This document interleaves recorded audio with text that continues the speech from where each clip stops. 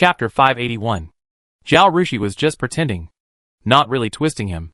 Hearing this, he was so ashamed that he twisted his ear until Xiao Lingyan begged for mercy. 2 days later, Zhao Rushi entered the examination room. It was still the same Dongyuan where the provincial examination was held. A familiar place, familiar process, familiar taste. The only difference was the invigilator. There were 3 exams in total, each lasting 3 days. As expected, there were questions about the border in the exam questions. There were essays on border defense and math problems on food and grass. Zhao Rushi had been checked by the teachers of the Imperial College before the provincial examination, and all her shortcomings in writing were made up. She did not slack off for half a year and practiced writing many articles. As for the shortcomings in government affairs, she not only read many books and court reports in recent years, but also Xiao Lingyan collected a lot of relevant documents for her after returning from the border, and she read them one by one. She had a good memory, and even if she could not recite everything she had read, she could remember it roughly. In the past 6 months, she has become familiar with all aspects of the government of the Jin dynasty, coupled with the knowledge and insights of later generations.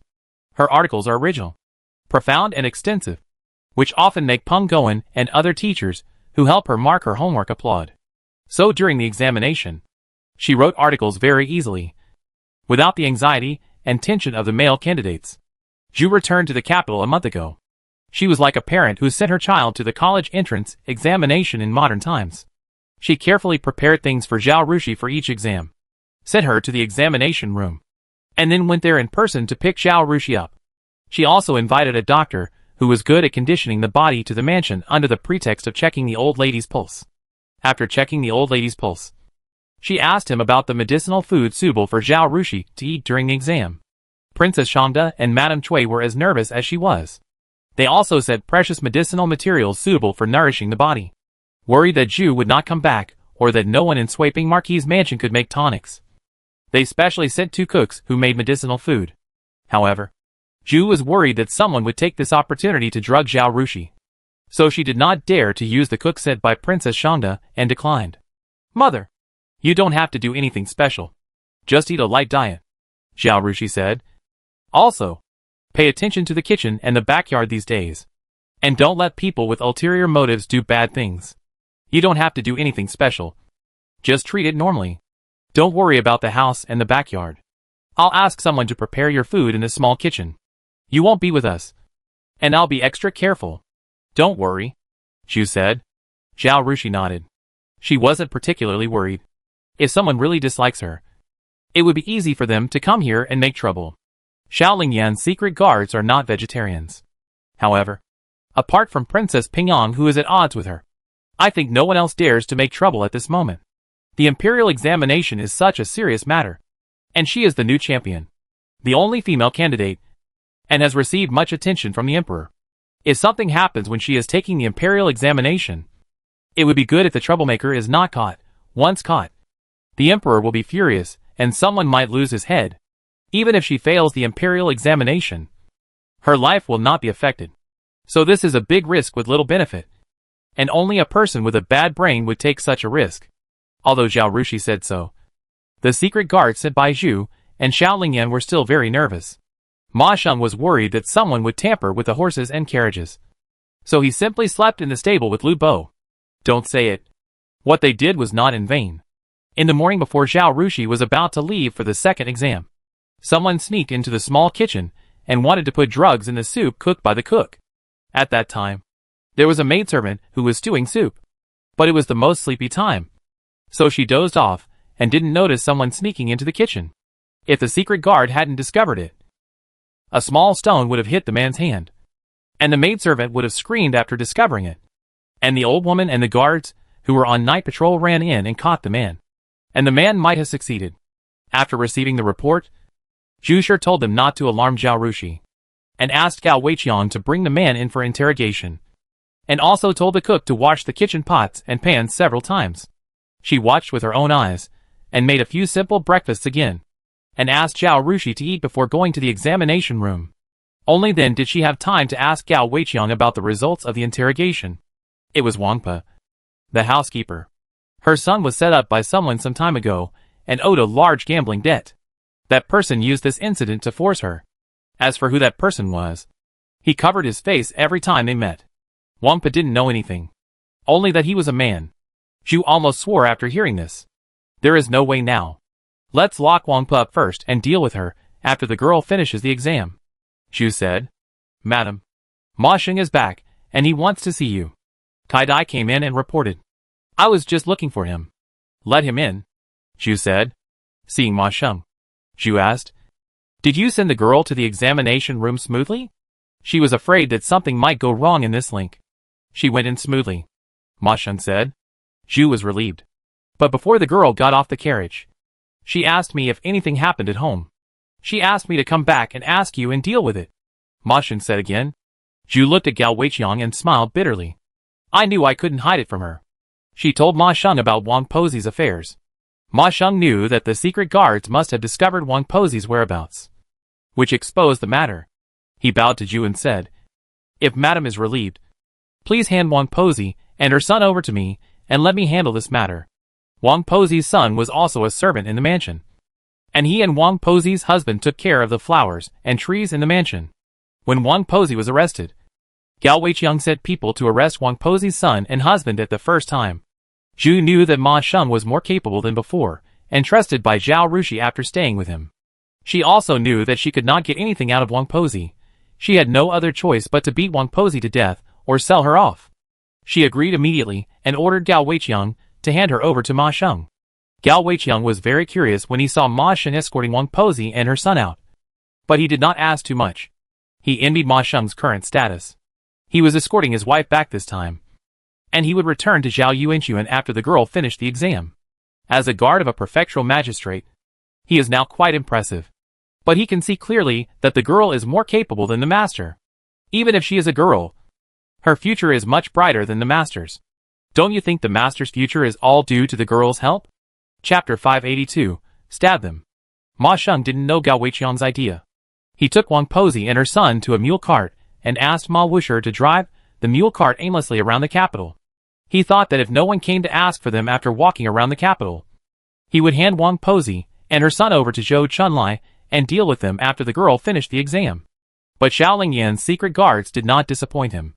In less than 2/4 of an hour, someone came up to Ma Sheng and said, Brother Ma, we are the 5th young master's people. Hand over Wang Posi and her son to me, and we will find out who is behind this. Okay. Ma Sheng did not ask any more questions, and directly asked Ma Wusher to get off the mule cart, and told the other party, we rented the mule cart from Zhangji Carriage and Horse Shop, and you can return it there later. He gave the car shop sign to the man. The man nodded, said nothing more, and drove the mule cart away. Ma Wusher was worried, and asked his father, how do you know he is really from there? What if he is not? Ma Sheng glanced at him. He came to us at this time to ask for people, and he knew that the people in the mule cart were Wang Posi and her family. We need to find out who is behind the scenes. Who else could it be if not the 5th young master? What if he was sent by the mastermind? Ma Wusher said. Ma Sheng couldn't help but pat his son on the head. He did it so secretly. Wang Posi and her son didn't know who he was. Why should he take such a big risk for Wang Posi and the other two? Isn't this superfluous? Who would be so stupid? Ma Wusher thought about it, and felt that it was true. So he stopped talking. You have been with the girl for so long, but you are still so stupid. You don't know how to think when you encounter something. I really don't know how to say you, Ma Sheng said with regret. Ma Wusher didn't dare to say anything. After such a thing happened, the secret guards and the people in Sweeping Marquis's mansion took more precautions. The kitchen was guarded at all times, and the cook's family was also protected. Before sending Zhao Rushi to the examination room, Ma Sheng and Lu Bo would check the carriage and horses again and again, and brought a spare carriage with them so that they could replace it if there was a problem. Fortunately, nothing happened afterwards. Under their strict defense, Zhao Rushi successfully completed the 3 exams. Her health was good to begin with, and after practicing the boxing techniques taught by Xiaoling Yan every day, her health became even better. She didn't feel tired during this exam. When the exam was over, the candidates in the male examination room came out with pale faces, but Zhao Rushi was still rosy and energetic as always. In the palace, Xiao asked eunuch Xia, have you finished the examination today? How is the girl Zhao Shiwei? During the application and the first day of the imperial examination, Xiao Qi asked similar questions. Eunuch Xia simply sent a eunuch to guard the entrance of the female examination room of the Imperial Academy to get the news of Zhao Rushi in time. Your Majesty, Miss Shiwei successfully completed 3 examinations, and it seems that she did well. She was in good spirits when she came out of the examination room. But, Eunuch Xia looked up at Xiao Qi, the eunuch I sent to inquire about the news heard from the servants of Swaping Marquis' mansion that someone set a trap for the carpenter of Swaping Marquis' mansion and forced his mother to put drugs in Miss Shiwei's food. Fortunately, the wife of Swaping Marquis took proper precautions and caught the person in time. Otherwise, Miss Shiwei would not be able to pass the exam smoothly. This is what Xiaoling Yan's secret guard said to Xiao He after they found out the mastermind behind the scenes. If Eunuch Xia had not sent someone to find out the news, this matter would have been passed on to Xiao He through Kong Shirlin's mouth. After all, their punishment was nothing. At most, they would take the life of the mastermind. It would not be a blow to their family. They could not let him suffer and dirty their hands. Besides, what the man did was not a capital crime. Taking his life would make them feel guilty. It would be best if the emperor punished him. Moreover, with the power of Swaping Marquis' mansion, it is impossible to find out the mastermind behind the scenes. Once this matter is spread, Xiao He and other princes will have to doubt the power of Swaping Marquis' mansion or Zhao Rushi itself, which is very unfavorable for Zhao Rushi to hide his own strength. The most appropriate way is to pass the news to Xiao He and let him send someone to investigate. Xiao He was really furious when he heard it. He said, "Investigate for me. Investigate thoroughly. And see who dares to destroy the imperial examination and disrupt the government." As soon as the big hat was put on him, Eunuch Xia knew that the man was in trouble. The leader of the imperial guards next to him agreed and retreated. Mrs. Wang felt that her nightmare had begun since her son was lured to gamble. For her son's life, she was forced to drug the girl, but was caught on the spot and dragged onto a carriage. No one knew where they were taken. She, her son, and the old man were interrogated separately, and then sent to a certain place and locked up. The whole process was blindfolded. She thought it was over, and what awaited them was either being beaten to death or being sold. A few days later, someone brought them in for interrogation again. It seemed that this was a different group of people, with a different aura, very similar to the military commander she had seen before, which frightened her a lot. She had confessed everything when she was arrested. This time, of course, was no exception. The imperial guards interrogated Wang Pozi's family of 3 and asked Ma Sheng, "I heard from them that on the night Wang Pozi was arrested, you arrested them and put them in a carriage and interrogated them somewhere else?" Ma Sheng nodded. "My daughter was taking an exam at that time. She is a very perceptive person. If we interrogate Wang Pozi in the mansion, she will definitely notice it once someone in the mansion tells her. It was only the second exam at that time, and there was another one to come.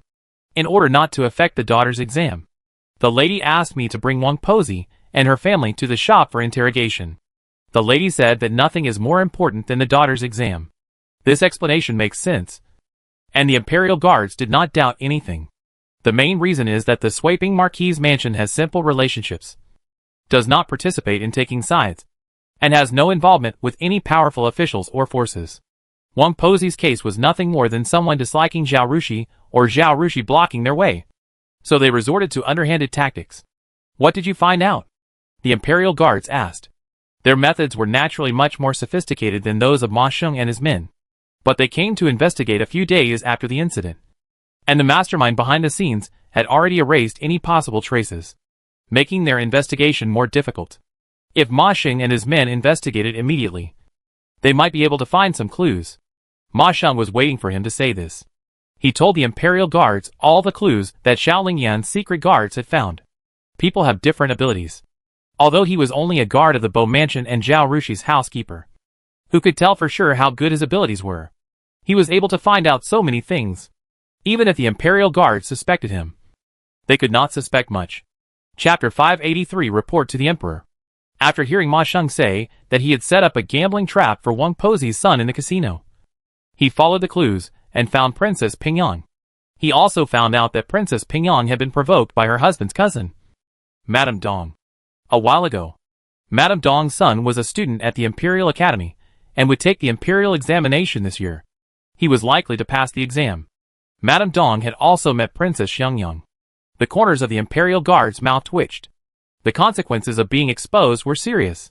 Princess Pingyang was very careful in doing this. Following the clues, they found Mrs. Dong and Princess Xiangyang. I don't know how much manpower, financial resources and material resources were spent. But Ma Sheng found out everything. I have to say that this guy is very powerful and ruthless. He patted Ma Sheng on the shoulder and asked, "Brother, are you interested in working for us? With your ability, it's a waste of talent to stay in Swaping Marquis' mansion." Ha ha ha. You are kidding. General, is the Imperial Guard only for a slave like me? Besides, my daughter has given me a second life. And I am doing a good job here. And I have no intention of changing my master, Ma Sheng said with a smile. The Imperial Guards did not say anything and led their men away. They naturally had to verify Ma Sheng's words again. But with a clear direction and investigation ideas, this matter should not be too simple. Of course, they also have ways to prove whether Ma Sheng intentionally led them to investigate in this direction. Only 1 day later, the Imperial Guards reported the results of the investigation to Xiao He. Xiao was surprised and asked, "You found out so quickly? Is the person who did this particularly stupid? So stupid that it was easy for people to find out?" The Imperial Guard did not take credit for it and told Ma Sheng's story. He then reported, "The subordinates have confirmed that the matter is exactly as Ma Sheng said. And the traces of Ma Sheng's investigation are also there. It's just that there are some secret things that I don't know how Ma Sheng found out. It took a lot of effort for the subordinates to confirm it." He also said, the subordinates even joked with Ma Sheng, saying that since he has such ability, he might as well join the Imperial Guard. Everyone has their own means and abilities. And Xiao He and the Imperial Guards didn't doubt anything. Xiao He asked curiously, "What did he say?" He said that Miss Jiwei had given him a second life. And he had no intention of changing his master. Xiao He shook his head and smiled. It can be seen that Jiwei is a very capable person. Otherwise, he wouldn't be able to keep such a capable person around him. He lowered his head and flipped through the memorial in his hand. The memorial wrote about Princess Pingyang and Madame Dong, but it didn't mention Princess Xiangyang. The Imperial Guards didn't know what the Emperor's attitude was towards Princess Xiangyang. After a long while, Xiao He ordered the drafting official draft an edict for sabotaging the imperial examination and disrupting the court order. Princess Pingyang will be stripped of her title, demoted to a commoner, caned 30 times, and expelled from the capital. Song Qingfang's wife, Dong, will be caned 20 times and exiled 500 miles. Song Qingfang's poor family management will be dismissed from office. His son Song Qingha's imperial examination this time will be invalid, and he will not be allowed to take the imperial examination within 10 years. Yes, Your Majesty, the drafting official replied, sighing for Song Qingha in his heart. The officials who drafted the imperial edict in the palace were officials from the Hanlin Academy, and they were all acquainted with Song Qingfang. They had met the highly educated Song Qingha before, let alone Princess Pingyang. She had brought this upon herself, but Song Qingfang was entirely responsible for not managing his family properly and favoring his concubine over his wife. Song Qingfang's legitimate son, Song Qingha, was the top scholar in the previous term. He had very good grades in the Imperial College and was always favored by the teachers, who thought he could become the top scholar. But after Zhao Rushi became the top scholar, the situation changed. In particular, the articles Zhao Rushi submitted were repeatedly praised by the teachers, who also asked Song Qingha to learn from her. Song Qingha was a bit chauvinistic and looked down on women. He thought it was wrong for Zhao Rushi, a woman, to come and steal his resources. Now Zhao Rushi not only participated in the imperial examination, but also was better than him. He felt that his position as the top scholar was not guaranteed. So he often complained to his mother Dong when he returned home. Dong was often neglected by her husband and squeezed by concubines, and her temperament was extreme. She was the cousin of Pingyang Princess's horse, and she also knew that Pingyang Princess had a deep grudge against Zhao Rushi. So she went to Pingyang Princess to instigate her. And then the drugging happened. All 3 members of Song Qingfang's family were punished, and it can be said that none of them was wronged. Of course, this was what the drafting official thought. He felt sorry for Song Qingfang. And then he heard the Imperial Guard say, "Your Majesty, I have found some more information if you check further." Oh! Xiao He understood. He knew that things would not be so simple. Princess Pingyang was able to manage the Beijing Women's Academy for concubine Jean for so many years. And she was definitely not a fool. She had fallen hard at first. But she did not take Zhao Rushi seriously and underestimated the enemy. Now that she knew that disrupting the imperial examination was a serious crime, how could she still do such a stupid thing? Who is the mastermind behind Dong? He asked. I just found some information, but it has not been confirmed, the Imperial Guard said. He would not tell the Emperor about things that have not been confirmed. Now that he has said it, it has been confirmed. It's just that because he is not sure about the Emperor's attitude. He used this to test it, and also to give the Emperor a way out. Xiao He also knew this. And he asked, don't worry about whether it is confirmed or not. Just say it. It's Princess Xiangyang. The Imperial Guard lowered his head. Xiao He fell silent. After a long while, he said, investigate. Investigate further. See if there is any hint from concubine Jean or Prince Ming behind Xiangyang. Prince Ming is the title of the third Prince Xiaolingheng. When Xiao He was given this title, he was already dissatisfied with him. So he hoped that he could distinguish right from wrong, and know what he could and could not do. But looking at Prince Ming's behavior during this period, it seems that he has completely failed his original admonition. Yes. The Imperial Guards left when they saw that Xiao He had no other instructions. After staring at the memorial in front of him for a while, Xiao He threw it aside with force, scaring the eunuchs and maids in the hall. At this time, the eunuch outside the hall came in and reported, Your Majesty, the Minister of Revenue Qi Shigu wants to see you. Xiao He did not speak, but closed his eyes to calm down. Then opened his eyes and said, Summon. After a while, Qi Shigu entered the hall, saluted to Xiao He, and reported the situation of grain statistics. Last winter, due to the border war, a lot of food and grass were transferred from various places. Now it is the time of the harvest, and various places are beginning to be short of food. The Ministry of Revenue needs to make macro allocations after statistics. After reporting the situation in various places, Qi Shigu said, in previous years, these accounts were calculated by Guo Jitong. This year, the situation is more complicated than before, and the Ministry of Revenue is really short of manpower. You see, the examination is over now. I would like to ask Jiwei Jusher to come to the Ministry of Revenue to help for a few days and calculate the accounts. What do you think? Chapter 584 The Ministry of Revenue invites you. Think about it. Princess Xiangyang might have harmed Zhao Rushi because of her mathematical talent. Her own daughter had just cheated Zhao Rushi in the imperial examination. Although the joint examination is over now, the palace examination has not yet been held. As the emperor, if Xiao He ordered Zhao Rushi to come to the Ministry of Revenue for help. If Zhao Rushi does not do well in the palace examination, will others poke the spine of their royal family? Xiao He leaned back and looked at Qi Shigu expressionlessly and said, a few years ago, when Guo Jitong had not yet arrived at the Ministry of Revenue, you also encountered a similar situation, right? How did you calculate it at that time? Are you just randomly calculating to fool me? Besides, the results of the imperial examination have not come out yet. How do you know Zhao Jiwei will fail? If she passed the imperial examination, she would have to take the palace examination. At this time, you asked me to order her to come to the Ministry of Revenue to help. What is your intention? Qi Shigu suddenly broke out in a cold sweat and bowed quickly. I dare not. Originally, all the masters of the Ministry of Revenue calculated together, which took a long time. For a period of time, no one could leave the office on time, and the entire Ministry of Revenue was in chaos during this period. Later, Guo Jitong came, and things got better. I was used to the situation when he was here, so I wanted to take advantage of the fact that Ji Wei was not busy during this period and ask her to help the Ministry of Revenue. There was not much to do. The ministers had already calculated the numbers.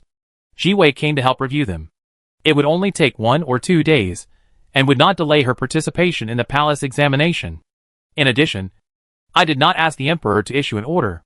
The Ministry of Revenue needed the emperor's consent to ask someone to calculate the accounts. So I mentioned it to the emperor. Naturally, I went to ask Ji Wei. If she disagrees, let's just forget about it. Zhao's expression softened. He glanced at Qi Shigu. Are you targeting Zhao Jiwei and want her to work in the Ministry of Revenue in the future? Qi Shigu smiled awkwardly and bowed. Nothing can be hidden from the emperor's eyes. He stood up and said loudly, but the Ministry of Revenue does need talents like Zhao Jiwei. If Shiwei passes the imperial examination and is assigned a place, I request that Zhao Ziwei be assigned to the Ministry of Revenue. Xiao nodded. I understand your intention. Go and invite Zhao Ziwei. If she wants to come, she can come. If she doesn't want to, don't force her. Yes. Qi Shugu was very dissatisfied because he didn't get the emperor's promise on Zhao Ziwei's assignment. But he also knew that the emperor never agreed to anything easily. Because Kong Shilin was there. There were still variables in this matter. And the emperor couldn't agree to him. Okay. If there's nothing else, just leave. Shall he started to drive people away? Yes. I'll take my leave. Qi Shugu just took his leave. After leaving the hall, Qi Shugu wiped the sweat from his forehead, sighed, smiled bitterly, and shook his head. The matter was not done well. And the emperor frightened me. What kind of business is this? It is true that serving the emperor is like serving a tiger. It seems that the emperor was not in a good mood before entering. After leaving the court that day, Qi Shugu went to Ganluan's house and asked Ganluan to accompany him to the Swaping Marquis' mansion to invite Zhao Ziwei. I also know that Swaping Marquis went to Gusu.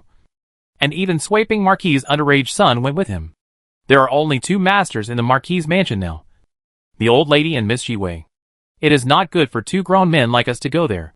But if we just write a letter or arrange to meet outside, it will not show our sincerity, Qi Shugu said. So please come with me to deliver a visiting card first. Miss Ziwei's second uncle and cousin live nearby. She can invite them to accompany the guests. He said again. Okay. Ganluan was very happy that his student was so valued by the Ministry of Revenue. You have thought so carefully. I am naturally happy to accompany you. Qi Shugu and Ganluan's visiting cards were delivered to the Swaping Marquis' mansion. And the doorman delivered them directly to Zhu. Zhu went to Gusa first to help her husband tidy up the house and take care of life.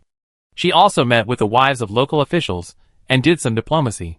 Now that everything is done there, and Zhao Jingtai has entered the local academy, she came back to accompany her daughter to take the exam and planned to stay until Zhao Rushi finished selecting officials and was ready to take office. At that time, she and Zhao Rushi would send the old lady to Gusa together, and then accompany Zhao Rushi to take office. When she got there, she would help Zhao Rushi tidy up the house and do diplomacy with the wives of local officials to see if no one dared to bully her daughter. And then she would return to Gusa Mansion. It can be said that when Zhao Yuanchuan and Zhao Rushi were sent to serve as officials, Zhu was the one who worked the hardest.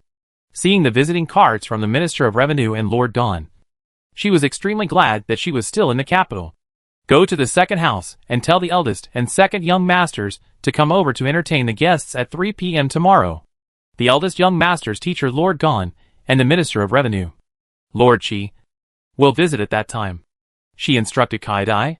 Originally, Zhao Yuanyang was Zhao Rushi's elder and the only adult man in the Zhao family in Beijing, so it was appropriate for him to entertain the guests.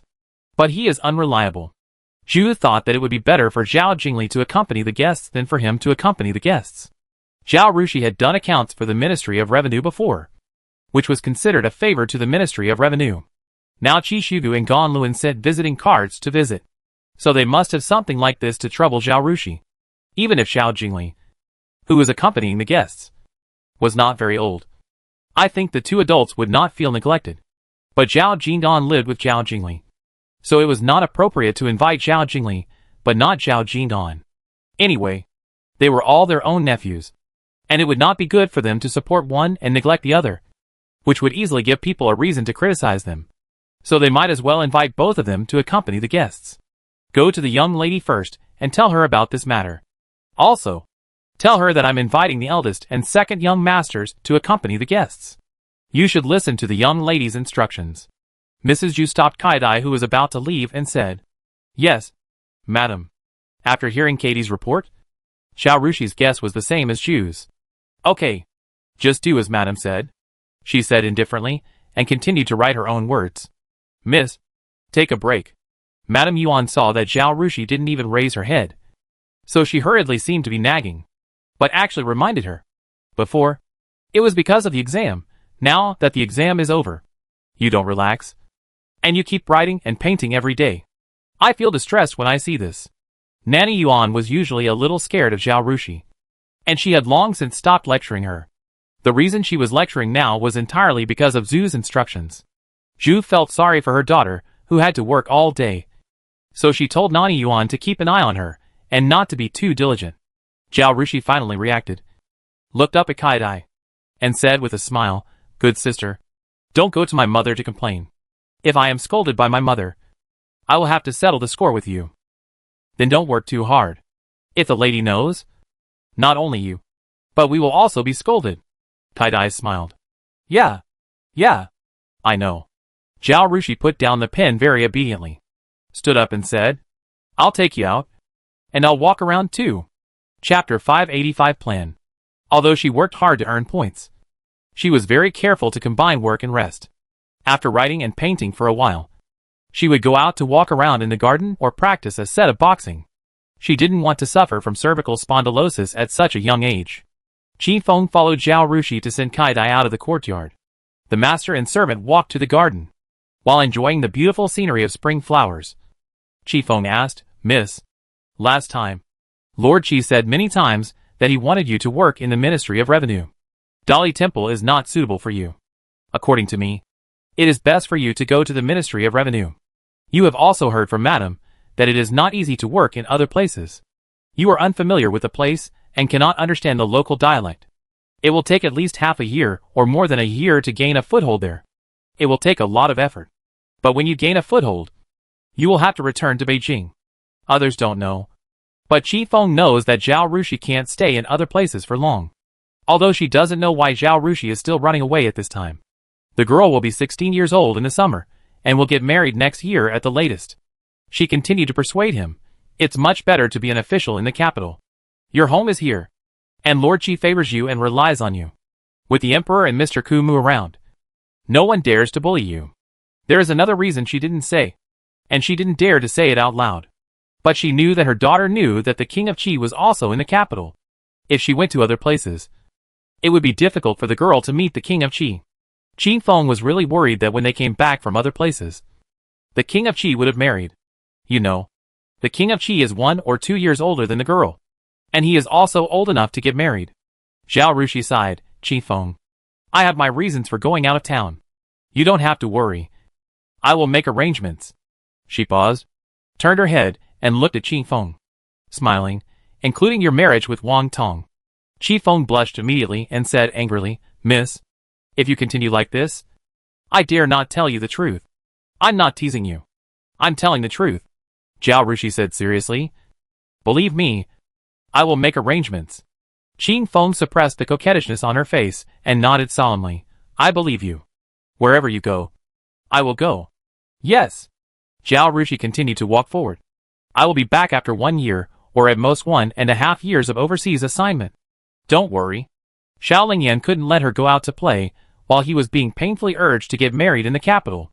In the previous life, they were both in their 30s, and didn't make their feelings clear. In ancient times, they finally made their feelings clear to each other. Naturally, she would not wait until she became an old leftover woman in the ancient sense, and let both of them suffer from the pain of being urged to get married, and the gossip and criticism of others before getting married. If the plot still follows the original story, then the whole turmoil may be over by this time next year. If the situation changes, and the political turmoil becomes extremely long, she will choose to come back and marry Xiao Lingyan, and bear the ups and downs with him. She is not afraid of death, but she is most afraid of leaving regrets when she dies. "Miss, Princess Qingyang is here." Isue ran over and reported. "Okay, I'll come." Zhao Rushi returned to Xia Ziyuan. With Xiao Ruodong and Zhao Rushi's friendship, they have reached the point where they can come to the door without sending a visiting card first. At this time, she was standing at the gate of the courtyard, waiting for Zhao Rushi to come back from the garden. "You've worked hard in the imperial examination. I'm here to reward you," Xiao Ruodong said with a smile. Zhao Rushi looked at the food boxes in the hands of the maids, and the old women behind her, clapped her hands and said, "Ah, I'm in for a treat again. The chefs in the Jinan Palace are at the level of imperial chefs, and the snacks they make are more than 1 level higher than those in the Sweeping Marquis Palace." Zhao Rushi loved food in her previous life, and she would eat local food wherever she went. After arriving in ancient times, although she was rich, she was busy all day, running around to change her fate as a cannon fodder, and had no time to taste the delicacies of the capital. The powerful people in the capital always felt that the food outside was rough, not as good as the fine ingredients, clean and hygienic in their own homes. So the old lady and Jew did not approve of Zhao Rushi asking the maids to buy food outside. After tasting the food outside twice, Zhao Rushi also felt that what they said was still reasonable, not to mention the taste, even in terms of the fineness of the ingredients. The food outside was still not as good as the rich and nobles, who never tire of fine food and never tire of fine food. The most delicious food she had ever eaten was first in the Jinan Palace, and second in the Kong Mansion. The old princess of the Jinan Palace and Kong Shirlin both liked delicious food, so the chefs they used were all top-notch. She had inadvertently praised the snacks of the Jinan Palace once, and Xiao Ruodong remembered it, and would send some maids to her from time to time to reward her for her hard work in studying. The two sat down. Zhao Rushi asked Yanjiang and Itsue to share some snacks and give them to the old lady and Zhu.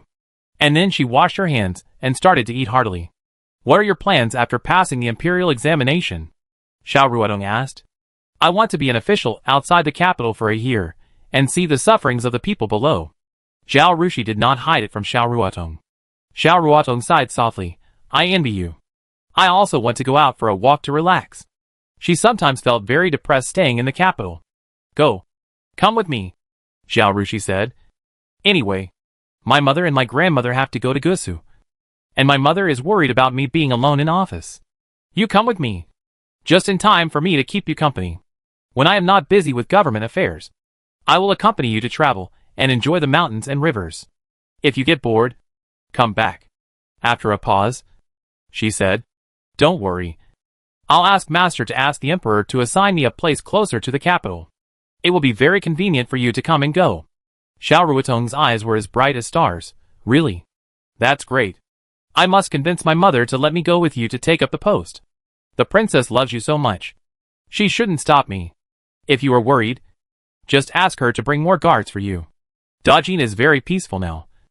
Nothing will happen." "Yeah." Xiao Ruodong nodded, with a bright smile on her face. "How are you and my senior brother?" Zhao Rushi asked after taking a bite of the Mandarin duck milk roll.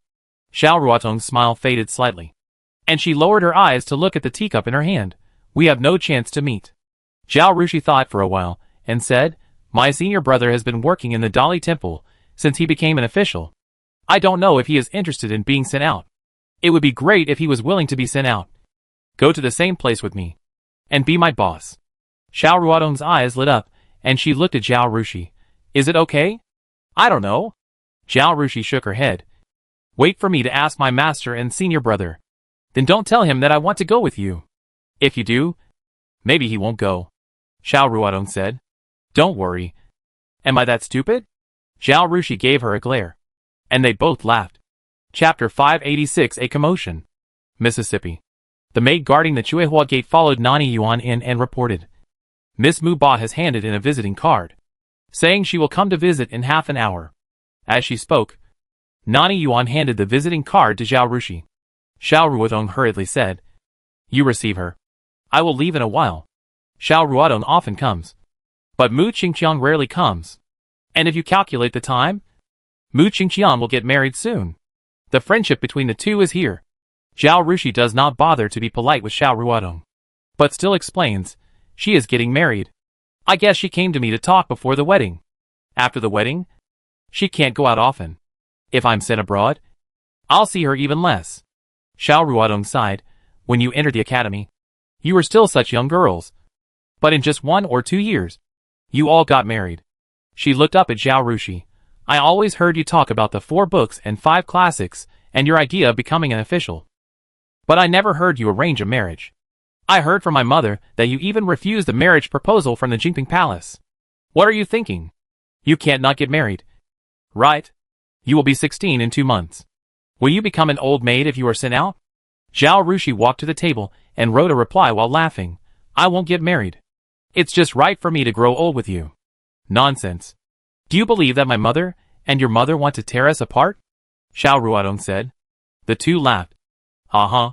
When Zhao Rushi gave the reply to the gatekeeper and returned to the table, he heard Xiao Ruodong sighing and said helplessly, My mother said that if there is a suitable person among the Jinshi this year, you have to get married regardless of whether I agree or not. So if he can be sent abroad with you, it's my last hope. She looked up at Zhao Rushi. I won't stay single. I don't care about it myself. But I don't want my parents to be pointed at and laughed at by others. And our palace will be laughed at. Zhao Rushi held her hand. She understood Xiao Ruotong's difficulty. No one is born out of stone. Xiao Ruotong has a grandmother and parents who love her. And she has to consider her family. Princess Jinan is such a strong person. It's okay for her daughter to divorce. But she ends up staying at home and can't get married, while her former son-in-law turned around and married a beautiful wife and lived happily together. She must not be able to swallow this breath. For her mother, Xiao Ruotong would marry. Not to mention being a grandmother. After her parents passed away, she was alone. Although she was protected by her brother and sister-in-law, she would eventually have to endure the strange eyes of the world. If she had any contact with men, she would be criticized. In this ancient time, unless you went to the temple to become a nun, it would be harder than climbing to the sky to be a happy bachelor. Besides my senior brother, there are many good men in the world. Zhao Rushi comforted her. The princess will definitely find the most suitable one for you. At that time, the only thing you have to do is to cherish the person you are destined to be with. Live a good life. And stop reminiscing about the past. Yes. Xiao Ruotong nodded vigorously. After sitting for a while, Xiao Ruotong saw that Mu Qingqiang was coming. Just as she was about to stand up and say goodbye, she heard the maid come to report that Mu Qingqiang had arrived. Zhao Rushi smiled lightly. You are also her teacher. Why don't you meet her before you leave? Okay. Xiao Ruotong nodded. After a while, the maid brought Mu Qingqiang in. Mu Qinglian, who always accompanied Mu Qingqiang in the past, did not come this time. She was the only one who came with her maid and old woman. Mu Qingqiang had heard from Nani Yuan, who came to pick her up, that Xiao Ruotong was here. So she was not surprised to see her. Master, I didn't expect you to be here. She stood up and said this after she bowed to Xiao Ruotong. Xiao Ruotong thought she was just saying hello. But Zhao Rushi, who knew Mu Qingqiang's temper, keenly heard the hidden meaning of Mu Qingqiang's words. Master Xiao is not here. Where do you think she is? She asked. Mu Qingqiang was a straightforward person. When Zhao Rushi asked, she answered, something happened in the Duke of Ying's mansion. I thought the master was not in the mood to come out as a guest. Ah? Xiao Ruotong and Zhao Rushi were both surprised when they heard this. Zhao Rushi asked hurriedly, something happened in the Duke of Ying's mansion? What happened?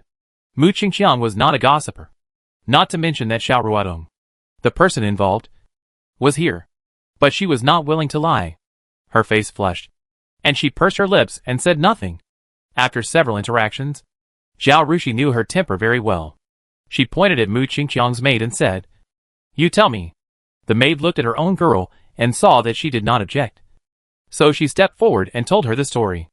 It turned out that after Xiao Ruotong and Wei Zheng divorced, Princess Jinan was so angry that she suppressed the Duke of Ying's mansion in all aspects. The Duke of Yingwa was very angry. But Princess Jinan was very secretive. Even if she brought it up, others would think she was too petty. Therefore, the Duke of Yingwa was very angry. She picked and chose in the capital, vowing to choose a stepdaughter-in-law who was not inferior to Xiao Ruotong in every aspect. Finally, before the Chinese New Year, she married Wei Zheng to Qiying, the fourth daughter of the Duke of Weigua. Although Wei Zheng and that girl had a concubine son, he was not as good as a legitimate son. So the Duke of Yingwa wanted Qiying to get pregnant as soon as possible, preferably during the wedding period, so as to slap the face of the Princess of Jinan and prove that it was indeed Xiao Ruotong who could not have children, so as to humiliate the Duke of Jinan's mansion. But now, half a year has passed, and Qiying's belly has not moved. Lady Yingwa was eager to have a grandchild. Even though Qiying was the legitimate daughter of the Duke of Weigua, she still had a bad face for her daughter-in-law, and would find faults to punish her from time to time. Qiying was unwilling to marry. She looked down on Wei Jing's character. She had a scene before getting married, but her family kept it a secret. She had no choice but to get married. Now she was being tortured by her mother-in-law. But she was unwilling. She secretly found a few doctors to take her pulse and confirmed that she was healthy. She also investigated the concubine who gave birth to a bastard and was proud of it in front of her all day long. Finally, she found out that the bastard was not Wei Ding's child at all. but the child conceived by the maid and the guard. Today is the birthday of the Duchess of England, and the Duke of England's mansion has a big banquet. At the banquet, the Duchess of England picked on her again, saying bad things about her in both words and deeds. Chi-Ying had not been angry before, but she was waiting for this opportunity today. After being told a few words by the Duchess of England, she exploded on the spot, revealing everything, and even put all the personal and material evidence in front of her, and finally asked for a divorce. There were many female guests at the time, and the Duchess of England almost fainted on the spot after being told by Chi-Ying's words and evidence. The banquet was hastily ended, and after everyone left, the news spread all over the capital. Zhao Rushi was stunned when she heard this. She turned her head to look at Xiao Ruodong and asked, "Sister, didn't you ask the imperial physician to take your pulse? Since it was Wei Zheng who couldn't have children, Xiao Ruodong shouldn't be blamed."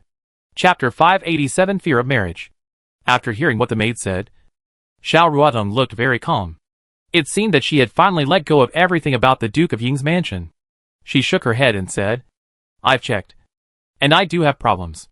Zhao Rushi's newly born hope was shattered in an instant.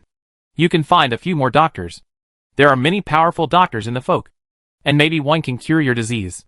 Many of her classmates failed to get pregnant after marriage, and went to the hospital for examination. Either the uterus was cold or the fallopian tubes were blocked. She didn't know which type Xiao Ruodong had, but she felt that it should be curable. Xiao Ruodong smiled and nodded, "Okay." But she didn't hold out much hope, just perfunctorily answering Zhao Rushi, "I should go back too, so I won't delay your conversation." She stood up, but Zhao Rushi held her back. "It's a big fuss outside now. Why don't you stay here with me until dark before going back, so as not to be seen and gossiped about? It's someone else who did something wrong, not me. Why should I hide? Don't be afraid. I'm going back," Xiao Ruodong said, waved her hand, and walked straight out. Zhao Rushi and Mu Qingqiang stood up to see her off, and walked all the way to the second gate. Xiao Ruodong repeatedly asked them to stay, and watched Xiao Ruodong's figure disappear around the corner. And then, they walked back. Mu Qingqiang's face, which had always been expressionless, showed a trace of melancholy, seeing Master Xiao like this. "I'm so afraid to get married." She paused and said softly, "I don't want to get married." Zhao Rushi stopped. She looked at Mu Qingqiang and asked seriously, "You didn't want to marry the son of Ping'an Marquis?" Mu Qingqiang shook her head, "Not really." The two did not return to the bamboo courtyard, but went to the garden. They walked to the pavilion and sat down. Mu Qingqiang spoke again. "When my family told me to marry General Fu, I was very happy. But he didn't like me at that time. Last time, I don't know what happened. I almost fell off the horse, and he passed by and saved me. I don't know why.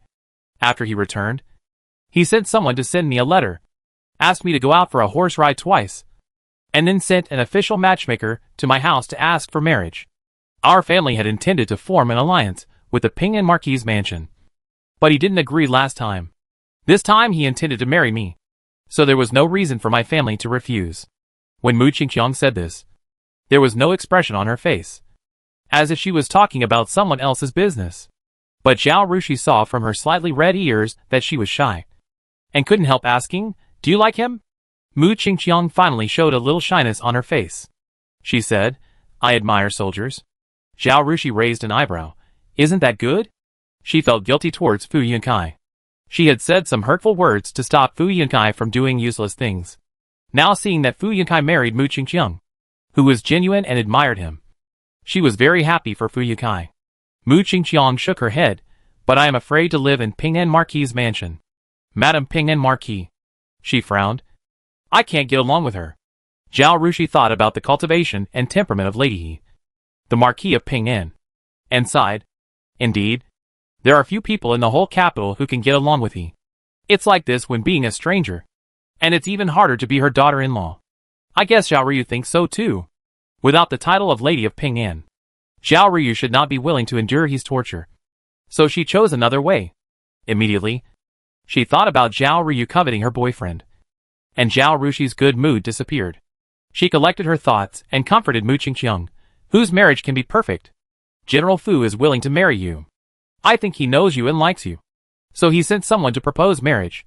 He is also your hero. With such a husband, A mother-in-law like the wife of Pingnan Marquis is not unbearable. As long as General Fu is not a foolish filial person and asks you to obey his mother's unreasonable demands, you don't have to be afraid.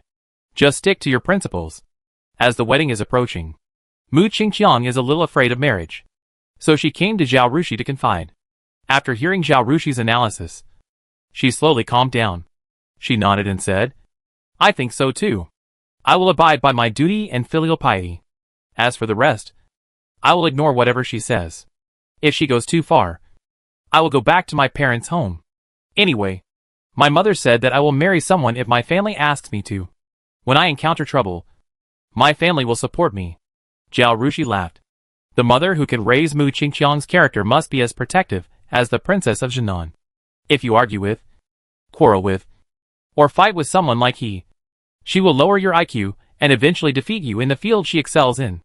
It would be great if Mu Qingqiang had such a personality as her daughter-in-law. No matter how you throw a tantrum, she will look at you coldly. No matter how you try to torture her, she will ignore any unreasonable requests. There are also a group of maids and old women around her, so it is impossible to suppress them by force. In the end, he could only get hurt internally by anger. Thinking of that situation, Zhao Rushi wanted to laugh for no reason. Zhao Rushi thought back to the original plot. Because Zhao Ryu is the heroine, most of the plot after her marriage unfolds in the Pingnan Marquis mansion. The battle of wits and courage with her mother-in-law occupies a lot of space. The book describes He Sure more than the cannon fodder like them. So Zhao Rushi knows He Sure quite well. Although she feels guilty about Fu Yunkai, she still has to give bad advice. She said, I heard that the wife of Pingnan Marquis is actually a bully. The more you pay attention to her, the more excited she will be. So what you just said is a good approach. Just deal with it coldly. It's really the best. Mu Qingqiang's idea was approved by Zhao Rushi, and she felt more at ease. If General Fu goes to the border, and your mother-in-law is too much, you can come to my post to play with me, Zhao Rushi said. After I pass the imperial examination, I plan to ask the emperor to let me be assigned to a post outside the capital. Mu Qingqiang's eyes lit up. She looked at Zhao Rushi, her eyes full of envy. You don't know. I envy you the most. Your family didn't think of using you to exchange for benefits. You can do whatever you want. And you are very successful. Of course, this is also the reason why your family didn't let you marry. Because you are stronger than many men and have become the family's support. She sighed softly. So people, if you are strong enough, no one can defeat you. You can be defeated because you are not strong enough. Having said this, the last bit of uneasiness in her heart disappeared. Why was she afraid of He Sure and afraid of having a bad life in the Fu family? When she was in her natal family, she couldn't do what she wanted because of filial piety. Now that she is married, it can be regarded as repaying her natal family for giving birth to her. When she arrives at her husband's family, she will do what she wants like Zhao Rushi. Chapter 588 The Old Lady's Questioning. As for her husband's and mother-in-law's ideas, if they can't understand her, she can just ignore them. Life is short. And if you always follow other people's ideas and don't do what you want to do, you will not only be tired, but you will definitely regret it when you are old. Thinking this way, she had a very clear idea and understanding of her future life. And her mood became unusually stable. Zhao Rushi, you have a kind of magic that can influence the people around you. She sighed. Zhao Rushi was stunned for a moment, and couldn't help laughing. I just hope your mother-in-law and husband won't scold me. The two looked at each other and laughed. General Fu must be fascinated by your smile. Looking at Mu Qingqiang's smile, Zhao Rushi murmured. When Mu Qingqiang didn't smile, she was an ice beauty, but when she smiled, the ice and snow melted. Everything revived, and spring flowers bloomed. The gorgeous color at that moment made people unable to look away. Just because Fu Yuntai met her once in front of the Dali temple, he came to propose marriage. Zhao Rushi thought he was a face chaser. In addition to appearance, he may also weigh many things to decide his marriage. This is very chauvinistic and realistic. She really can't say whether this kind of man is good or bad. Mu Qingqiang heard her words, put away her smile, and was silent for a while. Then nodded vigorously. I understand what you mean. Ah? Zhao Rushi was stunned. What do I mean? She didn't seem to mean anything. Right? Those who serve others with their beauty will lose their love when their beauty fades. Mu Qingqiang said. I have met him before, and his family conditions are the same. He was arrogant at first and then respectful. Just because he saw my smile. And the face will always get old. She looked into the distance. I admire him as a hero. But I won't put my whole heart on him. I can't care too much about him. I will do what I want to do, and live the life I want. Zhao Rushi. Her words were pure emotion. There was really no other meaning. Where did Mu Qingqiang get these insights from? But okay. You are right to think so. She nodded. Shi Wei. Have you ever thought about marriage? Mu Qingqiang was very interested in Zhao Rushi's marriage. She didn't know what kind of man a woman like Zhao Rushi would marry. I told my mother that I won't marry before I'm 17. I plan to consider marriage after I fulfill my long-cherished wish of being an official in a remote place. Zhao Rushi said. Mu Qingqiang envied and admired her, but also had some worries. But if that happens, there won't be many men to choose from in the capital. Right? Most people get married when they're 15 or 16. Don't be afraid, Zhao Rushi said. It's mine. I can't run away. If you get engaged early without waiting for me, it can only be said that I am not destined to be together.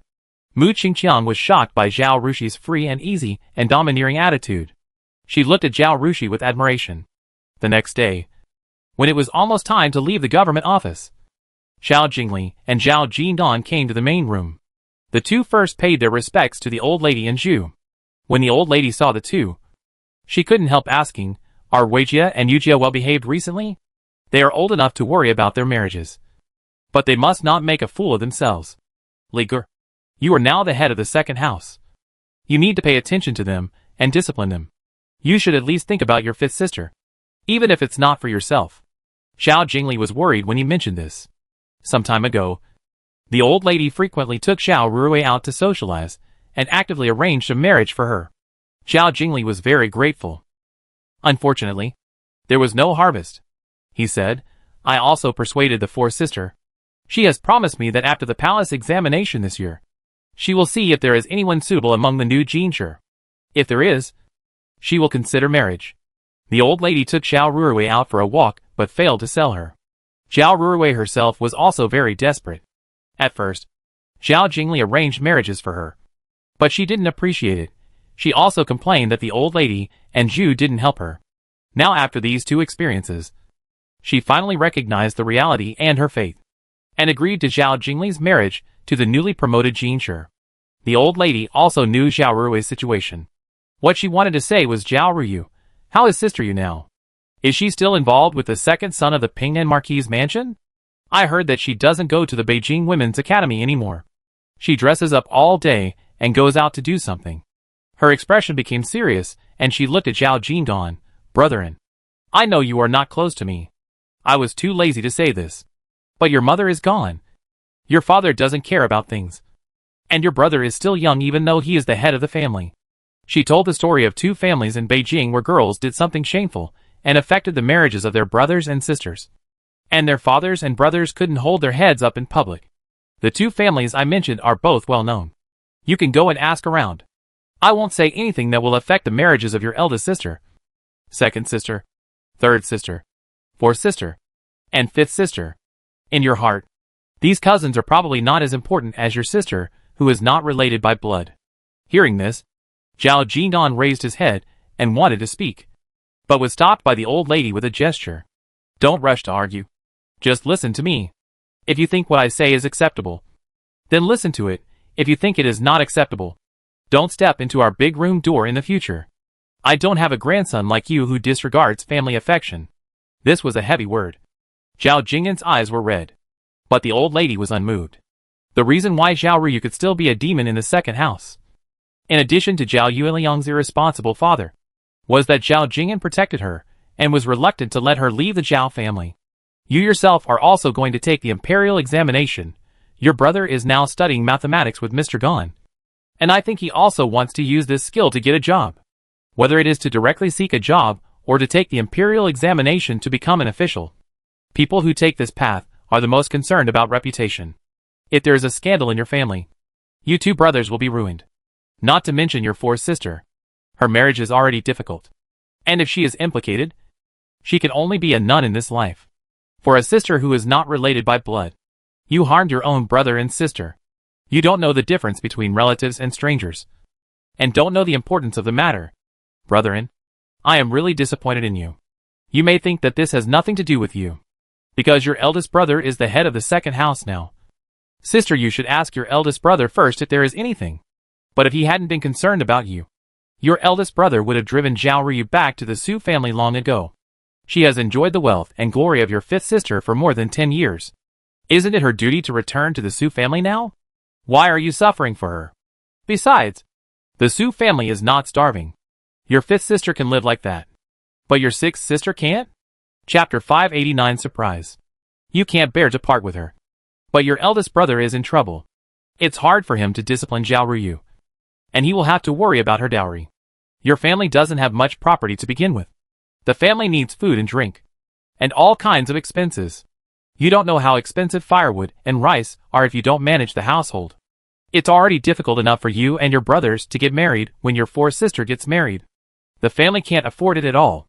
You can't sell the little farmland that you live on and starve to death in the future. Right? Now you are asking your elder brother to raise a dowry for Zhao Ryu. I don't know whether you are affectionate or heartless. The old lady said this, picked up the teacup and took a sip, seeing Zhao Jing'an standing there in a daze. She said, of course, I am not a person who doesn't care about feelings. I don't mean to ask you to send her back.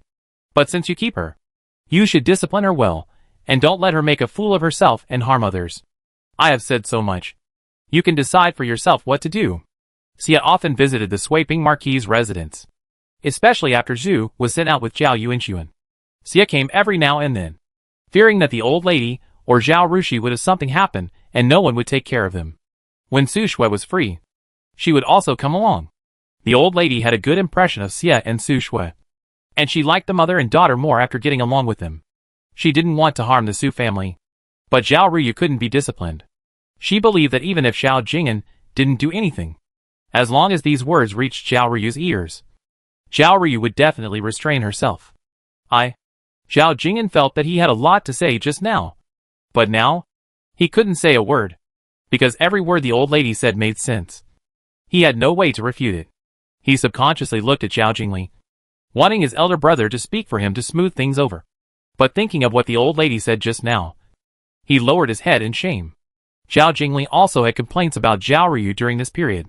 Zhao Ryu and Fu Yilang were involved before the separation of the family, and he couldn't interfere in Zhao Ryu's affairs after the separation. After all, it is reasonable for a woman to want to marry into a good family, as long as Zhao Ryu returns home on time and does not go too far with Fu Yilang. He will turn a blind eye now that Zhao Ryu and Fu Yilang's marriage is not going to work out. If she goes to school honestly, he will arrange a marriage for her like Zhao Rurui.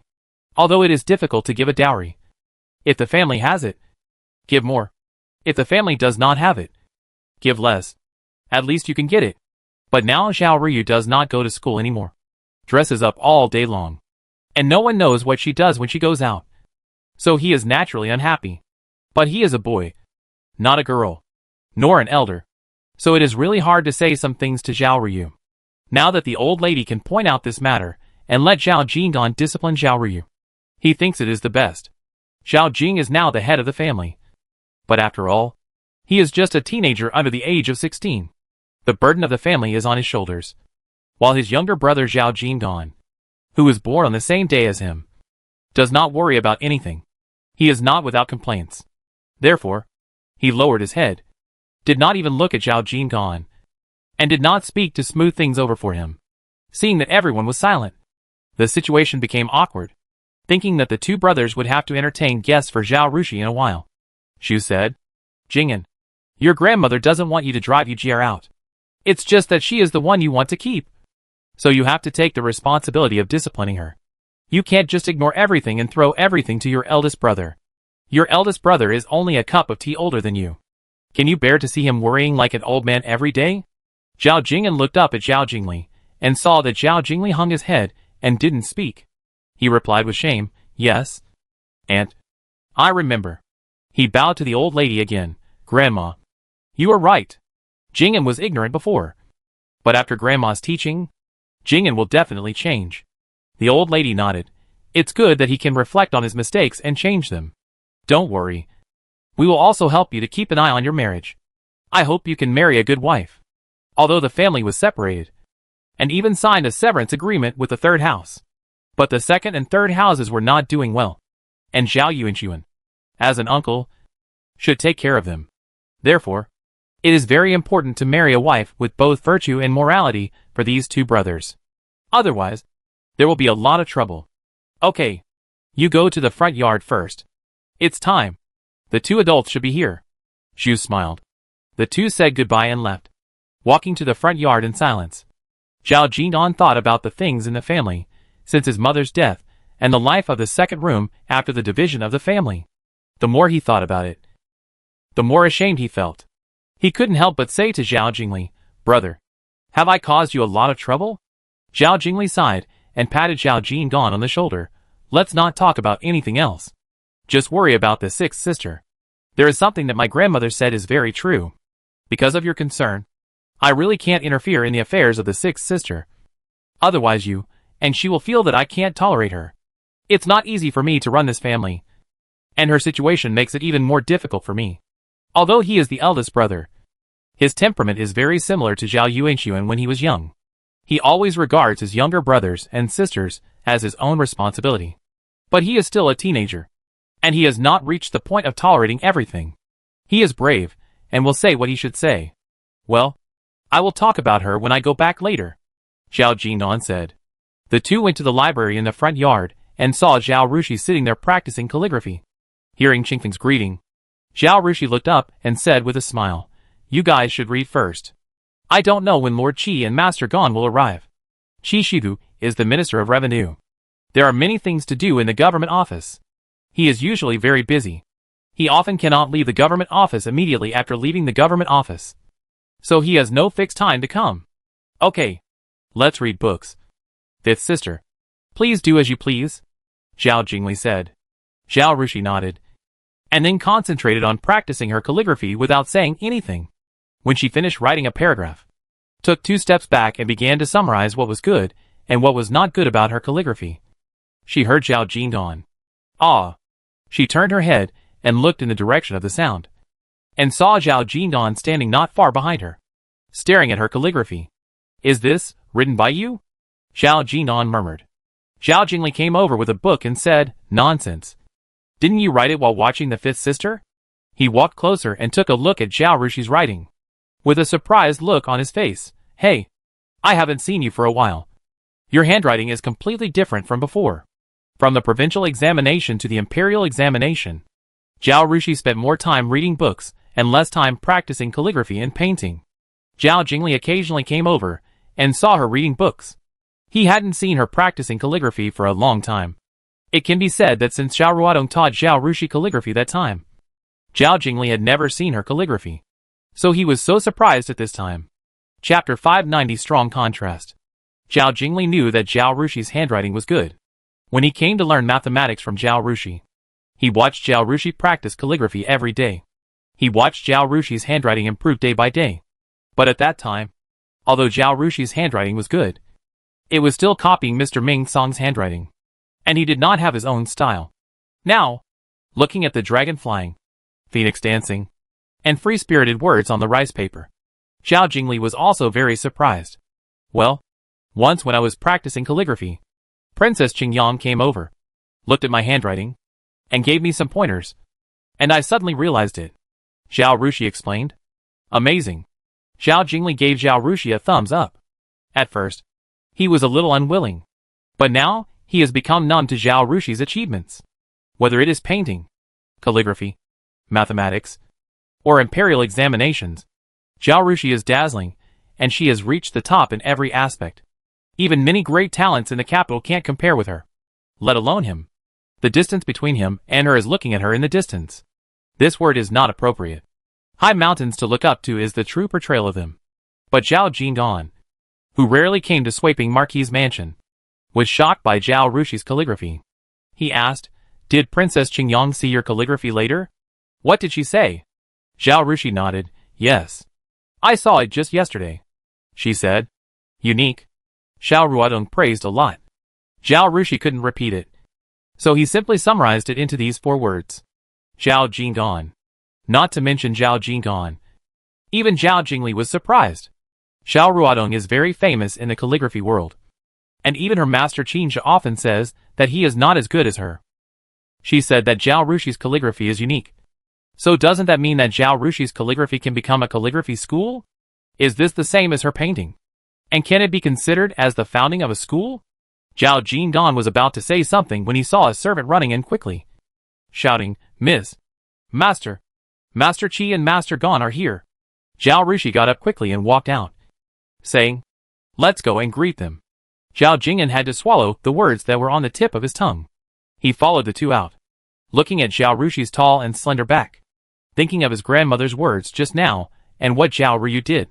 He felt very complicated. The eldest brother, the fifth sister and the sixth sister all changed positions. But to be honest, it was Zhao Ruyu and Zhao Rushi who exchanged lives. Zhao Ruyu enjoyed fine clothes and food and excellent education conditions in the Marquis' mansion, while Zhao Rushi suffered in the countryside and did not enjoy any formal education. But the achievements of Zhao Ruyu and Zhao Rushi are the opposite, and there is a world of difference. Zhao Jingdan knows clearly how Zhao Ruyu lives. The two siblings used to be close, and their house was not big after they separated. Zhao Jingli often mentioned how Zhao Rushi lived, and Zhao Jingdan came over from time to time, and he also saw it with his own eyes. Although Zhao Rushi's achievements today are due to her natural intelligence, they are more the result of her positive attitude towards life, learning attitude and her extraordinary diligence. Zhao Ruyu is no different from Zhao Rurui. She thinks about how to marry a good man all day long. Even if Zhao Ruyu practiced the piano diligently for a period of time, it was only a 3-minute enthusiasm, and Zhao Jingdan suspected that Zhao Ruyu was not diligent at that time, but was obsessed. He saw her expression of pain, unwilling but having to practice the piano. At that time, he was puzzled and asked Zhao Ruyu. But Zhao Ruyu just gave him all kinds of excuses. If this is not obsession, what is it? Zhao Rushi didn't know that Zhao Jingdan suddenly had an epiphany today, and then he seemed to have changed into a different person. Working hard, she met Qi Shugu and Gan Luan at the gatehouse, answered their questions about the imperial examination, and led them to the outer courtyard hall. Lu Quan is now in Gusu to take care of Zhao Yuanxuan's life. Ma Sheng is now in charge of the affairs of the outer courtyard of Swaping Marquis' mansion. All snacks and tea are ready in the hall. Qi Shugu and Gan Luan are older and have higher status, so they did not refuse and sat in the upper seats directly. Gan Luan was very happy to hear that his students performed normally in the exam and seemed very confident, and quickly winked at Qi Shugu. Qi Shugu said, "We all have you in mind. Now we hear that you did well in the exam, so we are relieved." "Not really. Just normal performance. I feel I didn't make any major mistakes. But how you did in the end is still unclear. We have to wait and see the final result," Zhao Rushi said hurriedly. The ancients advocated humility. She dare not brag. Since Miss Shiwei has no problem in the imperial examination, I think she will have no problem in the palace examination. The Ministry of Revenue has a lot of urgent accounts recently. I wonder if Miss Shiwei can spare 2 or 3 days to help us calculate them. If I calculate quickly, I might be able to calculate it in a day or 2, Qi Shugu said. This? Zhao Rushi smiled awkwardly and apologized. "I'm really sorry, Master Qi. I have to prepare for the palace examination, and I don't think I can spare the time to calculate. You know, the palace examination is all about government affairs, and I still don't know enough about government affairs. Some time ago, my senior brother collected some information for me, but time is tight, so I only read a small part. I just want to make up for it in the next few days." She pointed at Zhao Jingli. "This is my cousin. He studied mathematics with me for a while, and also became a disciple of Master Gon. His level is not worse than mine. Since the accounts of Lord Qi are so urgent, why not let him help you calculate them? In fact, the officials in the Ministry of Revenue are very capable, and those accounts are naturally not difficult for them. But since it is urgent, my cousin can go over to help them, and they can also be more relaxed." Qi Shugu. He really didn't expect Zhao Rushi to reject him. Although he came here today to snatch people, he also wanted to do Zhao Rushi a favor. Since Zhao Rushi participated in the imperial examination and also had the intention of becoming an official, looking at the entire Jin dynasty, is there any place in the Ministry of Revenue that is more suitable for Zhao Rushi to serve? Zhao Rushi had previously demonstrated her outstanding mathematical talent in the issue of grain and grass at the border, During this imperial examination, she went to the Ministry of Revenue to calculate the accounts and made another contribution. Then, when she passed the imperial examination and was appointed to an official position, the emperor would definitely let her enter the Ministry of Revenue, and he would naturally give her a 7th rank official position, which was always one level higher than the official rank originally given to her. Because of her previous contributions, the court officials could not object. Isn't this the best thing? It is the best thing for Zhao Rushi himself and the Ministry of Revenue. Why doesn't this child understand his painstaking efforts? He winked at Ganluan, turned to look at Zhao Jingli, and began to ask him about his experience in learning mathematics. Ganluan stood up and said, "Ji Wei, come out for a moment.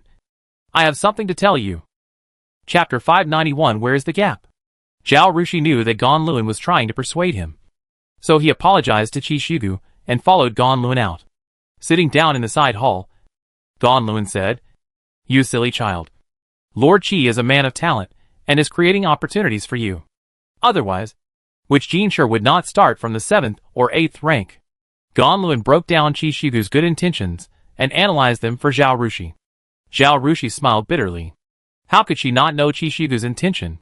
He came today not only to let her make a contribution, but also to do her a favor because he was afraid that she would be snatched away by someone else.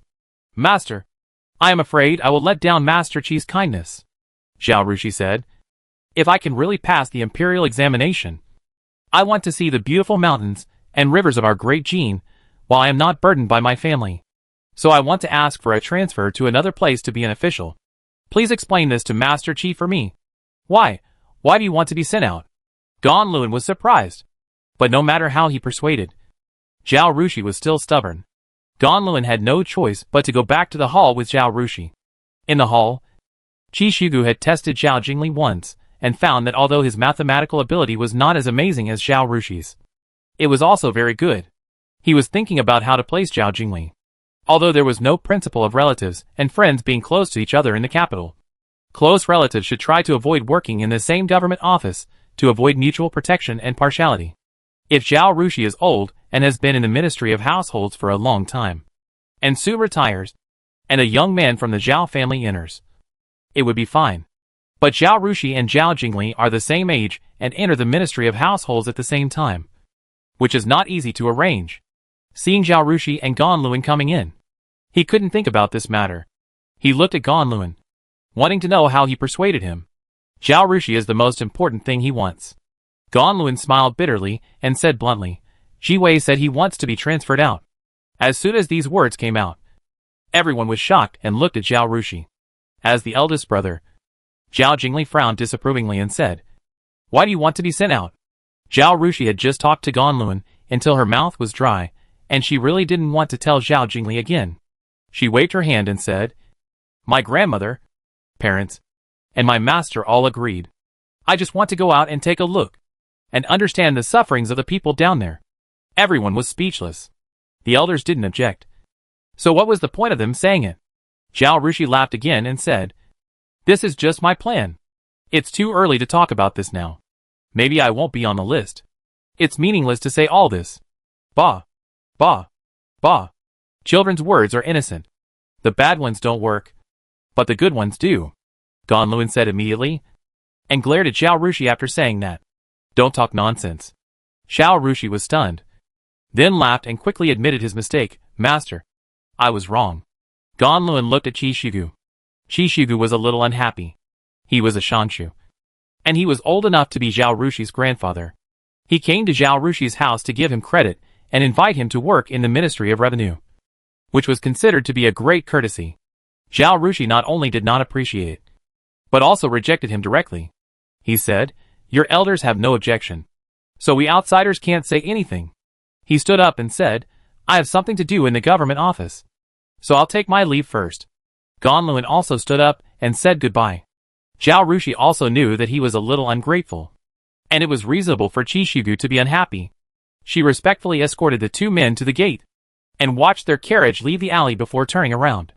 "If I go to the Ministry of Revenue, you can't go," she said to Zhao Jingli.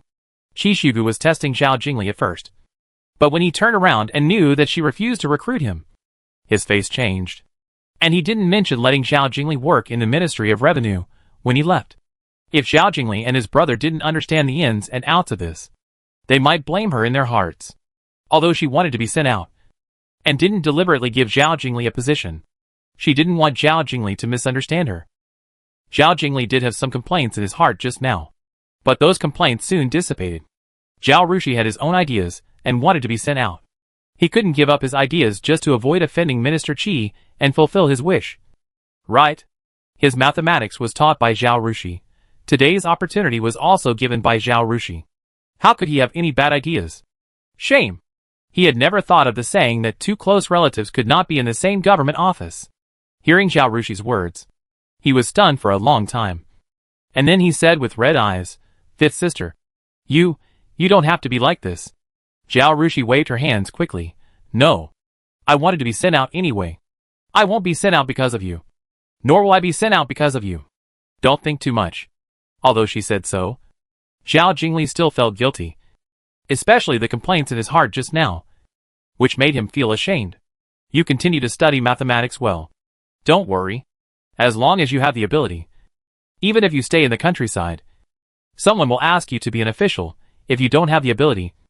Even if you go to these adults every day, they will ignore you. Zhao Rushi said again. She was not sure what Qi Shivu was thinking just now. Was he really angry with her and didn't want to use Zhao Jingli anymore? Or would he continue to use Zhao Jingli after his anger subsided? She didn't know Qi Shivu, so she couldn't guess. Remember this sentence. Opportunities are reserved for those who are prepared. She poured Zhao Jingli another bowl of thick chicken soup. Zhao Jingli stood there in a daze, as if he had been enlightened. Even Zhao Jingdan looked as if he had suddenly realized something. Seeing the two standing there motionless, Zhao Rushi couldn't just go in. So she had to interrupt their thoughts and asked, "Are you going in to sit for a while, or going back?" Zhao Jingli and Zhao Jingdan came back to their senses. Zhao Jingli bowed his hands. "Thank you for your support and advice today. Jingli has gained a lot. When the fifth sister is on the list, we will come to celebrate. We won't go in today. Please say goodbye to our grandmother and aunt on our behalf." Zhao Jingdan also bowed his hands. The two said goodbye and left. They were silent all the way until they reached the door of the second house. When Zhao Jingdan said, "Brother, the gap between us and the fifth sister is really too big. Do you think she is born smart? Why can't we catch up with her even if we try hard? She is naturally smart. There is no doubt about that. But more importantly, she is a very insightful person. Look at the depth and breadth of her view of the problem. Compared with her, there is a huge difference between us. Why is there such a gap? Look at her. She always has a clear goal. Once she has determined the goal, she will work hard towards that goal, without distraction, and no matter how difficult it is, she will take firm steps. On the other hand, we are always aimless. And even if we have a goal, we are easily distracted and unwilling to work hard. So we achieve nothing," Zhao Jingli said. Chapter 592 Gusa Mansion. "Brother, you are absolutely right." Zhao Jingdan nodded vigorously. He raised his head and looked at the black gate of his house, which was only a small part of the sweeping marquis's house. His eyes gradually became firm and full of fighting spirit. "Brother, we have to learn from the fifth sister. We are not much dumber than the fifth sister. What we lack is really hard work." "Yes." Zhao Jingli nodded. The two entered the house together, and saw Zhao Ruwei standing under the eaves of the hall scolding the maid. Zhao Jingli frowned and was about to speak when he saw Zhao Ryu coming in from the door, with delicate makeup and new clothes. Zhao Jingli turned to look at Zhao Jingdan. "You take care of the sixth sister, and I take care of the fourth sister." Then he said to Zhao Ruwei, "Fourth sister, come in. I want to talk to you." Zhao Jingdan also said to Zhao Ryu with an ugly face, "Sixth sister, where are you from? Let's go to my study. I want to talk to you." The sweeping marquis's mansion didn't care about how the second house disciplined the two girls. Among the stages of the imperial examination, the provincial examination has the most candidates and is the most difficult. When it comes to the metropolitan examination, the number of candidates is much smaller. Therefore, the time for the examiners to examine the papers is 1 day shorter than that for the provincial examination. Therefore, after another day, it is time to announce the results. Since Xiela was the one who checked the results several times, he always brought back good news. The superstitious old lady and Ju naturally refused to send anyone else, and the burden of checking the results still fell on Xiela's shoulders. because of his lack of knowledge and the big mistake he made last time. Xiao especially went to the home of the fellow Jinshi in his clan and asked the servant who checked the results to get a scripture, which was considered as pre-job training. The night before, he went to the Imperial Examination Hall early with his betting roll. What do you think Shi Jier will rank this time? Zhu asked the old lady. Didn't you ask Shi Jier after she finished the exam? She said it would be no problem for her to pass the exam and become a Jinshi. The old lady was calm and not worried at all. She was now very superstitious about her granddaughter. When her granddaughter spoke, she was very firm and never lied. She always meant what she said. Since Shi Jier said she could pass the exam, she would definitely pass it. As for the number of places, there is no need to pursue that. Haven't you seen many men who study hard for 10 or 20 years and still waste their time on the road to the Imperial Examination? Their sister, she is not even 16 years old. Not to mention girls. Even boys. Few can pass the Imperial Examination at this age. Isn't this glorious enough? Even if only one of them passes the Imperial Examination, it will bring glory to the whole Jin dynasty. Didn't you see that the Ministry of Revenue came to snatch Shi's sister before her results came out? Who else in the whole capital can do this? Who else? When Zhu saw her mother-in-law like this, she felt relieved. Yes, she was also possessed by a demon. You should prepare for Shi Jie in private, and see what servants and luggage she should bring if she is really sent out. The luggage is easy to handle. We still have people here in the capital. If she needs anything, she can send someone back to get it. If not, she can buy it there. We are not short of money. It's just that this person is difficult to deal with. Speaking of this, the old lady was worried. A girl, still a little girl, actually had to go to a strange place to be an official. It was really worrying for her. It turned out that in the capital, with the protection of Kong Sherlin and Princess Shangda, no one dared to say a bad word to Sister Shi. Even if someone did, with the protective nature of Mr. Kumu and Princess Shangda, and the 3 senior brothers, they would be slapped in the face. But when they arrived at that strange little place, those people were ignorant, didn't know how high the sky was, didn't know who Mr. Kumu was, and Princess Shangda couldn't reach there. At that time, his sister, she would not be able to do anything. No one would pay attention to her no matter what she said. And in the end, they would have to squeeze and humiliate her. Wouldn't her granddaughter suffer a great punishment? The old lady couldn't sleep just thinking about it. But she didn't dare to tell her daughter-in-law about these thoughts. The daughter-in-law was already worried about Shi Jier. If she kept thinking about these things, she was afraid that she would not go to her husband and son at that time, and had to follow her daughter to take office. Thinking of this, the old lady sighed again. She herself wanted to follow her granddaughter to take office, but she knew it was impossible. Not only could she not help Zhao Rushi, but she would also have to let Zhao Rushi spend energy to take care of her. Even Zhu Shi could not help much except worrying and worrying. She wanted to find someone to talk to about her worries and boredom. If someone could give her some advice, it would be great. But looking at the entire capital, there was no suitable candidate. Although the old lady of the Duke of Weiguo's mansion was a good person, she did not look down on their fallen relatives and was still knowledgeable. But she was far behind in terms of status and friendship.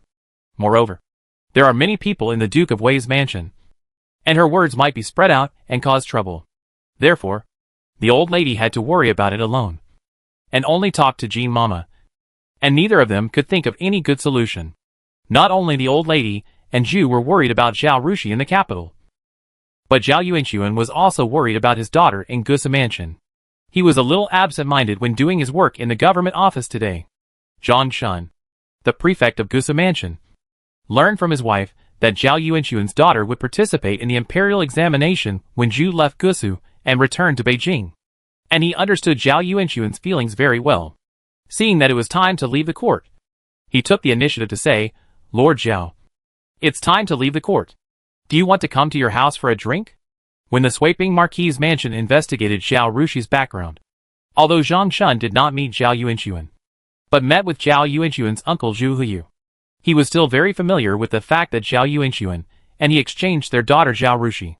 When Zhang Shun received the notice and found out that the person who came to serve as the Tompan under him was Zhao Yuanxuan of the Sweeping Marquis mansion, he didn't know how complicated his mood was at that time.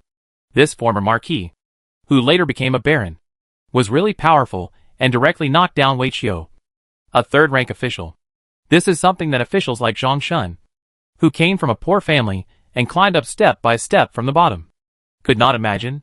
So when he saw Zhao Yuanxuan's name, he was so worried.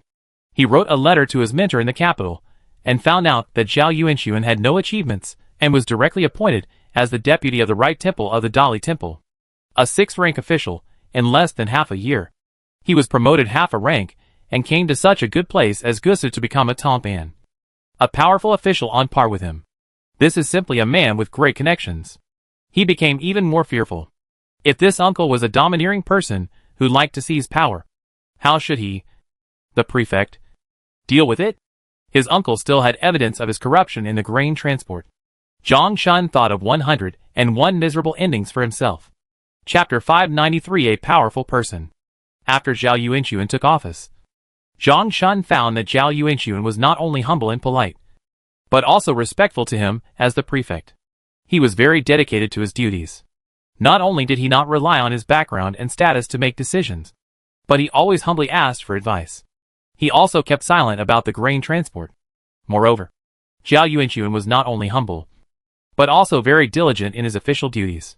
His ability to handle affairs was also acceptable, and he was fully qualified to be a judge. At that time, Zhang Shun wanted to burn a stick of incense to the Buddha. God really favors him. After letting go of his worries, Zhang Shun tried his best to get along well with Zhao Yuanxuan.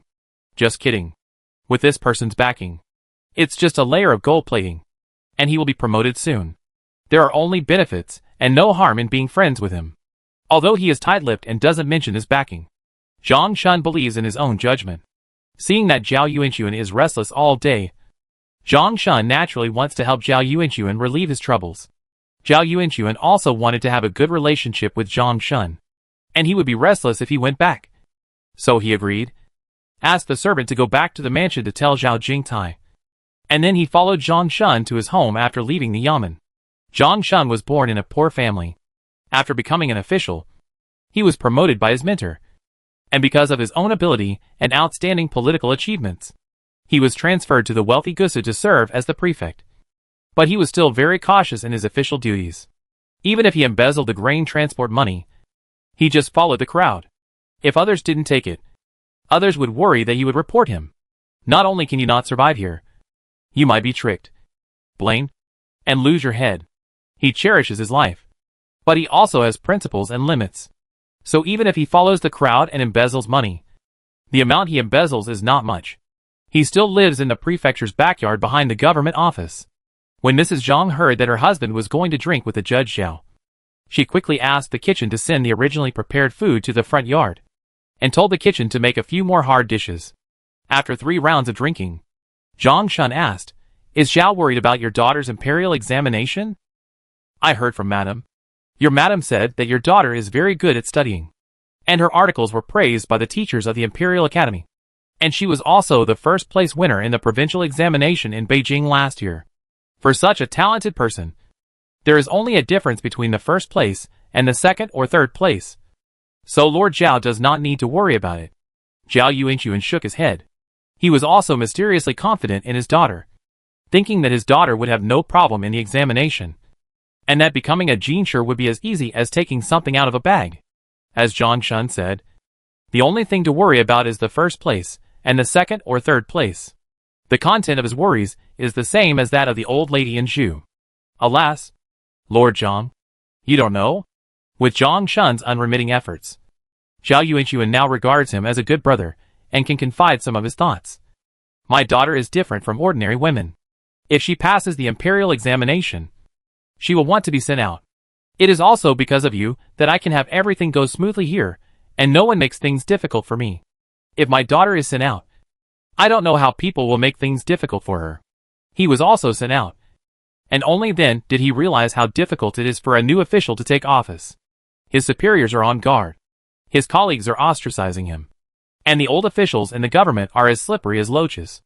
No matter what you ask him to do, he won't cooperate, and you can't get hold of him. When he came to Gusu Prefecture, even though Zhang Shun wanted to make friends with him, he was tricked twice by others, and he encountered many obstacles when he went down to investigate the case. It's not the autumn harvest season yet. Otherwise the village heads in various places would be very difficult to deal with. He is a grown man, and he has Zhang Shun's protection. But it's still like this. Zhao Rushi, a little girl of 15 or 16, may have a hard time. He was so worried that he couldn't sleep. Zhang Shun was also worried about Zhao Yuanxuan when he heard this. He climbed to this position step by step. No one knows the difficulties of being sent to a strange place. Why send her out? It's most suitable for your daughter to stay in the capital, he said. You have your ancestral home and servants in the capital. And your relatives and friends are all in the capital. No matter which department your daughter goes to, they can take care of her. And because of you, your colleagues in the government office dare not disrespect your daughter. Zhao Yuanxuan shook his head. She wants to go down there to see the people's livelihood and experience the hard work of local officials.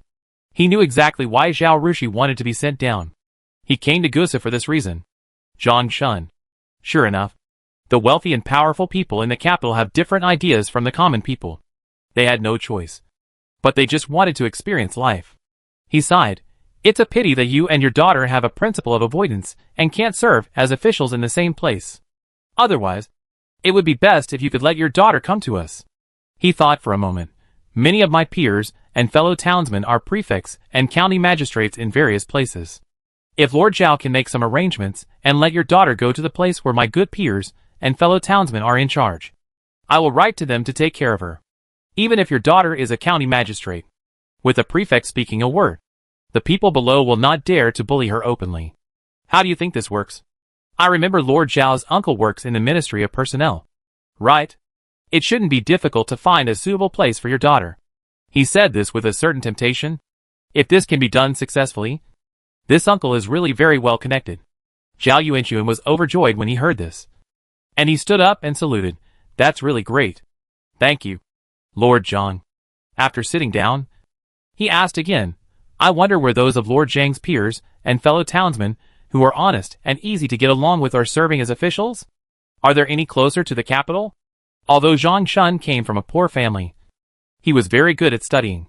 During the provincial examination, he was accepted as a student by the then academician on the spot. He is also good at socializing and scheming. He made many friends through his mentor's connections. Otherwise, it would not be his turn to be the prefect of Gusa Prefecture, and he would have been in office for several years. Seeing Zhao Yuanxuan's performance, he was shocked. His mentor is now an official of the Ministry of Rights, a third-rank official. If he wants to directly appoint a newly promoted Jinshi to be an official in a certain place, it is not easy.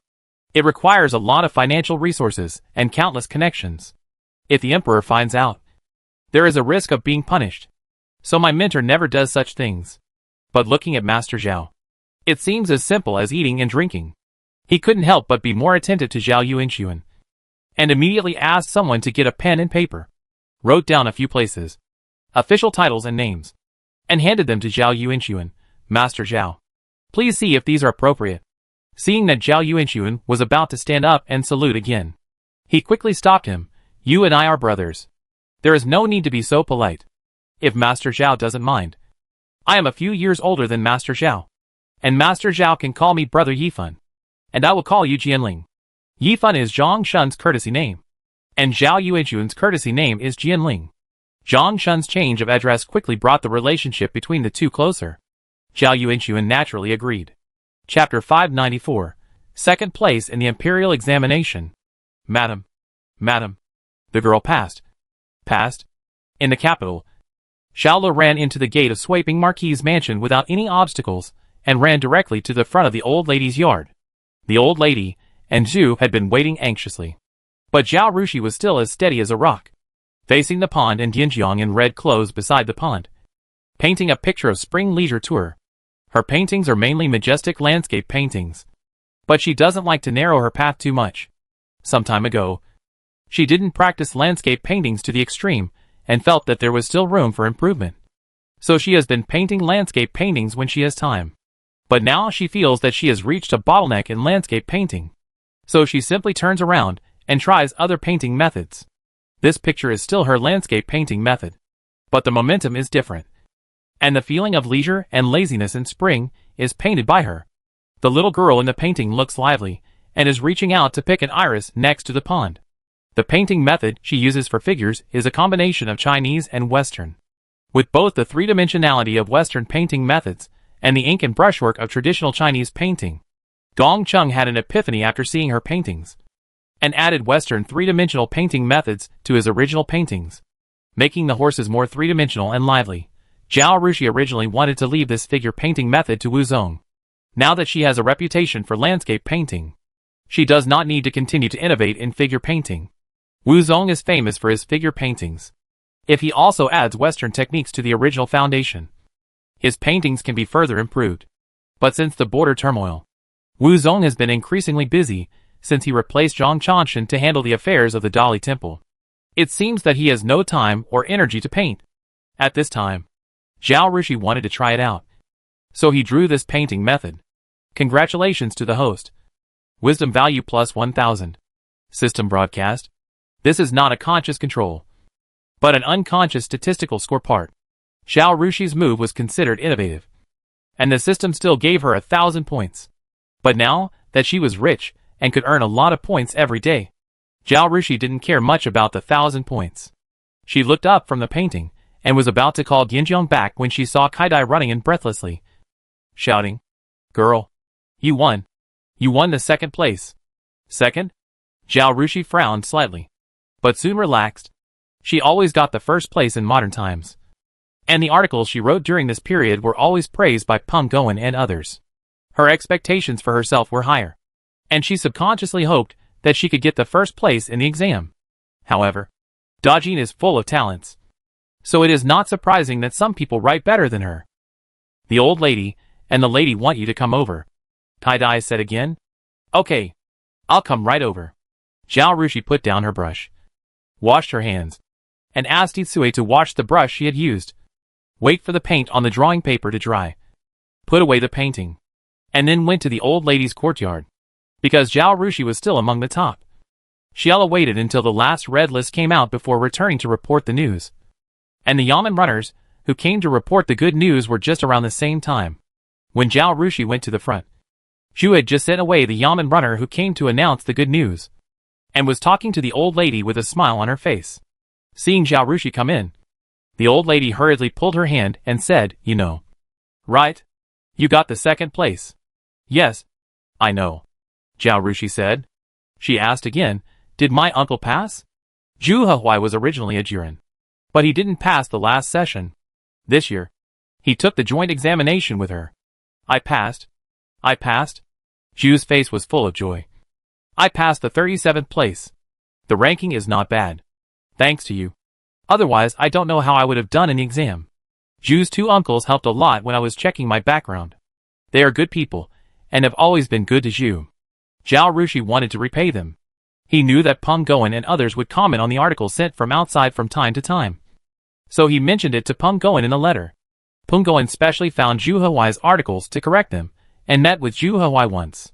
Zhu Hehuai learned from Peng Goen that Zhao Rushi's articles were much better than his, so he put down his uncle's errors and sent people to send his articles to Zhao Rushi for comments from time to time. After Zhao Rushi's comments for a while, Peng Goen said that he had made great progress. He became more diligent in asking Zhao Rushi for advice. That's why Zhu said this. We are both happy. The old lady said happily, and turned to tell Jean Mama. Quickly send someone to send gifts to the Zhu family to congratulate Zhu's uncle. Zhu thanked her brother on behalf of her brother. She had just sent someone to send gifts, but her mother-in-law's intention was another matter. Her mother-in-law was trying to save her face. After thanking her, Zhu returned her attention to Zhao Rushi and sighed. Alas, it's a pity that she was just a little short. Otherwise she would have won the first place. She was originally worried that Zhao Rushi would not pass the exam, but now she felt sorry that Zhao Rushi did not get the first place. There are so many people, many of whom have studied for more than 10 or 20 years. Our Shijie is so much better than them. What else are you not satisfied with? The old lady was not happy and scolded Zhu. Zhao Rushi tried to smooth things over. I know my mother's regret, but if you ask me, getting the second place is the best. Better than the first place. What do you mean? The old lady asked hurriedly. You all go out. Zhao Rushi turned around and told the servants in the room, and winked at Qi Feng. After the group left, Qi Feng and Nani Jin guarded the door. Zhao Rushi lowered her voice and said, If I am both the first place and the first place, and I write well in the palace examination, do you think that if the emperor does not choose me as the first place, will it be criticized by the world, let alone others? Her Royal Highness the Princess will probably go to the palace to have a fight with him. The old lady and Jew nodded, thinking, but if he chooses me as the top scholar, the ministers and male candidates in the court will definitely feel bad. They will blame the emperor for letting a woman ride on their heads. Anyone who makes the emperor embarrassed will definitely suffer. Only by making him feel indebted will it be good for us. Now that I have ranked second, the emperor does not have to be embarrassed, and it will be more beneficial to my father and my future. Isn't this better than a false reputation that causes trouble? The old lady and Jew sure heard that it made a lot of sense, and both nodded in agreement. You are still broad-minded and thoughtful. We don't know how to think about it, the old lady said. Well, now that I have passed the exam, as long as there are no accidents in the palace examination, I will definitely become a Genshur. What do you think about the external post now? Jushur asked. Zhao Rushi shook her head. This is not something we can consider. I will go wherever the emperor sends me. After a pause, she said, Grandmother. Mother. If others ask you, you should say so. If others mention the eldest brother, you should say that the eldest brother is an upright official and never shows favoritism. Chapter 595 Flattery. Xiao Lingyan will take care of this matter. Kong Shilin and Wu Huixi will also consider it for her. So she doesn't need to do anything. If she does it, it will give people a pretext to criticize her and make Wu Huixi embarrassed. But she can't tell her grandmother and mother about this. She is also afraid that the old lady and Zhu will let it slip in front of outsiders and cause big trouble for everyone. How can people like them have any say in the officials sent by the court? Zhu looked at the old lady and sighed. Okay. Then wait. Do they know that if Zhao Rushi wants to go somewhere, let Kong Shilin go to the palace to talk to the emperor, and with the conditions provided by Wu Huixi, this matter can be easily accomplished. But Zhao Rushi is unwilling to do so. Now the thinking horizons of the old lady and Zhu are no longer the same as before. Every time Zhao Rushi analyzes things for them, he looks at the world, which makes the old lady and Zhu have a big picture view. When encountering things, they will also think from a big perspective. Even if Zhao Rushi doesn't say the reason, the old lady and Zhu know that if Zhao Rushi does this, the emperor's impression of her will be bad. Kong Shilin will be embarrassed, and it will also cause trouble for Wu Huixi. Wu Huixi must have many political enemies sitting in that position, and others are waiting to catch his little braid. Once Zhao Rushi handed over this handle, those people would definitely not let it go. After thinking about this, the two looked at each other, and both showed a proud look on their faces. Under the influence of their daughter, they also became more powerful. I will ask someone to tell my master and father the good news. Zhao Rushi stood up. Mom, if you have anything to give to father and Tiger, ask them to take it along the way. I have packed the things a long time ago. Mrs. Zhu turned around and told the maid Qingye, go and get the things and give them to them. After thinking about it, she was still worried. So she stood up. I will write another letter to the uncle and ask them to take it with them. She wanted to tell her husband in the letter to think deeply and long-term when encountering things, and to think about their daughter's future in everything. After thinking about it, she asked the old lady again, do you have any words to tell him? I will write it in later. The old lady had something to tell her son because of her previous realization. So she said cheerfully, I'll let the little maid write a letter, and I'll write one myself. The two were about to get up when they heard the servants come to report, Old lady. Madam. Miss. Many people came to the door to congratulate you. The two were stunned and hurriedly said, please come in quickly. Mrs. Zhu stopped Zhao Rushi, who wanted to sneak away. You can send someone to tell your master the good news. Your father is not in a hurry. Come with me to greet the guests who come to congratulate you. Zhao Rushi had no choice but to stop. This happened when she won the first prize in the imperial examination. She was really afraid of the scene where she had to listen to people flattering her with a smile on her face. She wanted to find an excuse to slip away just now. But now that her mother had spoken, she had to obey. She sighed and turned to ask the servant who reported the news, who are here? People from the second and third rooms are here, as are Mr. Su and Mrs. Su, and the clan leader and several elders in the clan. After hearing the latter sentence, Zhu and the old lady looked at each other. When the eldest wife and Zhao Yuanquan had a conflict, the clan sided with Zhao Yuanquan. Later, Zhao Yuanquan died, and Zhao Yuanxuan became an official in the Dali Temple. The clan leader and the clan members began to curry favor with the eldest wife. Later, Zhao Rushi won the title of Jiayuan, and Zhao Yuanxuan was immediately appointed to an external post. The clan members felt that the Suiping Marquis mansion was on the rise again, and they visited the Suiping Marquis mansion more frequently, coming to pay respects to the old lady every 3 or 5 days. Zhao Yuanxuan's family of 3 went to Gusu, and Zhao Rushi was busy all day. The old lady suddenly felt that the mansion was empty, but she did not refuse these people to come to the Suiping Marquis mansion. But when these people wanted to approach Zhao Rushi, she stopped them. Later, more people came and talked nonsense all day long, which made her a little annoyed. Thinking that she might not have peace in the future, the old lady had a headache and said, "It's better for me to go with you to work outside, so that I can have peace and quiet." Mrs. Zhu smiled and said, "It would be great if you can understand." Turning to Zhao Rushi, she said, "No matter how impatient you are, you have to deal with this happy day. You don't need to greet the people in the clan too much. Just talk to Aunt Su." "Okay."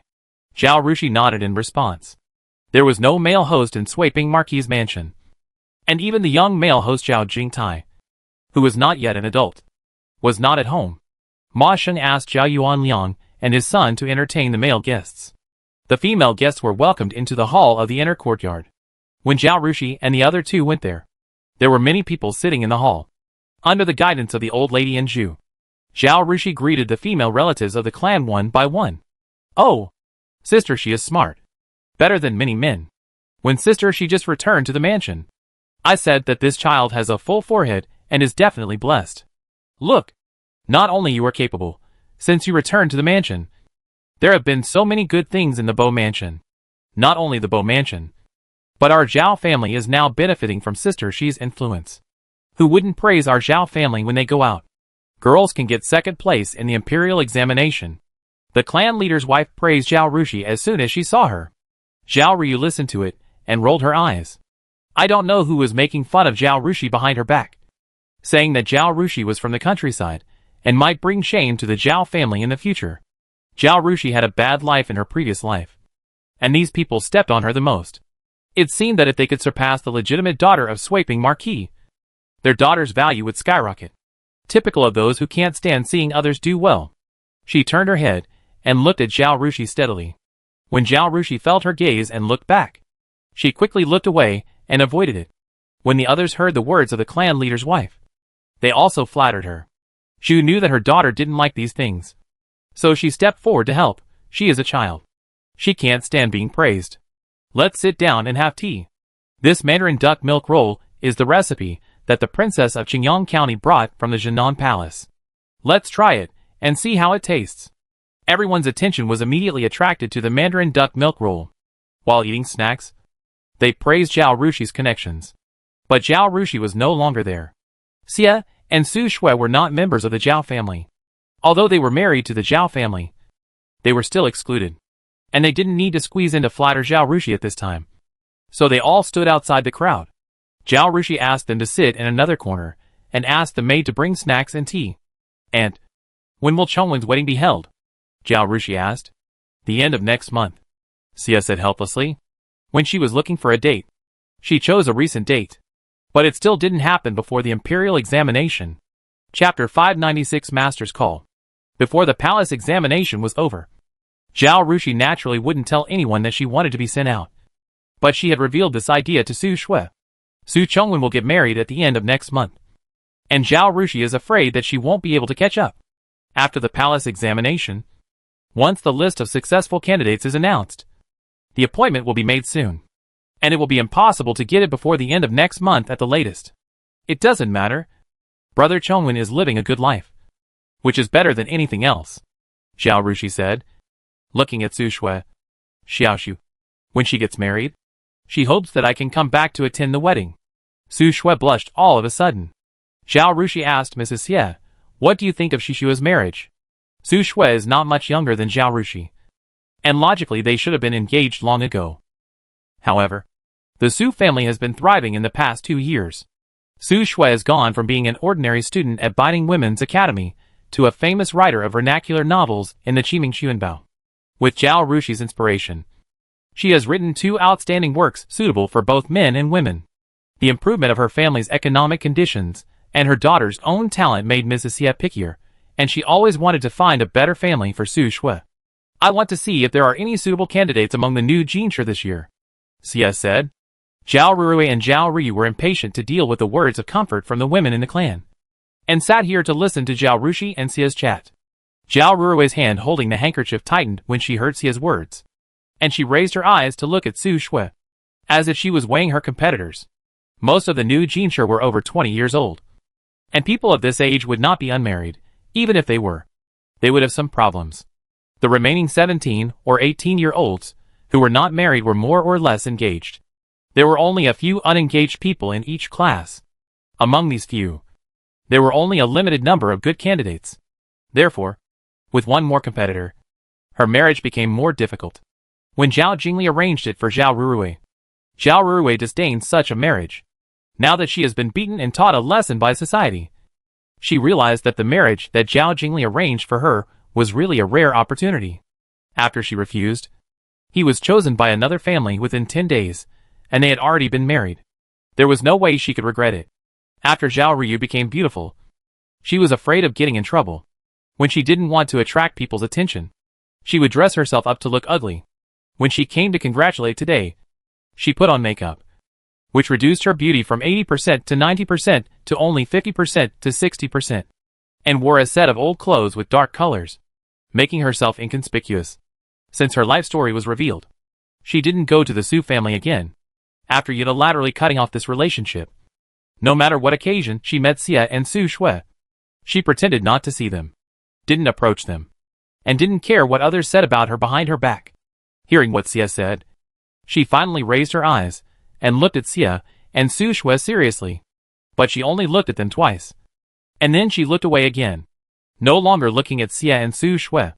In her previous life, for the sake of reputation and appearance, she also visited Su's family from time to time, and had been to Su's family twice during the New Year and other festivals.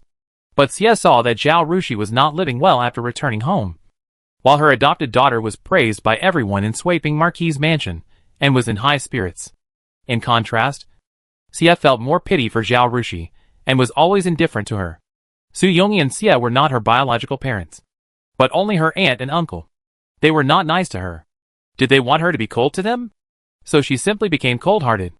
After marrying Fu Yunlang, she cut off all contact with the Su family. If she were to start over in this life, she would not bother to have anything to do with the Su family again. Originally, she had Fu Yunlang as a support, and was sure that she could marry into the Fu family. And she did not care about the Su family relatives and other people's gossip behind her. Now she has a system and a higher goal. Even though the Su family lived a better life than in the previous life under the guidance of the reborn Zhao Rushi, she, who had been the wife of Ping An Marquis, only escaped poverty, and was still far from being rich. She still didn't care. Although the Su family rose, and the Zhao family split up. With the Su family's wealth and love for Su Shui, the dowry given to Su Shui might be more generous than what the second branch of the Zhao family gave her. But so what? Even if she didn't have a dowry, she would definitely marry better than Su Shui and live better. A little maid came in from outside, looked around the room, saw Zhao Rushi, ran over quickly, bowed, and said in a clear voice, "Miss, Ma Wuxia has returned from Kong Mansion. He said that Mr. Kumu asked you to go to Kong Mansion." Everyone in the room was silent, and they all looked over. The old lady said, "Shijie, your master is calling you. You should go quickly." The clan leader's wife smiled flatteringly.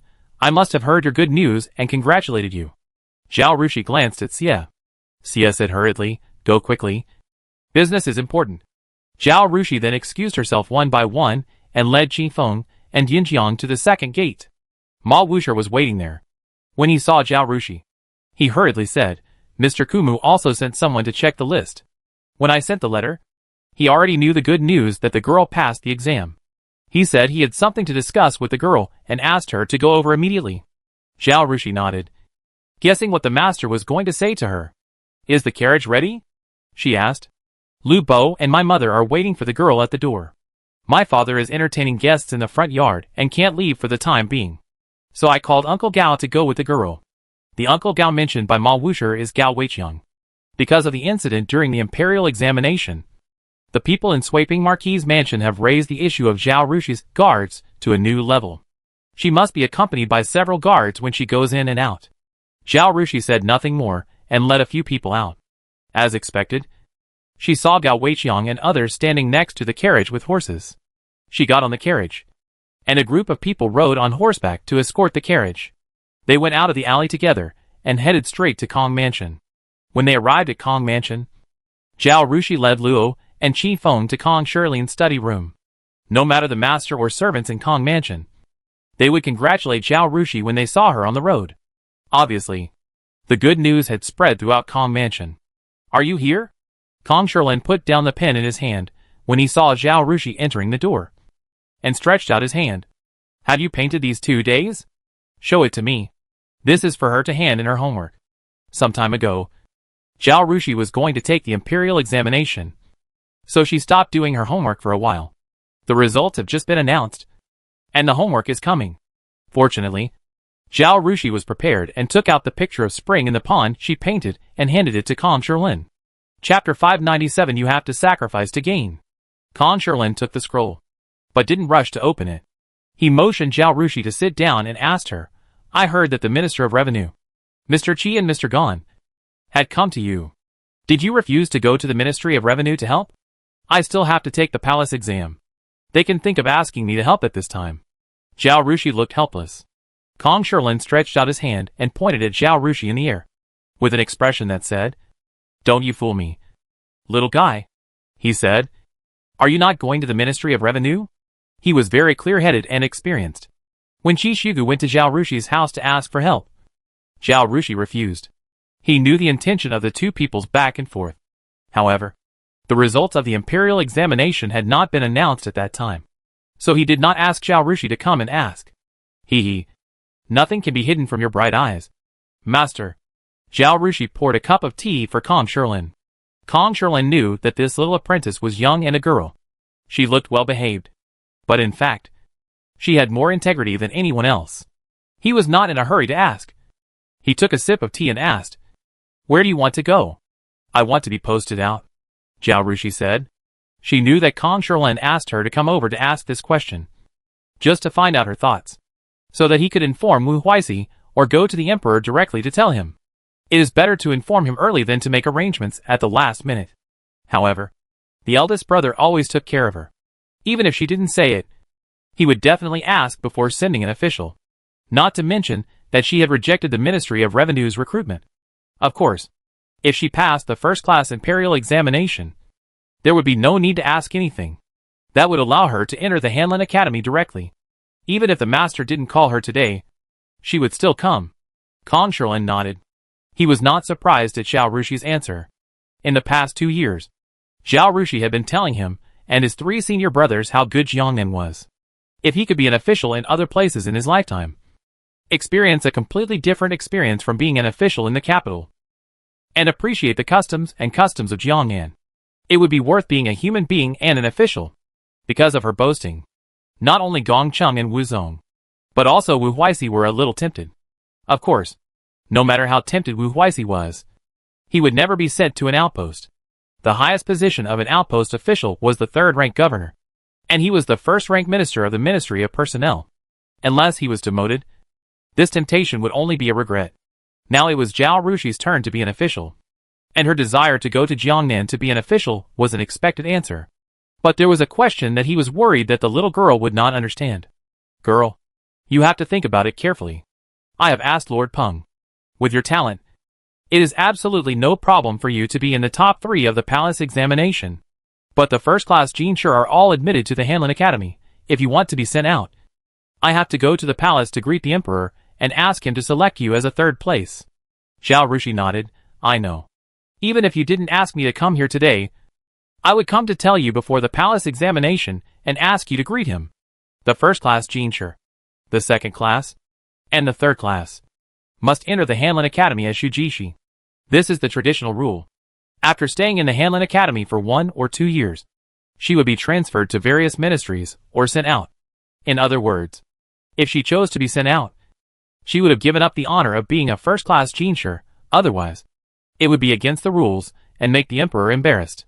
I know that this would be unworthy of the expectations of Her Royal Highness the Princess and Madame Cui. But people always have to make choices. Being sent out is my long-cherished wish. In order to do this, I have to give up something. She smiled slightly. Besides, Dajin is full of talents. I think even if I don't give up, it won't be my fault. Saying these things, don't let people think I'm frivolous. Although she is confident in herself and her master is optimistic about her. There are only 2 of them here. And the servants of the Kong family dare not spread their conversation. But people can't be too sure. She really didn't think that the first and second place were in her pocket. Kong Sherlin was silent for a while after hearing this. And nodded. The girl gave up the first place. In addition to realizing her own wish. I think she didn't want to embarrass the emperor. Take a step back, and the world will be broader. This girl has comprehended the truth. Okay. I will go to the palace and tell the emperor what you mean. He sighed. When the news of Zhao Rushi's refusal to be recruited by the Ministry of Revenue came, Kong Sherlin was actually thinking about what to do if this little girl wanted to go to Jiangnan to be an official. Your father is in Gusa Mansion. Where do you want to go? He asked. Zhao Rushi raised his eyebrows and said with a smile, Master, others advised me not to go. So I stayed in the capital. With your protection. No one dares to bully me. No one dares to make me angry after I enter the government office. And no one will look down on me because I am a woman. Why don't you advise me? Kong Sherlin reached out and patted her head. You have to listen to my advice. You are a girl with a good idea. Zhao Rushi chuckled twice, Master. I don't have a fixed location. But my father is in Gusa Prefecture. So I have to avoid Jiangzhou province. Besides, you are old. And it is not convenient for me to come back to see you if I am far away from you. So if possible, I would like to be an official in Anzhou province for a year or 2. The geographical location of Dajin is similar to the country she lived in her previous life. The capital of Dajin is equivalent to the location of Nanjing. So it only takes 2 days to go to Gusa Prefecture at full speed. And Anzhou province is the province where the counties and cities near the capital are located. If she had nothing to do with Shaolingyan, it would be better for her to go further south, but now her boyfriend is in the capital. In order to facilitate the delivery of information, she can only choose a place closer to the capital. Although Kong Sherlin knew that the girl's words might be to make him happy, he was still very happy after hearing this. Zhao Rushi said again, Master, I am not young anymore. And my mother has been arranging a marriage for me. So I don't think I will stay in the post for long. I really mean a year and a half. So don't ask for favors from the emperor. When the official is assigned, the eldest brother will see where there is a vacancy and arrange for me to go there. With the eldest brother looking after me, no one will dare to embarrass me no matter where I go. So you can rest assured, she said with a smile, when I go to the post. You can go and live with me for a while. In addition to giving me courage, you can also enjoy the scenery and relax. This is also the reason why I chose Anzhou province. So that you can travel conveniently and brother Kong can rest assured. She really didn't say this to coax Kong Sherlin. She chose Anzhou province not only for the purpose of delivering news, but also for Kong Sherlin. Kong Sherlin and Xiao He have a very good relationship. Xiao He treats him as his uncle, and Kong Sherlin treats Xiao He as his son. In the original book, Xiao He will die this winter. Now that the political situation has changed, I don't know if his fate will change. But if the original plot still develops, Zhao Rushi hopes that Kong Sherlin is not in the capital at that time. Chapter 598 Senior Brother. Please send him out of the office. He is old and cannot bear too much sadness or joy. It is hard to say what he will do when he hears the news of Dao's death. Zhao Rushi plans to trick him to the place where she works during that time, and then find an excuse to keep him there. When the news of Dao's death reaches there, it will be a day or 2 later, and she can choose a way to tell him slowly. With her recovery pills as a foundation, his health will not collapse all of a sudden. If her post is too far away, Kong Yanyan will certainly be worried about his 70-year-old father going so far. If Zhao Rushi persuades Kong Sherlin to go there, he will not only worry about whether his master's health can bear it, but also be complained by his senior brothers. So no matter how you look at it, it is best for her to work in Anzhou province. Of course, it can't be too close. It would be best to take a carriage and travel slowly for 2 days. Zhao Rushi's words made Kong Sherlin feel warm again. He patted Zhao Rushi's head and sighed. The girl is still considerate. You brothers. You just know how to piss me off. He nodded. Okay. I got it. I'll say hello to your eldest brother when the time comes. Master. Zhao Rushi moved closer, and was just thinking about how the master would persuade the brothers to be assigned to other posts, when he heard the servant come to report that Gong Cheng and Wu Zong were here. There was no need to inform the disciples when they came. As soon as the servant finished speaking, Zhao Rushi heard Wu Zong's laughter. Ha ha. I knew the little sister was here. While talking, Wu Zong and Gong Cheng came in, and they both bowed and said, Congratulations. Little sister. Congratulations. Congratulations. Zhao Rushi stood up and smiled in return. Hey. You are indeed my junior sister of Wu Zong. You are amazing. You got the second place in the exam. And you were almost the champion. I asked around. When the papers were graded, both yours and the champion's papers had 5 circles. And the comments were all praises. The two of you were equally matched. I heard that the 5 examiners were in a dilemma for a while, not knowing which one to choose as the champion. In the end, it was Master Jean who liked the style of the essay of the champion and ranked him first. And you were ranked behind. Lord Jean is the chief examiner, so his opinion is the final word. Hearing Wu Zong's expression of knowing the inside story, Zhao Rushi hurriedly asked, Who is the winner? Have I heard of it? Talented people in the capital would hold literary and poetry gatherings from time to time, since Zhao Rushi won the prize. They also sent him invitations. But Zhao Rushi was not interested in dating these young talents, and was even more unwilling to let himself have a bad reputation for them. After all, this was ancient times, and there was a difference between men and women. She still cherishes her reputation, so she has no contact with these people. Anyone who wants to participate in the imperial examination will send his or her articles to Peng Goen and other teachers in the imperial college. If they can get their praise, the person's talent will spread far and wide, and everyone will think that their chances of passing the exam will increase greatly. Zhao Rushi is not interested in these people, but based on the principle of knowing yourself and knowing your enemy, she is still quite interested in their articles. Just before Zhu came back, Zhao Ryu sent a letter to the old lady, saying that she was pregnant again. Zhao Rushi went to Peng's house under the pretext of visiting her pregnant sister and read their articles in Peng Goen's study. She found that these people were called talents and were recognized by Peng Goen. Although their articles were of different styles, they were all of good quality and each had its own merits.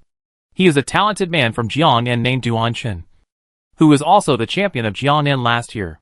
Wu Zongdao. But his article is not better than yours. You lost to him only because Lord Jean liked his style more. Don't be discouraged. Haha. I don't care. Senior brother. You don't need to comfort me. There are mountains beyond mountains, and people beyond people. I understand this truth. I never think I am better than others. Zhao Rushi waved her hand. Kong Sherlin was very pleased to see the little apprentice's eyes. He liked Zhao Rushi, not only because this girl was smart and talented, but also because this girl never thought she was great, even though she knew that she was smart and had a high level of understanding. Her hard work was no less than others, and she was even more hardworking than others. If such a person can't succeed, who will? By the way, senior brother, after I pass the palace examination, no matter what my ranking is, I want to be assigned to an official post outside the capital. You also know that a newly promoted Jinshi can only be a county magistrate at most. In my case, I am young, have no experience, and am still a woman. The court will not let me be a county magistrate, a chief official. I must be an assistant official somewhere. Are you interested in being assigned to an official post outside the capital? We are not related by blood, so we are not within the scope of avoidance. Are you interested in being my superior and being assigned to an official post outside the capital for a year or two? Seeing Wu Zong looking up at her and not refuting her immediately, Zhao Rushi was delighted and continued to fool him. This is a different experience, completely different from being an official in Beijing. Governing a place will train more people. Why don't you try it now when you are young and not in a high position?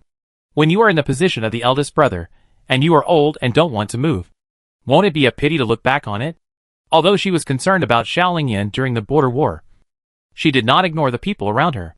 She didn't spend points to inquire, but she knew a lot about Wu Zong from Kong Sherlin. When Zhang Chanshan went to the border, the left Shaoqing of the Dali Temple was transferred to make room for Wu Zong. And Wu Zong also bypassed the senior right Shaoqing of the Dali Temple to directly manage the Dali Temple. In officialdom, ability is one aspect, but qualifications and connections are the most important. Wu Zong was not only promoted by exception, but also bypassed the right Shaoqing and rode directly on his head. And the left Shaoqing was transferred to another place. During the time when Zhang Chanshan went to the border, although the two did not dare to trip him up openly, they asked their confidants to secretly use a lot of tricks on Wu Zong, hoping to create trouble and take Wu Zong down. Although Wu Zong did not let anyone succeed, and even fought back, making the two people suffer. But he had just taken over a new job, and he couldn't make any mistakes during Zhang Chanshan's absence. Adding to the two people's dirty tricks, he was really exhausted during that period. Although Zhang Chanshan is back now, Wu Zong is still not very happy staying in the Dali Temple. So Zhao Rushi thought that instead of staying in the capital, it would be better for him to go out for a walk. Zhao Rushi's target is Wu Zong. But Gong Chung can't be ignored. She turned to Gong Chung and said, "Second senior brother is the same. If you want to be assigned abroad, do it as soon as possible." Gong Chung smiled and said, "Just tell your third senior brother. I don't need to. When I first passed the imperial examination, I stayed down there for 6 years before being transferred back to the capital. Your eldest senior brother was the same. He stayed in the capital for a while, and then was assigned to an outpost. Then he returned to the capital to work, and was assigned to an outpost again. This cycle repeats. But your third senior brother was pulled into the Dali Temple by Lord Zhang after he passed the imperial examination, and has been working there ever since. Chapter 599. I promise you. Wu Huixi finally got that position. Zhao Rushi really couldn't persuade him to leave, and after the winter coup, he, the Minister of Personnel, will have to play a big role. If someone else takes that position, Xiaoling Yan will definitely have a headache. Gong Chung is a technical official in the Ministry of Industry, and he doesn't take sides. He is far away from the political whirlpool, so he shouldn't be affected. Even if he is affected, it doesn't seem to be life-threatening. Now the person Zhao Rushi wants to send to a post outside the capital is Wu Zong. Not only for Xiao Ruodong, but also because the two people Wu Zong had offended before would definitely not let it go. If they take advantage of the political turmoil to attack Wu Zong, no matter how powerful Wu Zong is, he will not be able to resist these open and secret attacks, and he might fall into their trap. This is a fatal matter. So Zhao Rushi thinks it is best to send Wu Zong to a post outside the capital to avoid it. Moreover, although Zhao Rushi is not involved in the officialdom, she is also well versed in the ways to quickly get promoted in the officialdom. The newly qualified Jinshi are usually officials of the 8th or 9th rank. They are sent out to work in other places for 3 years. After the term is over, they are transferred to the capital. It is no problem to be promoted to the 7th rank. After staying in the capital for 2 or 3 years, they can be directly appointed as the 7th rank or the 6th rank. After 3 years, they can be promoted to the 5th rank when they return to the capital. The 5th rank can go to court in the capital and enter the power center.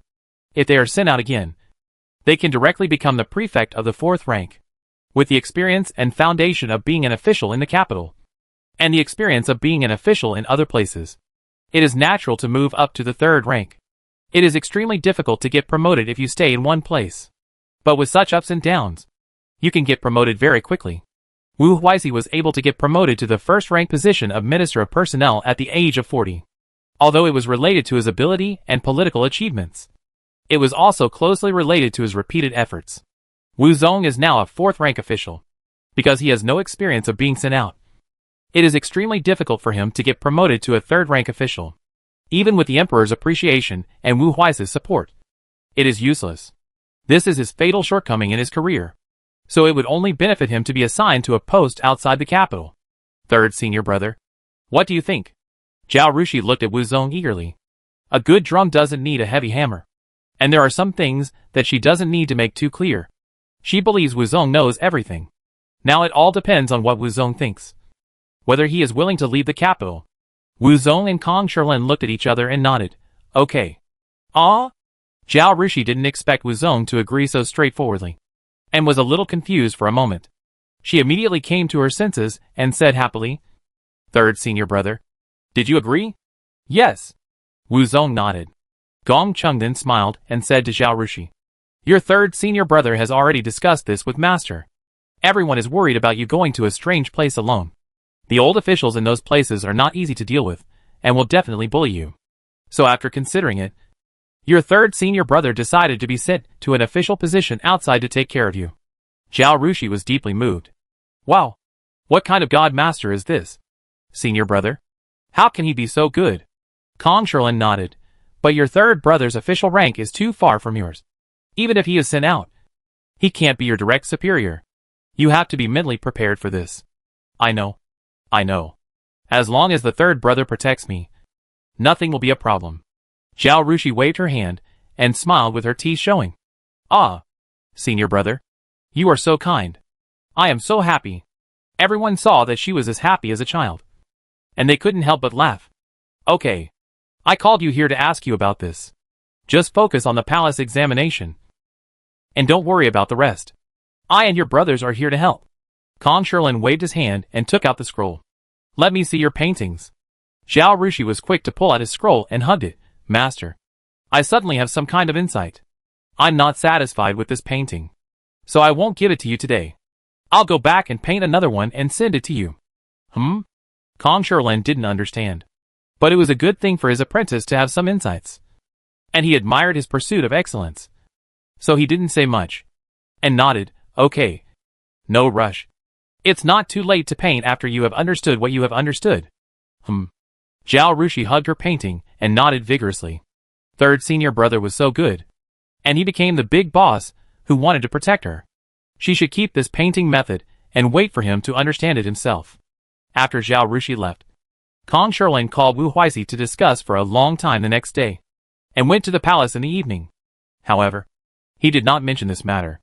He chatted with Xiao He for a while, admired his collection of paintings, and then left the palace leisurely. But when he left the palace, he whispered a few words to Xie Gonggong when he saw him out. Zhao Rushi got the second place in the examination, which surprised Xiao Lingyan. It was unexpected because Zhao Rushi had always been a top student. It was normal for her to get the first place when he did not take the exam together. It was not surprising because Zhao Rushi's writing style was quite distinctive. Although 3 of the 5 examiners were selected by the provincial education commissioners, there were always people who could recognize her essay. It was normal that everyone didn't want a woman to overshadow them. A group of men. Neither he nor Zhao Rushi valued fame. So that was fine. He usually wanted to see Zhao Rushi but suppressed himself. And now he finally had an excuse. So he ran to meet Zhao Rushi that night. After talking for a while, he said, Song Qinghe ranked 3rd. But he was crossed off the list before the list was posted. Xiangyang was originally the emperor's favorite daughter. After this incident, he was extremely disappointed with Xiangyang and sent someone to scold her. He also went to concubine Jin's palace and scolded concubine Jin. He laughed and said, Xiangyang did not tell concubine Jin and Prince Ming about this matter, but acted on her own. Originally, concubine Jin knew the emperor's temper best and catered to his preferences. During this period, the emperor's attitude towards her had softened. But after Xiangyang's interference, the emperor became cold to concubine Jin again. And Prince Ming, who had been trying to please the emperor recently, also suffered. Concubine Jin and Prince Ming were both very dissatisfied with Xiangyang. He was worried that Zhao Rushi was upset. So he stroked her silky black hair and said, The royal family is like this. No matter if it's a prince or a princess. If they make a mistake, as long as it's not known to everyone, they will cover it up. After all, they represent the face of the royal family. The Xiangyang incident ended just like that. But she lost the emperor's favor. And concubine Jin and Prince Ming also had grievances against her. So her life in the future will not be easy. He looked at Zhao Rushi, and, I will avenge you. But we have to wait. The time is not right yet. Chapter 600 Lord's Residence. It's okay. It's okay, Zhao Rushi said. Xiangyang has been punished accordingly. Besides, it's never too late for a gentleman to take revenge. Don't worry. Let's take our time. Having been in this era for so long, she has a better understanding of the royal family and the rich and powerful. Children of ordinary families are beaten when they do something wrong. Children of rich and powerful families are usually kneeled in the ancestral hall, have their family precepts copied, or are confined to their homes when they do something wrong. After all, children of rich and powerful families are precious, and they cannot be beaten like servants. They need to maintain dignity in front of servants. The rich and powerful nobles are like this, And the royal family is even worse. They don't even need to be punished by kneeling, because they are noble. And ordinary gods and Buddhas can't bear their kneeling. They are punished with the favor that they care about the most. With the emperor's favor. They have everything, without the favor. Concubines, princes and princesses are banished to the cold palace. And their lives are worse than ordinary palace people. Xiao Ruoyu lost the emperor's favor, which made her mother and brother resent her. This is the heaviest punishment. When material things are greatly satisfied, spiritual things are often the most concerned.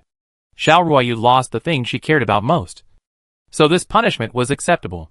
Hearing Zhao Rushi's answer, Xiao Lingyan's mouth kept curling up. Most women would definitely make a fuss and ask their men to punish those who offended them. The heavier the punishment, the better they felt that the man was treating her. But this one in his family was very clear. And she didn't need him to say much. She could think clearly. In this world, what other woman can compare to her? My lord. Great news. The girl won the second place in the examination. The one who went to Gusa Prefecture to announce the good news to Zhao Yuanxuan was Gao Weiqiang's son Gao Sheng. Zhao Yuanxuan was working in the government office. And he was counting the days until the results of the imperial examination were announced in the capital. The servants at home were galloping and should come here to announce the news. So he was restless today and looked at the door from time to time. When he heard the long servant say that Gao Sheng had arrived, he hurried out of the government office. And just as he reached the corridor, he heard Gao Sheng's call. Zhang Shun wanted to make friends with Zhao Yuanxuan, and he had been paying attention to his movements. He also followed Zhao Yuanxuan out of the government office and happened to hear Gao Sheng's words. He was overjoyed and said, "Congratulations, Lord Zhao. Congratulations, Lord Zhao. Your daughter is really amazing. So many male candidates studied hard. But your daughter is still better than them, and even ranked second. It's really amazing. I will host you tonight to congratulate Lord Zhao. Hey, I should be the one to treat you," Zhao Yuanxuan said. The officials of other yamen heard the news, and came out to congratulate Zhao Yuanxuan. It was a great event. Zhao Yuanxuan just said he would treat everyone. So it was not right to invite only Zhang Shun and not others. He then bowed to the others and said, "Everyone, come together. I will host you tonight. Let's get together. I heard that Lord Zhao bought a house. But I haven't been there yet. Today I have to take a good look at Lord Zhao's house." Gu Xiang, the clerk of the criminal department, said. Zhao Yuanxuan originally didn't plan to invite everyone to his house. He planned to ask his acquaintances about which restaurant in Gusa City was good and invite everyone to have a meal there. Now everyone agreed with Gu Xiang's words. So he smiled and said, "It's just an ordinary house. Nothing to see. Then it's settled. After leaving the court, let's go together and have a drink at my house." When Zhao Yuanxuan came, many people refused to obey him. So what if he had a title? So what if he had a background? A powerful dragon cannot defeat a local snake. If Zhao Yuanxuan took power, it would harm their interests. So the clerks of each department tried to trip Zhao Yuanxuan up openly or secretly. Later, those who tripped Zhao Yuanxuan up were dealt with by Zhang Shun one by one. And they became obedient. Zhao Yuanxuan was originally in the Wuqing Bingmasi, and later went to the Dali Temple for half a year. He was not ignorant of the ways of the world. He knew clearly that Zhang Shun defended him, and these people had little thoughts about him. However, it was inevitable for people in the officialdom to fight for power and profit. It was abnormal for everyone to be happy and yield to each other. At this time, he wanted to have a good relationship with his colleagues. So he took this opportunity to invite all the officials in the yamen to drink at his home in the evening. Naturally, everyone agreed. "Have you been to Lord Zhao's house?" someone asked Chen Xian, the clerk of the household department. In addition to judging cases, Zhao Yuanxuan was also in charge of grain and grass. Wulikan, an old official in the household department, wanted to trick Zhao Yuanxuan when he first arrived. He made a fuss about the accounts during the handover. But Zhou Fan, the accountant brought by Zhao Yuanxuan, saw through it at a glance and reported it to Zhang Shun.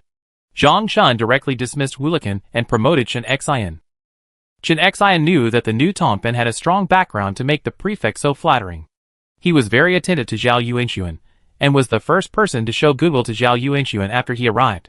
Zhao Yuanxuan usually relied on Chen Xian a lot, and asked him to ask about unfamiliar situations. "I've never been there." Chen Xian shook his head. "Today is a good time to go and see it." When the others heard this, They all laughed and didn't take it seriously. It is said that this nobleman from the capital has bought a house. Except for the prefect and the co-prefect. No one else has been there. But judging from his dress, he doesn't look particularly rich. So the house he bought wouldn't be very big. There are many wealthy businessmen in Jiangnan. And there are also many dignitaries who left Beijing to settle in Suzhou. These people in the government office are not new to the world. Those wealthy merchants flattered them and invited them to dinner. And they had seen many mansions. They did not have much expectation for the mansion of Lord Zhao. When they left the yamen that day, Zhao Yuanxuan's servant came to greet them. And everyone left the yamen together. How to get there? I have a carriage. Do you want to get on my carriage if you didn't come by carriage? Someone asked. Chen Xian said, you don't need to take a carriage. It's not far to walk directly. It's in Ningxi Lane. Although he had never been to the Zhao mansion, he knew where Zhao Yuanxuan lived. Ningxi Lane? Everyone looked at Chen Xian in surprise. As officials, everyone was familiar with Suzhou City. Do you know what Ningxi Lane is? It is only one street away from the busiest Dong'an Street. A quiet place in a bustling city. The most important thing is that the lane is very spacious. And 3 carriages can run side by side. Every house in the lane occupies a large area. And all the top wealthy businessmen and dignitaries in Jiangnan live there. Everyone moved their lips, wanting to ask whether Zhao Yuanxuan really bought a house there, or rented it from someone else, or lived there as a guest. But the words were swallowed back when they came to their lips. Now everyone had the same idea as Chen Xian, knowing that this lord had a strong background and could not be offended. And the prefects all flattered him. If what they said was heard by Lord Zhao, it would make him unhappy, and they would not end up well. Chapter 601 Jiangnan Mansion. The group walked leisurely. And after only half a cup of tea, they entered Ningxi Lane. They entered from the alley entrance, walked along the tall vermilion wall for another cup of tea, and followed Zhao Yuanxuan to stop in front of a gate. The vermilion gate was very impressive, and the brass door guard shone with golden light in the afterglow of the setting sun. Except for Zhang Shun and a few others in the front, everyone else opened their mouths wide. Even though Chen Xian knew that Zhao Yuanxuan lived in Ningxi Lane before coming, he was still very surprised. It's not that he had never seen a vermilion gate or a doorpost inlaid on it. Thinking about the long, high wall they had just walked through, he felt suffocated. This house is really large. Zhang Shun couldn't help but sigh when he saw everyone's surprised look. When Zhao Yuanxuan first arrived, he invited him and the Tongji to a banquet with their families. When they saw this house, they were as surprised as these colleagues. He was born in a poor family. Even if he had been an official for more than 10 years and embezzled some money, he only had a small savings. If you want to buy such a house, you need to spend all your money. But even if he has money, he is the prefect of Gusa Prefecture. So it is not easy to buy such a house. Who can live in this alley without a deep foundation? Even if they are rich merchants. They are all imperial merchants. And they have 1,000 connections with the powerful in Beijing, which is not something that a prefect like him with a very shallow foundation can shake. It is almost impossible to ask them to move out and buy their houses. He has been an official for so many years, from county magistrate to prefect, and basically lives in the back house attached to the government office. Even if the government office is too shabby, they buy houses to live in, and they are all 1 or 2 courtyard houses. Zhang Shun felt extremely sad when he recalled the day when his wife and children saw the house and acted like country bumpkins entering the city. Compared with the nobles, the poor children are not only inferior in background. Master Zhang. Please. Master Hu. Please. Master Shi. Please. All colleagues. Please. Zhao Yuanxuan greeted everyone one by one and made a gesture of invitation. Master Zhao. Please. Master Zhang. Please. Several masters entered the gate humbly. After entering the gate, what greeted them was not the screen wall of ordinary wealthy families, but a rockery. Behind the rockery is a wide archway, and you can vaguely see a large pond inside, as well as a corridor across the pond from a distance. The group followed into the archway, and there was a wide expanse in front of them. The pond was very wide, like a small lake, with a pavilion in the middle and a pleasure boat. In the distance, there were carved beams and painted buildings, a scene of wealth and luxury. Even the officials of the prefectural government, who had been to many wealthy merchants, were collectively speechless when faced with such a house. It was too luxurious. Everyone followed Zhao Yuanxuan in a daze and entered from the corridor on the left. After walking for a cup of tea, they finally arrived at a hall. This was only the hall in the front yard. When we got to the back house, we didn't know what the scene was like. Ding Fugui, the old clerk in the clerk's office, was already over 60 years old. He had been working as a clerk in the government office since he was in his early 20s. He had seen countless things in his life and was a very steady person. He sat down in the hall, looking at the yellow rosewood furniture in the room and the Rue Kiln plum vase on the table, and couldn't help asking Zhao Yuanxuan, did Lord Zhao's house come down from his ancestors? Or was it recently bought? If everyone hadn't urged to treat us today, and Zhao Yuanxuan was also happy, he would not have planned to invite everyone to his house as guests. This house is too eye-catching, and it is totally different from the low-key style he wants. He smiled bitterly and said, my daughter asked the servants to buy it. It should have been bought within this year. At the beginning, my daughter said that she had a house here and asked them to live in it. They thought it was an ordinary 3-courtyard house. Who would have thought that it was a garden-style building that even the powerful and wealthy businessmen in Jiangnan could rarely live in? And the location was so good. He and Zhu were shocked immediately. They didn't dare to enter until they confirmed with Zhou Chun again and again. After entering the house, I was still shocked by the scenery inside. Zhou Chun said that the girl sent someone to buy this house after she made money. It was a coincidence that they were able to buy it at that time. As for what kind of coincidence it was, Zhou Chun did not say it, saying that it was related to the privacy of the previous owner, and they had promised not to tell.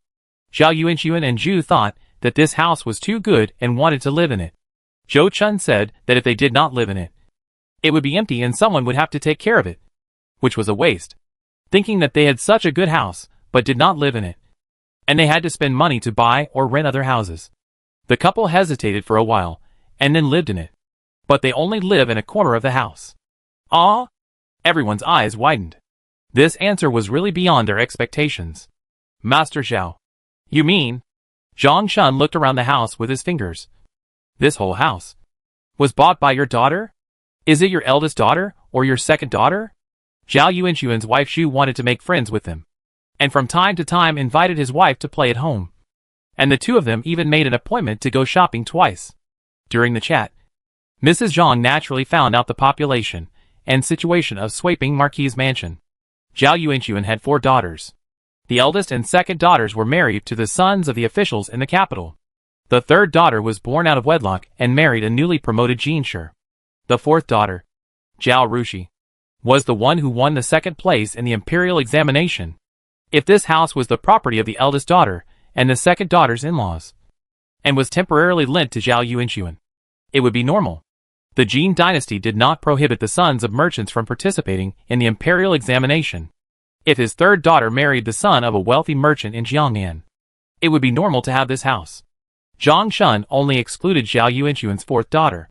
That young lady is not married yet, and has only been back to Sweeping Marquis Mansion for less than 2 years. It is impossible for her to own such a house. But what Zhao Yuanxuan said next made him unbelievable. No. It's my fourth daughter. The one who got the second place in the imperial examination. This? Zhang Shun almost said. How is it possible? But fortunately, he stopped in time, and didn't say it out loud. This house belongs to Zhao Rushi. If his colleagues asked, Zhao Yuanxuan would naturally not tell them that it was his. But he didn't want to tell these old men more about his daughter. He turned around and asked the servant, is the young master back? The school has a lot of homework, and the young master only sent a servant back to inquire about the news. But he didn't come back. The servant replied, the school where Zhao Jingtai studied was not in Gusa city, but at the foot of a mountain outside the city. Students in the school usually choose to live on campus. Zhao Yuanxuan and Zhu wanted Zhao Jingtai to practice his communication skills, and Zhao Jingtai also yearned for collective life. In the end, Zhao Jingtai moved into the school with a servant. He didn't go home at ordinary times, and only came back during the 10-day holiday. Zhao Yuanxuan heard it, and didn't say anything more, and told the servants to set up the table. Chapter 602 Not Worthy. Because the old lady and Zhao Rushi were still in the capital, Zhao Yuanxuan and Zhu came to Jiangnan with only 2 cooks. The cooks who cooked dishes that suited the tastes of the old lady and Zhao Rushi stayed in the capital. The kitchen was naturally overwhelmed by the hasty preparation of the banquet. Lu Quan directly ordered 2 tables in the restaurant and asked the cooks to prepare a few specialties, and served them together. He also knew that the fifth girl's second place in the imperial examination was a great joy. The master invited all his colleagues, so he couldn't be stingy.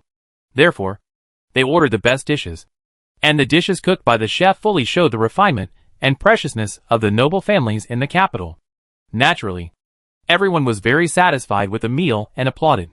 After the meal, while Zhao Yuanxuan was seeing off the guests, Zhang Shun deliberately fell to the end and said to Zhao Yuanxuan under the influence of alcohol, "Your daughter is smart and capable. At a young age, she got the second place in the examination, which is better than many men. I wonder if your daughter is married. I have a nephew who is 16 years old this year, and is also very smart. He passed the imperial examination last year, and was planning to take the imperial examination this year. But his teacher was afraid that he would become proud because of his fame at a young age. So he suppressed him, and asked him to take the imperial examination next time." He patted Zhao Yuanxuan on the shoulder. "Well, I'll ask someone to call him tomorrow, and ask him to come over so you can see him. If you don't like him, just pretend I didn't say anything." Zhao Yuanxuan has been in poor health since he was a child, and is very restrained in his diet. Even though he was the host today, he didn't drink too much. He was just a little tipsy at the moment. But after Zhang Shun said that, his drunkenness was completely sobered up. Just now at the table, everyone was intentionally or unintentionally trying to get information about Zhao Rushi, and mentioned their own nephews, revealing the intention of getting married.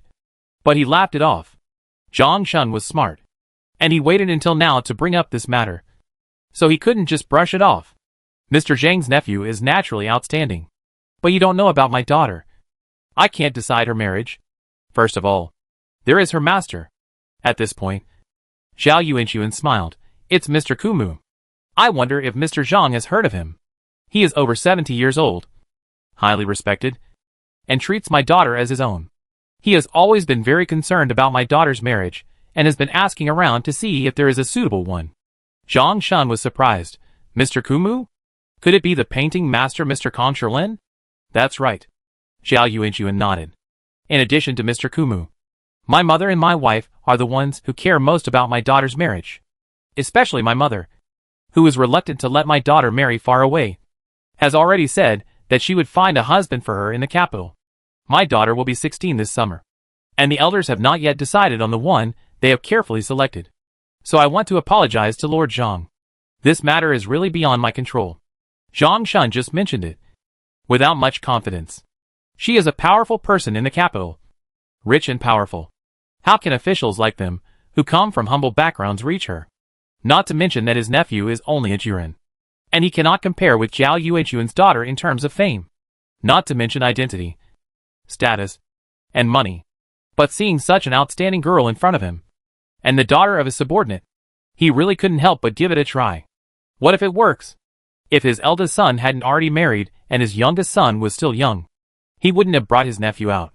Now that he heard that Zhao Rushi was Kong Shilin's apprentice, he simply gave up. Although he had never served as an official in Beijing, he knew more or less about the powerful people in Beijing. He had heard his mentor and senior brothers mention this Mr. Kumu in casual conversation. He was a very powerful person. Not only was he very close to the emperor, but his apprentices were all extraordinary. Haha. I just mentioned that. I know that my nephew is not worthy of your daughter." Zhang Shun laughed and bowed to Zhao Yuanxuan, and took 2 quick steps to catch up with the colleagues in front. In the capital, half a month after the results are announced, it is time for the palace examination. The location of the palace examination is the Winhua Hall in the Imperial Palace. It lasts a whole day, and the palace will provide a meal for the candidates at noon. The questions of the palace examination are set by the emperor himself. There are only 2 or 3 questions, which will allow the tribute students to express their opinions on some current government affairs of the court, and even propose solutions to the problems. The palace examination started at 9 a.m., but the examinees gathered at the Donghua Gate of the Imperial Palace at 8 a.m. to avoid being late, waiting for the officials of the Ministry of Rites to lead them in. "Brother Zhang, you are here? Brother Wenxing, long time no see? Congratulations." Although Donghua Gate was not in the Imperial Palace, the examinees did not dare to make a loud noise, but only greeted each other quietly. After greeting, someone looked around and whispered to a close friend, "Why hasn't that person come yet? Is he going to wait until the exam starts?" The other party sneered. He is of noble status. Isn't it normal for him to come late? It's okay if he is late. He can always get in, whether he is of noble status or not. I'm afraid he doesn't dare to come so early for fear of being seen. Someone nearby heard the conversation between the two and quickly moved away, not daring to get too close to them. These two people, talking about Jiwei Jusher in such a crowded place. Are they afraid that after they pass the imperial examination, the Minister of Personnel will send them to the poorest places? Two idiots. There was only half a month between the end of the joint examination and the beginning of the palace examination. If any candidate showed off outside or caused trouble during this half month and had a bad reputation, he would not be considered for the palace examination, and the court would not accept him even if he participated. So before the joint examination, these candidates often participated in literary and poetry gatherings.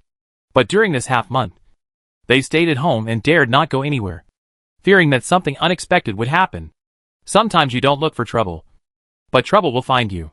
After 10 years of hard study, this is the last step left, and there must be no mistakes.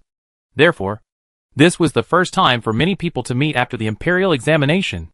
However, before the imperial examination, because everyone had participated in literary and poetry gatherings, even candidates from other places were familiar with each other. Only Zhao Rushi never participated in these literary and poetry gatherings. For this only woman who participated in the imperial examination, an unmarried noble girl of the right age, a disciple of Kong Shilin, a junior sister of the Minister of Personnel Wu Huixi, who became a famous painter of the master level. Many candidates who claimed to be young talents and unmarried had some different thoughts. If this woman is not ugly, she would definitely be a good match for them based on her family background, connections, talent, and fame. Not to mention her talent, just based on her family connections. Marrying her would definitely help them rise to the top and save them 10 years of hard work. Therefore, several unmarried men who thought they were talented and beautiful asked candidates in Beijing about Zhao Rushi. Chapter 603. Is this Zhao Jiwei? How could ordinary candidates in Beijing have seen Zhao Rushi? When faced with such questions, the children of wealthy and powerful families, who had seen Zhao Rushi in the painting competition or heard about her deeds would often say, I have never seen her, and I don't know, and would never talk about Zhao Rushi's appearance to these people. Children of powerful families actually know who can be offended and who cannot be offended. Just kidding. Let's not talk about anything else. Just Zhao Rushi's master is Mr. Kumu, and her senior brothers are all awesome. They can't afford to offend, not to mention that the emperor also favors her. And it is said that concubine Sun also likes Zhao Rushi very much. When there was a problem with the grain and grass at the border, Zhao Rushi, with her own strong mathematical skills, recalculated the wrong number for the Ministry of Revenue, so that the grain and grass could be delivered to the border quickly, which was a great contribution to the country. Just for this reason, they all deserve their respect. Not to mention Zhao Rushi's outstanding appearance. In their hearts, Zhao Rushi is a goddess, who cannot be desecrated or violated. What are these candidates from other places thinking when they inquire about her appearance? Don't they know? It's nothing more than wanting to marry Zhao Rushi. Snort. Jiwei Jusher doesn't even like the 4 sons of Jinping Wangfu. How many sons of the rich and powerful families in the capital have been rejected? How could he like them? Each of them doesn't even take a piss to look at themselves. A toad wants to eat swan meat. Just thinking about beautiful things. The children of the rich and powerful families are not mentioned. And naturally, others who have seen Zhao Rushi in the painting competition are not dared to mention. Even if they pass the imperial examination and become officials, they are just one of the many officials struggling to survive in the capital. The rich and powerful are not something they can afford to offend. Apart from the attitude of these people, Zhao Rushi herself is a noble girl, which is not something they can discuss. Therefore, until now, the candidates from other places have no idea what Zhao Rushi looks like, whether she is beautiful or ugly. Of course, there are relatively few candidates who want to find out Zhao Rushi's appearance and marry her as a wife. After all, it is not easy to take the imperial examination in these days. Most of those who can pass the Jinshi level are over 25 years old, and their children can help with soy sauce. Among these Jinshi, some are not very friendly to Zhao Jiwei, and they deliberately vilify and belittle her in their words. The Jin dynasty has been established for several generations. There are only so many official positions in the court. The court recruits officials every 3 years. If there are more, there is no place to place them. Therefore, the number of Jinsure candidates is less and less. Like this time, I heard that the court only plans to recruit more than 120 Jinsure candidates. The number of Jinsure candidates is small to begin with. Zhao Jiwei, a noble woman, has become a famous figure in the painting world. She has no worries about food and drink. And she is also successful. Why does she want to compete with them for this limited resource? This mentality, coupled with the male chauvinism, has caused these people to spread a rumor in private that Zhao Rushi is extremely ugly. Otherwise, why would these talented people in the capital keep silent about her and definitely not be able to show her off? Besides, if a woman is beautiful, does she need to study so hard? Even if she is from a baron's mansion and has a noble title, if she looks good, it will not be a problem to marry a noble man of equal status. Why should she study so hard to fight for a better future? From this, it can be inferred that Zhao Jiwei must be very ugly. But the rumor spreads like this. After all, no one has seen it with their own eyes. So everyone is still very curious about this only female tribute scholar. Today, everyone came to participate in the palace examination. And everyone wanted to see what kind of person this ugly talented woman in the capital is. Young people were keen on participating in literary and poetry gatherings. Zhu Huai had only been there once or twice, so he didn't know what these people thought of his niece. Otherwise he would definitely beat them up. The road to the imperial examination was difficult, and there were many people who took the exam together with their grandparents. Zhu Huai had no idea about participating in the palace examination with his niece. He was worried that his niece, a young girl, would feel uncomfortable here. So after he came, he stood outside and waited so that he could accompany his niece in. Zhao Rushi had long expected that she would be surrounded by people like monkeys when she participated in the palace examination today. She could also guess what the candidates were thinking. Therefore, she was too lazy to arrive so early, and she waited for Donghua Gate to arrive at 8:40.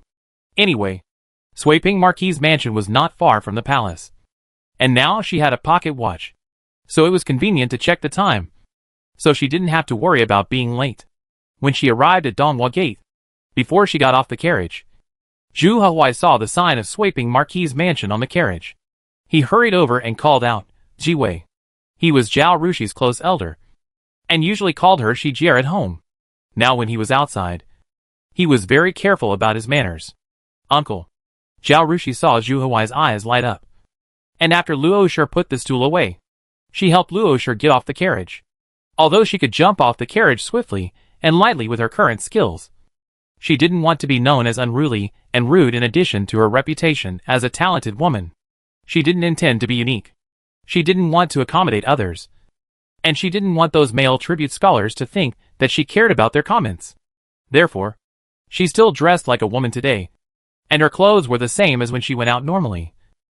But she chose a light blue skirt with a dark blue shirt of the same color. The color was elegant, and the style was simple.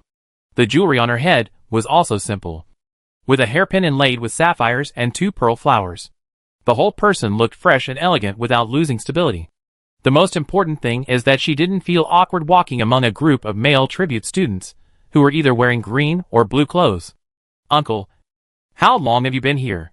She followed Zhu Huai to the crowd and asked. "I've been here for a while. Are all the people here? Everyone said that you are the only one missing." Zhu Huai joked. Zhao Rushi couldn't help laughing. "Oh my god. Look at this." A tribute student standing outside the crowd accidentally glanced over here and saw Zhao Rushi walking towards them. He was surprised and shouted. Because they had to keep quiet, everyone tried to keep their voices down even when they spoke. His voice was not actually loud, but everyone heard it. Everyone turned their heads. Everyone saw a tall, bright-eyed, white-toothed, beautiful lady with outstanding appearance and temperament walking towards them, getting closer and closer, obviously coming to Donghua Gate. Could this be Zhao Jiwei? As soon as this thought came up, before they could deny themselves, the official sent by the Ministry of Rights came up and said to Zhao Rushi, "Jiwei, you are finally here. Everyone is here, except you." This official from the Ministry of Rights, whose surname is Mo, happened to be the official who invigilated Zhao Rushi when she participated in the provincial examination. He had a very good impression of her, so his attitude was very warm, and he said this in a joking tone. Chapter 604 Palace Examination. Although Zhao Rushi did not wear men's clothes, She always liked to bow in public. She bowed and asked in surprise, "Lord Mo, am I late?" "No. No. Haha. Everyone is waiting here. And the time has not come yet." Lord Mo laughed quickly. Their jokes directly confirmed Zhao Rushi's identity. The tribute scholars were silent. "Who said Zhao Shiwei was an ugly girl? Stand up. I will beat you to death." Although the people on the other side may have all kinds of complaints about her. But as a social animal, Zhao Rushi is still very good at being hypocritical. She bowed to everyone, smiled and said loudly, "I am Zhao Shiwei. And I am honored to meet you all. Mr. Shiwei, it's a pleasure to meet you. I have heard of Mr. Shiwei for a long time. And it's a pleasure to meet you today." No matter whether the tribute scholars had a good or bad attitude towards Zhao Rushi before facing such a beautiful woman, all their thoughts were thrown out of the window, and they hurriedly returned the greetings with a very warm attitude. After all, this was outside the palace gate, so it was not appropriate to make noise.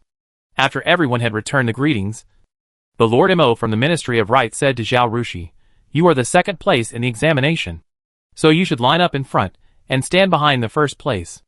As he said that, he gestured to everyone, "Please make way for me." Zhao Rushi turned to Zhu Huai and said, "Uncle, I will go to the front." As he said that, he followed Lord Mo to the front. When they heard Zhao Rushi's address, everyone looked at each other.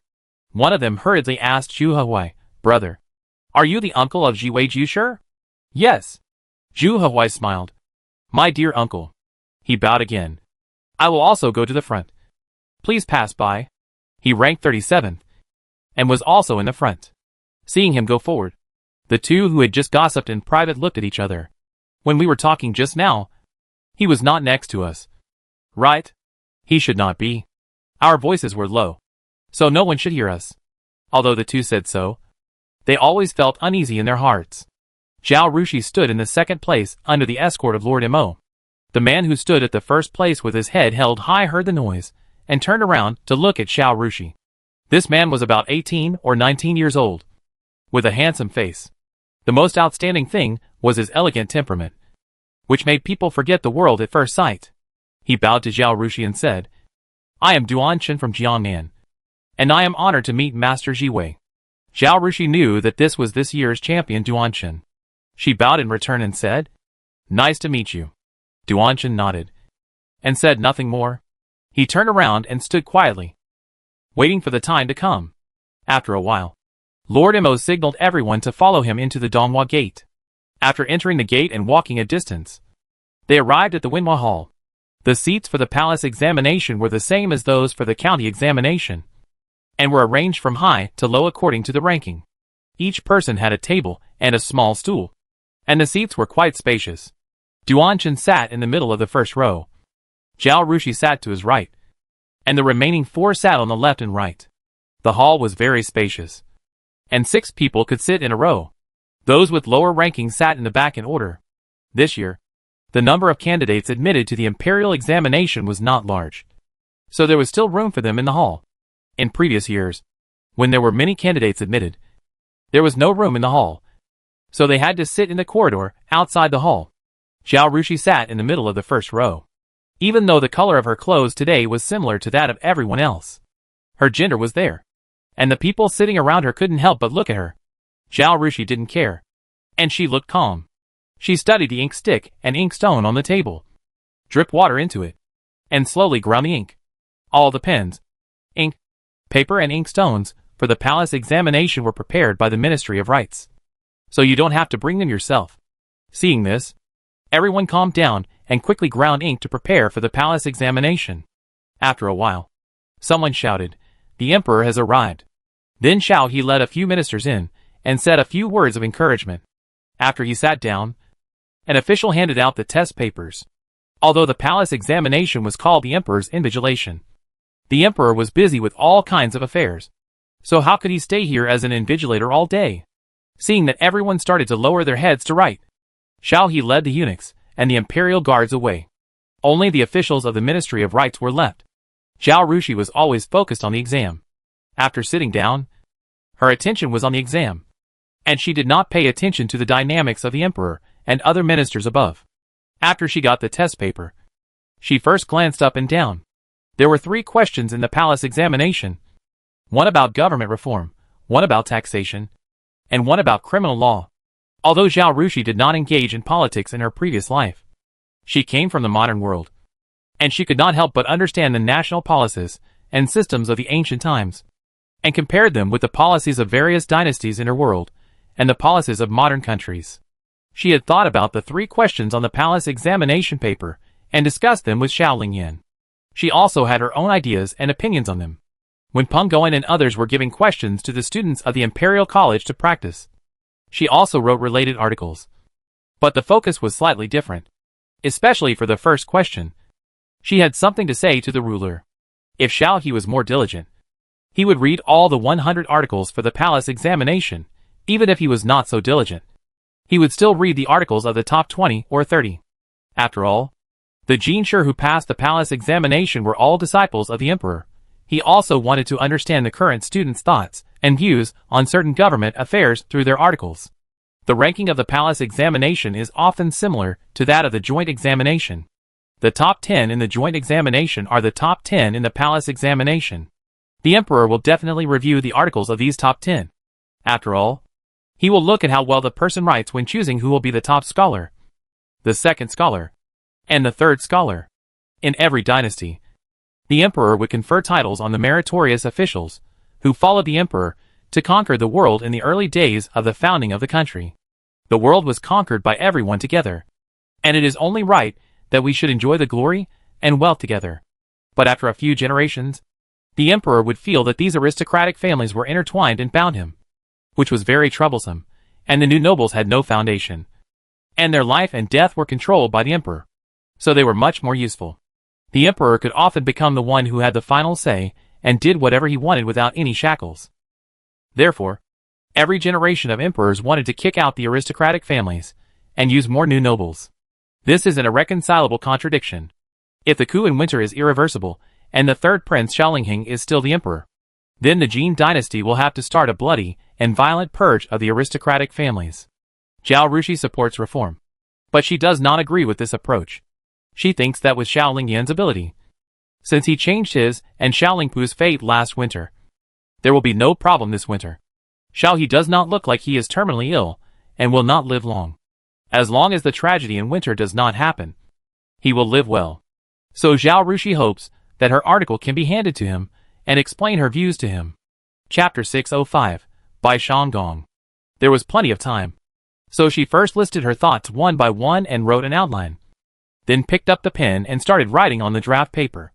Because there was no copying and sealing process for the provincial and imperial examinations, the test papers were directly presented to the officials of the Ministry of Rights and the Emperor. So the neatness of the paper and the beauty of the calligraphy were extremely important and largely determined the ranking. Since the articles for the palace examination were reviewed by the Emperor, it was impossible to write long essays, plus the concise writing form of classical Chinese. A policy essay was only 300 or 400 words at most, and 100 or 200 words at short. In her previous life, Zhao Rushi had been baptized by writing an 800-word essay in half an hour in high school. When she was in college, graduate school, and doctoral school, she could write a long paper easily. Although writing classical Chinese is a little more difficult than writing in vernacular Chinese, it is just like that if you write more. It doesn't take much time. Her mind is already agile. And after taking the agility pill, it is even more agile. Her hands are also much more agile than before. She can practice calligraphy of 30 words with the same quality. But it saves 1/3 of the time than before. Therefore, these 3 articles, more than 1,000 words, were carefully crafted and revised after she had written such articles before and had thought deeply about these issues. It took her an hour and a half to finish them. It was time for lunch. Lunch was 2 steamed buns and a bowl of meat and vegetable soup. Along with these, there was also a wet towel. Zhao Rushi wiped her hands carefully with the wet towel, then picked up the steamed bun, broke off a small piece, and slowly ate it. At this time, the food was served. Even the examinees who didn't want to interrupt their thoughts had to consider the palace rules and put down their pens to eat. At this time, everyone had time to appreciate the beauty. They looked at Zhao Rushi intentionally or unintentionally, wanting to know what this talented woman looked like when eating. Only Duan Chen kept his gentlemanly demeanor and didn't look at Zhao Rushi. He ate his lunch quietly. Although the gazes of so many strange men were relatively obscure, Lord Mo was still worried that Zhao Rushi would be uncomfortable. But she ate the steamed buns openly, as if she didn't know those eyes, in small bites, with unhurried movements and elegant posture, without any shyness or panic. Seeing Zhao Rushi's posture, the male candidates suddenly felt that the steamed buns in their hands were as delicious as the state banquet dishes. This was the same steamed bun as the beauty, and the taste was particularly different after Zhao Rushi arrived in ancient times. Except for the few days she spent at the little banyan tree, she was considered to have been well-dressed and well-fed. She really couldn't eat the plain white flour steamed buns, and she didn't want to touch the soupy things like meat and vegetable soup, because it was really troublesome to go to the toilet. Therefore, she only ate half a steamed bun and drank 2 mouthfuls of soup to fill her stomach and to show that she was not dissatisfied with the meal in the palace. And then she stopped. She signaled the maid to take away the food on the table, cleaned her hands with a wet towel, and began to copy. 2 years of calligraphy practice and the habit of writing as fast and well as possible when taking notes made her copy very fast. When the male candidates finished their lunch and went to the toilet, Zhao Rushi had already copied all 3 articles. She had no intention of staying any longer, so she raised her hand to signal Lord Mo. When Lord Mo came closer, she said, "I've finished writing." Lord Mo was very surprised, and he looked down and found that the test paper was full of words, and the handwriting was beautiful and neat, and it didn't look like it was written in a hurry. Zhao Rushi always handed in her papers early, and it never affected her grades.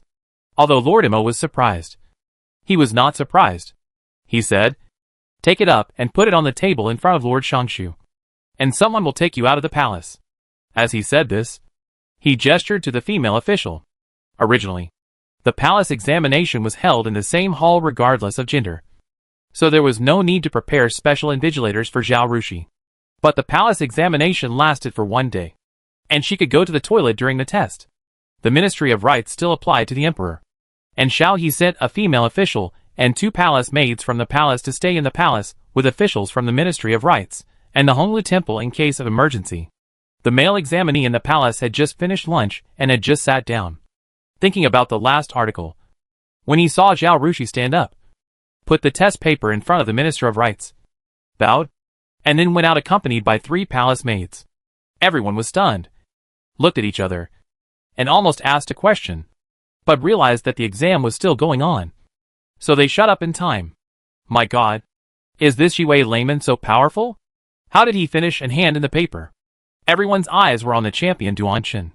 Duan Chen's original performance had always been very calm, and he didn't seem to care about Zhao Rushi's appearance.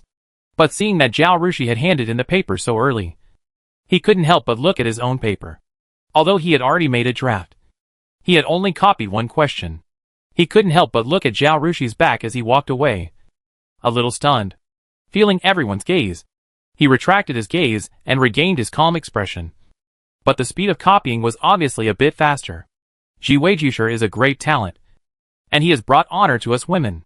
It is really admirable. Although I am only a palace maid, I am also proud of it. The female official accompanied Zhao Rushi out and praised. This female official was the Shanggong beside Xiao He, a 5th-rank official, the highest official among the female officials.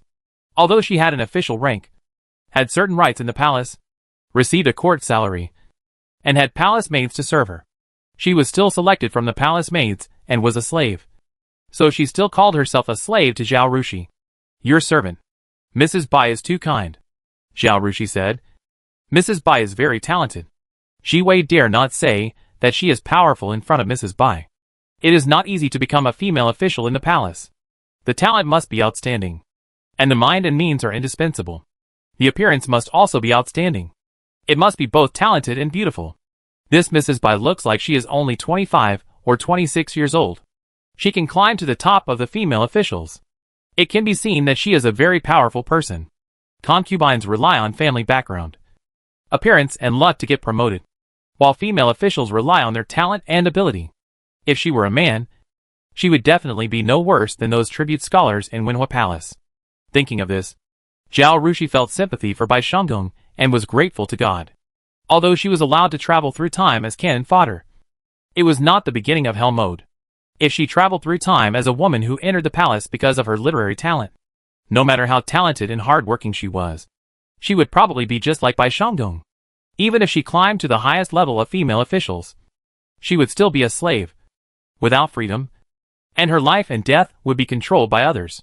Chapter 606. The road ahead is long and arduous. You don't have to be too modest, Master Jiwei. Gongbai smiled and said, I have been in the palace for 15 years, and have heard of many people and things. It is rare to see a woman as extraordinary as Master Jiwei. So I am quite curious. She stared at Zhao Rushi with her beautiful eyes curiously. I wonder if Master Jiwei has the ability to remember everything she sees. So she is so good at studying?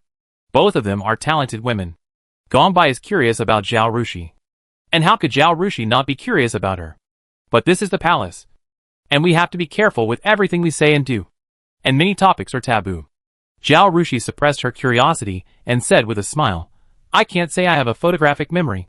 But I can still remember an article after reading it 2 or 3 times. I think I am one of those people with a good memory. She looked at Bai Shandong.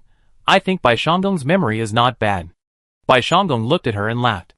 Sometimes, it really only takes a look to agree with each other.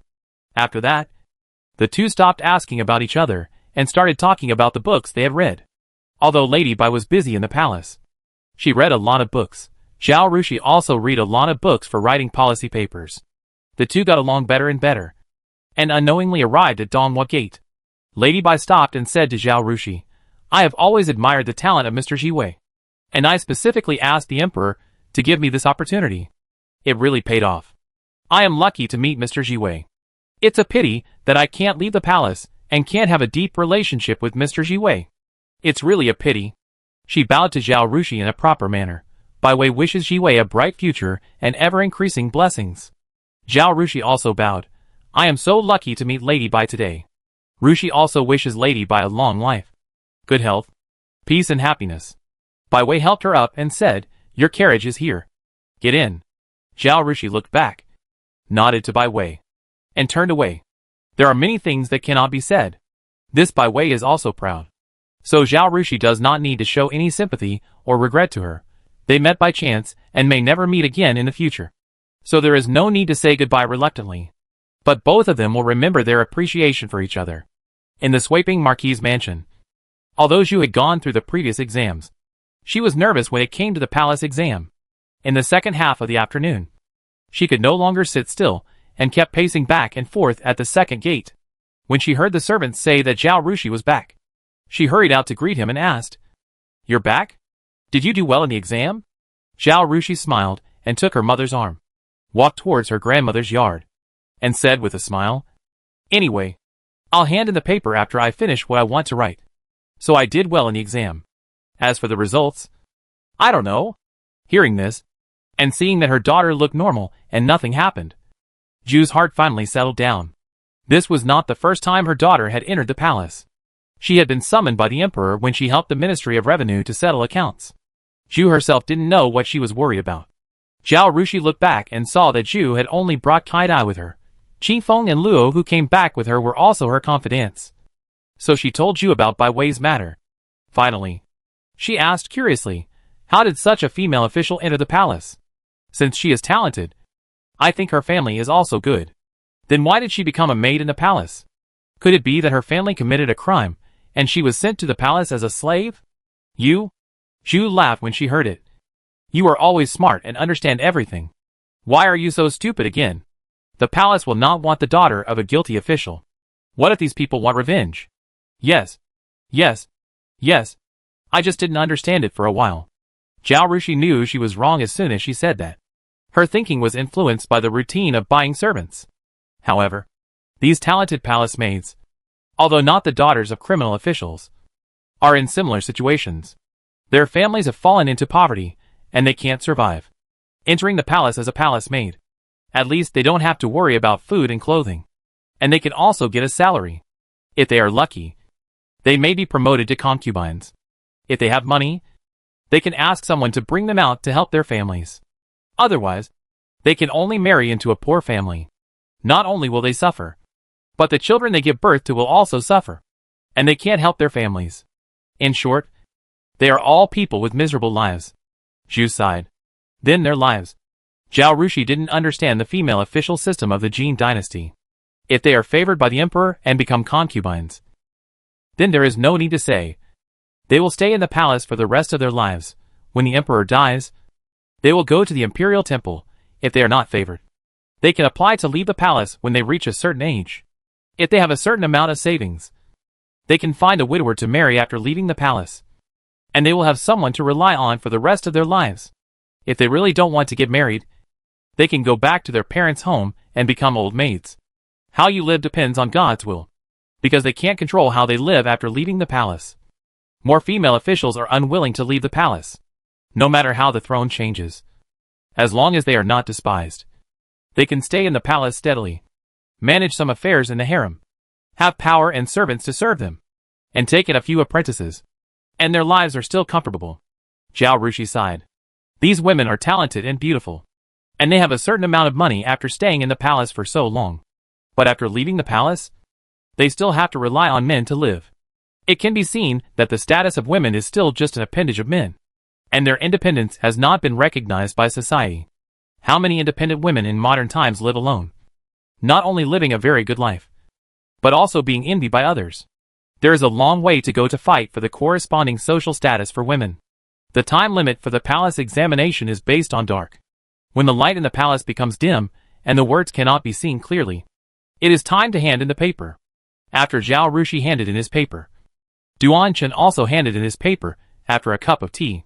The subsequent tribute students handed in their papers before dusk.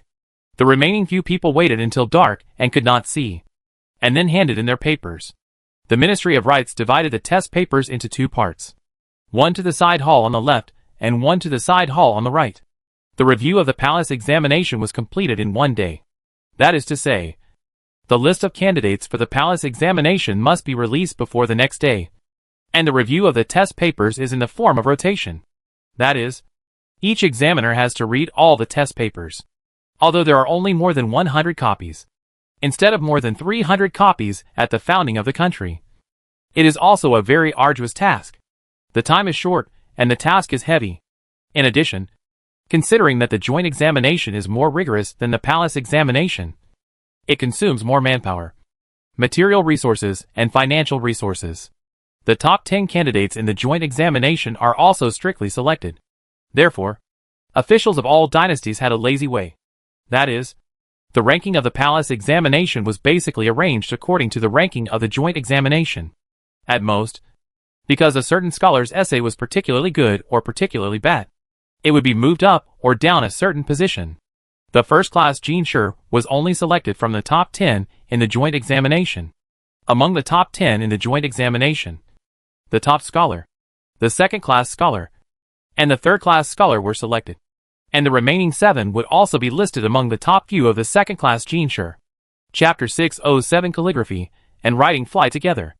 Originally, the top 10 papers were graded by the emperor himself, but the founding emperor, either because he was too lazy or wanted the heads of the 3 academies and 6 ministries to participate in the hard work of marking the papers, so that he would not suffer alone, stipulated that the heads of the 3 academies and 6 ministries should first mark the top 10 papers, and then hand them over to him for final approval. So although Zhang Chanshan, Wu Huixi, Qi Shigu and others also had to participate in marking the papers, their tasks were still very easy. They only had to quickly look through 10 papers, write comments, and then hand over their proposed rankings to the emperor for review. And then, they could go home and sleep. The remaining 100 or so papers will be reviewed by people selected from the 3 academies and 6 ministries. And then the ranking will be determined. This ranking is the final ranking of the Jin Shi candidates, and it will not be changed. In order to prevent the test papers from being destroyed or tampered with intentionally or unintentionally on this night, the examiners cannot wait until the next day to review the papers, but can only stay up all night and go home to rest after the review is completed tomorrow. In order to show seriousness, and to ensure fairness and justice, and not be influenced by others, the examiners basically do not chat, and try not to talk if possible. The top 10 papers were sent to the heads of the 3 academies and 6 departments. Basically, each person received 1 paper for review, and then they took turns. The first official to receive Zhao Rushi's paper was Li Hongbin, the Minister of Justice. When he saw the beautiful handwriting on the paper, his eyes lit up. Although his own calligraphy was not exquisite, he had practiced it since he was a child, so it was not bad. He had basic appreciation ability. Why did he feel that the handwriting on this paper was not worse than Qinzhe's, and could even be compared with Master Ming Song's handwriting? And the style was very different. Deep down, he liked the words in front of him more. He couldn't help but move his eyes to the place where his name was written on the test paper, where the 3 words, Zhao Rushi, were written. He was so surprised that he almost cried out. He knew this Zhao Rushi Zhao Jiwei, a woman famous for her talent, who had been very popular recently. Even though Li Hongbin was busy with official duties, and never knew the gossip in the capital, he knew the deeds of Mr. Kumu's disciple. If Zhao Rushi had only achieved success in painting, it would be fine. There are women who are talented in this area, and the princess of Qingyang County is one of them. Although the ministers in the court thought that this girl was good, they would not admire her much. Calligraphy and painting, after all, are talents, and have nothing to do with governing the country and politics. They are just minor things for them.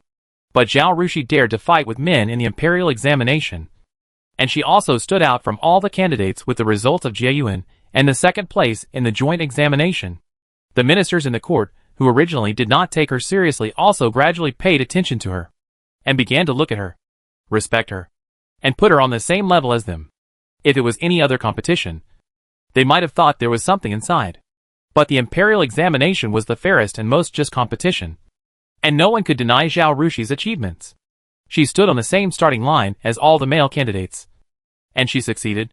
This courage that was different from that of ordinary women, this talent that was better than that of all men, won the respect of these ministers, who had also studied hard and knew how difficult the road to the imperial examination was. Now, seeing this beautiful calligraphy in front of him, and the article that was completed in one go, with a momentum that swallowed up the mountains and rivers, and the momentum of Zhao Jiwei's landscape painting, Li Hongbin couldn't help but want to stand up and applaud, and ask everyone to come and appreciate such calligraphy and articles together. Unfortunately, he couldn't. He had to suppress his excitement and read the article carefully. After reading it, he wanted to clap his hands and shout out in praise. This article is really well written. Li Hongbin's father was born in a poor family, but by the time of Li Hongbin's generation, he had become a second-generation official. He himself is now in his 50s, and his sons and grandsons are also from official families and scholarly families. His family has experienced the contradiction between aristocratic families and poor families. Therefore, he neither agrees to completely support the poor by cutting off the nobles, nor does he agree to let the nobles have too much power and encroach on the interests of the country and the people. How to strike a balance between the two is a very profound imperial knowledge, and Zhao Rushi elaborated on this issue in the article. Probably because of the taboo, she used historical examples, extensive references, quotations from classics, and a large amount of data and historical facts to prove her point of view, and her point of view coincides with Li Hongbin's. After reading Zhao Rushi's 3 articles, Li Hongbin was overwhelmed with emotion, and the tip of his pen trembled slightly when he drew circles and wrote comments. In his comments, he praised Zhao Rushi's 3 articles with the utmost praise. Wu Huaixi, who was sitting next to him, had already read and commented on the articles in his hand. Seeing that Li Hongbin had put his pen on the pen holder and had finished commenting on the articles in his hand, he handed over his article and wanted to exchange one with Li Hongbin for review. Li Hongbin was happy, took the article handed over by him, and handed over the one in his hand, then pretended to read the article and looked at Wu Huaixi with his peripheral vision, wanting to see how he would react when he saw his junior sister's article and calligraphy. As a result, Wu Huaixi looked at the words above. His eyes were full of amazement, and he was obviously shocked by the master-level calligraphy. He immediately raised his eyes and looked at the place where the name was written, and then his expression was stunned. Obviously, he didn't expect that this was the handwriting of the junior sister. He looked at the article again, then at the name, and then turned his head, as if to ask Li Hongbin for confirmation. Li Hongbin was worried that others would say that they were partial, especially since Wu Huaixi had a close relationship with Zhao Rushi. He admired Zhao Rushi and had a good relationship with Wu Huaixi, and didn't want to cause trouble for them. He nodded to Wu Huaixi, gave a quick thumbs up, and then lowered his head to look at the article in his hand. No longer looking at Wu Huaixi, But after a while, he couldn't help but look up at Wu Huixi, and saw Wu Huixi staring at the test paper for a while. Then he collected his mind and read the article. Li Hongbin smiled slightly, collected his mind, and read the article. Although Wu Huixi and Kan Yanyan had a close relationship with Zhao Rushi among the examiners, there were also examiners who had blood ties with other examinees and intended to suppress others, or they were simply prejudiced against Zhao Rushi. A female examinee, for example, Guanglu Temple Minister Shen Wenyong, who is 65 years old this year, has some conflicts with Kong Sherlin, and is very old-fashioned. He doesn't like Zhao Rushi very much, thinking that a woman should not stay at home to take care of her husband and children, but must come here to show off her intelligence and compete with men for resources, which is very unfaithful to a woman.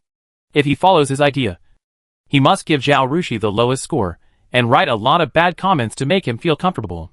Chapter 608 Calligraphy Master. But everyone's comments must be written on the test paper and circulated to other adults. These 10 test papers must also be presented to the emperor for his review. If everyone is a little biased or unfair in their evaluation, the other adults and the emperor will be able to see through the grudges and small thoughts behind them. If you do this, in the end, not only will you not be able to help your relatives or younger generations, or suppress someone, but you will also be left with a bad impression of not distinguishing between public and private, using personal interests to repay, and being narrow-minded in front of the emperor and the ministers. Moreover, Wu Huixi and Kan Yanyan, who were present, had a close relationship with Zhao Rushi. Zhang Chanshan and Qi Shigu defended Zhao Rushi, and 4 of the 9 cabinets favored her. In addition, the emperor admired Zhao Jiwei's painting skills very much, and Princess Shangda was not someone who could be easily provoked. Shen Wenyong did not dare to reveal his little thoughts of favoring boys over girls in his comments. He read Zhao Rushi's 3 articles carefully, trying to find faults. As long as he could find faults, he would not be taking revenge. He didn't believe that a girl could understand national affairs, make suggestions and proposals, and write a good article with depth. But he read it for a long time, thinking about every sentence 2 or 3 times, but found that he couldn't find any faults. These 3 articles not only had no faults, but also had outstanding advantages. In the end, he had to give them a score of A, and wrote dozens of words of praise. He felt very tired and urgently needed to find another test paper better than Zhao Rushi's, to comfort his wounded heart. After reading the essay of Wu Yuan, he found that although it was not bad, it was only equal to Zhao Rushi in terms of style. The essays of other candidates were far behind them. He was even more tired. The Minister of War had a good relationship with Shen Wenyong, so he sat next to him and waited for the test paper in his hand. Seeing that he had finally finished reading the test paper, he couldn't help but said in a joking tone when he took the test paper, "I say, what kind of article needs you to read for so long? Although my eyesight is blurry, I can read twice as fast as you. I have finished reading 3 papers, but you haven't finished marking this one yet. Sir Shen, you are not fast enough. Although there are rules for marking papers, everyone is an old hand marking these papers, so the atmosphere is not so tense. Occasionally saying a few words, as long as it does not involve the content of the paper or the article, it is not a big deal." Shen Wenyong looked at the Minister of War expressionlessly, picked up another paper on the table, lowered his head to continue marking, and ignored him. They received the test papers at Yushur, which was about 7 o'clock in the evening. They had finished marking all the test papers at Haishur, which was about 9 o'clock in the evening. After handing the test papers to the Minister of Rights, everyone left the palace and went back to sleep. The next day was a day off, so they did not need to attend the morning court. Their subordinates still had to mark more than 100 test papers, and it was estimated that they would be busy until the evening before they could go home and rest. On the day off, Xiao He also had a good rest. It was not until the afternoon that he went to the main hall where government affairs were handled and asked Eunuch Xie, "How are the papers for the palace examination being marked?" "The papers of the top 10 were delivered last night. The adults just finished marking the papers of the others and are discussing the rankings," Eunuch Xie reported. Xiao He nodded and asked Eunuch Xie to bring the papers of the top 10 so that he could review them. For the papers of the palace examination, if the emperor is lazy, he will just review the papers of the top 10. If he is diligent, he will only look at the papers of the top 20 or 30, and not the rest. Eunuch Xie put the papers on the table and stepped aside. The hall became quiet, with only the sound of Xiao he flipping through the papers. Oh! Good handwriting. Good handwriting. After a while, Eunuch Xie heard the emperor's praise. He raised his eyes, and saw the emperor waving at him. Come and see. This is Zhao Jiwei's handwriting. In my opinion, it is not worse than Qinzhe's, and it is comparable to Master Ming Song's handwriting. But the style is different. I like her handwriting more. Eunuch Xie was curious when he heard it. He had seen Zhao Jiwei's handwriting before, in Zhao Jiwei's paintings. Although the handwriting was not bad, with some of Master Ming Song's flavor, it was far from being comparable to Master Ming Song. Although it has been half a year since then, it is impossible for a person's handwriting to have a qualitative leap in half a year. Right? He walked over and stretched his head to take a look at the table. And then, ah! Squeaked, and his eyes widened suddenly. Xiao laughed and said, I am right. Right?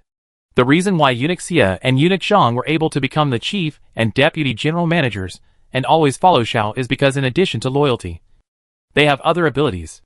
Eunuch Xie has a high level of attainment in calligraphy, painting and literature, and has a photographic memory, which can greatly help Xiao in handling government affairs. Eunuch Zhang is a person with strong execution ability, and he can basically do everything he is told to do to Zhao's satisfaction. This is why Eunuch Xie was able to attend the auction on behalf of Xiao He. Eunuch Xie knew that the emperor had the habit of listening to his comments. He calmed down, tilted his head and thought about it, and commented objectively, although Miss Xian's Weiwei's calligraphy is good, it has 70% or 80% of the charm of Master Ming Song. But there are only a few people who can practice to this level, and copying other people's calligraphy, without their own style and personality, is not enough to amaze people. Just like an eagle in a cage.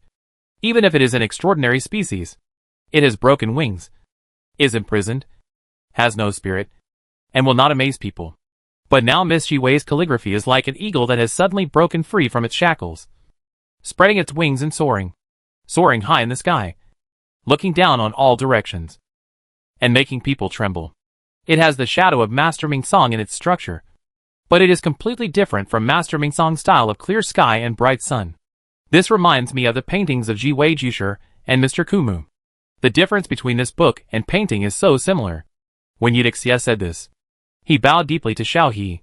Congratulations to the emperor. You have another master of calligraphy. Xiao He couldn't help laughing, pointing at Eunuch Xie and saying, you are indeed worthy of being called Xieshenmu. This comment is just right, and I like it very much. Eunuch Xie has a pair of eyes that are very discerning in calligraphy and painting appreciation. And he has a photographic memory. He can remember every person or writing he has seen, without any error. In modern terms, it is like a camera memory.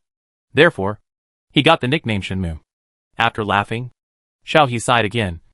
Zhao Jiwei is so talented. I have never seen such a person before in my life. She is excellent in everything, including calligraphy, painting and studying. This is really rare. Eunuch Xie knew that the emperor had decided to select Zhao Rushi as a first-class Jinsher. Her calligraphy really scored a lot of points, and she was able to get the second place in the imperial examination, and her essay was not worse than the first place. This shows that Zhao Jiwei's essay is also good. There is no problem in selecting her as a first-class Jinsher. Chapter 609, Relay. He opened his mouth, as if he wanted to say something, but swallowed it back in the end. He only said, I wonder how well Miss Jiwei's essay is written, and whether it can match her calligraphy. Xiao He knew that Eunuch Xie was suggesting that he review the essay first, so he nodded, picked up the test paper, and started reading. Eunuch Xie took a few steps back and quietly returned to his original position. After a while, he saw Xiao He slap the table again. Good essay. Good essay. After the photo was taken, Xiao took up his pen and dipped it in red ink, and began to write on the test paper. Seeing the speed and strength of his writing, Eunuch Xie knew that the emperor was very excited at this time. He wrote almost 100 words with a flourish, and then he stopped and breathed a sigh of relief. Seeing this, Eunuch Xie couldn't help but sigh. It took Xiao half an hour to review these test papers. Some articles were novel, and the suggestions given were refreshing and meaningful. He would savor them carefully and consider the meaning of the article. Some articles were well written and written with great momentum, but there was nothing new. Xiao He glanced at this kind of article and put it down. After reviewing it, he took a sip of tea, put down the teacup and let out a long breath. and said with a wry smile, "The time of embarrassment has come. According to my preference, whether it is writing or calligraphy, Zhao Ziwei is naturally the best. She deserves this title of #1 scholar, better than all other tribute scholars. But if I choose her as the #1 scholar, I don't know how many people will be dissatisfied. Dissatisfaction is fine. I am not an emperor who is afraid of dissatisfaction from his subjects. It's just," he shook his head, full of sighs, "I have chosen her as the top scholar. So she has to be an official. And she has to do this job well. And she can't give up halfway. Otherwise, she will be criticized by the literati." He raised his eyes and looked at eunuch Xie, Zhao Ziwei. "It's time to talk about marriage. Right?" "Yes," eunuch Xie said. "Miss Ziwei will be 16 in a few months, which is the right age to talk about marriage." Shaoqi asked curiously, "Is she engaged?" Because Zhao Ziwei was outstanding in talent and learning, the emperor paid great attention to her. So eunuch Xie also did his homework on this. He shook his head and said, "No. Many families in Beijing came to propose marriage, but Sweeping Marquis' mansion rejected them all." Shao He was stunned, then nodded and said, "Zhao Ziwei is so talented and beautiful. There are really few men in the world who can match her. Besides, such a woman, letting her be confined to the back house to raise children is a loss to our great Jin. Her marriage cannot be easily arranged." Eunuch Xie suddenly stepped forward, knelt down and bowed to Shao He before the palace examination. Mr. Ku Mu entered the palace once. When he left, I went to see him off. He asked me to convey a few words to the emperor. He specifically told me to tell him after the palace exam, before the emperor finished marking the papers, and wanted to select the first-class Jinshi. "Oh!" Shao He sat up straight. "What did you say?" "You say," Mr. Kumu said, "that Miss Ziwei's greatest wish in this life is to be an official in another place. See the beautiful mountains and rivers of Dajin. Understand and experience the people's livelihood. And do something for the common people." Mr. Kumu said that if Miss Ziwei's article is not in the emperor's eyes, and she has no chance to be a first-class Jinshi, there is no need to tell the emperor this. Shao He was stunned for a moment. After a long time, he said, "Stand up." He looked down at the test paper of Zhao Rushi, who was at the top, and for some reason, he suddenly felt a little sour in his nose. For Zhao Ziwei's ambition, and for the kindness of his uncle and junior sister. Although his uncle said this because Zhao Ziwei wanted to be sent out to realize his ambition, he didn't want to embarrass him. So he used this as an excuse to ask Grandpa Xie to say this. Right? He looked at the test paper in silence for a long time, and then took out the test paper below to look at it. Seeing this, eunuch Xie moved his lips, but finally lowered his head and said nothing. After the palace examination, Zhao Rushi felt relaxed.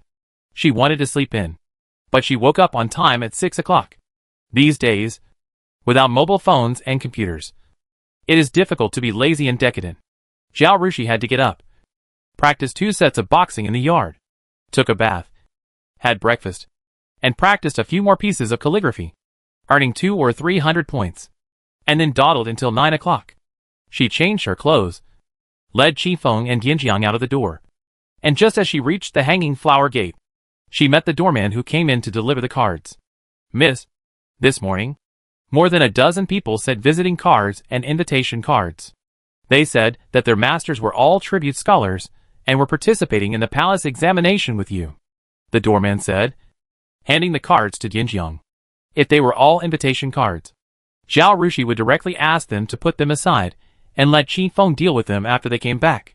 But if there were visiting cards, she couldn't do that. She frowned, sat down in the corridor, took the cards and looked through them one by one, and found that there were actually more than 10 invitation cards, all inviting her to participate in the literary meeting. There are more than one literary gathering, and the time varies from the day after tomorrow to a few days later. There are 2 visiting cards, one from the champion Duan Chen, and the other from a scholar named Lu Shanchu. Lu Shanchu came to visit the day after tomorrow, after the results of the palace examination came out, and Duan Chen came to visit this afternoon. The list of the joint examination is basically the list of the final admitted Jinshi, and only some minor adjustments will be made after the palace examination.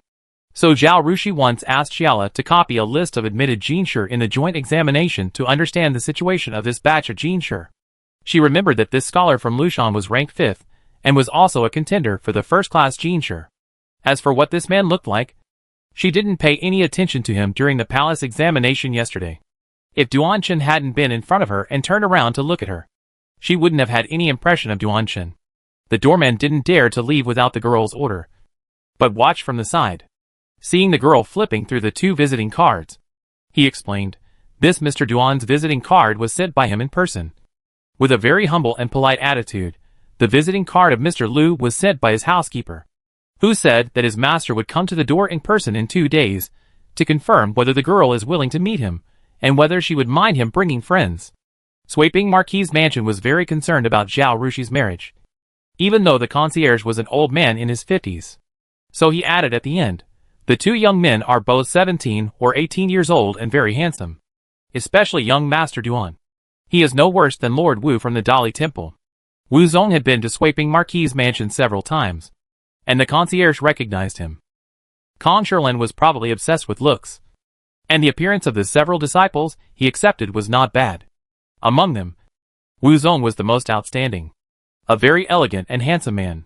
Chapter 610 Rejection. Hearing this, Zhao Rushi frowned. Originally, one of these 2 people was the first place in the imperial examination, and the other was the 5th place in the imperial examination. They were very likely to be first-class Jinshi, which was comparable to Zhao Rushi, the 2nd place in the imperial examination. It was also very good for them to appreciate each other and interact with each other.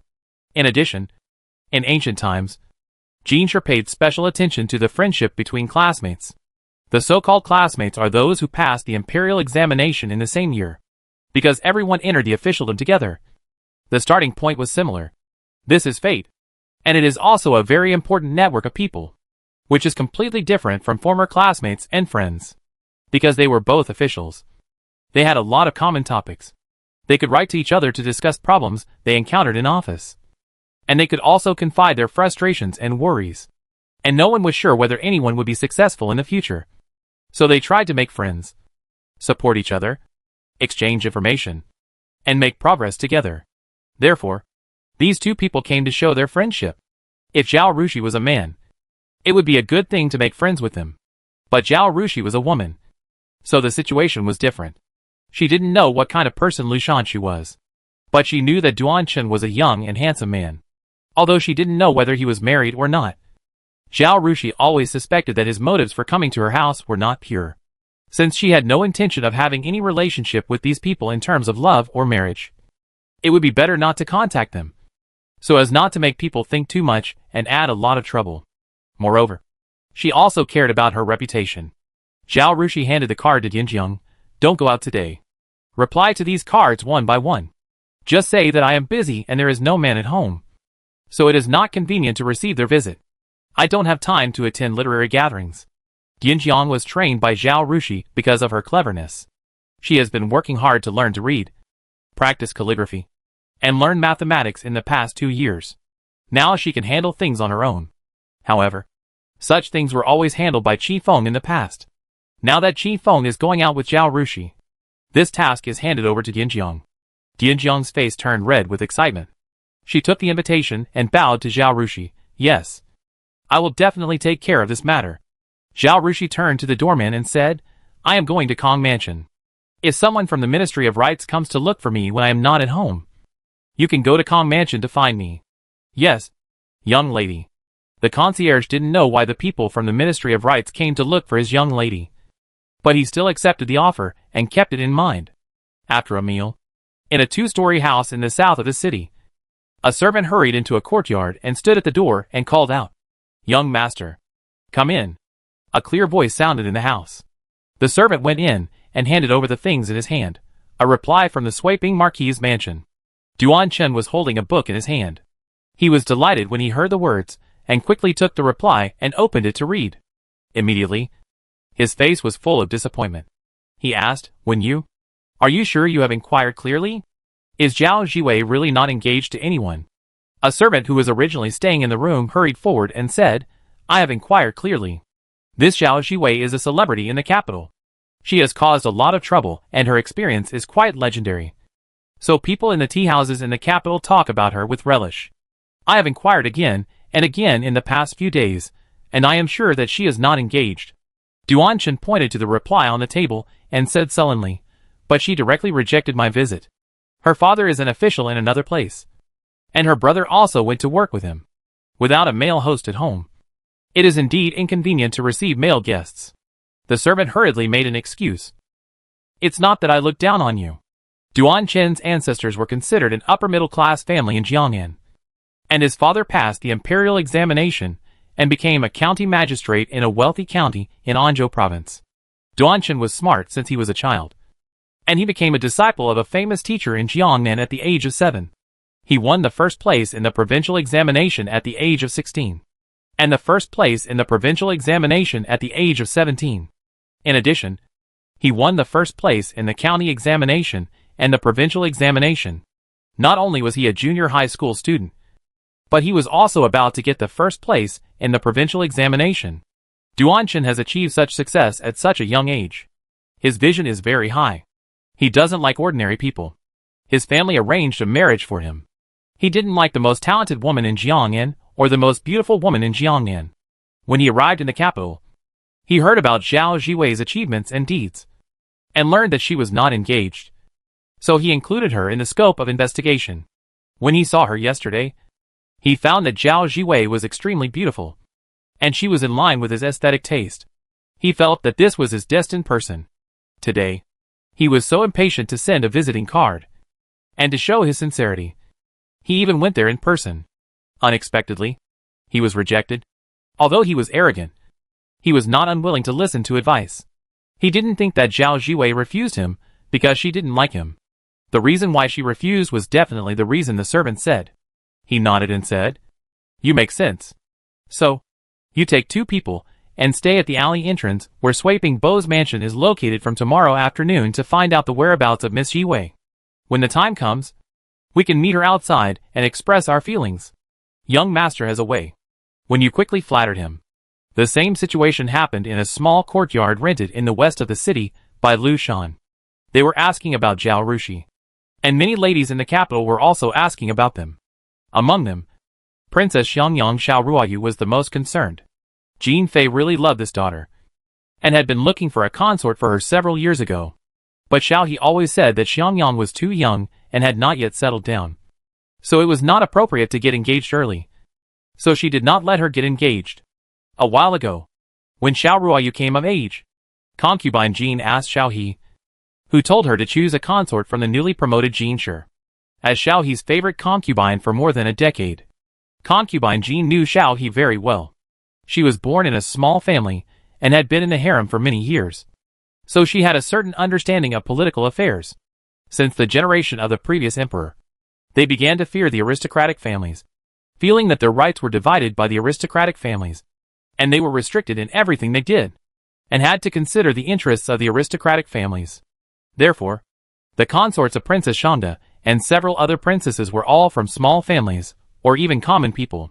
For example, the son-in-law of Princess Shanda was born in a poor family, was brave and good at fighting, and made great contributions at a young age. The late emperor saw that he was handsome, smart, literate, and loved to study military books. Princess Shanda did not object after meeting him, and married her daughter to him. Now Princess Shanda's son-in-law is stationed in the southern border. The Jin dynasty has many restrictions on military power. Although the son-in-law leads the army, it is not easy to mobilize soldiers from the army. The royal family will not let the son-in-law hold great power in the army, and will send other generals to check and balance him. Therefore, the Jin dynasty did not have a rule that the son-in-law should be a decoration without any achievements. Chapter 6:11 Understanding the situation. As a consort, although he can become an official, he will never be able to enter the core of power and hold great power again. This is naturally not what people with great political ambitions want. But such people are a minority after all. The vast majority of people are still ordinary people, and they are still willing to marry the master. After all, they can enjoy a lifetime of wealth and glory. They also do not have the courage to refuse the royal family, fearing that they will be beheaded or never be reused. Concubine Jin knew the mentality of these people very well. This year, Xiao Ruoyu was coming of age, and concubine Jin was determined to choose a son-in-law for her daughter from the newly promoted Jin Shi. Before the list of candidates for the imperial examination came out, She had people study the more than 100 Jinshi candidates, find those who were ranked before the 30th place, unmarried, and good-looking, and then send people to investigate their hometowns to avoid those who already had wives and children at home and made a big joke. And the first choice was the champion Duanqin. "Mother, I don't want to marry a poor man." Xiao Ruoyu came in from outside, shouting as she walked. She had just learned that her mother was going to choose a prince consort for her from this batch of Jinshi. So she hurried over. Concubine Jean looked at her slowly, turned to the eunuch and continued, "Tell me, what did you find out?" The eunuch found out the news and was about to report it to Concubine Jean. But when he saw Princess Xiangyang coming in, he hesitated, looked at Concubine Jean with his eyes, and did not speak immediately. If it were in the past, Concubine Jean might have taken her daughter's emotions into consideration, slowly analyzed the situation for her, and told her that the person she had chosen for her was the best candidate. But because of Xiangyang, she finally managed to make the emperor happy and come to her more often. It seemed that things could be restored to the past. But Xiangyang targeted Zhao Jiwei and ruined it again. She hated her daughter, but she had to arrange a marriage for her. She was angry and simply ignored her and said to the eunuch, "Speak. What's the matter? Do you need someone to slap you in the face before you speak?" The eunuch shuddered and said quickly, "Duan Huiyuan is indeed unmarried. He is naturally intelligent and has been known as a child prodigy since he was a child. He is loved by his teachers, which has also cultivated his extremely arrogant character. Originally, the Yu family in Jiangnan had taken a fancy to him and wanted to marry their daughter to him. But he refused to agree. The Duan family's business was suppressed by the Yu family. However, the Duan family was optimistic about his future and thought that with his appearance and talent, he would have a better marriage after passing the imperial examination. So they did not force him because of the pressure from the Yu family. They used other grandchildren and granddaughters to marry and get external support, and managed to survive. Hearing this, Concubine Jean was very satisfied. At the beginning, she asked people to inquire about Duan Qin's family background. This is a middle-class family in Jiangnan. Some of them are officials. Some are businessmen. And they are not very powerful. They are in line with the emperor's family background requirements for the son-in-law. People with such backgrounds are much better than those who are purely from poor families.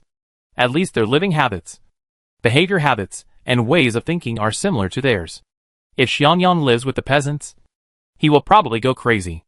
Although she is dissatisfied with Xiangyang, she still loves her daughter and hopes that she can live a good life. "What is his personality like? Does he have any bad habits?" she asked. This question was actually a bit embarrassing for the young eunuch. In just a few days, he could only find out some external things. As for Duan Qin's personality, how could he know without actually living with him? Duan Qin lived in the house that the Duan family bought in the capital. Even if he occasionally went to participate in literary gatherings, he rarely chatted with others because of his arrogant nature.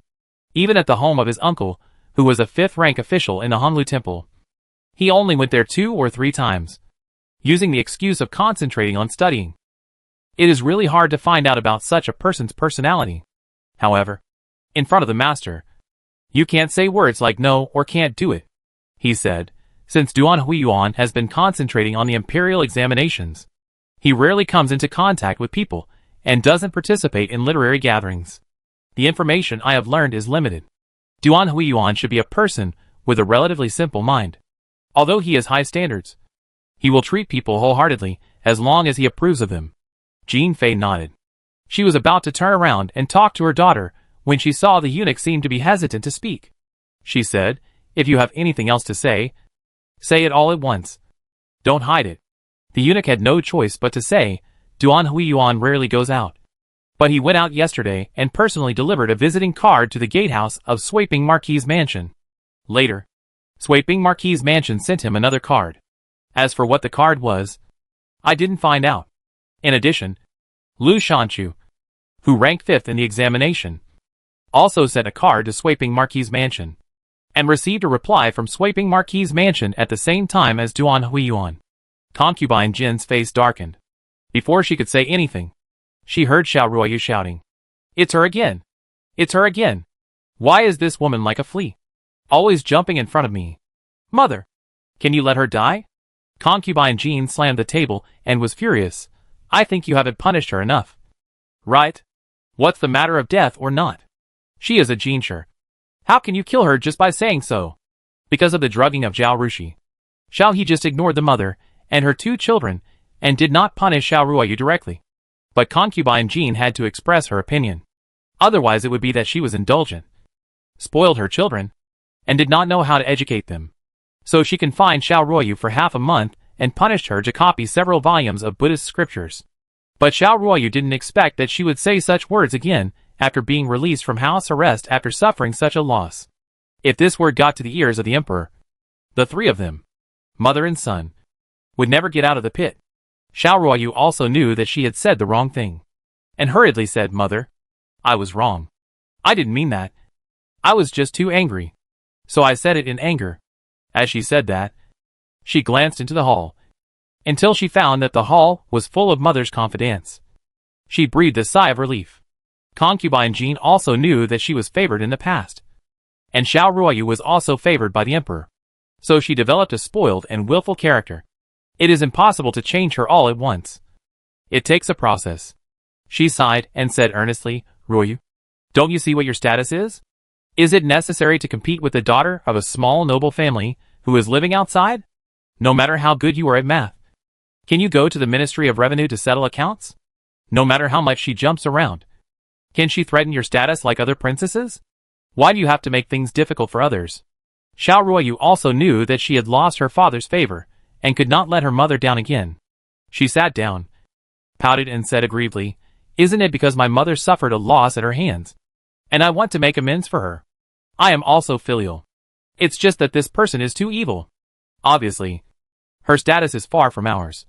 Like a little ant. But we have suffered a lot from her." Chapter 612 Don't Dare to Offend. Jean Fei fell silent and sighed for a long time. "We underestimated her. We thought she was nothing. But she won the appreciation of your father with her talent, and also won the respect of the ministers in the court. Now she has become a Jinshi, a master of painting, and I heard that her calligraphy is also very good. This kind of person is not an ant, but a wolf. You treat her as an ant. Can you not suffer? Think about it. The reason why she fell out of favor was because she couldn't stand Zhao Rushi stealing the limelight of the Beijing Women's Academy, and made Princess Pingyang embarrassed her. Right? Although half of it was Princess Pingyang who acted on her own initiative. She did not stop it. Now her daughter made the same mistake as Princess Pingyang, and the situation that had been restored with great difficulty was ruined. It can be said that they all fell into Zhao Rushi's trap. Realizing this, she would not let her daughter continue to commit suicide. She let out a long breath. That Zhao Jiwei is evil. Look at how many people have provoked her. And what is the end now? Is it necessary for us to give up our good life and compete with her? Xiao Ruoyu blinked, as if she didn't understand. Concubine Jean then recounted the fate of those who had troubled Zhao Rushi since she returned to Beijing. Xiao Ruoyu was obviously thinking of metaphysics, and shuddered, and asked, "Mother, do you think she is a demon? What nonsense!" Concubine Jean said those things just to stop her daughter from committing suicide. She didn't think Zhao Rushi was anything. The reason for this is that she is talented and has been appreciated by your father, Mr. Kumu, her 3 senior brothers, Qi Shugu of the Ministry of Revenue, Zhang Chansha of the Dali Temple, and Peng Goen, the chief priest of the Imperial College. All appreciate her, and she can also bring honor to your Aunt Shangda. With these people protecting us, we may not be able to get away with it even if we go against her. Speaking of this, Xiao Ruoyu was not convinced. That's because she likes to show off. There are many talented women in the capital, not to mention anything else.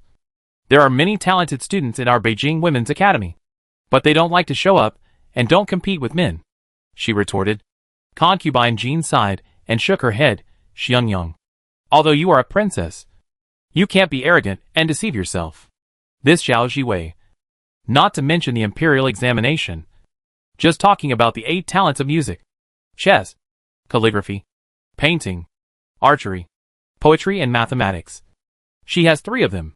It is said that the words she wrote during the palace examination were not worse than Master Ming's song. Lord Qinjia has been alarmed and handed in a sign to come to the palace to see, but was rejected by your father.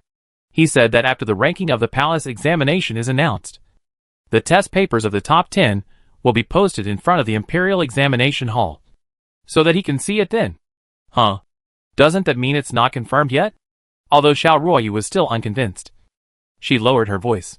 Concubine Jean knew that her daughter was strong-willed by nature. Her current behavior showed that she had been convinced. But she was just being stubborn and refused to admit it. She said, in short, "Don't provoke Xiao Jiwei. It's not good for us. That Duanshan. Whether he wants to learn from Zhao Jiwei or admires her talent. As long as we show the intention of recruiting a prince consort, he will definitely abandon Zhao Jiwei and turn to us." She paused and looked at Xiao Ruoyu. "Do you want to give Duanshan to Zhao Jiwei?" "Humph. She's dreaming. Even if I don't want him, she can't even think about marrying him." Xiao Ruoyu raised her chin and said proudly, "Mother, since you think he's good, then choose him. But I have to meet him twice and think he's a good person," she said again. The corner of concubine Jin's mouth rose. She knew that provocation was the most effective. Her daughter has been domineering since she was young. Even if she doesn't like her things, she would rather destroy them than give them to others. If someone she doesn't like wants something, she will fight for it even if she doesn't like it. It would have been fine if Duanshan had not shown any interest in Zhao Jiwei, since he had shown his intention to make friends with Zhao Jiwei. Xiangyang would never allow him to have anything to do with Zhao Jiwei, and would definitely snatch him away. Zhao Rushi returned after an hour in Kong Mansion. She got off the carriage and asked the doorman, "Is there no one from the Ministry of Rights?" The doorman who had sent the invitation and shook his head and said, "My lady, after my lady told me to wait for the official from the Ministry of Rights, I was afraid of delaying her business. So I stayed here and never left. But the Ministry of Rights did not send anyone." Zhao Rushi nodded and entered the gate. She returned to the backyard, changed her clothes, washed her hands and face, and practiced 2 more pieces of calligraphy. Seeing that it was 12 o'clock, she went to the old lady's yard. Every day at 12 o'clock, the 3 generations of grandparents and grandchildren would have dinner together. Xu was already there, watching the servants serve the dishes. Seeing Zhao Rushi, she asked, "I heard from the servants that you are waiting for someone from the Ministry of Rights? Will the Ministry of Rights send someone to find you?" Zhao Rushi touched her nose a little embarrassedly. "I thought the Emperor would choose me as a messenger." She was still very confident in her essay and calligraphy. The palace exam was ranked based on the joint exam, as the second place in the joint exam. If she did not take the initiative to ask for a transfer and give up the first place, with her original ranking and the essay and calligraphy in the palace exam, there would always be a place for her in the first place. Right? Since she has stepped back and will not embarrass the Emperor, there is a high probability that the Emperor will select her as a Chuanlu. That is, the 4th place in the palace exam. Tomorrow is the Chuanlu ceremony, and as a Chuanlu, she will have to be called out at the ceremony. If there is a mistake, it is the Ministry of Rights' incompetence. She just asked her master about the process while greeting him. Kong Sherlin also said that the top 10 rankings have been roughly sorted out at this time, although there will be some adjustments in the Emperor's audience before tomorrow's ceremony. The ceremony is a solemn matter, and the selection of the candidates is also very cautious, in order to prevent the ceremony from being messed up. Who will be the one to be announced has basically been determined in advance. The Ministry of Rights will send someone to explain the process today, but until then, the people from the Ministry of Rights had not arrived. Could it be that the Emperor felt that she was not even qualified to be the one to announce the names of the candidates, and had to put her at the back? That would be too miserable. Right? When the old lady heard this, she immediately became serious. She glanced at Xu and said to her granddaughter, "Anyway, the exam is over, and the final ranking depends not only on ability, but also on luck. You are already outstanding enough. How many boys who started their education at the age of 5 or 6 can pass the imperial examination at the age of 15 or 16 and get such a good ranking? From the founding of the Jin dynasty to now, there are only a few in total. So don't feel burdened. Just wait for the news." Zhao Rushi nodded, "Yes, Grandma, I understand." After the old lady said this, she breathed a sigh of relief and really felt relieved. She was too competitive. Ever since she took the imperial examination, she knew that the difference between men and women would be a big obstacle on this road. But after the 2 fair and just examinations of the provincial examination and the imperial examination, why did she still have such high expectations for the palace examination with artificial ranking? Chapter 613 Official Uniforms of Jinshi. Zhao Rushi, her grandmother, and her mother happily ate dinner, went back to rest for a while, and then painted a large painting. She still owed homework to her master. She put aside her distracting thoughts. But the old lady and Jew were still restless. They even sent someone to wait in the gatehouse, fearing that they would not know in time if someone from the Ministry of Rites came. But until dinner time, the people from the Ministry of Rites still did not come. Therefore, Zhao Rushi still ate happily at dinner as she did at noon. But the old lady and Jew were worried. Zhao Rushi was busy with the exam during this period, and the old lady and Zhu had found out all the details that needed to be paid attention to in the palace examination. Even if Zhao Rushi didn't choose the imperial examination, she could still get the title of Jinshi. Right? She was the second in the examination. In any case, she would definitely get the second place. But at this time, Zhao Rushi's official uniform for the imperial examination tomorrow had not been delivered. Could something have gone wrong? Seeing Zhao Rushi put down her bowl and chopsticks, obviously she was full, the old lady finally said what she had been holding back for half an hour. Shijia, do you want to go to your master to ask what's going on? Why haven't your official clothes for the Jinshi degree been delivered yet? Zhao Rushi was startled, took the wet towel to wipe her mouth and hands, and smiled. Grandmother, it's come to this point. There's no point in asking. And it's embarrassing for my master. Forget it. She was not without grumbling in her heart. But she knew that both her master and her senior brother were very concerned about her affairs. Not to mention Xiao Lingyan. If Xiao He was really angry because of her request to be released and directly removed her from the list of Jinshi, Master and Xiao Lingyan would definitely be very anxious and try their best to make up for it. If even they can't do it, then there is no point for her to send someone to tell Master. It's better to wait for news at home. In fact, it doesn't matter even if she doesn't pass the Jinshi, although it will disappoint Princess Shangda and Madame Cui. And she can't set an example for talented women like Bai Wei. But she has tried her best. Apart from that, she had nothing to lose. She didn't have to be an official if she wanted to leave the capital. Didn't Zhao Yuanxuan work in Gusa Prefecture? She could just follow her grandmother and mother to live in Gusa Prefecture. There would be no pressure at that time. And she would have time and energy to make more money and come up with more new things. She and Xiao Lingyan had passed the death crisis. Zhao Yuanxuan, who had caused the Swaping Marquis mansion to be convicted, was dead. Xiao Lingyan had accumulated a certain amount of power after 2 years of operation. The Fu family was still there, and the power of Xiao Lingpu and the Sin family should not be underestimated. Xiao Lingyan didn't think his life was in great danger. She didn't have many obsessions in this world. As long as she, her family, and Xiao Lingyan could live well, that was enough. So if this goal was not achieved, then it was not achieved. Thinking of this, she comforted the old lady and Zhu for a few words, stood up, and was about to say goodbye and return to the yard.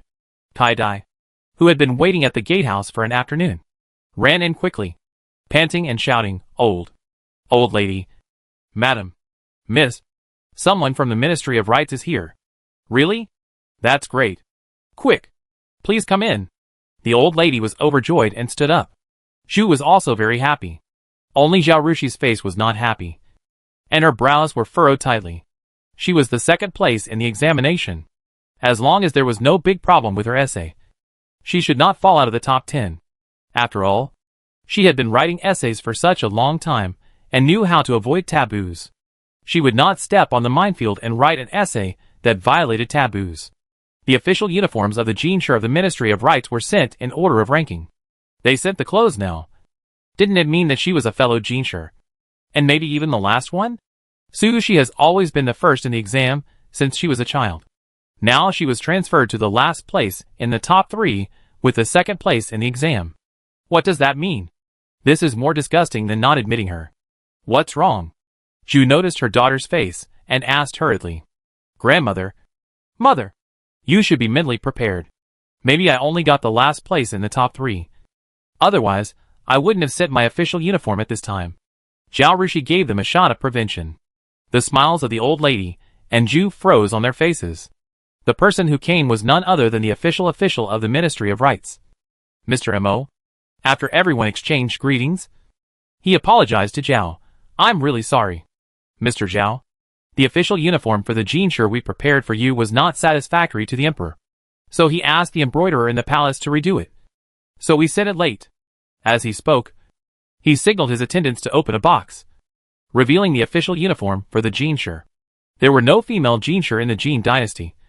So Zhao Rushi participated in the joint examination and got the second place, which made the Ministry of Rites very embarrassed.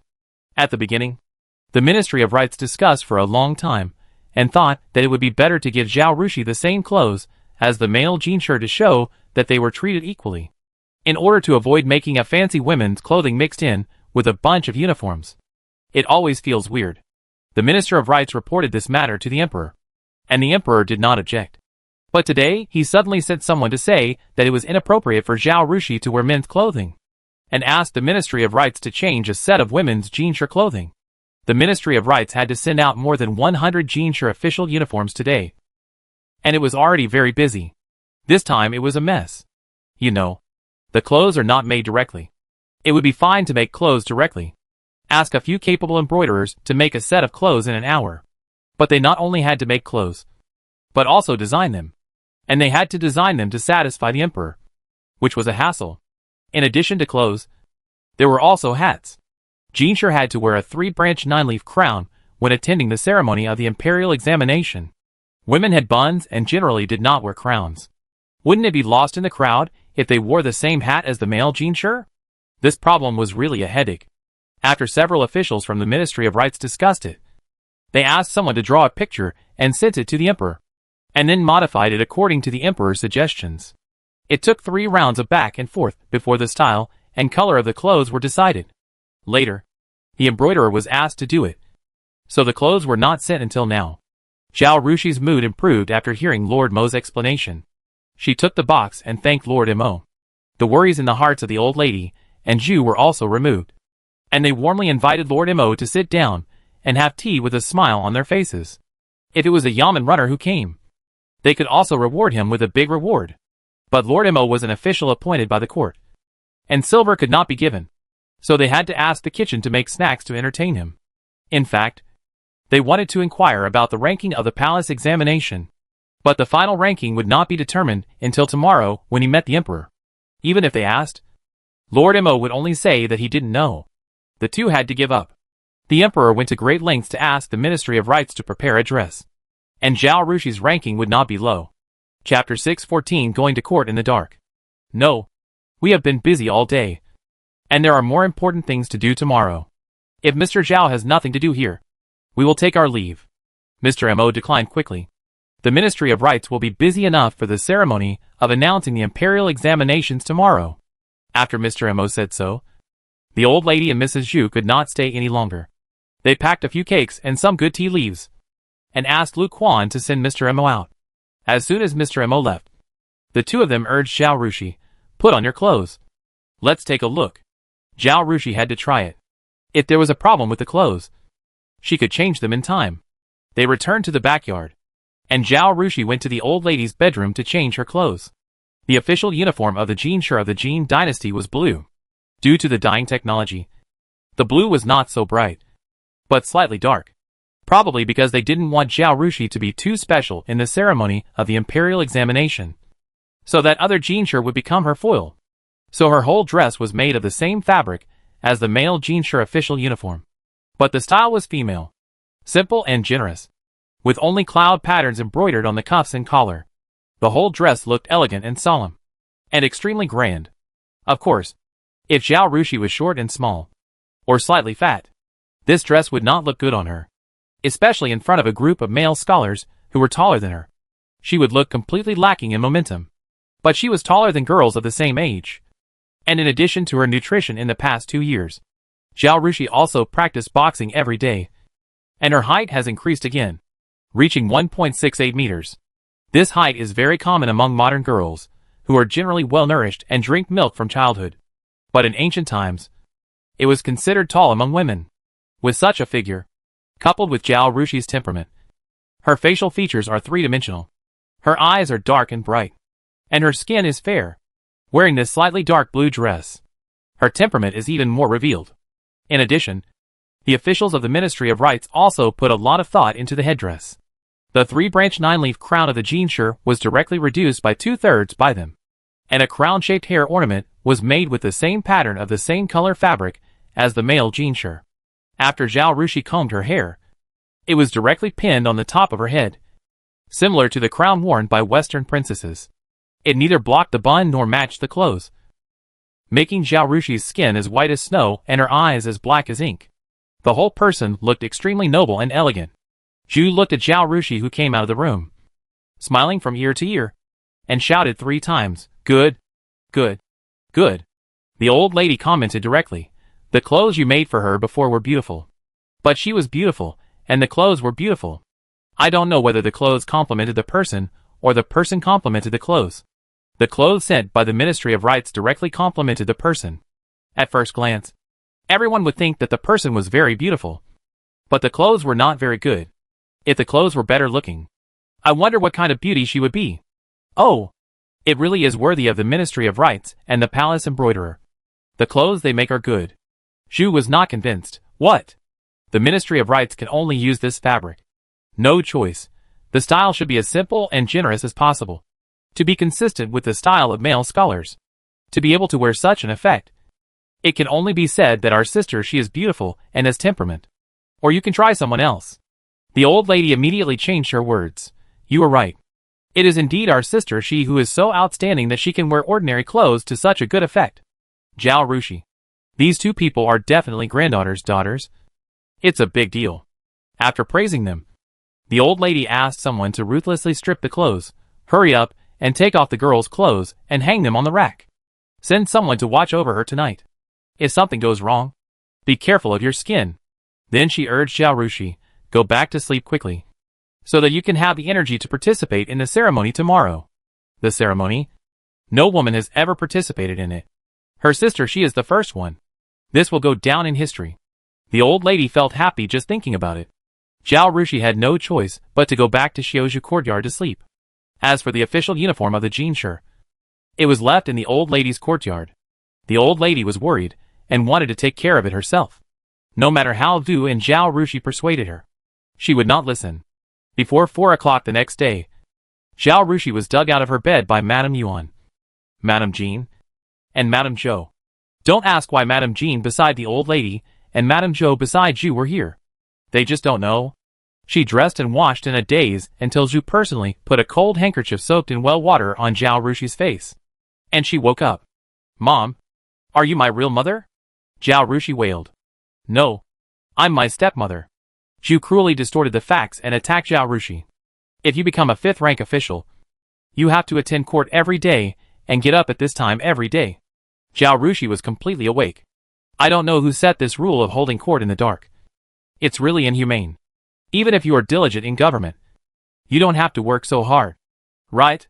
Disgusted, modern social animals complain about working from 9 to 5.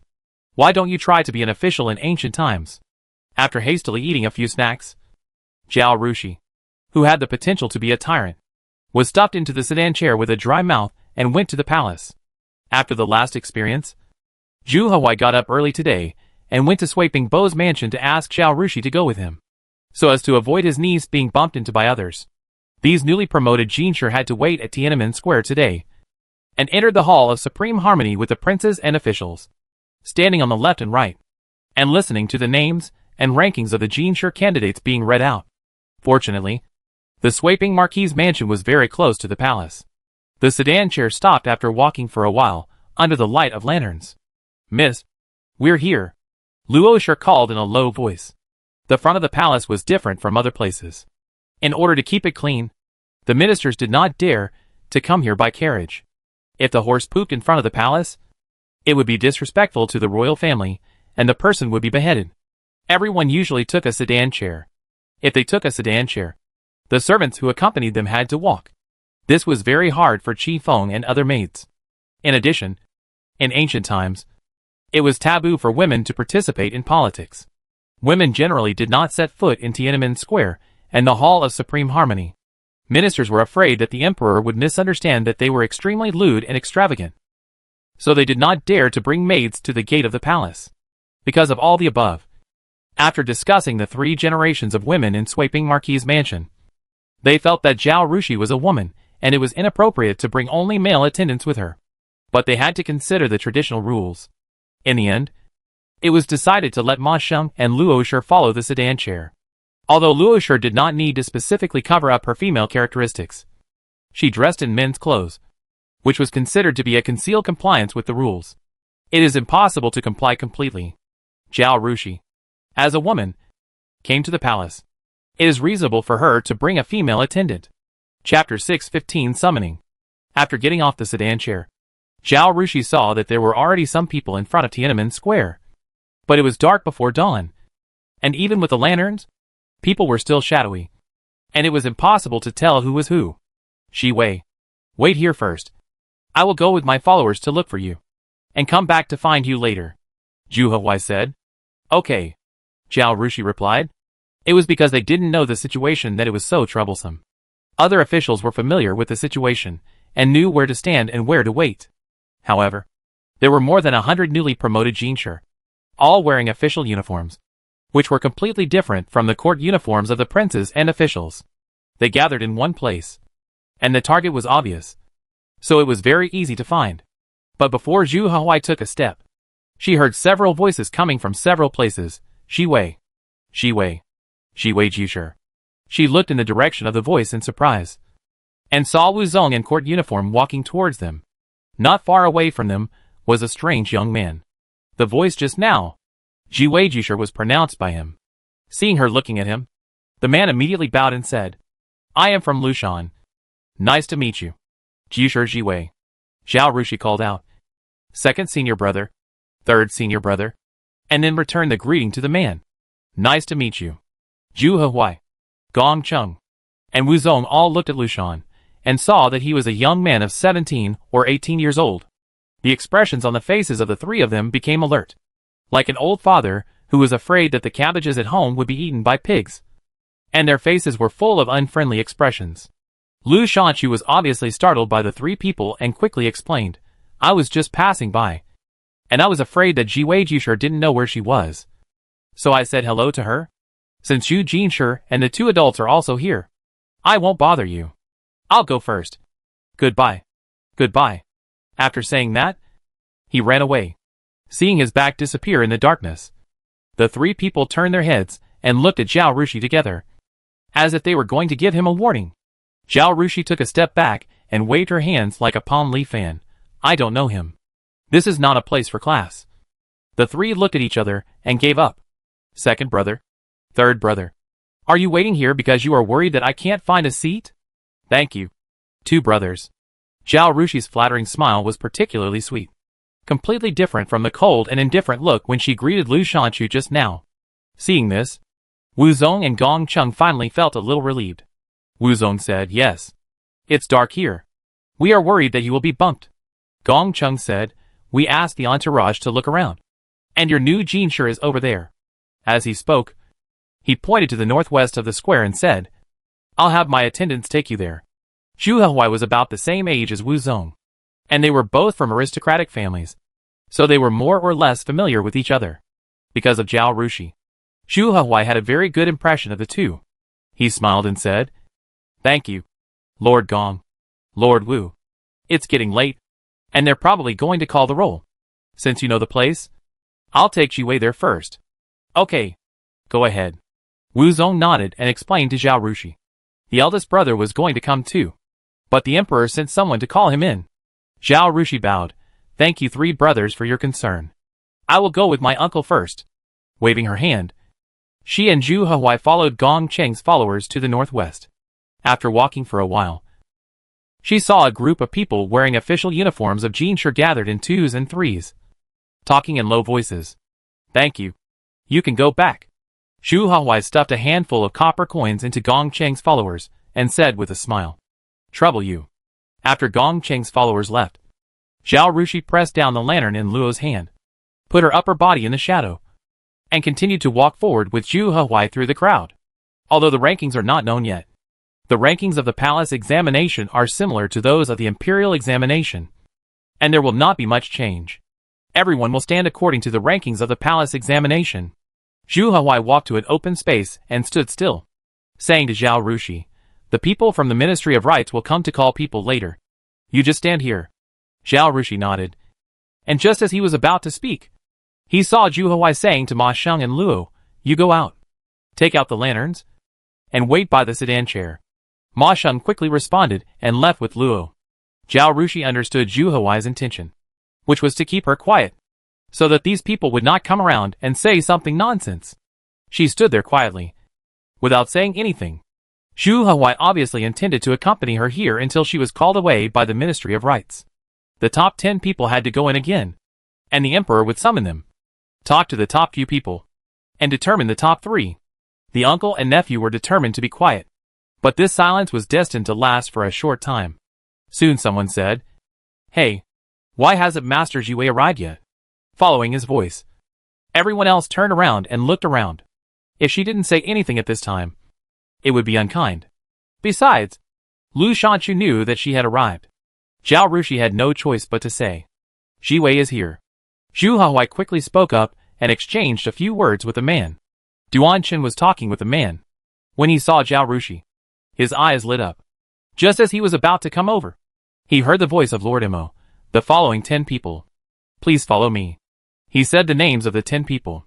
The order of the names was the ranking of the examination. Duan Chen was first, and Zhao Rushi was second. Seeing that everyone had arrived, Lord Imo said, "Please follow me." Zhao Rushi saw Duan Chen walk over and stand in front, and hurried over to stand behind him, and followed Lord Imo into the palace gate. It was still dark at this time, and although there were lanterns, one could only see the ground below, and the surrounding scenery was still shrouded in darkness. No one in the group dared to speak, and stopped after walking for a while. Lord Imo said a few words to the people in front, and then invited them into a hall. The hall was very large, and many lights were lit, making the already magnificent palace even more magnificent. They were all standing not far from the door, waiting for Xiao He to arrive. After a while, Xiao He came in, surrounded by a group of eunuchs and guards, and sat down directly in the seat in the hall. The 10 newly promoted scholars had already knelt down and saluted under the leadership of Lord Mo. "Stand up." A eunuch came over and conveyed Xiao He's will. Seeing that everyone had stood up, he shouted again. The Emperor summoned Duan Chen, the first place in the examination, to see the Emperor. "Duan Chen is here." Duan Chen stepped forward quickly. "Come with us," the eunuch said, leading Duan Chen over. Although the rest of the people did not dare to look up, they were all envious. The ranking of the palace examination had not yet been announced, and the Emperor summoned them in order according to the ranking of the joint examination.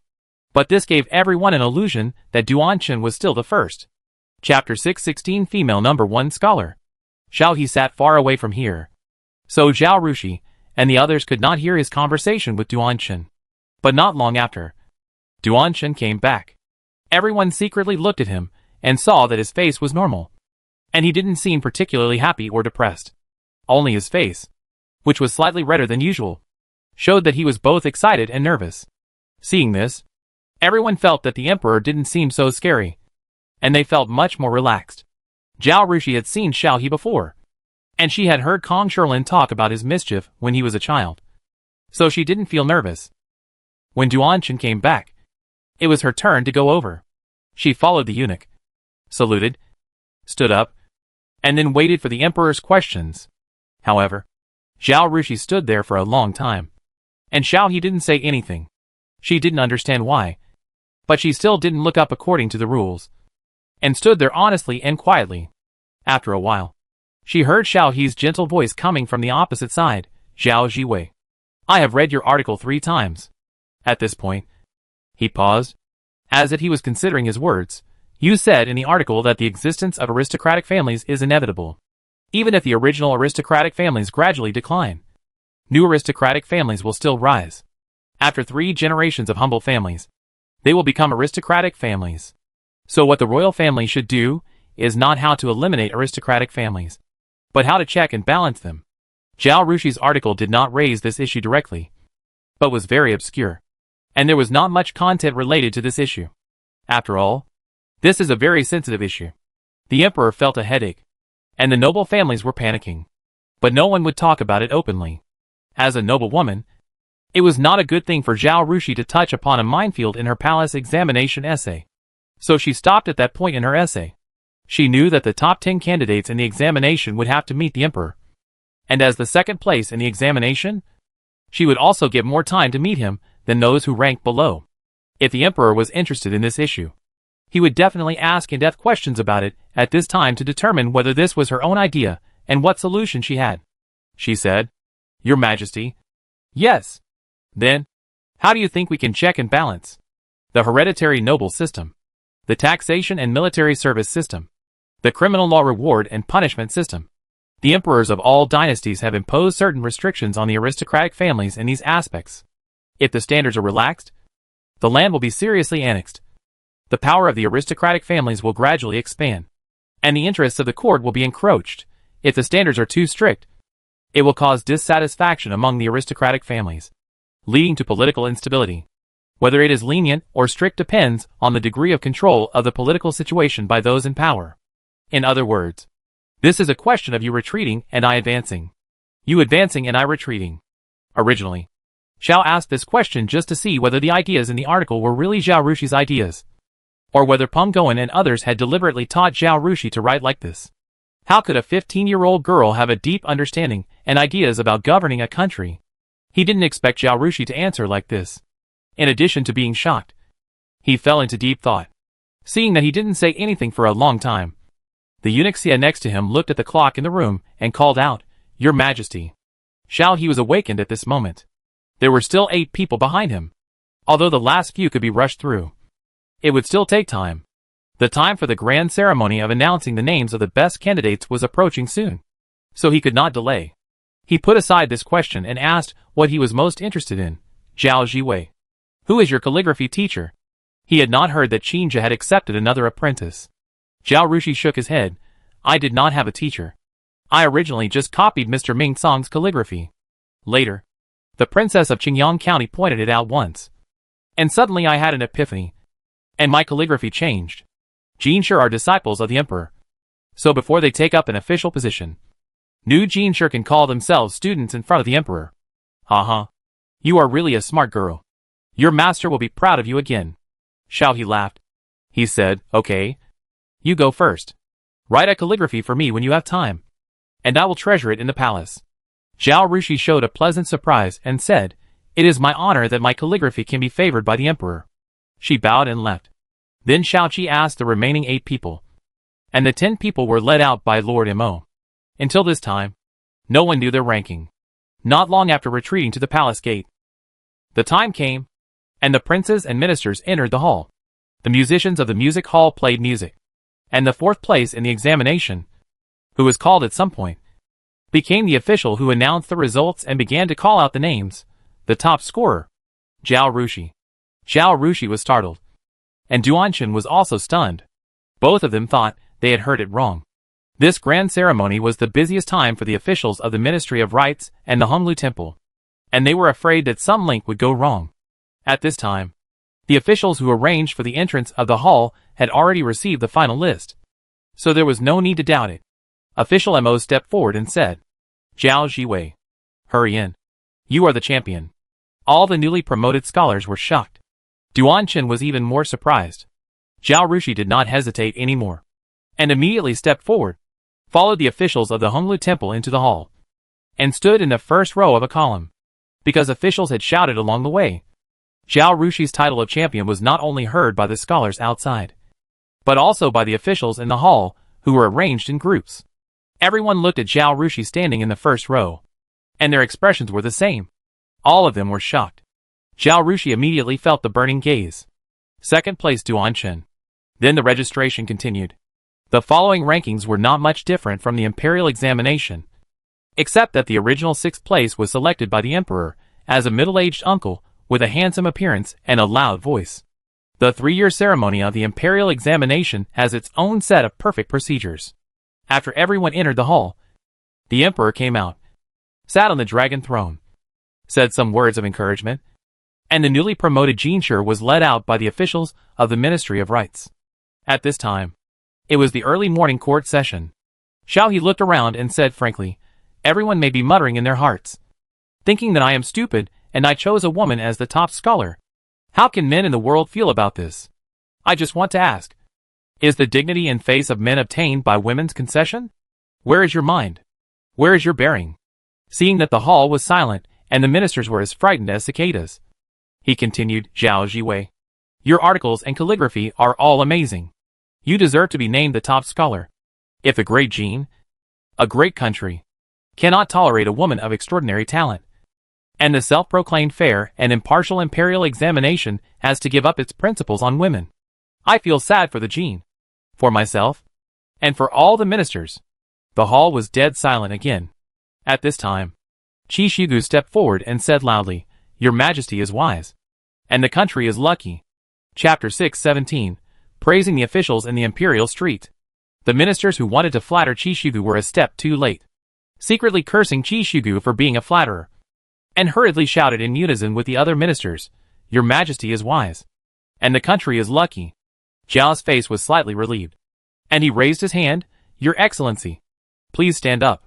The newly promoted Jinshi will leave. The eunuch in front of the emperor shouted loudly at Zhao's signal. Sir Imo and several officials from the Ministry of Rites and the Honglu Temple hurriedly led the Jinshi out of the hall.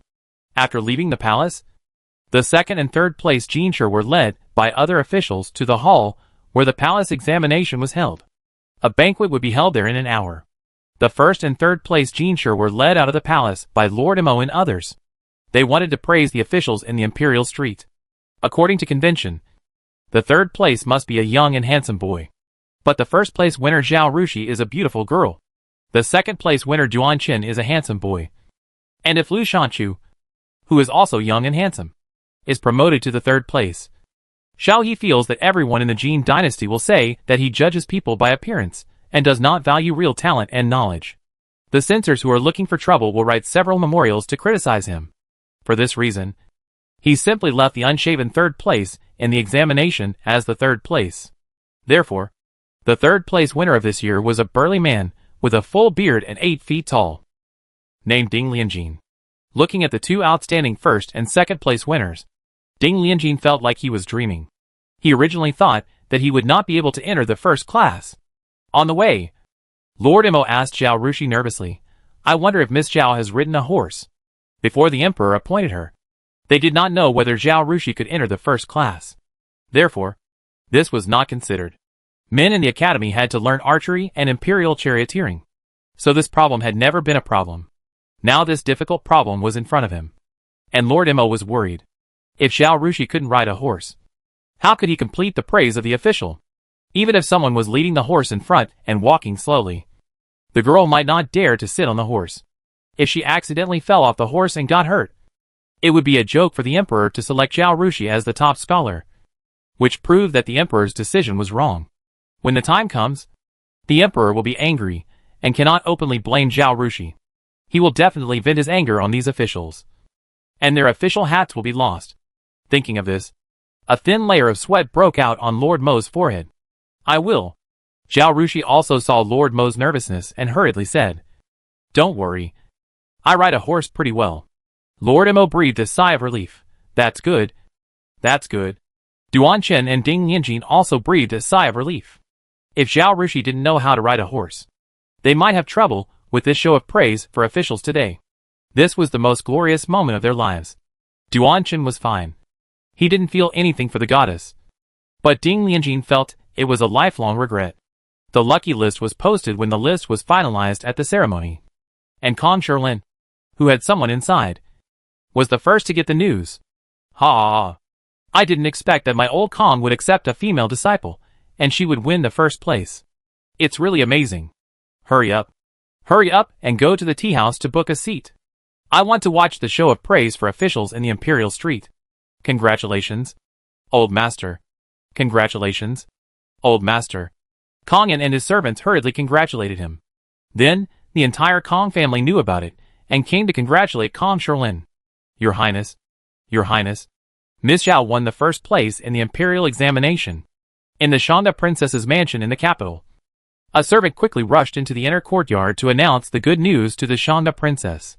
What? Everyone in the room stood up and looked at the servant. The first place in the imperial examination. Miss Jiwei won the first place in the imperial examination. The servant said with a wheeze. Oh, my God. The emperor is so wise. Mrs. Cui, who was always steady, cried out, tears streaming down her face. At this time, there was not only Mrs. Cui in the room, but also Mrs. Chen and other teachers, who helped Princess Shanda manage the academy. They came here specifically to wait for the news from the palace, so that they could know Zhao Rushi's ranking as soon as possible. Now that they got what they wanted, everyone cried with joy. Shi Wei really brought honor to us women. Yes. I didn't expect it. I really didn't expect it. She is so amazing. After Princess Shanda was overjoyed, she asked the housekeeper, "Have you booked the box?" Getting a positive answer, she wiped the tears from her face and stood up. "Let's go and see Jiwei Quaguan." "Let's go!" Everyone stood up. Princess Shanda also instructed the nanny beside her. "You go to Swaping Marquis's mansion in person and ask the old lady of Sugogong and the wife of Swaping Marquis to see Quaguan together." "Yes." The nanny left in a hurry. At this time, Swaping Marquis's mansion had also received the good news. "Oh my god! Oh my god! Our Swaping Marquis's family is so happy. Sister, she actually won the first place in the imperial examination. May the Buddha bless her." The old lady almost fainted when she heard the good news. "The emperor is so wise that he chose our sister. She has the first place in the imperial examination. Long live the emperor." Zhu kowtowed 3 times in the direction of the palace sincerely. Getting up and wiping the tears of joy from her face, she quickly sent someone to tell Kong Sherlin and Zhao Yuanxuan the good news. Suddenly remembering something, she called Ma Shenlai again and ordered, "Hurry up and see if there are any seats in the tea house on U Street and book a private room. If there is no private room, the seats outside will also be fine. Lady will go to the Imperial Street to praise the officials later. We have to go and see." "Yes, yes, yes, we have to go and see," the old lady said repeatedly, and called Jean Mama. "Quickly bring my best clothes. I want to put them on." She then said to Zhu, "You too. Now you are the mother of the top scholar. You must dress better. Don't embarrass our Zajir." Ma Sheng has been with Zhao Rushi for the past 2 years, and has also learned her meticulous thinking of thinking 10 steps ahead of her. He has long been ahead of his master in thinking about problems. He said, "I went to book a private room in the tea house 5 days ago. But there are only 2 tea houses on U Street, and the private rooms have been reserved. I can only book a seat outside." Hearing that Ma Sheng had booked a seat 5 days ago, Zhu was very satisfied. A seat outside is fine. Today is the most glorious day for their Swaping Marquis's mansion. Sitting in a seat outside and receiving others' envy and praise is also a kind of enjoyment. It doesn't matter whether it is a private room or not. "Old lady." "Madam." A maid suddenly ran in and said to the two, "Princess Shanda sent someone to invite you two to the tea house to see the praise official." "Ah!" The old lady and Zhu looked at each other in surprise. "Please come quickly." It was the maidservant beside Princess Shanda who came in to congratulate and invite them. The old lady and Zhu quickly changed their clothes and took the sedan chair to the Imperial Street. When they arrived at the tea house closest to the palace gate, Princess Shanda and Madame Cui were already there. In addition to them, Princess Janan and Xiao Ruodong were also there. Chapter 6:18 Respect. Everyone greeted each other, praised Zhao Rushi, and then sat down humbly. Xiao Ruodong stretched her head to look outside. "Is it almost here? Why hasn't it come yet?" "It's almost here," Mrs. Cui also said. At this time, in a box not far from their box, sat a handsome young man. "Xiao Lingyan, Your Highness, I have arranged it according to your instructions," Wang Tong reported. After Xiao Lingyan learned that Zhao Rushi had been selected as the top scholar, he ordered people to set up the street and arrange guards to guard every few meters to prevent Zhao Rushi from getting into trouble. But he knew that this was just because he was too cautious and too concerned about Zhao Rushi. His relationship with Zhao Rushi had not been discovered yet, and those who targeted Zhao Rushi were not mortal enemies. After the emperor dealt with Princess Pingyang and her people and treated concubine Jean and her daughter coldly, basically no one would risk angering the emperor and target Zhao Rushi again. To make Zhao Rushi look bad at this time would be a direct slap in the face of the emperor and the Jin court. Anyone with a brain would not do such a stupid thing. Of course, we also have to be on guard against the appearance of idiots. Zhao Rushi had already changed into a new set of clothes under the waiting of Bai Wei and 2 palace maids. The style of this set of clothes was made according to the official uniform, bright red, and the official hat was still made into a headdress like the official uniform of the Jinshi, and was worn on the head. The official uniform was a barrel, and there was no waist. But Zhao Rushi is tall and thin, and the red color is especially suitable for her. Wearing it does not detract from her beauty at all, but instead gives her a different kind of beauty. Bai Wei is now familiar with Zhao Rushi, and can't help but joke, "Oh, she looks like a bride." Zhao Rushi glared at her. Nonsense. After changing clothes, she followed Bai Wei out. Duanchen, who also changed clothes, looked at Zhao Rushi with his eyes wide open. Ding Yanjin could understand that the young man admired AI, but he couldn't go on a business trip at this time. He pulled Duanchen and said, "Let's go. Hurry up. Everyone is waiting outside the palace gate." Duanchen saw that Zhao Rushi didn't even look at him, and walked out with the female official, talking and laughing. He felt a little depressed, and followed Ding Yanjin out of the palace gate. At this time, the officials of the Ministry of Rights were waiting there with 3 horses. These 3 horses were docile horses selected by the officials of the Ministry of Rights. One was red, one was pure white, and one was white except for a small tuft of black hair on its forehead. Lord Imo intended to let Zhao Rushi pick the most docile red horse, but according to the rules, Zhao Rushi had to pick it himself. Otherwise, if something went wrong, everyone would suspect that he had done something wrong. The top scholar naturally picked the horse first. Zhao Rushi glanced at it, walked to the white horse with a tuft of hair on its forehead and stood still, smiling. "I'll pick this one." Duanchen was a weak scholar. Although he could ride a horse, he was not proficient in riding skills. He usually rode in a carriage or sedan chair. He looked for a long time, asked the officials of the Ministry of Rights, and finally picked the most docile red horse. The remaining pure white horse was given to Ding Yanjin. Bai Wei and the other 2 came out together. At this moment, the 3 were about to help Zhao Rushi onto the horse. But Zhao Rushi turned over and sat on the horse's back with a quick and neat movement. Ding Yanjin couldn't help but shout, "Good," and gave Zhao Rushi a thumbs up and said, "Zhao Zhuangyuan is amazing. A woman is as good as a man." As he said that, he also turned over and got on the horse. Only Duanchen was still standing under the horse. His face flushed, and he said to the Yamen runner standing next to him, "Please help me." 2 Yamen runners came forward and helped him onto the horse. Duanchen's face flushed, and he lowered his head and dared not look at Zhao Rushi. If it were normal, he would definitely be calm and composed. The scholars in Jiangnan are proud of their talents and learning. It doesn't matter whether they are proficient in archery and charioteering. But in the contrast with Zhao Rushi, Duanchen felt deeply ashamed. Zhao Rushi didn't care so much. Seeing that Duanchen had already mounted the horse, he asked Lord Imo, "Can we go now?" "Please." Lord Imo stepped aside. Zhao Rushi shook the reins, and the horse started to move. "Ah!" The top scholar. A female top scholar. Zhao Jiwei. Zhao Jiwei. The people who were stopped outside the Imperial Road by the Yamen runners cheered when they saw a beautiful woman in red riding a horse. Zhao Rushi smiled and bowed in that direction. She held her head high, her back straight, and her expression was generous and generous. As a woman, she performed the etiquette of a man. She was really cool and cool, with a full aura. Not only did she not feel the slightest sense of disobedience, but people felt respect for her for no reason. Some men had been grumbling before, thinking that the hen had turned into a man and was not a womanizer. Now seeing Zhao Rushi like this, they could not say those words.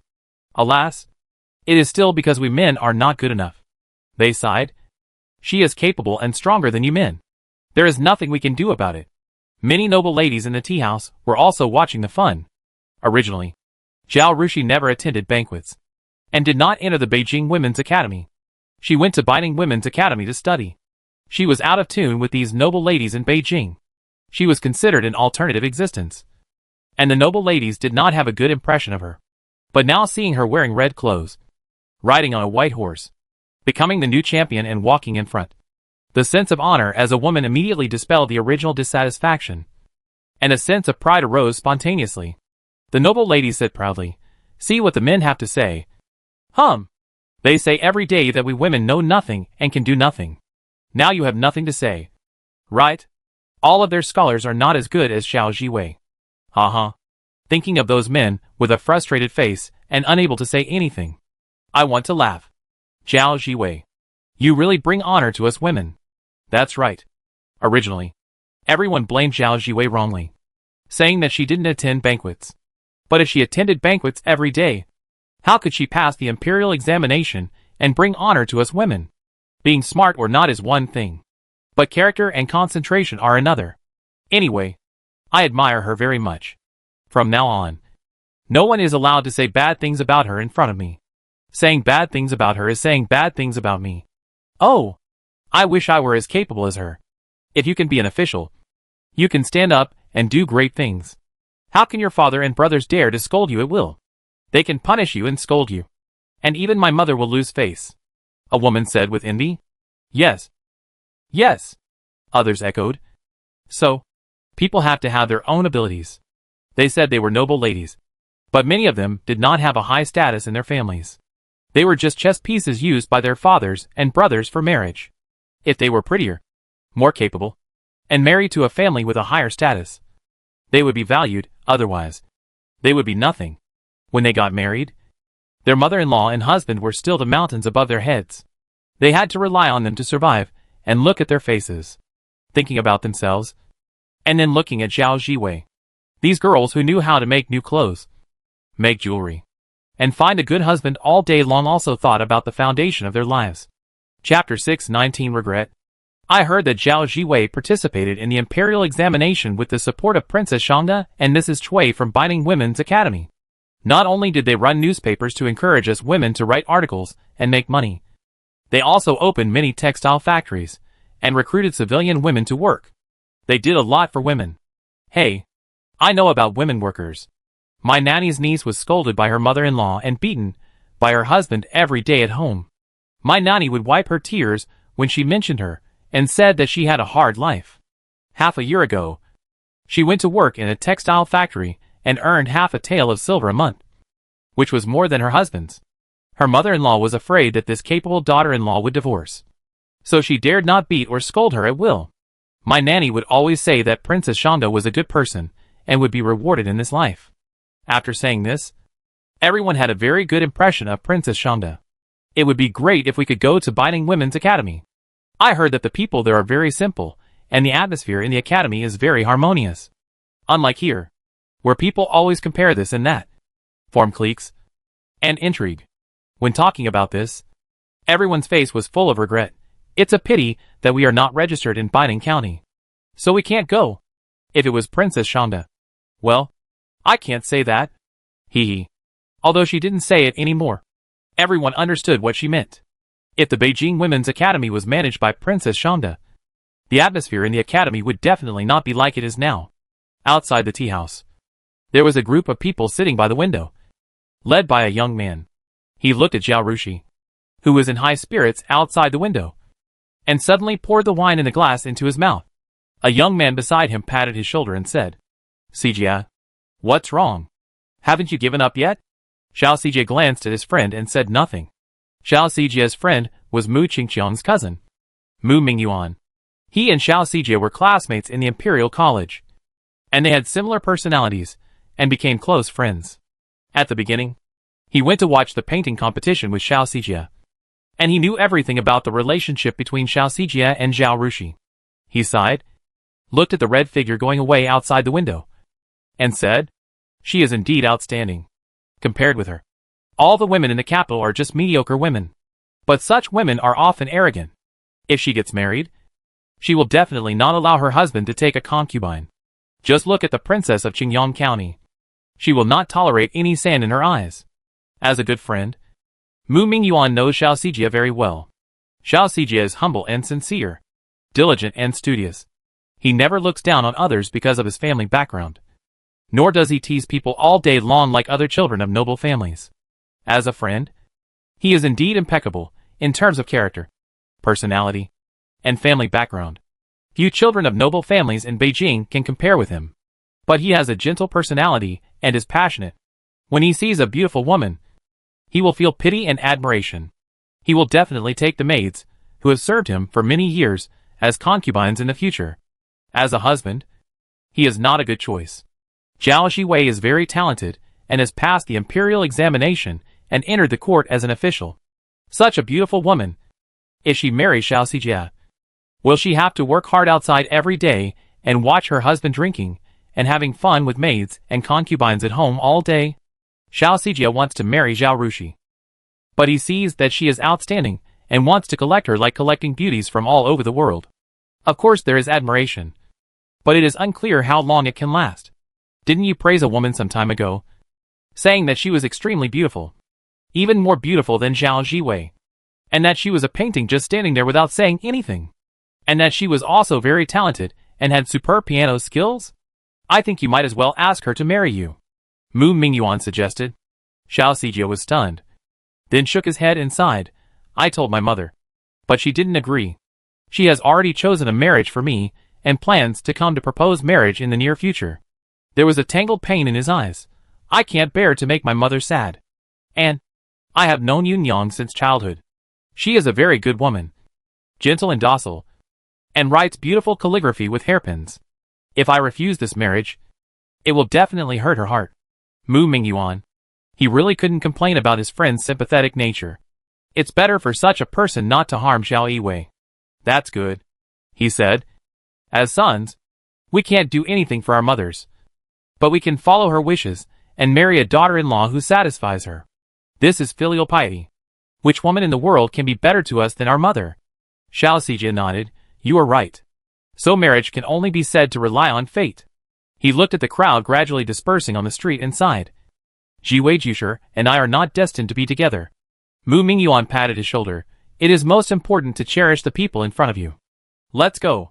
Let's go back too. He stood up and pulled Xiao Sijia downstairs. Over there.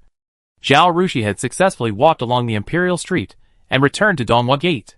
She returned the horse to the official from the Ministry of Rites, and followed by Wei into the palace, changed her red dress, and put on the official uniform of the Jinshi, ready to attend the Qianglin banquet. The Qianglin banquet was still held in the hall where they participated in the palace examination, but the atmosphere was much more relaxed than the previous 2 times. The Jinshi in the hall, whether they were convinced or not about Zhao Rushi being chosen as the top scholar, did not dare to show any dissatisfaction. The number 1 scholar was chosen by the emperor. To question Zhao Jiwei was to question the emperor. Besides, it was a foregone conclusion that Zhao Jiwei was the number 1 scholar, and her elder brother was the minister of personnel. What official they were going to send next had to go through Wu Huixi, and they couldn't afford to offend him. So they congratulated Zhao Rushi one by one, and said some flattering and polite words to her, and their attitude was more enthusiastic than before. The imperial examination only looked at the test results, and could not distinguish the character of the person. Just like modern people with high education, they have high IQs. But there are also people with bad character. Zhao Rushi was only 16 years old, beautiful as a flower, the daughter of a nobleman, and all her senior brothers were high-ranking officials. Some people felt that even though they were in their 20s and had married and had children, they were still charming enough to attract Zhao Rushi's secret love for them. So they approached Zhao Rushi and tried to get close to her or make an invitation. Zhu Huai naturally turned into a flower-guarding messenger, always protecting his niece, and taking a wolf-proof attitude to prevent some scholars with other thoughts from approaching. Zhao Rushi maintained a high and cold attitude throughout the whole process, only nodding in return, occasionally responding twice, and rejecting all invitations. Those people saw that Zhao Rushi could not get any good here, and if they continued to pester her, they would be afraid of making Zhao Rushi angry and letting Wu Huixi secretly retaliate. So they dared not approach her without knowing the tact, but changed their target and talked to Duanchen and Ding Lianjin. Chapter 620 Rejection. Duanchen was surrounded by many people. He watched those people run to Zhao Rushi to show their courtesy, and he was very anxious. After seeing Zhao Rushi was always indifferent, and Zhu Huai even blocked those people. He breathed a sigh of relief and felt that Zhao Rushi was the one he wanted to marry. Self-respect, self-love, and self-esteem. Such a woman will make people respect her from the bottom of their hearts, and dare not blaspheme in the slightest. Duanchen felt that even if Zhao Rushi continued to be an official in the court in the future, she would consciously keep a distance from others, keep herself clean, and would not be criticized for her behavior. If he was lucky enough to marry Zhao Jiwei, he would not restrict her and let her do whatever she wanted. Such a talented woman should not be confined to the harem and become a tool for raising children. The auspicious time arrived, and the Qianglin banquet officially began. Xiao He came out and said a few words, drank a glass of wine, and then left. The heads of the 3 courts and 6 departments also came to the ceremony, said a few words of encouragement, and then left, leaving their deputies behind. The moment when the Jinshi passed the Jinshi exam was the highlight of life. Once they enter the officialdom, they are only the 8th or 9th rank officials. If you want to climb up, you need more than 10 or 20 years of hard work. In addition to real talent and hard work, you also need opportunities and luck. How many people have wasted years at the level of county magistrate? And the position of prefect is the top. The imperial examination is held every 3 years, which is not a rare thing for these high officials in Beijing. These rookies are not worth spending too much time to deal with. At most, they spend some energy to take care of the 3 first-class imperial examinations. Therefore, there was not much content in the Qianglin banquet. After 3 rounds of drinking, the left vice minister of the Ministry of Rights gave everyone a topic and asked them to write poems. It may be difficult for modern people to write a regular poem, but as long as you master the rules, be more quick-witted, and use a few allusions, Zhao Rushi thinks it is not difficult. Under the influence of Emperor Xingyao, the Jin dynasty did not pay attention to pure literary things such as poetry, and the content of the imperial examination was more inclined to practicality. So everyone did not spend much time on writing poems. Although Zhao Rushi's poem was not particularly outstanding, it was already in the upper middle class, because of her status as the top scholar, and her fame in calligraphy and painting. She received applause from the whole room. Duan Chen's poem was the best, and he was rewarded with a poem written by the left vice minister of the Ministry of Rights. As soon as the Qianglin banquet was announced to be over, Zhao Rushi and Zhu Hahuai wanted to leave, but were stopped by Ding Lianjin. Zhao Rushi had a good impression of this clear-eyed and generous Tan Hua. She bowed and asked with a smile, "Brother Ding, is there anything else?" "Haha, nothing to do. It's just that we are all in the same year, and we are in the top ranks. Why don't we go to the tea house to have a cup of tea and dinner together?" Ding Lianjin laughed heartily. Zhao Rushi is difficult to approach. Duan Chen seems gentle, but in fact, he has an inexplicable alienation towards people, and is not easy to approach. Therefore, among the first-class Jinshi, Ding Lianjin has the best popularity. Just now, the other top 10 Jinshi discussed and asked him to invite the party. Ding Lianjin also felt that in the future, he had to get along well with his peers in the officialdom, especially the top and second place, and it was necessary to keep in touch with them to get along well. So he did not refuse and directly invited them. Before Zhao Rushi could speak, Zhu Hahuai said, "We will not have a gathering today.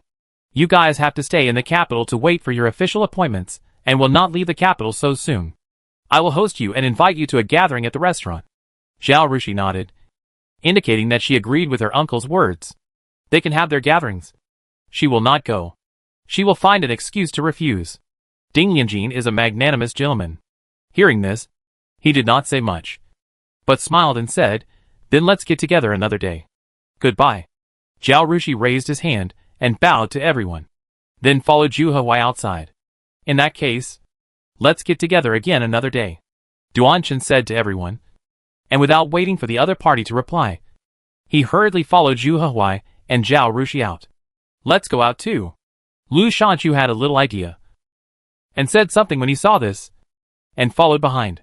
Lu Shanchu dropped from 5th to 6th because of the ranking in the list of candidates. However, they were both second-class Jinshi, and they were still in the top 10, so the difference was not big. Everyone looked at each other in bewilderment. Ding Lianjin smiled and said, "Let's go to a restaurant outside and have a drink." The group followed him out of the palace.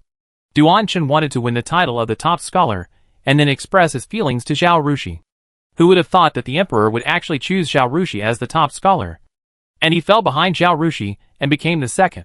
This made him a little embarrassed to ask Zhao Rushi. But he finally met such a woman who could match his talent and knowledge, and whose appearance and temperament were so outstanding. If he didn't speak up, he might regret it for the rest of his life. He prepared himself mentally all the way. He saw that they were leaving Donghua Gate and were on the square outside. If he didn't talk now, he might not have the chance to talk to Zhao Rushi anymore. He hurriedly trotted a few steps, caught up with the 2 people in front, and called out, "Miss Wei." Zhao Rushi stopped and turned to look at him in confusion. Zhu Hahuai stepped forward and bowed. "What's the matter? Mr. Duan?" Duan Chen hesitated, and heard the laughter of Ding Lianjin, and others behind him seemed to be getting closer and closer. He gritted his teeth and said, "I heard that the scenery on Guanlan Lake is very beautiful. I wonder if I can have the honor to invite Miss Wei to go boating with me." Last time he sent a visiting card. Zhao Rushi refused because she had no men in her family, and it was inconvenient to receive him.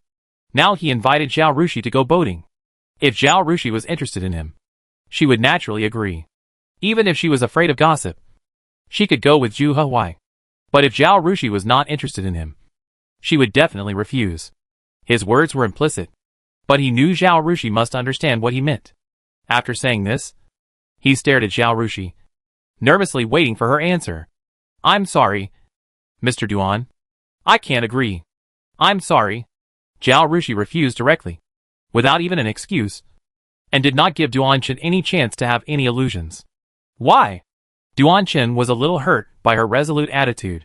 He believed that he was the best choice in terms of talent and appearance, although his family background was not as good as those of the wealthy families in Beijing. It was not much worse. Why didn't Zhao Jiwei give him a chance to show his character, talent, and personality? Zhao Rushi shook her head and smiled. Because I don't want to. I don't want to. It's that simple. She nodded slightly. Goodbye. She turned and left. Her long hair drew a beautiful arc in the air, leaving Duanshan standing there, staring at her back blankly for a long time. Chapter 621. Catching a son-in-law under the list.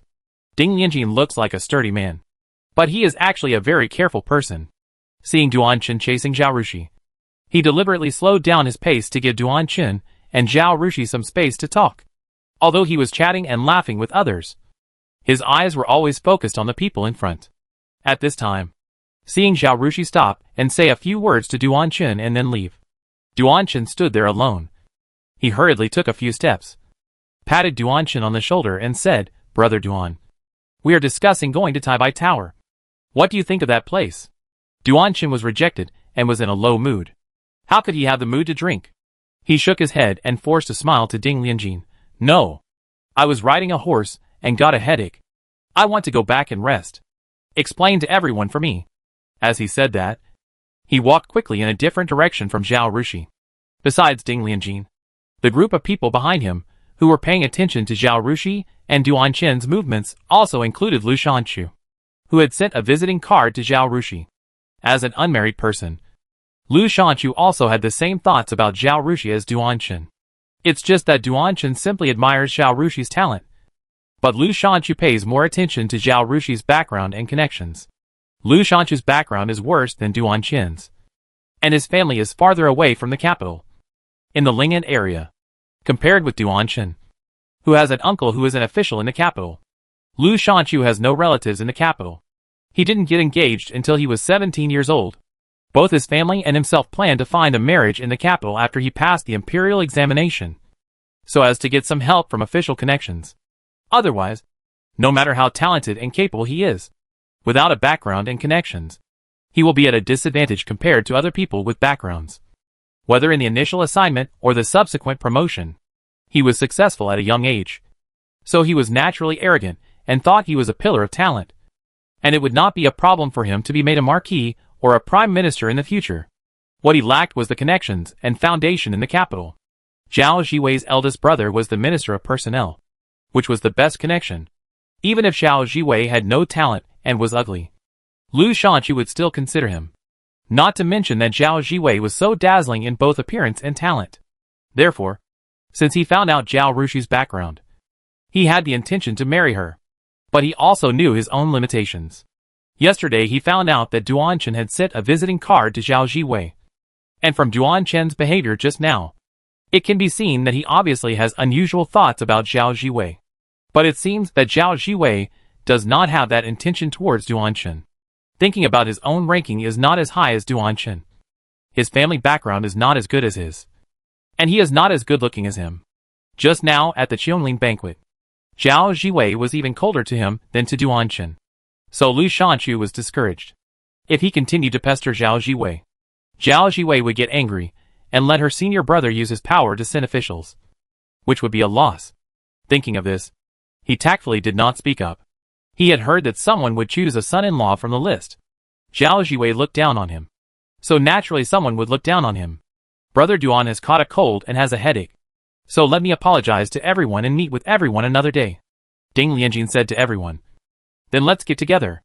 Let's go to Taibai Tower. A group of people walked out and walked outside the square.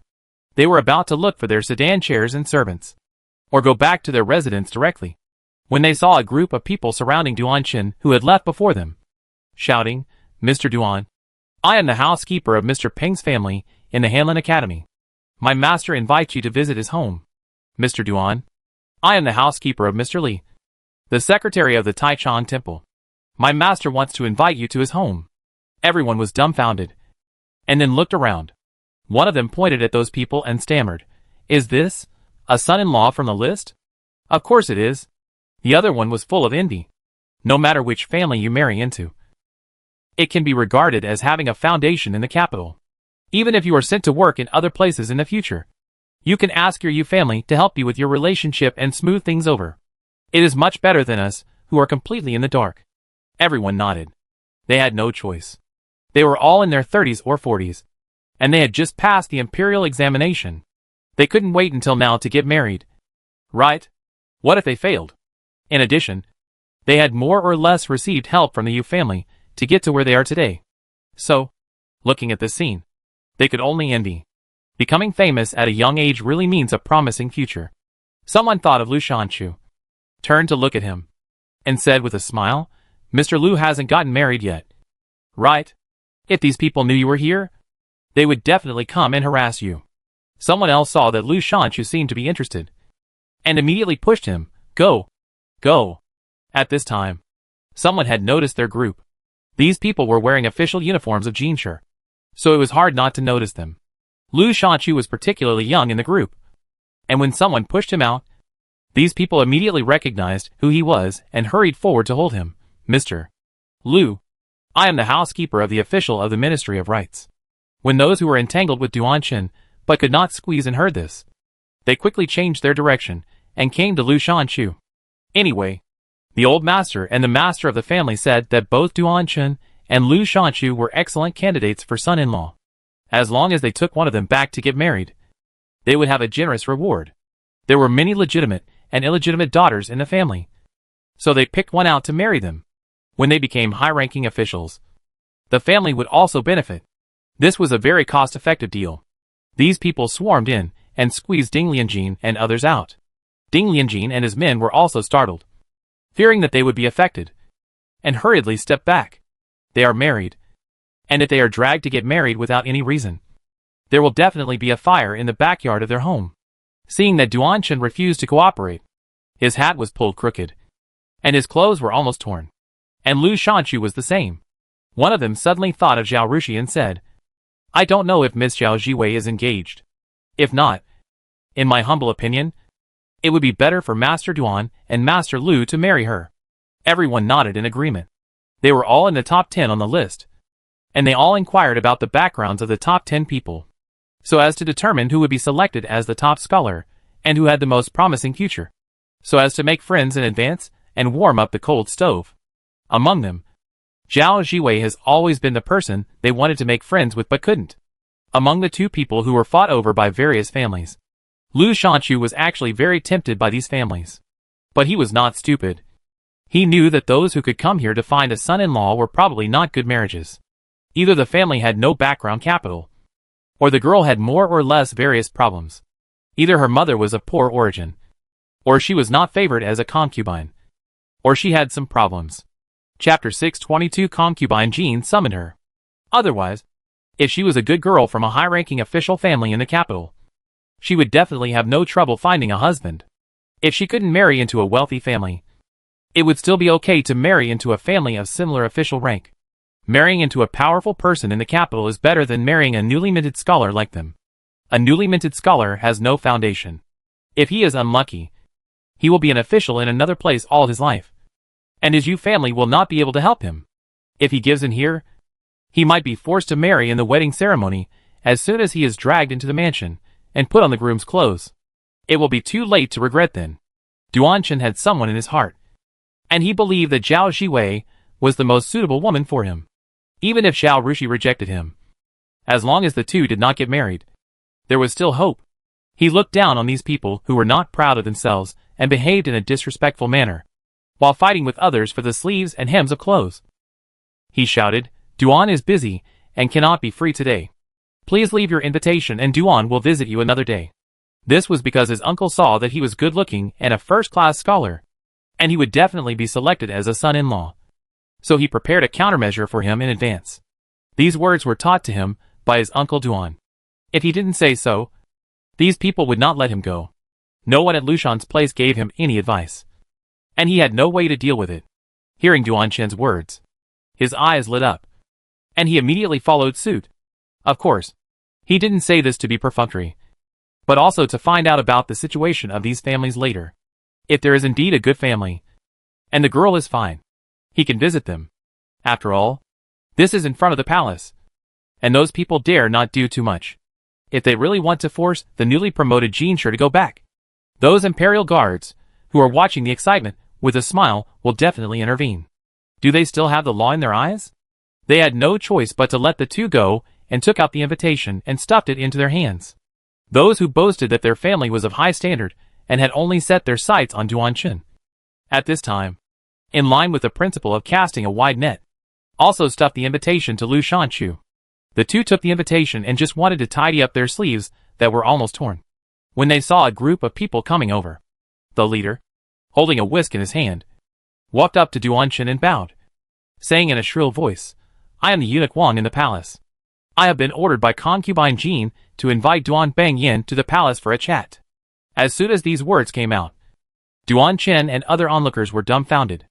"Who are you talking about?" Duan Chen swallowed hard, wanting to curse in his heart. Don't tell her that concubine Jean also wants to marry her daughter to him. Isn't she a princess? Worried about getting married? He has someone he loves. If he refuses this marriage, will he be beheaded? The eunuch's attitude towards the future prince consort is naturally very good.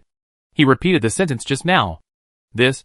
How can a man like me enter the inner palace? I'd better report it to the emperor first. Duan Chen didn't dare to refuse openly, and tried to find excuses to delay the matter. Empress Jean summoned you. Are you still trying to make excuses? Duan Bang Yin. Please come in, the eunuch said, flicking his whisk. And two imperial guards came forward and made a pleased gesture to Duan Chen, as if they would carry him if he didn't leave by himself.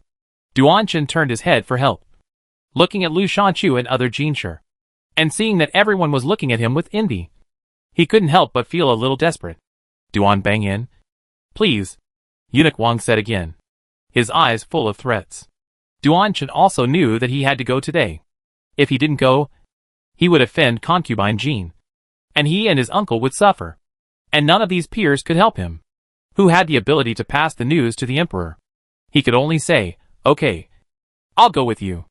As he said that, he followed eunuch Wang towards the palace with a heavy heart, looking at Duan Chen's back. Lu Shanchu was envious. Why didn't he work harder, get better grades, and look better? Princesses are all optimized species. They are not as beautiful as fairies, but they are definitely not bad. If he can marry such a beautiful lady, and have the support of concubine Jean and His Royal Highness Ming Wang, would he still be afraid of not having a good life? This is a step to heaven. Some families, who have taken a fancy to Duan Chen's side in their hearts. Even if concubine Jean is not so favored now, she is still a favorite concubine of the generation. She is also the biological mother of His Royal Highness Ming Wang. With her power and the tyranny of Princess Xiangyang, they have set their sights on Duan Bangyan. So what else can they do? Let's settle for the next best thing. They immediately set their sights on Lu Shanchu. If there is no chicken, a duck will do. Lu Shanchu was startled and said quickly, I have something to do today, so I'll take my leave first. Say goodbye. As he said that, he turned around and walked away quickly. If he was a step slower, he would be tied up and taken back to the hall. Duan Chen was recruited by the princess, and he is now the highest ranking, youngest and most handsome new Jinshi. Even if he can't marry a princess, it's okay to marry a county lady, right? Even if there's no county lady, Zhao Jiwei is not bad either. In short, without Duan Chen, he is a hot commodity, and he can't be captured by these 6th and 7th rank families. In the palace, Xiao Ruoyu began to be stimulated by concubine Jin's use of Zhao Jiwei, and she was not so opposed to calling Duan Chen as a consort. But when she heard that Duan Chen only got the 2nd place, and the 1st place was actually taken by Zhao Jiwei, she was immediately unhappy, and was unwilling to call Duanshin as a consort. You are 15 this year. Do you have to wait another 3 years? You may not meet someone like Duanshin in 3 years, who is the best in appearance, character, and talent, and whose family background is also suitable. Can mother harm you? Jean Fei frowned. She said, why don't you take a look behind the curtain first to see if Duanshin looks good enough? If not, mother will help you choose someone else. I heard that Lu Shanshu, who ranked 6th, is not bad either. Xiao Ruoyu originally annoyed her mother and brother, and she didn't dare to make a fuss, for fear that her mother really didn't love her anymore. At this moment, her mother gave her a way out. So she agreed, and decided in her heart that she would say that she didn't like Duanshin and rejected the marriage. Anyway, she must find a husband who is better than Zhao Jiwei. Anyone who is worse than Zhao Jiwei is a loser. Duanshin was quickly brought in and bowed to the inside through the curtain. Concubine Jean didn't ask him to sit down, but asked him to stand there and asked him some questions, such as his age, how many people in his family, what property he had, etc. After asking a lot of questions, Concubine Jean felt satisfied, seeing that Duanshin was indeed handsome. She asked, I want to recruit you as my son-in-law. Are you willing? Most people, whether willing or not, dare not say no in front of someone who can decide your life and death. Concubine Jean naturally couldn't kill the newly promoted Jeanshire in person, but she could ask someone to retaliate in secret. She didn't believe that Duanshin would refuse to marry the princess without considering the future and lives of the Duan family. Chapter 623 Rejection. Thank you for your kindness, Your Majesty. I am honored to be chosen by Your Majesty to marry the princess to me.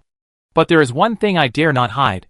When I was 10 years old, my mother went to the temple to have her fortune told. The monk of Jusheng Temple said that I could not marry before the age of 22. Otherwise my life would be in danger and my wife would be killed.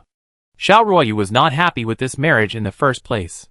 When he heard this, he immediately pulled Concubine Jean's sleeve hard behind the curtain. Concubine Jean pulled her sleeve out of her daughter's hand, stared at the person outside the curtain, and said nothing. The palace fell into silence. The eunuchs and palace maids held their breath and reduced their presence, fearing that they would be taken out on and lose their lives. Duanshin refused, but at this time, he was naturally nervous and his forehead was full of sweat. But he didn't dare to reach out to wipe it, and let the sweat beads flow down his cheeks. Seeing this, Concubine Jean narrowed her eyes and said in a calm voice, in this case, just pretend that I didn't say anything. Little Li, send him out? Yes, madam. The eunuch who brought Duanshin in agreed and motioned to Duanshin to go out. After Duanshin left, Concubine Jean asked someone to verify the matter, and then ordered another eunuch, go and bring Lu Shanshu.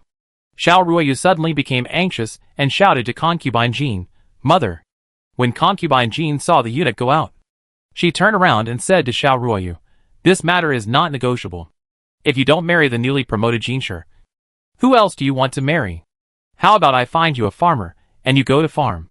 Xiao Ruoyu's face turned pale, and he bit his lip, and said nothing. Jean Fei was impatient with this bad-tempered and stupid daughter. The emperor once again turned cold to her, and it would be more than twice as difficult to coax her back in the future. For this matter, her son complained a lot about her, thinking that she didn't manage Xiao Ruoyu well. His current situation was already much worse than before. If he disappointed the emperor again, it would be extremely difficult for him to sit in that position. If their son cannot ascend the throne and the emperor dies, their lives will be difficult. Thinking of this, Concubine Jean made up her mind.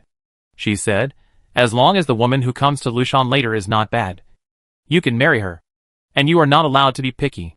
Upon hearing this, Xiao Ruoyu became anxious and shouted, it is obvious that the Duan man just now was making up a lie. It is better to choose the Duan man than the Lu man. At least he is the second place in the imperial examination. Not only is Duanshin the second place in the imperial examination, his appearance and conversation are also good. Just because he had taken a fancy to Zhao Rushi and wanted to reject her, she had to marry him, which made the two of them feel uncomfortable. Whether it was a lie or not, he had already made it clear that he was unwilling. Do you still want your father to know that we forced the second place winner to marry the princess? How can you not get married? Are all the men in the world dead? Concubine Jean was angry at Xiao Ruoyu. Xiao Ruoyu was afraid to speak immediately.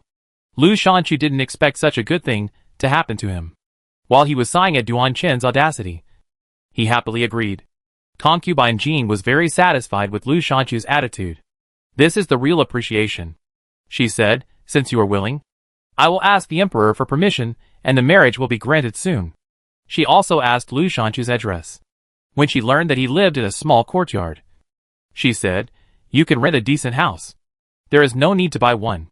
After getting married, you can live directly in the princess's mansion." Lu Shanchu was even happier after hearing this. The houses in the capital are very expensive. With his family's financial resources, he can only go to the west or north of the city to buy a small courtyard. If he married the daughters of those officials, he would have to pay everything except the house and the betrothal gift. This was very stressful for him. Now that he married the princess, not only would his future be bright, but he would not have to worry about the house and the betrothal gift. And he could just get married. The princess's dowry was more generous than anyone else's. When the time came, he would make the princess happy, buy a house in the capital, and bring his parents from his hometown to the capital, and his life would be complete. "Yes, Your Majesty, rest assured. I will rent a good house and not embarrass you and the princess," he said obediently. Jean Fei was more and more satisfied. Behind the curtain, Xiao Ruoyu felt that Lu Shanchu was not pleasing to the eye, and muttered silently, "A flatterer. A country bumpkin." Duan Chen left the palace and went directly to his uncle's house. It was lunchtime, and his uncle Duan Boying happened to be at home. Seeing him coming, he said regretfully, "It's a pity that the emperor favored Zhao Jiwei. Otherwise you would have been the top scholar. Although they are both in the first class and both are Shijishi, the runner-up is not as good as the champion. Not to mention that people only remember the name of the champion once the champion enters the officialdom. He is from the 6th rank, which is naturally half a level higher than the runner-up, and is more valued in the Hanlin Academy. This is a real benefit." Duan Chen didn't want to talk about this. He pulled his uncle to the study, dismissed the people around him, and told him that concubine Jean wanted to recruit him as a son-in-law. But he found an excuse to refuse. Duan Boying was shocked and said anxiously, "Tell me in detail. Don't leave out anything. Tell me all the details." Duan Chen ranked first in the imperial examination at the age of 17, and his memory was comparable to Zhao Rushi's. He then repeated his conversation with concubine Jean. Duan Boying stroked his beard and frowned, thinking for a long time, and said, "It should be fine. Your excuse is good. Concubine Jean or Prince Ming will send someone to verify it. But you didn't say where the monk was, so they have no way to find out. Besides, it's so far away. They can't send anyone for a while." He stood up. "I'll ask someone to go back to Jiangnan to make arrangements and fill the loopholes." After saying that, he walked out. This reaction is wrong. Shouldn't he be scolded? Duan Chen was a little confused. He sat there blankly, and when Duan Boying returned to the study, he asked anxiously, "Uncle, you won't scold me for rejecting Shangju?" Duan Boying sat down and took a sip of tea, and smiled. "If you agree to Shangju, I will scold you." Seeing that Duan Chen was gone, he shook his head and said, "The Mingwang faction is not as glorious as before. Concubine Jean is no longer favored, and Mingwang has been repeatedly reprimanded by the emperor. Our roots are not in the capital, so there is no need to get involved with them. There are not many benefits, but it will cause a lot of trouble. Besides," he looked at his nephew with a look of relief in his eyes, "you are young and talented, with a high starting point, and you have a bright future. You are the most promising person in our Duan family. Why do you want to marry a princess? The princess may seem to enjoy wealth and glory, but she is naturally inferior to the princess. In addition to living by others' faces, your future will also be affected. The current emperor is not like the previous emperor, and he is extremely taboo about these things. Why do you think concubine Jean summoned you first and asked you to agree to ask for permission? That's because the emperor absolutely does not agree to let you marry a princess." Chapter 624. Cannot enter the Hanlin Academy. You are the runner-up in the imperial examination, only 17 years old, and a pillar of talent. If you are well trained, you will surely be made a marquis and become a prime minister. But once you marry a concubine, the emperor will no longer be able to use you. The great Jean will lose a talent in vain, which the emperor does not want to see. If you agree to marry concubine Jean, the emperor will be disappointed in you from a moral point of view. In addition, he has to consider the face of the royal family. So he lets you be the consort. But your future will be almost at the 5th rank. So, he concluded, Shangju, besides forcing the family into the muddy water of the succession battle, you will also suffer for the rest of your life. And there is no benefit. Duan Chen couldn't help but feel fortunate and sighed, it's so complicated. Duan Boiheng smiled and said, officialdom. That's how it is. You will get used to it slowly. Jin Fei and Ming Wang. They won't retaliate against us. Right? Duan Chen was most worried about this. He knew very well that those in high positions would not talk about evidence. Even if his uncle plugged the loopholes and arranged the matter without any flaws. As long as Jin Fei and Ming Wang felt that he was slapping them in the face by refusing the marriage, they would retaliate. Duan Boiheng shook his head. Why do you think concubine Jin lost favor? Why was Prince Ming scolded? Because they have targeted Zhao Jiwei many times in the past 2 years, which has angered the emperor. Today concubine Jin called you, and you refused to marry the princess. The emperor cannot hide this. If you and the Duan family get into trouble, the emperor will definitely put the blame on concubine Jin. Those forces hostile to them will also make a fuss about this and weaken their power. So they will not target us for this reason and give the enemy a handle. So don't worry. Nothing will happen. Duan Chen couldn't help sighing again after hearing this. It's so complicated. Duan Boiheng knew that his nephew had been concentrating on studying since he was young and had a simple mind. It's okay to let him study now. But he needs to be well trained if he wants to engage in politics. He patted his shoulder. As long as you know more, you will naturally think of so much. Don't feel pressured. Duan Chen nodded.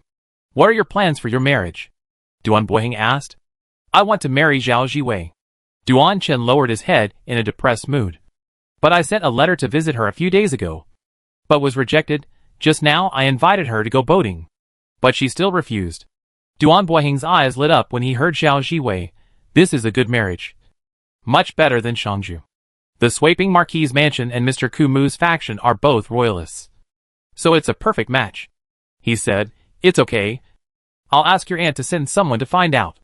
To propose a marriage. The elders have to come forward. If Zhao Jiwei agrees to you, it's not self-respect. Now many people in the capital are watching her. She has to be cautious in every move. Otherwise it will bring shame to the emperor. She won't do such a stupid thing. Duan Chen's eyes lit up. Really? Is this why she didn't agree to go boating? Duan Boiheng was afraid that his nephew would have too high expectations and be too disappointed. So he hurriedly said, that's not the case. Although you are outstanding, there are also many outstanding children from noble families in the capital. Regarding Zhao Jiwei's marriage, Sweeping Marquis Mansion didn't know how to consider it. Mr. Kumu loves this little disciple the most. Maybe even Sweeping Marquis Mansion cannot decide Zhao Jiwei's marriage. Duan Chen's eyes dimmed again. Yes, he was a famous talent in Jiangyan, but in the capital, he was nothing. Zhao Rushi, the Imperial Street Boast official, attended the Qiongling banquet again. When he was sent back to Sweeping Marquis Mansion by Zhu Huai, he saw Sweeping Marquis Mansion decorated with lanterns, and people coming and going at the door. The Zhao family members and neighbors came to congratulate. The people from the second and third rooms had already arrived to help the old lady, and Zhu entertained the guests. When Zhao Rushi entered the house, she was naturally greeted with another wave of inquiries and flattery. After finally sending off the clansmen and neighbors, Zhao Rushi asked Zhu, have you sent someone to deliver the letter to my master and my father? Although the master would certainly send servants to check the list, the courtesy of Sweeping Marquis Mansion should still be fulfilled. I went. Zhu nodded and said, how could I forget this? In Zhu's cognition, Zhao Rushi's success today was largely due to Kong Shirlin's contribution. Otherwise, how could the emperor choose her as the top scholar? She could not imagine that her daughter's talent could stand out from the crowd. After saying this, she seemed to suddenly remember something and said to Zhao Rushi, do you want to go and tell your master in person? Zhao Rushi wanted to be sent out. So she asked Kong Shirlin to go to the palace to tell the emperor and directly gave up the first-class Jin Shi. Now the emperor has chosen Zhao Rushi as the top scholar. What is the reason? What should be done with Zhao Rushi next? Zhu felt that Kong Shirlin had to go to the palace to find out. Zhao Rushi nodded and stood up. I'll go to Kang's house. If she hadn't worried about other people gossiping that she didn't want to go back to her house to tell her relatives when she passed the first place, but ran to hug Kong Shirlin's thigh, she would have gone directly to Kang's house. It was agreed that she would be in the second place. But the emperor didn't play by the rules, and caught her off guard. She hurried to discuss countermeasures with her master. In fact, she had always had a thought that she hadn't told anyone. She couldn't be the first place, and couldn't enter the first place. In addition to the reason of wanting to be sent out, it was because she didn't want to enter the Hanlin Academy as a scholar. Hanlin Academy is the secretariat of the emperor, and its office is located in the palace. Before the new batch of Genshur come out, the new first-class Genshur must work with the imperial edict officer to draft imperial edicts for the emperor, write documents, and do some secretarial work ordered by the emperor. In these jobs, they will understand the situation of the entire Jin dynasty, take a comprehensive view of the overall situation, cultivate a sense of the overall situation and the ability to handle affairs and work, and also cultivate feelings with the emperor when they are sent out or go to various ministries to serve as officials. Because of this experience, they are more capable than other officials, and can more clearly know what the emperor likes and what the emperor doesn't like. They will assist the emperor from the outside to complete some of his plans. These people are the focus of the emperor and the court, and they are also the group of people who are promoted the fastest. Therefore, becoming a first-class Genshur and a Shujishi of the Hanlin Academy is the wish of all candidates for the imperial examination, except Zhao Rushi. As an unmarried young woman, she is also outstanding in appearance. She goes in and out of the palace all day and stays by the emperor's side. Not to mention that this will make Xiaolingyan embarrassed. The officials and those dirty-minded men will think too much, affecting her reputation, and will also cause the jealousy of the concubines in the harem, so that they will secretly poison her. She couldn't guarantee that the Emperor Xiao he would not have any intentions towards her, and would directly issue an imperial decree to summon her to the palace and make her a concubine. She never gambled on human nature, so she would never enter the Hanlin Academy. Therefore, she had to ask her master to think of a solution before the list of officials for the newly promoted Genshur was released. Chapter 625 Worry. She changed her clothes and took a carriage to Kang's house. Kang Sherlin had just returned from outside. At such a glorious moment, he would not sit at home and be bored. Just now, he sat in the tea house while watching the official, and received a lot of flattery and praise. So he stayed outside for so long before going home. When he heard Zhao Rushi coming, he laughed and said, "This child, is he here to tell me the good news at this time?" Kang said jokingly, "Miss Zhao is not only very good, but also makes you proud. She is also very filial. She always thinks of you first when something happens." This made Kang Sherlin laugh. At this time, Zhao Rushi came in with the servants. "Master," she called out. Kang Sherlin had been with his apprentice for 2 years. Usually, the child was always smiling and had a plan in mind. But now, although he was smiling, he was anxious in his eyes, and his heart was suddenly lifted. He stood up and said, "Let's go to the study and talk." Seeing this, Kang sent the other servants out, leaving only him in the study. Qi Feng, who came in with Zhao Rushi, did not get the girl's instructions and stood there without moving. Although Kang Sherlin was in his 60s or 70s, he also paid attention to the degree of getting along with others. No matter what confidential matters he had, he always kept Kang and Qi Feng in when talking to Zhao Rushi to prevent others from gossiping about Zhao Rushi. "What's wrong?" As soon as he sat down, Kang Sherlin said, "What happened? Is it that someone is dissatisfied with you for winning the first place in the imperial examination and is using shady tactics to deal with you?" "Master." Zhao Rushi was a little embarrassed to speak. Although she was Kang Sherlin's apprentice, she had only been with Kang Sherlin for less than 2 years. But Xiao he had been with Kang Sherlin for half his life, and the relationship between the two was as close as that of father and son. If she expressed her concerns, wouldn't it mean that Xiao he would be tempted by her beauty and doubt his character? How would the master see her? Zhao Rushi's personality was very generous. She always said everything openly. She never hesitated and was embarrassed like now. Her fair and tender face was wrinkled into a ball. "What's the matter? Just tell me." Kang Sherlin was impatient and hated to see people hesitate to speak. "Are you trying to drive me crazy?" He suddenly thought of something. "Is it your marriage?" "That's right. You are almost 16 years old. And now you are successful and famous. And you have passed the imperial examination. It is normal for someone to propose marriage." He leaned forward and looked at Zhao Rushi earnestly and said, "Who is it?" Zhao Rushi didn't know whether to laugh or cry. "Master, what are you thinking about?" She had to speak frankly. I originally begged Master to tell the Emperor that I didn't want to be a first-class Jinshi, and wanted to be sent out. Have you asked? Did eunuch Xie really tell the Emperor? Why did the Emperor insist on selecting me as the top scholar? Because the palace examination had not yet taken place. Saying that I would not be a first-class Jinshi, but only a second-class Jinshi would make the Emperor think that our master and disciple were too arrogant. So I asked Xiao Shiezi to tell him, and asked him to tell him after the palace examination was over, and the Emperor had read all the test papers. Kong Shilin said, I know Xiao Shiezi. There is no doubt about his character. He will do anything he promised.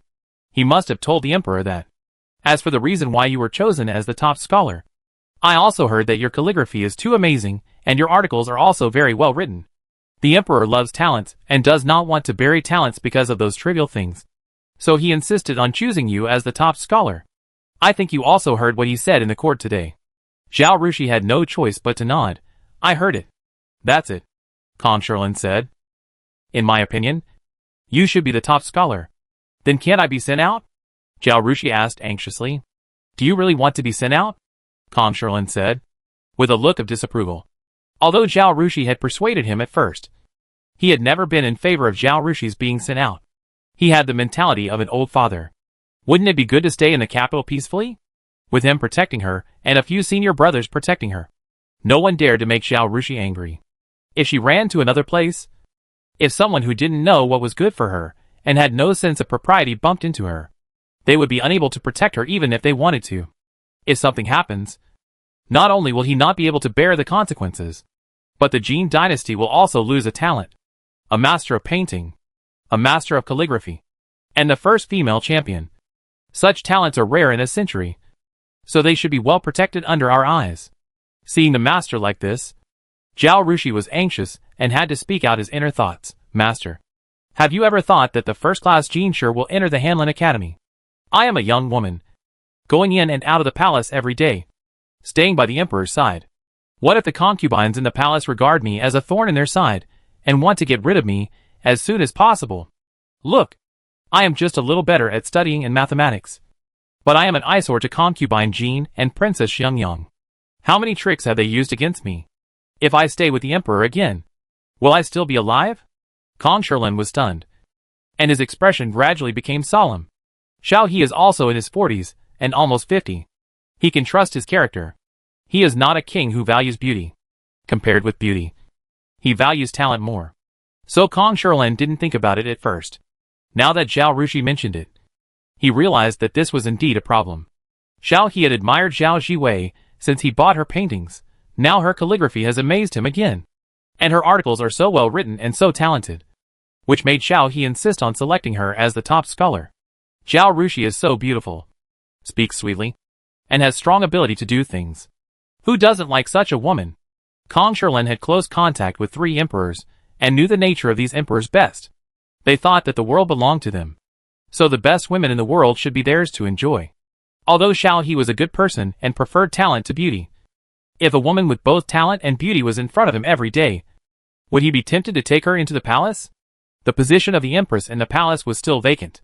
Today, Xiao He could ignore the opposition of all officials, and insist on appointing Zhao Rushi as the top scholar.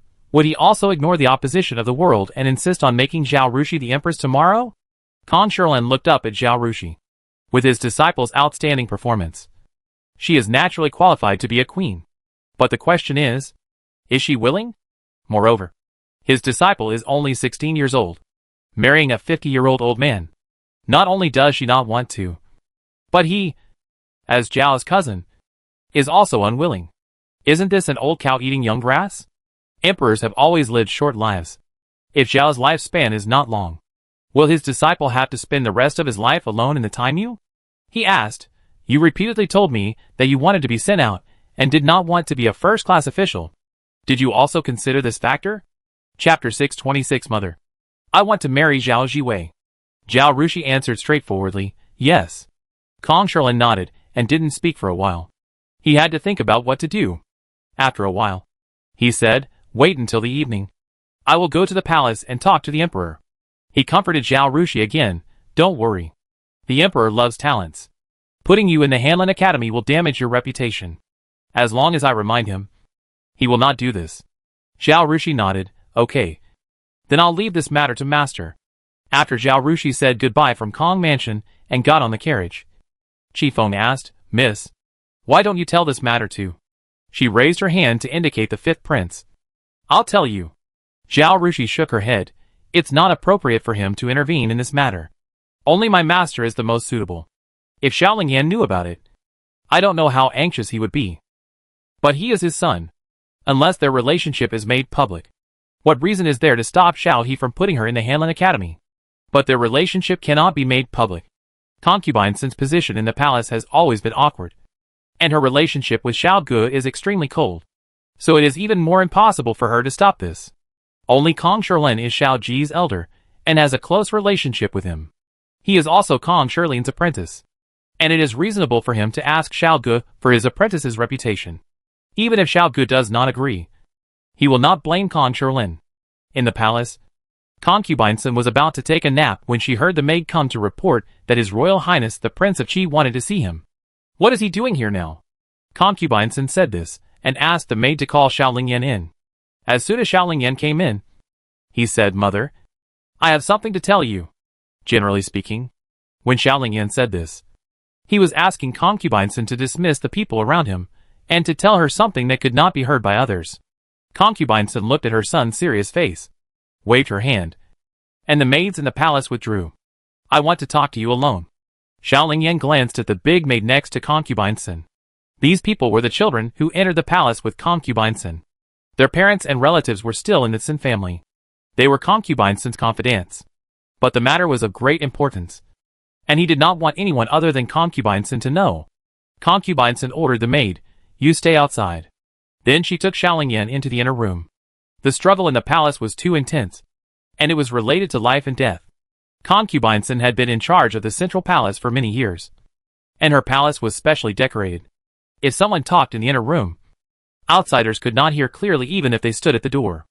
Seeing the head maid automatically guarding outside the door, Xiao Lingyan whispered, Mother, I want to marry Zhao Jiwei. Concubine Sin looked at him in surprise. But after thinking about it, she immediately felt that it was natural. The last time she met Zhao Jiwei, she liked this girl very much. Now she has passed the imperial examination and is very talented. So it is not surprising that her son likes her. Her youngest son is already 17 years old this year, but he has never considered getting married, which makes her worried. Now he took the initiative to propose, and he chose a very good girl. Concubine Sin was immediately overjoyed. She said, Okay, I will ask your father for your permission. As she spoke, she wanted to stand up. Xiao Lingyan grabbed her and said, Please listen to me. Concubine Sin had no choice but to sit down. Zhao Jiwei's master is Mr. Kumu, and her senior brothers are Wu Huixi and others. She is also highly appreciated by Peng Goen and others. It can be said that everyone around her is a royalist. If I get engaged to her, the prince and the third brother will definitely feel the crisis and sabotage it. Zhao Jiwei is different from other girls from aristocratic families. The sweeping marquise mansion is weak, and she has no family power to protect her. She has to be an official, so she can't stay at home all day, which increases the danger. If the crown prince and the third prince want to deal with her, they have too many opportunities to do so. But I married her because I appreciate her talent, not to confine her in the backyard. Therefore, I don't want to expose her too early before the wedding. Hearing this, Concubine Sin frowned. But you have to prepare for your marriage, right? It's definitely not okay if the candidate for the Princess of Qi is not determined. My second brother got married at the age of 19, so I'm not in a hurry. It won't be too late to get married next year or the year after. There is no need to prepare much for the marriage. I already have a mansion. If you need anything, I can buy it in the name of decorating the new house. Silly son. If you are not engaged, how can the girl wait for you? Zhao Jiwei is 16 years old this year, right? At this time, her family must be looking for a date. Concubine Sin thought her son didn't understand, and looked at Xiao Lingyan as if he was a fool. I will secretly express my feelings to Zhao Jiwei and ask her to promise to wait for me. You don't have to worry about it. The problem now is that the emperor has selected her as the top scholar, and she will enter the Hanlin Academy. With her status, do you think it is appropriate for her to stay with the emperor and work? Concubine Sin originally had a teasing expression on her face, but she immediately became serious when she heard this. She knew that her son was arrogant. In the past 2 years, she had proposed many noble ladies from aristocratic families, but her son rejected them all. Now she finally took a fancy to Zhao Jiwei, and Zhao Jiwei would be her daughter-in-law. How could she let her future daughter-in-law work with her father-in-law? Regardless of whether he would have any thoughts about Zhao Jiwei, the reputation alone would be bad. What kind of talk is it for a son to marry a woman close to his father? It would inevitably become the first obstacle to his son's marriage. Then what do you want to do? She asked. What can I do for you? Is the emperor going to spend the night in your palace tonight? When the time comes, you can mention it to him and ask him to agree to Zhao Jiwei's request to be sent out. As for the reason, you can start from a female perspective and say that you don't want a talented woman to end up with a tragic fate. Just for participating in the imperial examination, concubine Jean and her daughter repeatedly targeted Zhao Jiwei. If Zhao Jiwei stayed with the emperor, she might not live until next year. As a time traveler, Xiao Lingyan wanted to complain about the rule that He had to spend the night at concubine Sin's place on the 15th of every month. In ancient times, the husband was very protective of the original wife. On the 1st and 15th day of the lunar month, the husband would stay with the wife overnight. Although concubine Sin was not the wife, she was in charge of the palace after the queen passed away for many years. If He did not stay with her overnight, the concubines in the palace would certainly not obey her control. Therefore, He formed an unwritten rule that he would come to concubine Sin on the 15th day of every month. However, when he was favoring concubine Jean, he would just sleep with a quilt when he stayed with concubine Sin overnight. In the eyes of Xiao Lingyan, a modern man, it would be better for He not to come. What did he think of concubine Sin? But now it gave concubine Sin the opportunity to make suggestions. If she went to He to say those words, He and the people around him would definitely think too much, and the news would soon reach concubine Jin's ears. But if she mentioned this matter casually in the evening, there would be no loopholes. Chapter 627. Where do you want to go? Kong Sherlin will go to the palace to ask for it. As long as He has no bad intentions towards Zhao Rushi, he will definitely agree to her being sent out. Otherwise, she will be taught a lesson by Kong Sherlin. Okay, I'll take care of it, concubine Sin said. He treated her coldly, not because he hated her, but purely because he was afraid of the Sin family. She and he didn't have much problem getting along. He came here to spend the night without touching her because he was concerned about the Sin family. He couldn't give her contraceptive soup, but he didn't want her to have another child. She was not interested in a man who had another woman in his heart. With her understanding of He, she was confident that she could convince He. After getting her mother's guarantee, Xiao Lingyan left the palace and immediately sent someone to pass the message to Zhao Rushi. So when Zhao Rushi left Kong Mansion and returned to Sweeping Bow Mansion, Ma Sheng, who was riding a horse and following the carriage, was stopped by someone. Brother Ma. Long time no see. Ma Sheng turned his head to look, and thought for a long time before he remembered that this man should be the subordinate of the king of Qi. When the girl participated in the imperial examination, he sent out Wang Pozi's family, who tried to drug the girl. It was this buddy who took over Wang Pozi's family, interrogated them, and then handed them back. He realized that the man must be here to receive news for His Royal Highness the Prince of Qi. So he slowed down his horse and bowed in return, saying, "Brother, long time no see. What have you been busy with recently?" The man rode forward and said with a smile, "I went out for business not long ago." He took out a small silver lock from his arms and handed it over. "I didn't go to the banquet for your son's full moon, so this silver lock is a gift from my uncle." Ma Sheng took the silver lock and found that in addition to the silver lock, there was also a small note in his hand. The two exchanged a few pleasantries, and the man said goodbye and left. Ma Sheng then rode forward, called Qi Feng, and handed her the silver lock and the note through the window. Qi Feng took a look and found that it was the letter written by His Royal Highness the Prince of Qi to the girl, which she could not understand, and quickly handed it to Zhao Rushi. Zhao Rushi took a look at the note and told Lu Bo, "Go back to Kong Mansion." Kong Sherlin saw his little apprentice go back and asked in confusion, "What's wrong?" "Master, I thought about it in the carriage on the way back, and I felt that if you rashly come to the door and say this, the Emperor might have some thoughts. Why don't you ask Eunuch Xie about the situation? If it's feasible, go to the palace tomorrow to ask.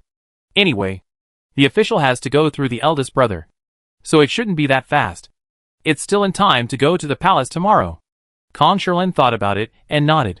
Okay. That's fine. Although Xiao He is close to him. He is the emperor after all. With his own temper and pride. If he goes to the door and says that someone covets beauty and guards against him like a thief, anyone would be unhappy. Let alone the emperor. It's not easy for him to maintain this close relationship with Xiao He. So he can't act rashly and lose this relationship. He also wanted Xiao to take care of his descendants. It is always right to act cautiously. It is easier to succeed if you ask in advance. Kong Shirlin has been in and out of the palace for decades and has his own connections in the palace. He once saved 2 palace maids in the palace. After Zhao Rushi left, he immediately asked someone to pass a message to the young eunuch in the palace, asking him to ask eunuch Xia for information. The efficiency of doing things in the palace is not very high. These eunuchs have their own responsibilities and cannot move around randomly. If they want to pass on or inquire about information, they have to find an opportunity.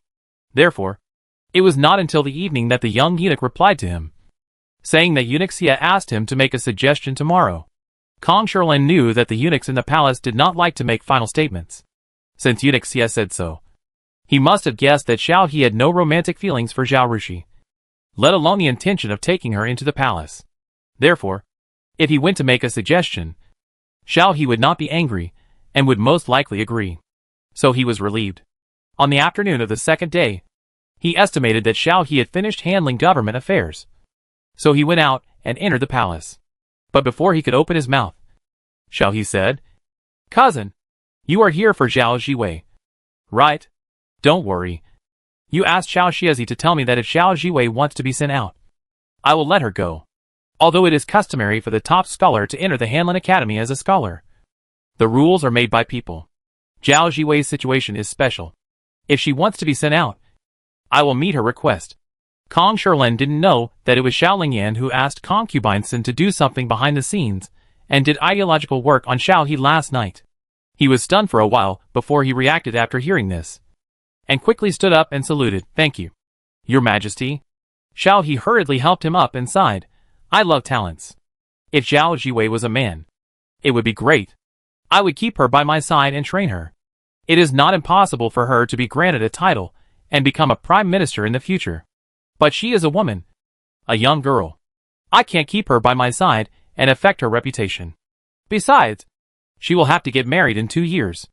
After she gets married, I don't know whether her husband's family will allow her to be an official. Since she wants to be sent out, I will naturally fulfill her wish." He agreed to Zhao Jiwei's sending out. But as an emperor, calculating the gains and losses has become his instinct, and he will not let go of the favors he deserves.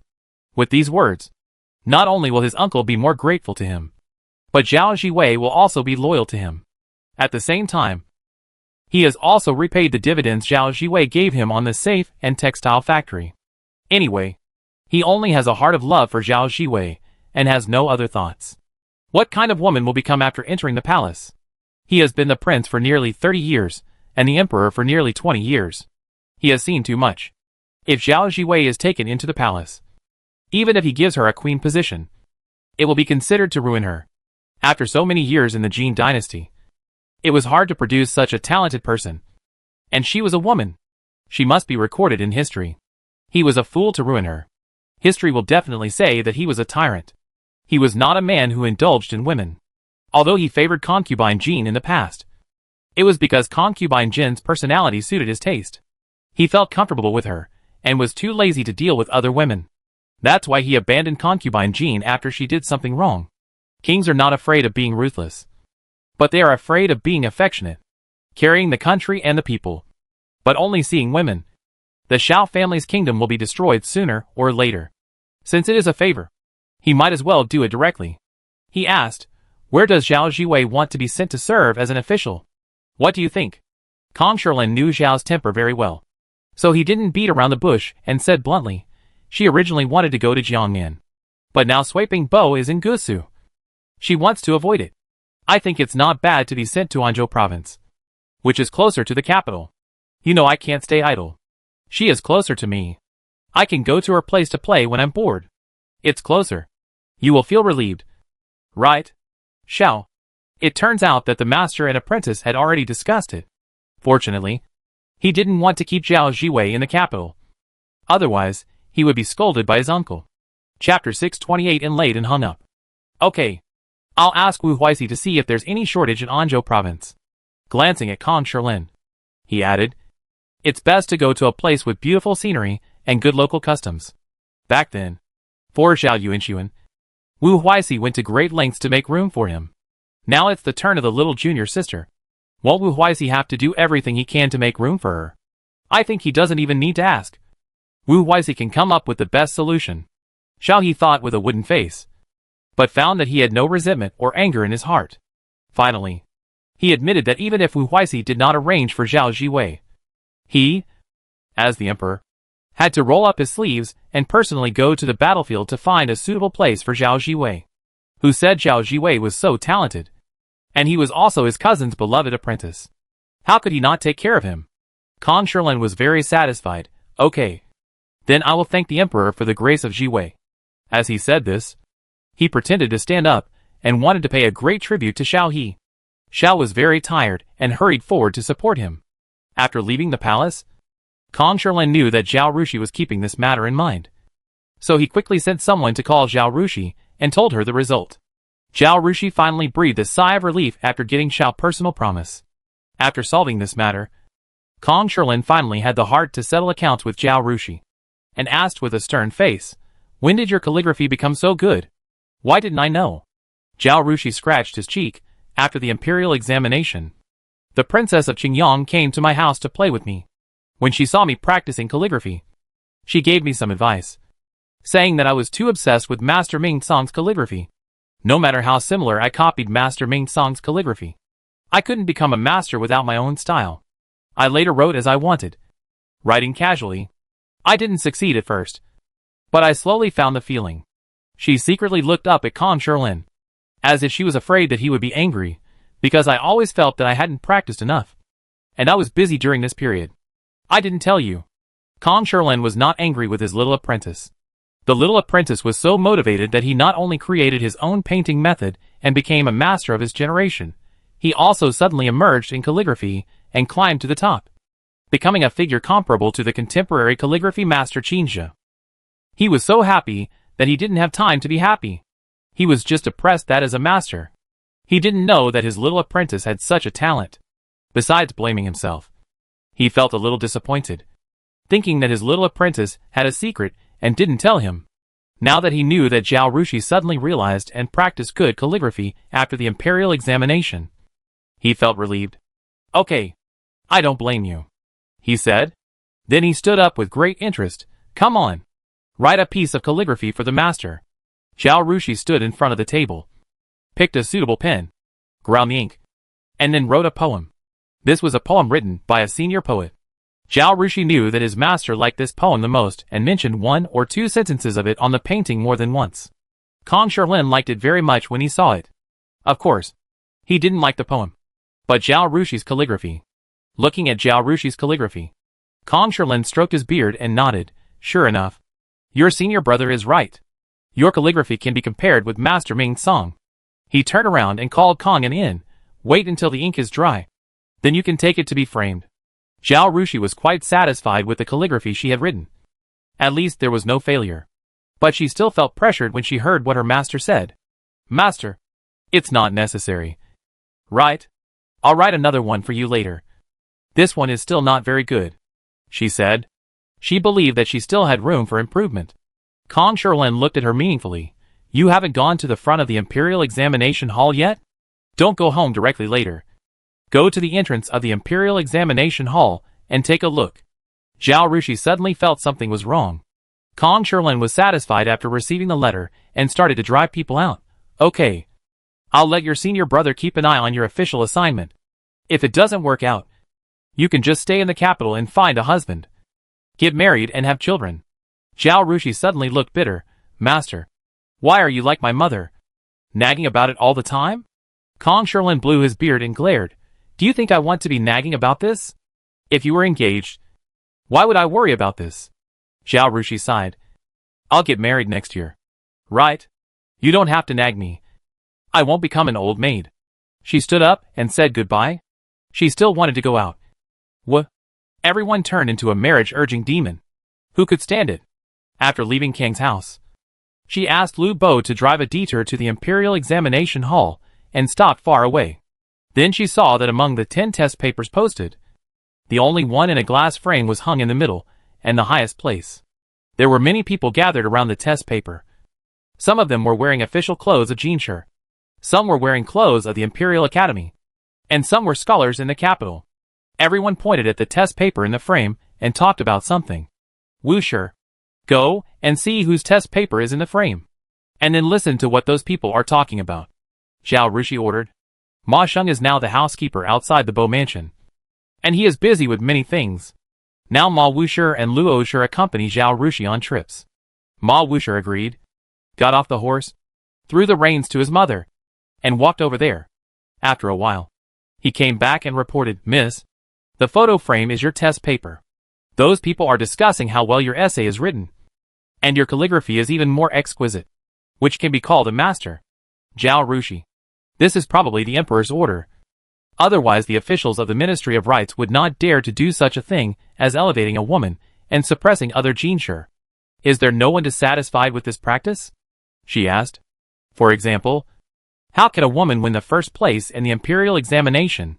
Why should I put my test paper in a frame to make it look so special? Ma Wuxia has been with Zhao Rushi for more than a year, and knows that his daughter is very generous. Even if someone has bad words, she will not take it out on him. Besides, since the girl asked, she wanted to know the truth. He answered truthfully, yes. But someone immediately refuted him, saying that the Emperor said that the great Jin, a great country, doesn't it mean that we men have to press women into the mud to show our own height? Miss Zhao Jiwei's articles are better than others.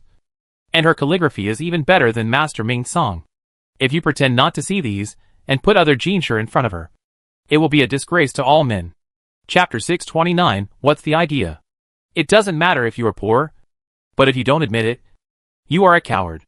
The man was so ashamed that he squeezed out of the crowd and ran away. Okay, go back. Zhao Rushi nodded. In the sweeping Marquis mansion, people from the second and third houses and the Su family came to eat today to celebrate Zhao Rushi's success in the Imperial Examination. The women's seats were set up in the inner courtyard, and the men's seats were set up in the outer courtyard. In addition to the second house father and son, there were also Su Yongyi and his son, and Zhao Jingming from the third house. Zhao Ruwei came to the Bo's mansion long before Zhao Rushi returned home. She originally wanted to talk to Zhu about her marriage, but she saved the topic until after dinner, when everyone sat down to drink tea and chat. She said to Zhu anxiously, Aunt, I heard that as soon as the announcement ceremony was over, someone was looking for a son-in-law in front of the palace. After the Imperial Examination was over, she wanted the old lady and Zhu to pick out a few suitable candidates for her. As long as the announcement ceremony was over, and they knew for sure that they had won the second-class Jinshi, they could start to act. But last time Zhao Jingli went back, he gave her a good talk, saying that he would help her pay attention and told her not to bother the elders of Sweeping Marquis Mansion before the palace exam was over. He also said that if she didn't obey, he would directly deduct her monthly salary. She was so angry that she went to Zhao Yuanliang to complain, and Zhao Yuanliang directly told her to listen to Zhao Jingli. But Zhao Jingli didn't know anyone, so he had no way to find out about the situation of the tribute scholars. Then where the tribute scholars stayed was worried about accidents during the period before the palace exam, so no one was allowed to approach. The shopkeeper and waiter there didn't dare to sell the information of the tribute scholars, for fear that the tribute scholars would come to settle accounts with them after they passed the Imperial Examination. In short, Zhao Jingli is not reliable at all.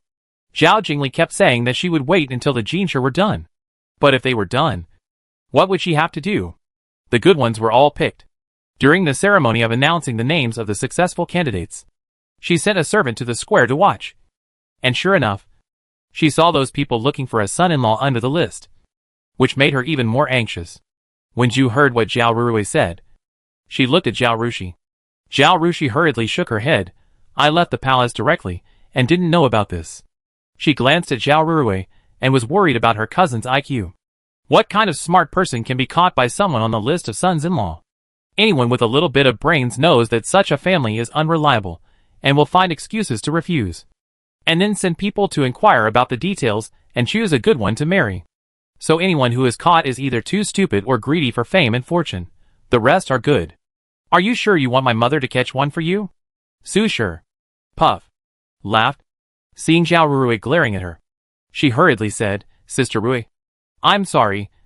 Third aunt is not laughing at you. It's just that Sister Shi's words are interesting. Catch one. Those who don't know would think it's catching chickens and rabbits. Poor newly promoted scholar. Mrs. Zhu patted Zhao Rurui's arm and said, You've also heard from your sister that those are not good things. Don't worry. I'll keep an eye on them for you. But among the newly promoted scholars, there are only a few who haven't married. We are not a prominent family, so it's hard to say whether it will be our turn. You asked Li Gur to keep an eye on it. And you should also keep an eye on it yourself, so that you won't blame me if I can't help here, in addition to asking Zhu to pay more attention. Zhao Rurui also wanted to find out about Zhao Rushi's marriage. You know, Zhao Rushi will soon be 16 years old, and her marriage is still not settled. Maybe she has the same idea as her. But if that happens, wouldn't she have another competitor? She said. What are you talking about? Aunt? How can I blame you? I am grateful to you. By the way, my fifth sister has reached the age. Does your aunt plan to pick a husband for her from the newly promoted scholars? No need. I won't choose from the newly promoted scholars, Zhao Rushi said. When did Zhao Rurui ever care about her? What was she thinking when she said this? Did she know that others didn't know? Zhu looked at Zhao Rurui and felt annoyed. She didn't want to care about her anymore. She said, Okay. You guys go back first. We'll talk about these things later. Zhao Ryu thought Zhao Rurui was embarrassing the second house. So she pulled her and said, Let's go. Zhao Rurui got the promise. So she didn't bother anymore and left with the others. Seeing that her daughter also wanted to take the opportunity to slip away, Zhu quickly grabbed her arm and said, Don't leave yet. Sit down and tell me about the two people who delivered the invitation yesterday. She heard from the doorman that Duanchen was a very good-looking young man. A young man came to Zhao Rushi's house in person to deliver a visiting card. It was Sima Zhao's intention, and passers-by knew it. But the little ancestor of the family was so good that he just turned the man back. She didn't know what kind of person Zhao Rushi wanted to marry. What can I say? There is no man in the family. If I accept their visit, I don't know how much gossip people will say.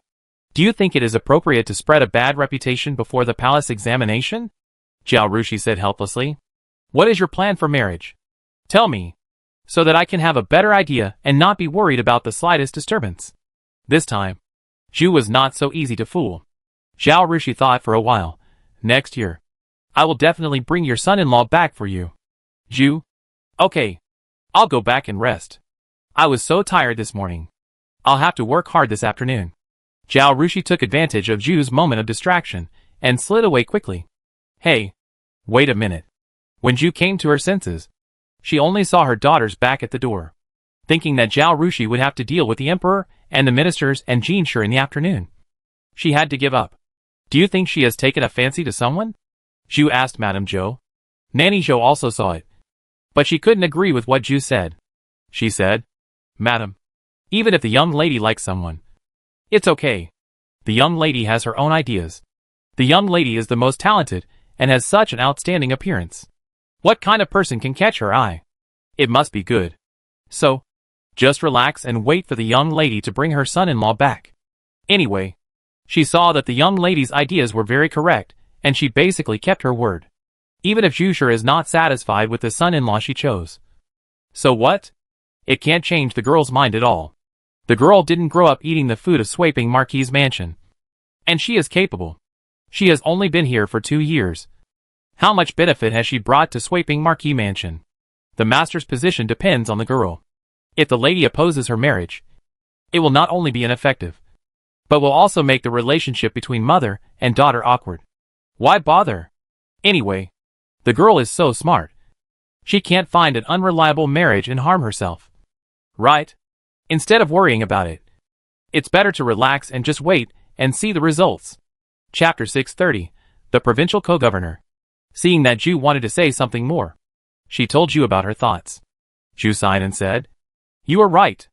I will not worry about Shi Jier's marriage. That being said, Zhu and Nani Zhou knew that it was impossible not to worry. Not in this life. Who told them that they were mother and daughter? The next day, After the morning court session, the 9 ministers from the 3 courts and 6 ministries were kept by Xiao He and given seats. Everyone, take a look at the official positions of these newly promoted Jinshi. Xiao He raised his chin towards Wu Huixi. Wu Huixi handed the allocation plan in his hand to Qi Shigu, who was closest to him. They sat in the order of Li, Hu, Li, Bing, Xing, Gong, Dali Temple, Honglu Temple, and Taichung Temple were behind them. The court could not arrange more than 100 Jinshi positions at once. Only the second-class Jinshi needed to be arranged. There was no need to arrange for the first-class Jinshi, and they would directly enter the Hanlin Academy as Shujishi, the third-class Jinshi, who were granted the same Jinshi status. Would depend on the ranking and whether there were any vacancies. Even if there are vacancies, most of the top 3 Jinshi go to remote areas for official positions such as teachers, 9th rank or no rank. If there are no vacancies, they will wait for officials to retire at the end of the year or next year, and then fill in the positions. In other words, the top and second rank are stable positions. The top 3 are substitutes. And if they have a position, they can only be the lowest official, and the chance of climbing up is much smaller. Qi Shigu is not interested in the list of arrangements for this Jinshi. His Ministry of Revenue is not short of people. And even if it is, he will choose people like Xiao Jingli who are talented in mathematics. These Jinshis can recite the 4 books and 5 classics by heart, but their math skills are not as good as Xiao Jingli's. What's the point of him coming? He wants Zhao Rushi. Even if Zhao Rushi expressed his desire to be transferred to a distant place, he could still fight for it if he was admitted to the second place. After all, officials have to listen to the emperor and the court's dispatches when they are appointed, and Jinshis have no choice. But now Zhao Rushi has directly won the first place, which means he will enter the Hanlin Academy and be trained as the emperor's secretary. He doesn't have the courage to compete with the emperor for people. Without Zhao Rushi, he doesn't like other people, so he is unwilling to let new people enter the Ministry of Revenue. He symbolically glanced at the list and was about to hand it to the Minister of Rights. But as soon as he reached out to the Minister of Rights, he retracted his hand and looked at the list with wide eyes. He suddenly raised his head and looked at Wu Huixi. His eyes as big as copper bells. What's going on? The top scholar Zhao Jiwei didn't enter the Hanlin Academy as a scholar, and you let her be sent out? Wu Huixi looked at him helplessly. This old guy really took advantage of his age. He knew that this list must have been approved by the emperor before they could discuss it. Qi Shigu didn't dare to challenge the emperor, so he came to question him. He was really an old fox. He said, Zhao Jiwei proposed to be sent out to serve as an official. After considering it, the emperor felt that it was worth affirming that young people wanted to experience the suffering of the people. So he met her request. As he said that, he looked at Qi Shigu meaningfully. Qi Shigu looked at Xiao He and suddenly reacted. Yes, the Hanlin Academy is simply the emperor's secretariat, and the government office is in the front hall of the palace. As a young and beautiful girl, Zhao Jiwei stayed by the emperor's side all day, and the emperor especially appreciated her talent. Will the emperor have other ideas at that time and take her into the palace as a concubine? Zhao Jiwei was extremely talented, and it took generations to produce such a brilliant person. In the end, she became one of the many concubines in the emperor's harem, scheming and fighting with the concubines all day long, which simply ruined her as a person. This is a loss for the entire Jin dynasty.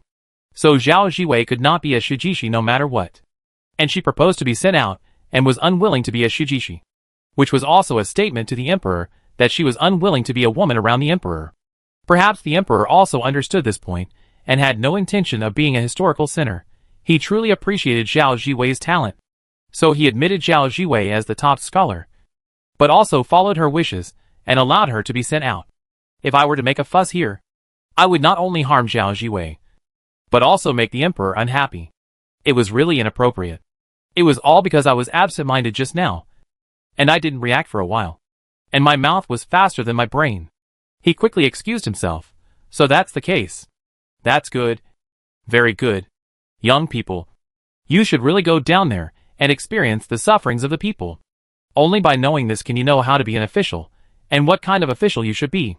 He stuffed the list into the hands of the Minister of Rights, stood up and bowed to Xiao He. I have no objection to this list. Xiao He looked at him and nodded expressionlessly. Qi Shigu was sweating. All the people present were old foxes. After hearing this conversation, Everyone understood what Zhao Ziwei's arrangement was. And of course, they would not step on the minefield again. Except for 3 yamen that had vacancies, and named 1 or 2 fellow Jinshi candidates. The others had no objection. In fact, they had already privately informed Wu Huizi about who they would arrange to enter their own yamen. They would not bring it here and talk about it in front of the emperor. In any case, Jinshi candidates had to be assigned positions. As long as it had no impact on the court and the entire yamen, Wu Huizi would also make it convenient for them. Of course, whether he privately reported it to the emperor or not, no one else knew except the emperor. If the water is too clear, there will be no fish. Within a certain range, as long as it is not excessive. Shao He will also take into account the difficulties of these ministers and turn a blind eye to these. At this moment, Shao He looked at the people everyone nominated and found that there was no big problem. And the number of people was not large. So he approved them all. Finally, the list was finalized. As the champion, Zhao Ziwei's starting point was naturally higher than other Jinshi according to the rules. And he was directly from the 6th rank. The second place was the 7th rank. And the third place was the 7th rank. The other Jinshi were all 8th and 9th ranks. So Zhao Ziwei directly sent the Tongji of Nanyang Prefecture, Linjiang Prefecture, Anzhou Province. Everyone had no objection to the list. So they all left. Zhang Yiqing, please stay. Shaoqi called Zhang Chanshan. After everyone else left, he said, Wu Zong has been in the Dali Temple for a long time. And he himself has unexpected releases. Now there is a vacancy in Linjiang Prefecture, Anzhou Province. And I want to arrange him to be the prefect of Linjiang Prefecture, as his direct superior. What do you think? I have no objection, Zhang Chanshan said quickly. He also strongly supports Wu Zong's appointment to an external post. He is also in his 40s, almost 50 years old. And doing their job requires a lot of physical and mental strength. In the past 2 years, he has gradually felt that his body can no longer bear it. In a few years, he will have to retire. He hopes that Wu Zong can take over from him. But the Dali Temple minister is a 3rd-rank official, directly entering the cabinet. Wu Zong has no experience in external posts, so he can't climb to this position. At that time, those who covet this position in the court will definitely use this shortcoming to attack Wu Zong and prevent him from taking this position. Chapter 631 Reactions from all parties. Now, while his health can still hold up, he hopes that Wu Zong can be sent to serve as an official outside the capital for a few years. Wu Zong was promoted from the 5th rank to the 4th rank in just half a year. According to the practice of promoting Beijing officials to serve outside the capital by half a level to 1 level. If he was promoted to the 3rd rank or the 3rd rank, he would be promoted too quickly, and he would be criticized by the court officials. Now Wu Zong was sent from the 4th rank of the capital to serve as a prefect of the 4th rank outside the capital. And no one could raise any objections. The 2 former left and right assistants of the Dali Temple should also be quiet. Moreover, if I remember correctly, Zhao Ziwei was arranged to be the co-magistrate of Nanyang Prefecture, Linjiang Prefecture, Anzhou Province. Zhang Chanshan glanced at Wu Huizi and felt that Wu Huizi was well-intentioned and painstaking towards his junior brothers and sisters. Who do you think is suitable to replace Wu Zong? Xiao asked. Zhang Chanshan frowned and was a little embarrassed. Except Wu Zong himself. He felt that no one was suitable. No hurry. Go back and think about it. When you have thought it through, come back and tell me, Xiao said. He turned to Wu Huizi. If Sir Wu has a suitable candidate, you can also mention it. Yes. Zhang Chanshan and Wu Huizi bowed to Xiao and left. After leaving the hall, Zhang Chanshan said to Wu Huizi, Sir Wu, there is no one in the Dali Temple who is suitable to replace Sir Wu. If Sir Wu thinks that any local official is qualified for this position, he can bring him back to Beijing to take up this position. He thought it was the most appropriate to let Wu Huizi decide on this candidate. After all, Wu Zong would have to come back after being demoted. If the person promoted is too capable or has too much background, he will occupy this position and wait for him to retire to become the Dali Temple minister. Then, there will be no position for Wu Zong when he comes back. It may not be appropriate to go to other departments, which would lose the original intention of sending him to an external post. Therefore, we have to carefully consider who to recommend as the Zhuasi Chung. Thank you, Mr. Zhang. Wu Huizi naturally understood what Zhang Chanshan meant. Zhang Chanshan was doing a favor for him and Wu Zong.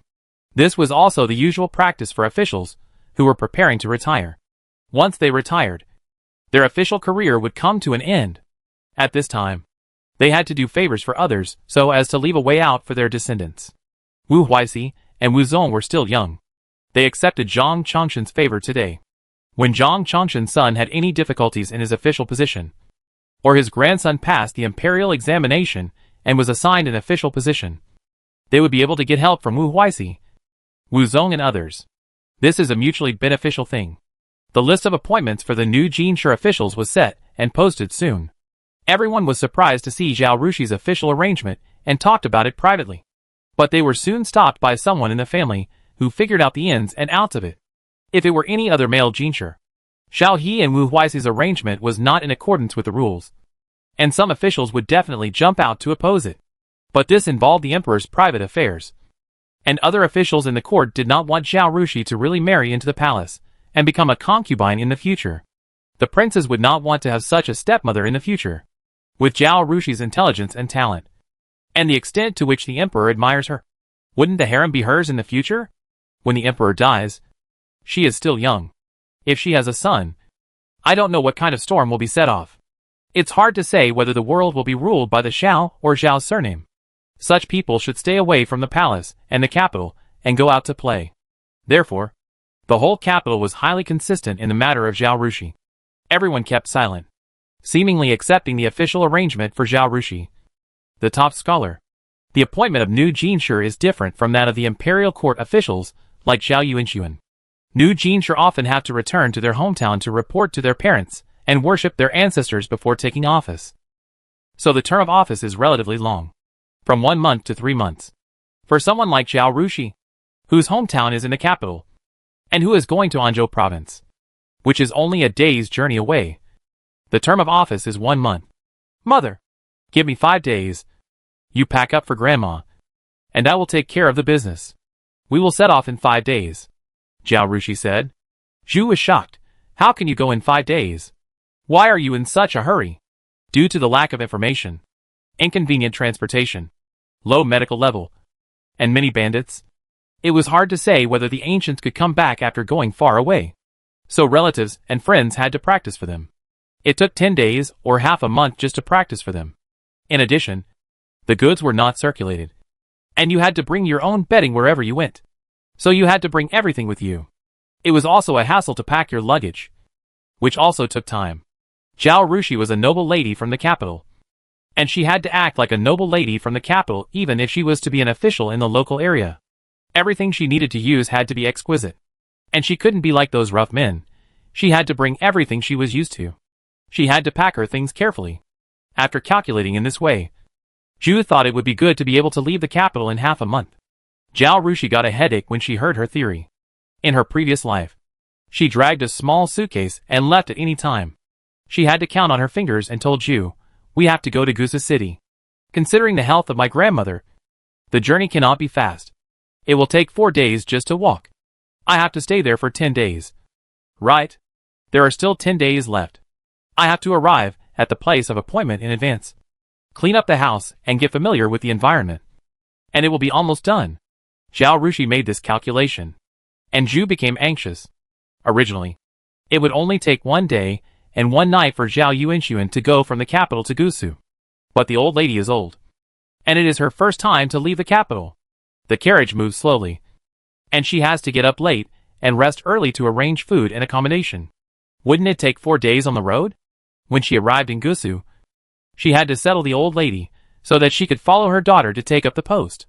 With this calculation, time was really tight. Zhao Rushi added, "My post is not far from the capital. If any relatives or friends are reluctant to leave me, they can ride a horse for most of the day to see me. There is no need to go to the party. I would like to hold a banquet to thank my master and senior brothers. But I am a woman and my father is not in the capital, so I can only postpone it." She knew that it would be better to give Kong Sherlin, Wu Huixi and others a painting and a calligraphy each than to invite them to dinner. Everyone is well dressed and well fed, so they don't need her meal. But the calligraphy and paintings can be collected. She went to her master yesterday and told him that she planned to spend half a year to paint a few paintings and write a few satisfactory calligraphy, and then give them to her master and senior brothers. Kong Sherlin was very happy to hear this. Speaking of Kong Sherlin, Zhu asked, didn't you ask your master to go with you to take office? Did he agree? With Kong Sherlin around, she didn't have to worry about her daughter so much. Chapter 632, isn't it your third senior brother? Yes. Zhao Rushi nodded. He has wanted to go out for a walk for a long time. But senior brother Kong and the 3 senior brothers are worried. My post is not far from the capital, so it's a good place to relax. And I can take care of him. Senior brother Kong was relieved and let him go for a walk. But it will take a month and a half until I settle down there. And then they can go. Sister Ruodong will also go with us. Zhu was very happy to hear this. And said, then we have to rent or buy a big house there. Otherwise it really won't be enough to live in. Don't worry. Zhou Chun will leave tomorrow to find a house for me. Your daughter is not short of money. And she will definitely buy a big house when the time comes. It's always uncomfortable to rent someone else's house. I can sell it when I leave office. And I won't lose much money. Zhu knew that her daughter was rich. And she didn't want her daughter to be wronged. The luxurious house her daughter bought in Gusa Mansion was given to them to live in. So would she let her daughter rent a small broken courtyard? She made up her mind to buy a good house for her daughter. And she started to worry about other things. Hey, you are a little girl. Will others bully you? If you ask me, it would be great if you promised Minister Qi of the Ministry of Revenue. Then I wouldn't have to worry. Don't worry. Mother. Zhao Rushi looked at the room and saw that only Madame Zhou and Qi Feng were in it. And whispered, my master and his family are worried. So after discussion, they decided to send my third senior brother to serve as an official. Then he will be my superior directly. So no one dares to bully me. Zhu was surprised. Is it your senior brother Wu Zong? Yes. Zhao Rushi nodded and smiled at Zhu. You should be relieved now. Right? Zhu was about to speak. But suddenly, she seemed to think of something. Looked up at Zhao Rushi. And didn't speak for a long time. What's wrong? Zhao Rushi was confused by her look. And touched her face. Is there something dirty on my face? You all go out. Zhu turned around and told Madame Zhou and Qi Feng. After the two of them left, she looked at Zhao Rushi seriously and whispered, is it your third brother? Ah? Zhao Rushi was more and more confused. What do you mean by my third senior brother? You said that I don't need to worry about your marriage. And you will bring someone back to me next year. Tell me honestly. Are you with your third senior brother? Zhu blinked and didn't say anything else. But her expression was very bad. Zhao Rushi finally reacted and was immediately amused and confused. Mother. What are you thinking? How can it be possible for me and my third senior brother? She looked outside and found that Madame Zhou and Qi Feng were standing outside the corridor. She lowered her voice and said, I'm telling you, Sister Ruodong likes my third senior brother. I was just thinking of bringing Sister Ruodong to work to facilitate this marriage. Mrs. Zhu felt relieved and asked in surprise, really? It's no wonder she thought too much. There were only a few men around her daughter. And Wu Zong was the one Zhao Rushi had the most contact with. Although Wu Zong was nearly 30 years old. He was a man in his prime. He didn't look old at all. He was handsome, elegant, and graceful. He was first class in character and talent. And he was very good to her daughter. So when Mrs. Zhu thought of this possibility, she was sure that this man must be Wu Zong. But she didn't expect her daughter to deny it outright. And even mention Xiao Ruodong. It seems that it's not the case. Now she has the leisure to gossip. And curiously asked, then your third senior brother didn't agree? Zhao Rushi nodded. Then shook her head. He didn't agree. I don't know if it's because he thinks the two of them are not suitable. Or for some other reason. Anyway, he refused. Zhu smiled and said sincerely, although they are a little different in age, they are still quite compatible in terms of appearance and personality. That's right. Zhao Rushi sighed. But there are so many people in this world who look like a good match. It all depends on fate. Zhu nodded and put her mind back on her daughter. She stared at Zhao Rushi and said, there are only so many people around you. There is no suitable one. If it's not your third brother, then who is it? Oh, mother. I don't have one yet. I will find one for you when the time comes. Okay? Your daughter is talented, beautiful, and has a generous dowry. Are you still worried about not being able to get married? Believe it or not, if I spread the word that I want to get married, I don't know how many people will come to my house to ask for marriage. Zhao Rushi said coquettishly. Come on. I don't need many. Just one person you are willing to marry will do. Zhu sighed. One thing that made her very worried was that Zhao Rushi would go out to be an official. It was okay before, as she was a pure and innocent girl. So naturally there would be many people who would come to her house to ask for marriage. But once she became an official, she would hang out with men all day and do what men do. I don't know how many families in the capital would dislike her. When she returns to Beijing, she may not be able to get married. So she was really worried. But her daughter's ideas were too strong. And she really couldn't persuade her. If she said anything, she would worry that her daughter would think too much. She could only suppress this thought silently in her heart. How is the marriage of the fourth sister? Zhao Rushi changed the subject. Oh, don't say it. There are only a few newly promoted Jinshi.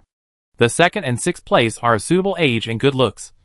But how can it be your four sisters' turn?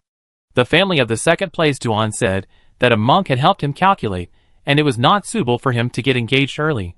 The sixth place Lu Xiangong was recruited as a son-in-law by Princess Xiangyang. The others either looked bad or were of low birth, and couldn't even afford to buy a small courtyard. The whole family was waiting for him to become an official and get a salary to support the family. The good ones had already been snatched away by others. And your fourth sister didn't like the rest, Zhu said, shaking her head. What she didn't tell Zhao Rushi was that she asked someone to arrange Zhao Rurui's marriage. And she didn't allow it to be under the banner of Sweeping Marquis Mansion, for fear that someone would marry Zhao Rurui for the name of Zhao Rushi's senior brother Wu Huixi. If Zhao Rurui sat in Sweeping Marquis Mansion every day crying for her fiancé, and asked Zhao Rushi to help her fiancé get an official position, she would be sick to death. Zhao Rushi is Kong Shirlin's apprentice, Wu Hui Temple's junior sister, and a top scholar. It's only right for her to get a good job, and the officials won't say anything. But if she helps her cousin's fiancé to get an official position, she'll have to wait for the censor to impeach her. How many people in the capital are watching her? After taking the trouble to help the concubine's daughter, Zhu felt that she was out of her mind to do such a stupid thing. So she sent people to inquire and arrange marriages. And they only mentioned the second branch of the Zhao family, and were not allowed to mention the Sweeping Marquis Mansion, let alone Zhao Jiwei. You are a concubine's daughter from an ordinary family, and you don't even look down on the newly promoted Jinshi, not to mention the better ones, even the worse ones. But Zhao Rurui didn't know herself, and always wanted to find a Jinshi who was both rich and handsome. Zhu felt that it could only be realized in dreams at night. Chapter 633 Selection of Sister-in-Law. Last year, my elder brother arranged a good marriage for her, but she turned it down. If we can't find a suitable one this year, there's nothing we can do, Zhao Rushi said. You and your grandmother should follow me and leave Beijing early.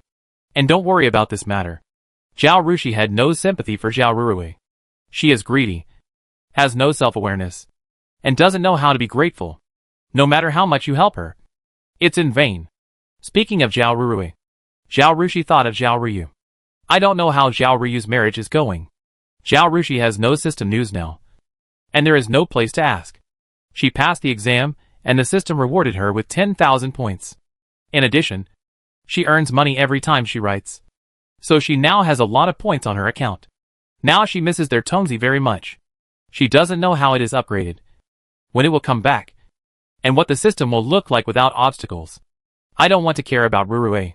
What I worry about most is your eldest brother's marriage. Zhu sighed. Zhao Jingli was her son after all. He was almost 16 years old now, and Zhu was very worried about his marriage. Zhao Jingli was originally the eldest son of Sweeping Marquis Mansion, so he had no worries about marriage. Even though the title of Sweeping Marquis Mansion was getting lower and lower, and the family had no power, it was still a noble family, and the daughter of a noble family would not lose her status if she married into the family. In addition, the family was simple.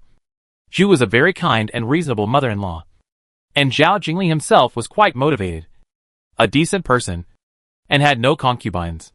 If there were families who really loved their daughters, they would be willing to marry them to him. But now that he is the eldest son of the second house, his marriage is neither high nor low. The noble daughter of the aristocratic family is unwilling to marry. Otherwise her status will drop directly to that of a commoner. After marriage, she will not even be eligible to attend the banquets that her sisters often attend. No one can afford to lose face. But Zhu is not willing to marry the daughter of an ordinary commoner. There are suitable candidates in the families of small officials in the capital, but the second house of the Zhao family is not rich. But there are 4 people who need to be married urgently. After the marriage, there will probably not be much property left in the family. And Zhao Jingli can't even afford much betrothal gifts. How can you marry a daughter of an official family without a betrothal gift? In addition to the betrothal gift, we have to consider Zhao Yuanyang. Zhao Yuanyang is only in his 30s this year. He doesn't worry about life. He is young and looks like a man in his 20s. In his situation, he may have to marry again and have children in the future. Even if he doesn't marry, it won't prevent him from taking concubines and having children. Look, Aunt Wang gave birth to a son for him. And the little guy can walk now, as long as Aunt Wang doesn't dislike Zhao Yuanyang anymore. It's only a matter of time before she gets pregnant again. Marrying into such a family, you can't enjoy the wealth and glory, but you can see a lot of troubles. So the daughters of the better official families are really unwilling to marry Zhao Jingli. For the worse ones, not only Zhu, but also Zhao Jingli himself is unwilling. So Zhao Jingli's marriage has become a difficult problem. What do you think? Su Shui is a good match for your elder brother, Zhu asked. Zhao Rushi widened his eyes in surprise. Xiao Xue? Zhu nodded. Although the Su family is poor, Xiao Xue is a good girl. If your elder brother can marry her, I won't have to worry about him in the future. Originally, she didn't dare to show her concern for Zhao Jingli in front of her daughter. Later, she found that Zhao Rushi was really generous and never cared about these things. Instead, she was particularly able to understand her. Zhu also let go and mentioned Zhao Jingli whenever she wanted to, without any reservations. Xiao Xue won't work. Zhao Rushi shook her head immediately. Zhu frowned. Why not? Could it be that the Su family still doesn't like your elder brother? Zhu naturally had a filter for the children she raised. She saw that they were good no matter how she looked at them. Not to mention that Zhao Jingli has now entered the Ministry of Households to seek a job. Even before he entered the Ministry of Households, his appearance, education, talent, and family background were all much higher than Su Shui's. She didn't dislike the Su family. So what? Did the Su family dislike Zhao Jingli? Zhao Rushi shook her head. No. I just think Shishua's personality is not suitable for marrying into the second house. She can't deal with people like Aunt Wang. Nor can she deal with Zhao Rurue and Zhao Ryu. The eldest daughter-in-law of the second house must be a smart and capable woman. Not like Xiaoxue. Marrying Xiaoxue will not only make the eldest brother feel uncomfortable, but even more tired. Even though Su Shui is now famous for writing storybooks, she is still a naive little girl with a little romantic sentiment. She is loved by her parents and treated very well by her brother. In such a family environment, even if she tries hard to observe life and understand the ups and downs of life in order to write storybooks, she cannot change her own personality. It is cruel to let a naive girl marry into the second room as the eldest daughter-in-law and sister-in-law. Mrs. Zhu sighed. Actually, I know this too. But where can we find someone who is smart, capable, kind-hearted, and not a burden to the family? Zhao Rushi thought about it, and a person's voice and smile came to her mind. Hiyuchi is a woman with a strong character and a strong opinion. She dares to resist her father and brother for her own pursuit. Zhao Rushi has been busy with the imperial examination this year and rarely saw Hiyuchi. But she often heard Mrs. Cui mention that Hiyuchi has become her right-hand man in the newspaper office, which shows that she is a smart and capable girl. Although Zhao Rushi didn't spend much time with Hiyuchi, he had a good impression of her, coupled with Mrs. Cui's praise. It can be seen that she is also a good person. Her father was a Jiren, and her brother also passed the imperial examination and became a scholar. So they can be considered a family of scholars. In terms of family background, the two are also quite compatible. Zhao Jingli is now a minor official in the Ministry of Revenue, influenced by Zhu. He is not old-fashioned in his thinking. He never thought that there was anything wrong with Zhao Rushi participating in the imperial examination and becoming an official. On the contrary, he admired her very much. It can be seen that he would not object to Hiyuchi going out to work. Zhao Yuanyang did not care about the affairs, and Zhao Jingli was in charge of all the affairs of the second house. This was the most rare thing for Hiyuchi. After getting married, most families and husbands would not let her show her face. Then I will ask Mrs. Cui to see if she has a suitable one. You also know that the people who work in the Qiming Xuanbao newspaper are all women. Those who can work outside are talented, smart and capable, which meets your requirements. As she spoke, Zhao Rushi glanced at Zhu. She said this to test Zhu. A woman who married Zhao Jingli had no mother-in-law on the surface. But in reality, she had Zhu as her mother-in-law. If she did not do well or was lacking in any area, Zhu would not be polite and would intervene. If Zhu had completely different standards for her daughter and daughter-in-law, then Zhao Rushi could stop worrying and did not need to ask whether Yuqi was engaged, married, or willing to marry Zhao Jingli. Chapter 634 Women's Role Models. Hey, that's a good idea. Then ask Madame Cui to find out for us, Mrs. Zhu said with surprise. Working under Madame Cui, you will definitely understand her character and personality. For your sake, Madame Cui will definitely do her best. Those who can work under Madame Cui must have studied at Binding Women's College, and their family background will not be too bad. Such a person is really suitable for your eldest brother. Have you asked your eldest brother about these things? What does he think? Zhao Rushi asked. Don't worry about it for so long, only to find that Zhao Jingli already has someone he likes, or the wife he wants to marry is not what they think. I've asked, Zhu said. You took an exam a while ago, and your elder brother came over a few times to ask you how the exam went. She glanced at her daughter. He cares about you. Zhao Rushi nodded. Yeah, I know. After all, Zhao Jingli's entry into the Ministry of Households was probably due to her credit. She taught him mathematics. She helped him find Gan Luan, the teacher, and she was the one who took the lead in getting him into the Ministry of Households. Zhao Jingli was not an ungrateful person, so he was naturally grateful to her. I saw that he was free, so I asked him. He begged me to help him find a marriage. He said that as long as I thought it was good, he had no objection. Zhu said. Zhao Rushi. That's fine. Zhu was good to Zhao Jingli, and a very nice person. Zhao Jingli trusted his adoptive mother very much, and was willing to hand his marriage over to her, which was normal. After all, Zhu would not harm Zhao Jingli. As long as Zhao Jingli did not have someone he liked, it would be no problem for him to accept the wife that Zhu picked for him. This is also the way people in this era choose their spouses.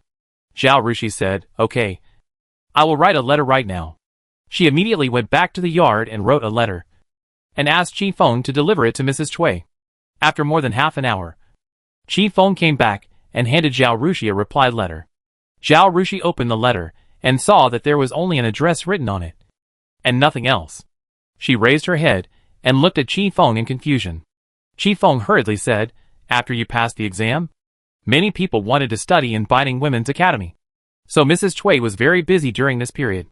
When I went there, she only said a few words in a hurry and was called away. Miss He's family affairs are complicated, so she only wrote an address to you and asked me to bring the rest of the message. Okay, sit down and talk slowly. Zhao Rushi stretched out her hand to press.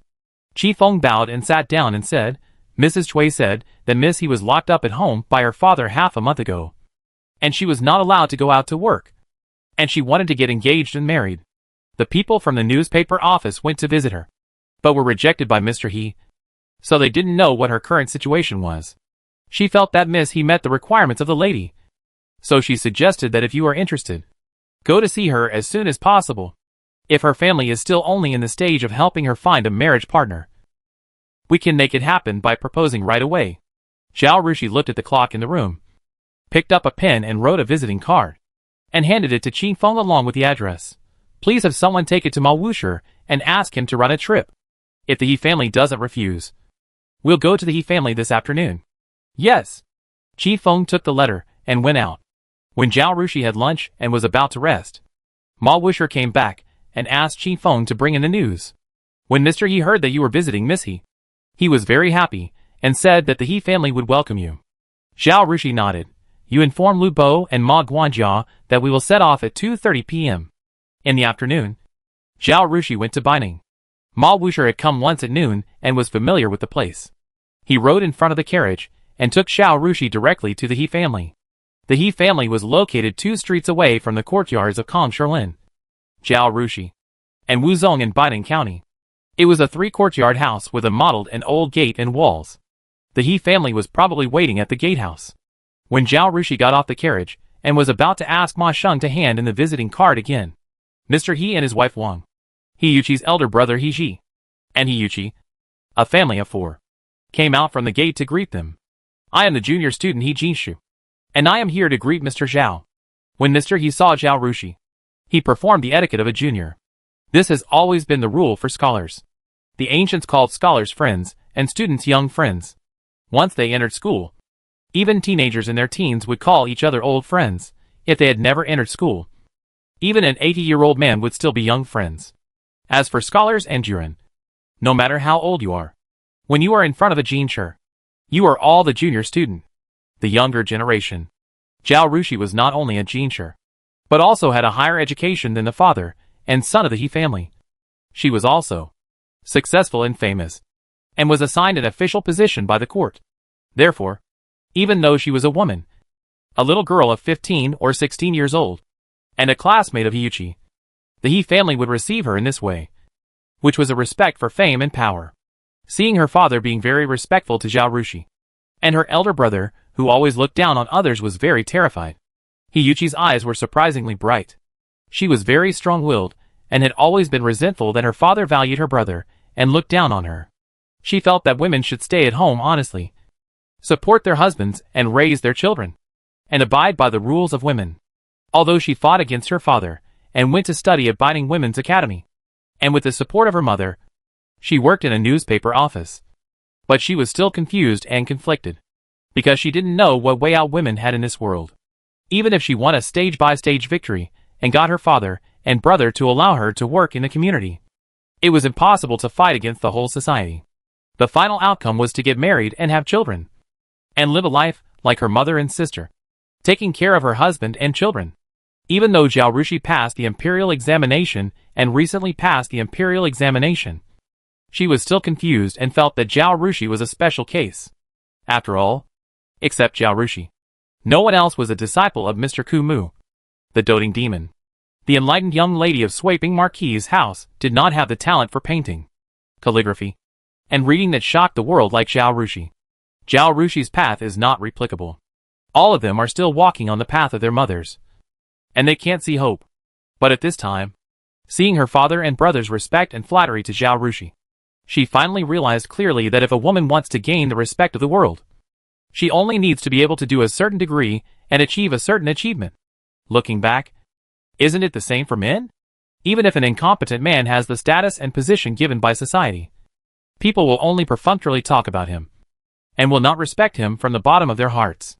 So no matter whether a man or a woman is capable and can achieve certain achievements, people will respect him, her. Instead of dwelling on the inequality between men and women, she should work hard to improve herself and achieve success like Zhao Rushi. Then, whether they get married or not, other people's attitude towards her will be different. For example, Master Xiao, Madame Cui, and those women who worked in textile factories. When others betrayed her, she had the confidence and courage to leave that home and be beautiful on her own. Self-reliance, self-respect, and self-love are the real way out for women. Zhao Rushi and Zhao Xiwei set an example for them. The more she thought about it, the brighter Hiyuchi's eyes became. Chapter 635. Are you willing? Zhao Rushi came to the He family. Since the father and son of the He family treated her as a person and treated her seriously, and she came on behalf of the Zhao family, the two families might be able to get married in the future. So she planned to show off her skills so that people would not look down on her. She no longer regarded herself as Hiyuchi's best friend, but put on the airs of a jinshi official. She followed the invitation of Mr. He and went to the He family's hall, exchanged a few words, and answered some of their questions about entering school and learning. At first, although the father and son of the He family were respectful on the surface, they were still skeptical about Zhao Rushi's title of number one. They always wondered if the emperor liked Zhao Xiwei's paintings and calligraphy, and wanted the world not to look down on women. So he chose her as the number one. But when they heard Zhao Rushi's free and easy talk about the 4 books and 5 classics, with many insights, they knew that she was indeed talented and learned. And her talent was extremely high, better than any jinshi they had met before. They couldn't help but be convinced and became more respectful to her. Seeing this, Zhao Rushi finally put away her arrogance and said to Mr. He, "My daughter and I were close friends at Binding Academy. I will be leaving Beijing soon to take up my post, and I am reluctant to leave my friend. So I came here today to say goodbye. I wonder if I can talk to her alone." Mr. He hoped that his daughter could have a good relationship with Zhao Rushi. Hearing this, he naturally agreed. "It is my honor to be favored by Zhao Zhuangyuan. But the house is simple, and the servants are not well behaved.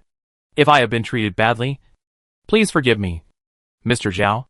Mr. He said a few polite words, and then asked Wang and Hiyuchi to lead Zhao Rushi into the inner courtyard. After entering Hiyuchi's courtyard, after Wang left, Hiyuchi asked Zhao Rushi curiously, why did Mr. Zhao think of my house to find me? Others did not know the inside story, but she knew in her heart that she and Zhao Rushi were not close friends. Zhao Rushi had given her a second life, but to her, Zhao Rushi was just an ordinary classmate, and a pitiful person who needed her help. Zhao Rushi first glared at her. Call me Ji Wei. She then said, I came here to ask you something. What is it? Hiyuchi asked curiously, seeing that her status and position had changed. Hiyuchi's eyes were full of respect and admiration, without any flattery or fawning. Her attitude towards her was the same as before. Zhao Rushi was more and more satisfied with her. She was not a person who liked to beat around the bush. So she asked directly, I heard from Master Cui that you went home to get engaged. How about now? Although Hiyuchi didn't understand why Zhao Rushi cared about this question, she still answered honestly, my parents arranged several marriages for me, but I was not satisfied with any of them. She suddenly raised her head and looked at Zhao Rushi with sparkling eyes. Are you here today to arrange a marriage for me? Her intelligence and sharpness made Zhao Rushi more and more recognized and appreciated. She laughed twice and nodded, yes. Hiyuchi's eyes became brighter. She asked, who is it? Who is worthy of Zhao Rushi's special trip? My cousin. As Zhao Rushi spoke, she told the whole story of Zhao Jingli and the first and second wives, including the exchange of the wrong child and Zhu's concern for Zhao Jingli, the concubine dispute and the troublesome brothers and sisters in the second wife, the current property of the second wife, etc. She told the truth. That's the situation. Think about it carefully and see if you want this marriage. Marrying into such a family will cause a lot of trouble, but I know my eldest brother. He will not object to you going out to work. And my second uncle will not interfere. She stood up. You don't have to answer me in a hurry. Think about it carefully and discuss it with your parents. Also, don't look at my face when you agree to the marriage. I don't have a big face, and I can't be trusted. Really, I am most afraid of trouble. Even if you become my cousin in the future, I can't help you with anything. Hiyuchi originally wanted to tell Zhao Rushi directly what she thought about this matter, but when she heard Zhao Rushi say that she would discuss it with her parents, she swallowed the words that were about to come out of her mouth. Okay, I will think about it carefully. She nodded. It's getting late. I'll go back then. After saying that, Zhao Rushi said goodbye quickly. After going out, she exchanged polite words with Wang and the father and son of the He family for a long time before leaving the He family. After returning home, Mr. He asked his daughter curiously, Yuchi, did Zhao Zhuangyuan really come to say goodbye to you? Why haven't I heard you say that you have a good relationship with Zhao Zhuangyuan before? No. She came to propose to me on behalf of her cousin. Hiyuchi did not hide anything and told her parents and brothers what Zhao Rushi had said to her. He allowed her to study at Binding Women's Academy and work at a newspaper shop. Now, the couple chose a marriage, but they didn't force their daughter to reject it. It can be seen from this that Mr. He still loves his daughter very much, but he has an old-fashioned concept, thinking that it is useless for women to study, and they only need to wait until they are old to get married and raise children. And then, they have completed their life mission. He is biased in the education of his children, and Hiyuchi is strong-willed. When she was a child, she studied with her brother. Obviously, she was smarter, but in the end, it was always her brother who was valued by her father.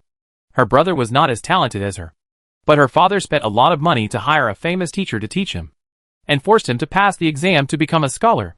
And she wanted to go to Binding Women's College to study, but her father didn't agree. She was resentful, and this led to extremely serious conflicts and disagreements. This time, he frowned and asked his wife, what do you think? Wang was a woman with ideas and insights, so she used her private money to support her daughter to study, and also supported her daughter to go out and work in the newspaper office. Hiyuchi's self-reliance is inseparable from her mother's education. When Wang heard her daughter say that Zhao Jingli would not confine women in the back house, but would let her work outside, she knew what her daughter was thinking.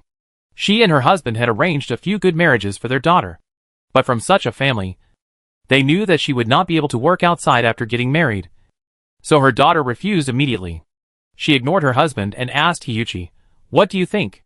Hiyuchi glanced at her father, lowered her head and said, I think this marriage is okay. Hiji also loved his sister and understood her thoughts. He frowned and said, Are they too complicated? When you go in as the eldest daughter-in-law, you will have a lot to worry about. And there will be a lot of trivial matters every day.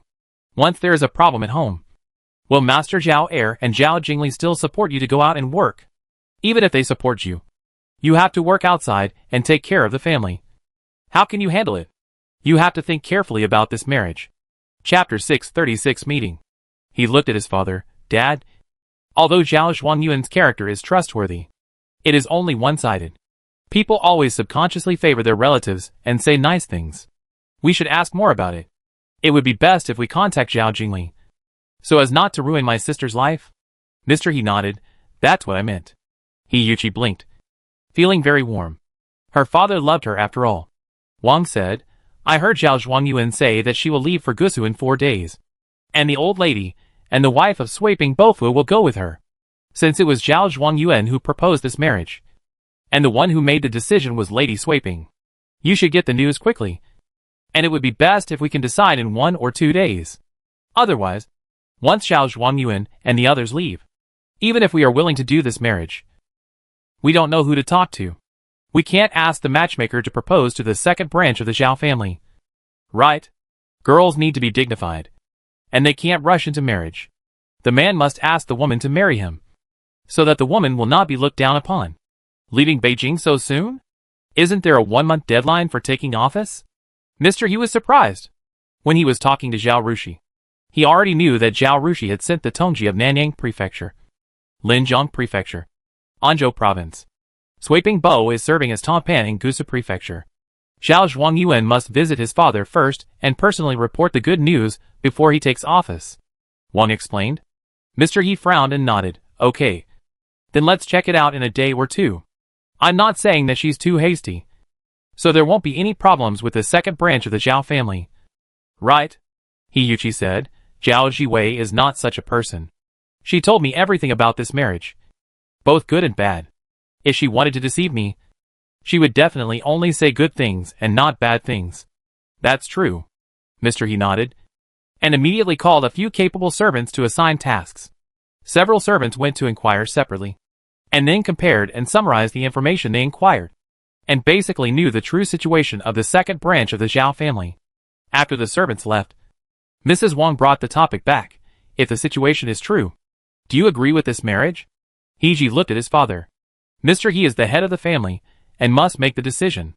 He first asked Hiyuchi, if you marry in, how do you plan to deal with the family's affairs? Hiyuchi said, Shi Wei said that Miss Xiao Si is older than me and Miss Xiao Lu is the same age as me. So they will be married in 1 or 2 years. So these 2 girls are not a problem. As for other things, let's take it one step at a time. Anyway, you have arranged a lot of marriages for me during this period, but none of them are perfect. Either there is a problem in this way or that way.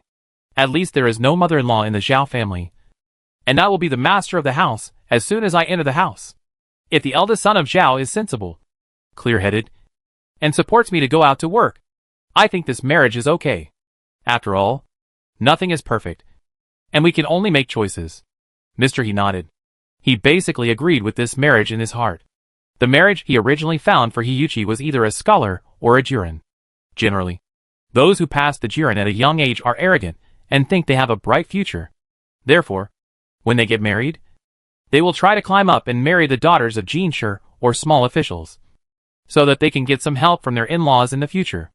Those who can marry his daughter, a jurin, all have problems in their families. There are a few good families among the scholars, but it is not easy for a scholar to pass the jurin exam.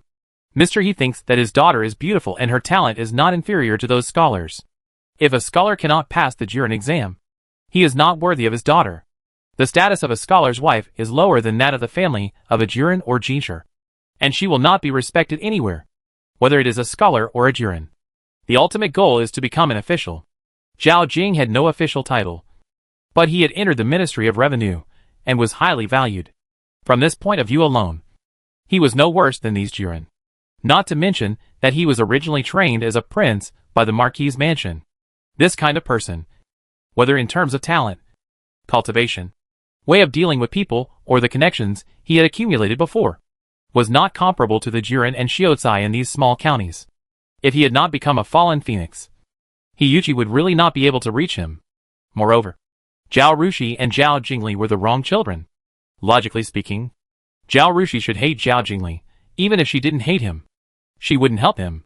Maybe Zhao Rushi came to arrange a marriage for Zhao Jingli in her busy schedule. She had taught Zhao Jingli mathematics before, and helped him enter the Ministry of Revenue with her influence, which shows that the relationship between the two is very good. From this, it can be seen that Zhao Jingli's character and personality are absolutely impeccable. This is a great advantage of Zhao Jingli, which is better than having a title in vain. Those newly promoted scholars can't even get close to Zhao Jiwei. After he had thought it over, he told his family about his thoughts. He then said, "If the information the servant has found out is the same as what you said, then this marriage can be accepted." Hiyuchi said, "I want to meet Mr. Zhao first. Marriage in this era is not completely blind marriage, where you just believe what the matchmaker says. Before the formal proposal of marriage, the parents of both parties will bring their children to the temple to burn incense and meet each other. Or, the man visits the woman's home once, and the woman can take a sneak peek behind the curtain. And the woman's parents will also see what the future son-in-law is like. And the man's mother will also find an opportunity to meet the woman to confirm that the woman's appearance, words, deeds and personality are indeed as the matchmaker said. Only when both parties are satisfied, and the conditions of the betrothal gifts are all right, will the man come to propose marriage." So when Mr. He heard Hiyuchi's request, he didn't think there was anything wrong. He said, "Of course you have to meet. When you reply to Zhao Zhuangyuan, mention it to her. She will arrange it. Zhao Rushi is the matchmaker between the two parties, so she naturally has to mediate, because Mr. He has a time limit before the city gates close at night."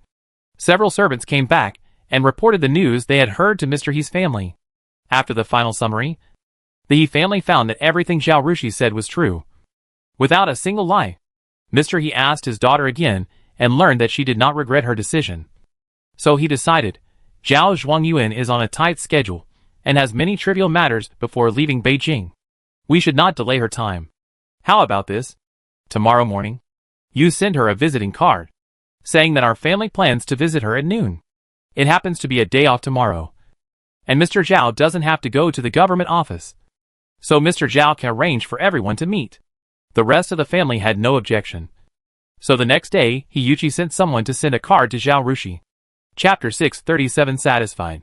When Zhao Rushi received the invitation, she knew that the He family was interested in this marriage, and she quickly went to report it to Zhu. Zhu was overjoyed and said, "Hurry up and reply to the invitation and ask them to come over. I'll ask someone to call your eldest brother over. Yesterday, your eldest brother left the yamen, and I asked Zhou Ma to go over there and tell him about this matter. He said that since you and I both agree on this marriage, it must be a good one. He has no objection to this marriage." Zhao Rushi. She really didn't know whether she should feel sad that Zhao Jingli had no opinion on her marriage, or that he had absolute trust in her and her. Zhao Jingli came very quickly. He arrived just as Zhao Rushi and Zhu sat down in the inner courtyard hall. Zhu raised her chin towards Zhao Rushi. "You go and talk." Zhao Rushi said, "Because I helped Miss He and let her work in the community. And I visited the He family yesterday. Mr. He, his wife, the eldest son, and Miss He are very grateful to me. They plan to come to the Beau's mansion this afternoon to express their gratitude. If you are free, come with your father and receive the master and son of the He family for us. Is it convenient for you, brother?" After saying this, she was very proud. She knew that women in ancient times valued reputation, and she couldn't say that the He family was here to see a son-in-law. So she said this in a tactful way, and she felt very perfect. Zhao Jingli glanced at Zhu, and seeing that Zhu was smiling meaningfully, his face suddenly turned red. He nodded and said, "It's convenient. Well, they will come before noon, and then I will trouble my second uncle and you to come and wait for them in advance. I will definitely arrive in advance," Zhao Jingli said, seeing that Zhao Jingli not only had no aversion or reluctance, but also showed joy on his face. Zhao Rushi finally put her mind at ease. After hearing the conditions, both parties expressed their willingness. Both of them were of above-average appearance. Temperament and talent were also compatible. It seemed that she could make this marriage a success in her first matchmaking. Could it be that she had a talent for matchmaking?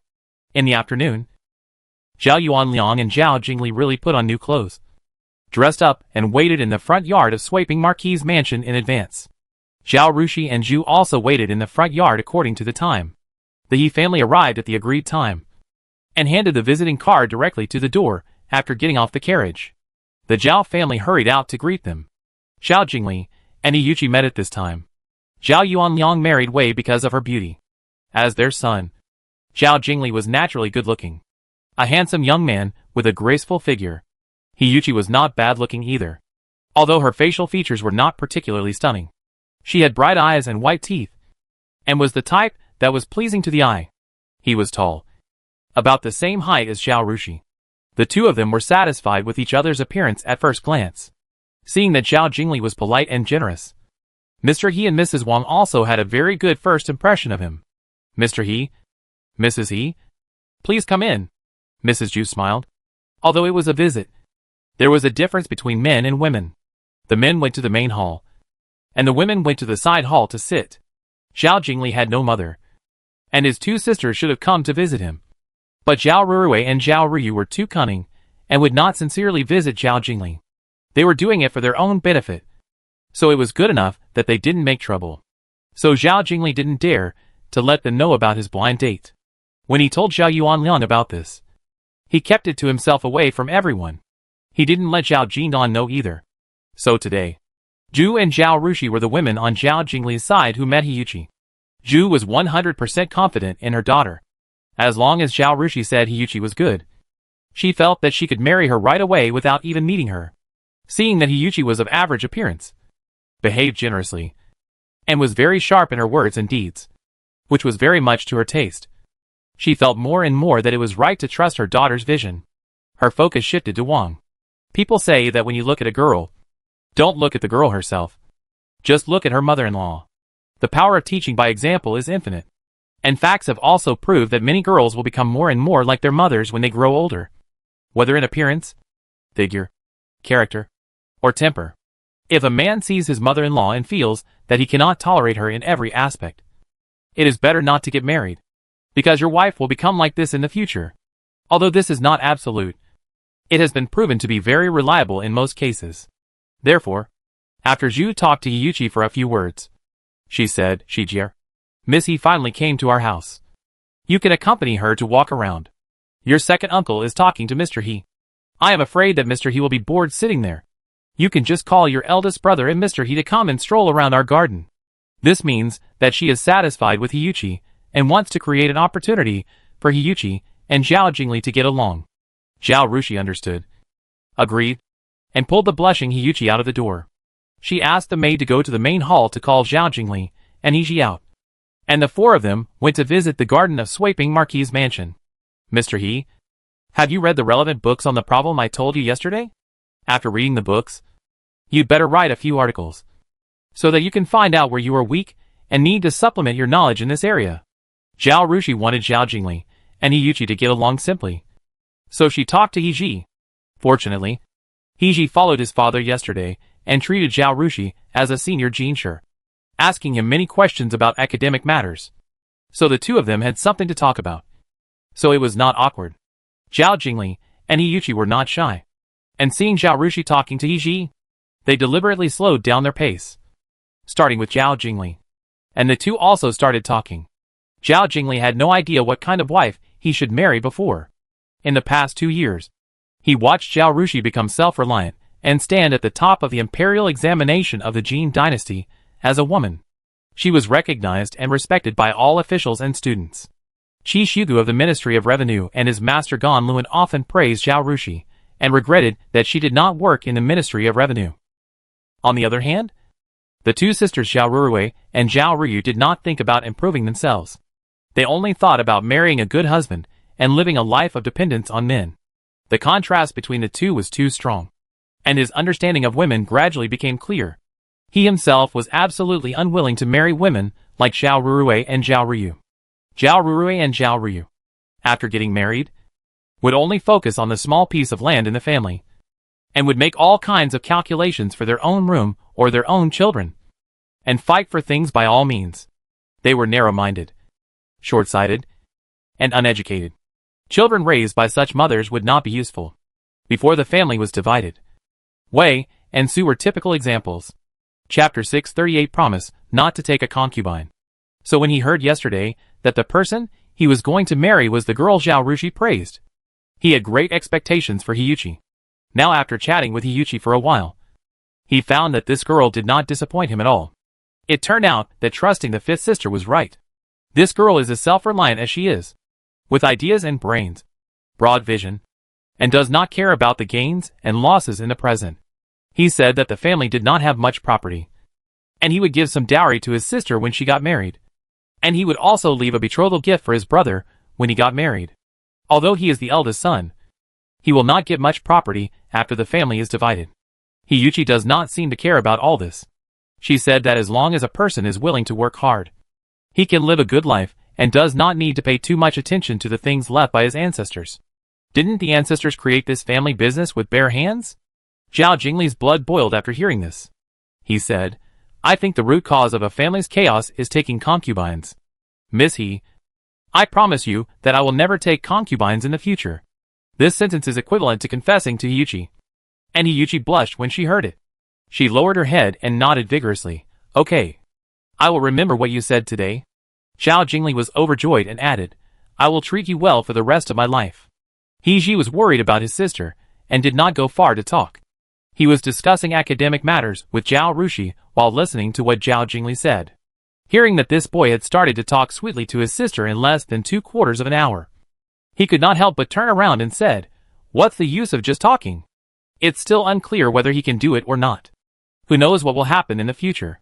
According to the average person, he would have sworn an oath immediately after being questioned by his future uncle and in front of the girl he loves. After the identity exchange, Zhao Jingli supported a family after the separation, and had to handle all the big and small matters of the family. He has become a very mature and responsible person. He raised his hand and bowed to He. If brother, he doesn't believe it. Just marry your sister to me. I will spend my whole life to prove that what I said today is true. Brother, he and the fifth sister are witnesses. If I go against this, I will swallow your spit. And I will not say a word in response to your beatings and scoldings.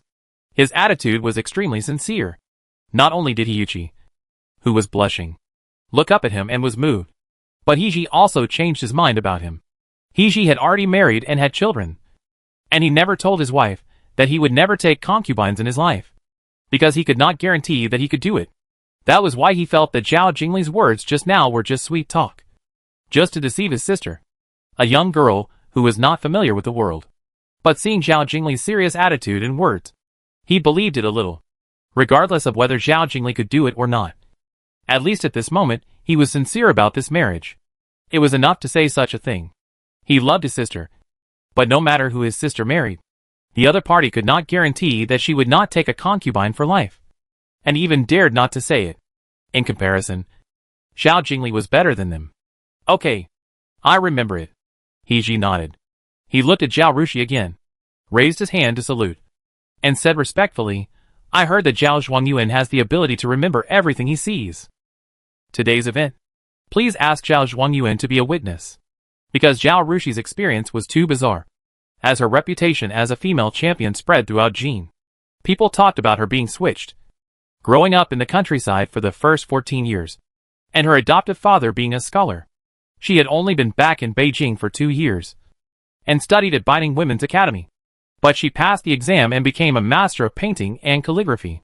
Her intelligence became more and more amazing, and her ability of memorizing everything she saw became more and more amazing. So Hiji said this. Zhao Rushi looked at Zhao Jingli teasingly and said, Okay, I'll testify.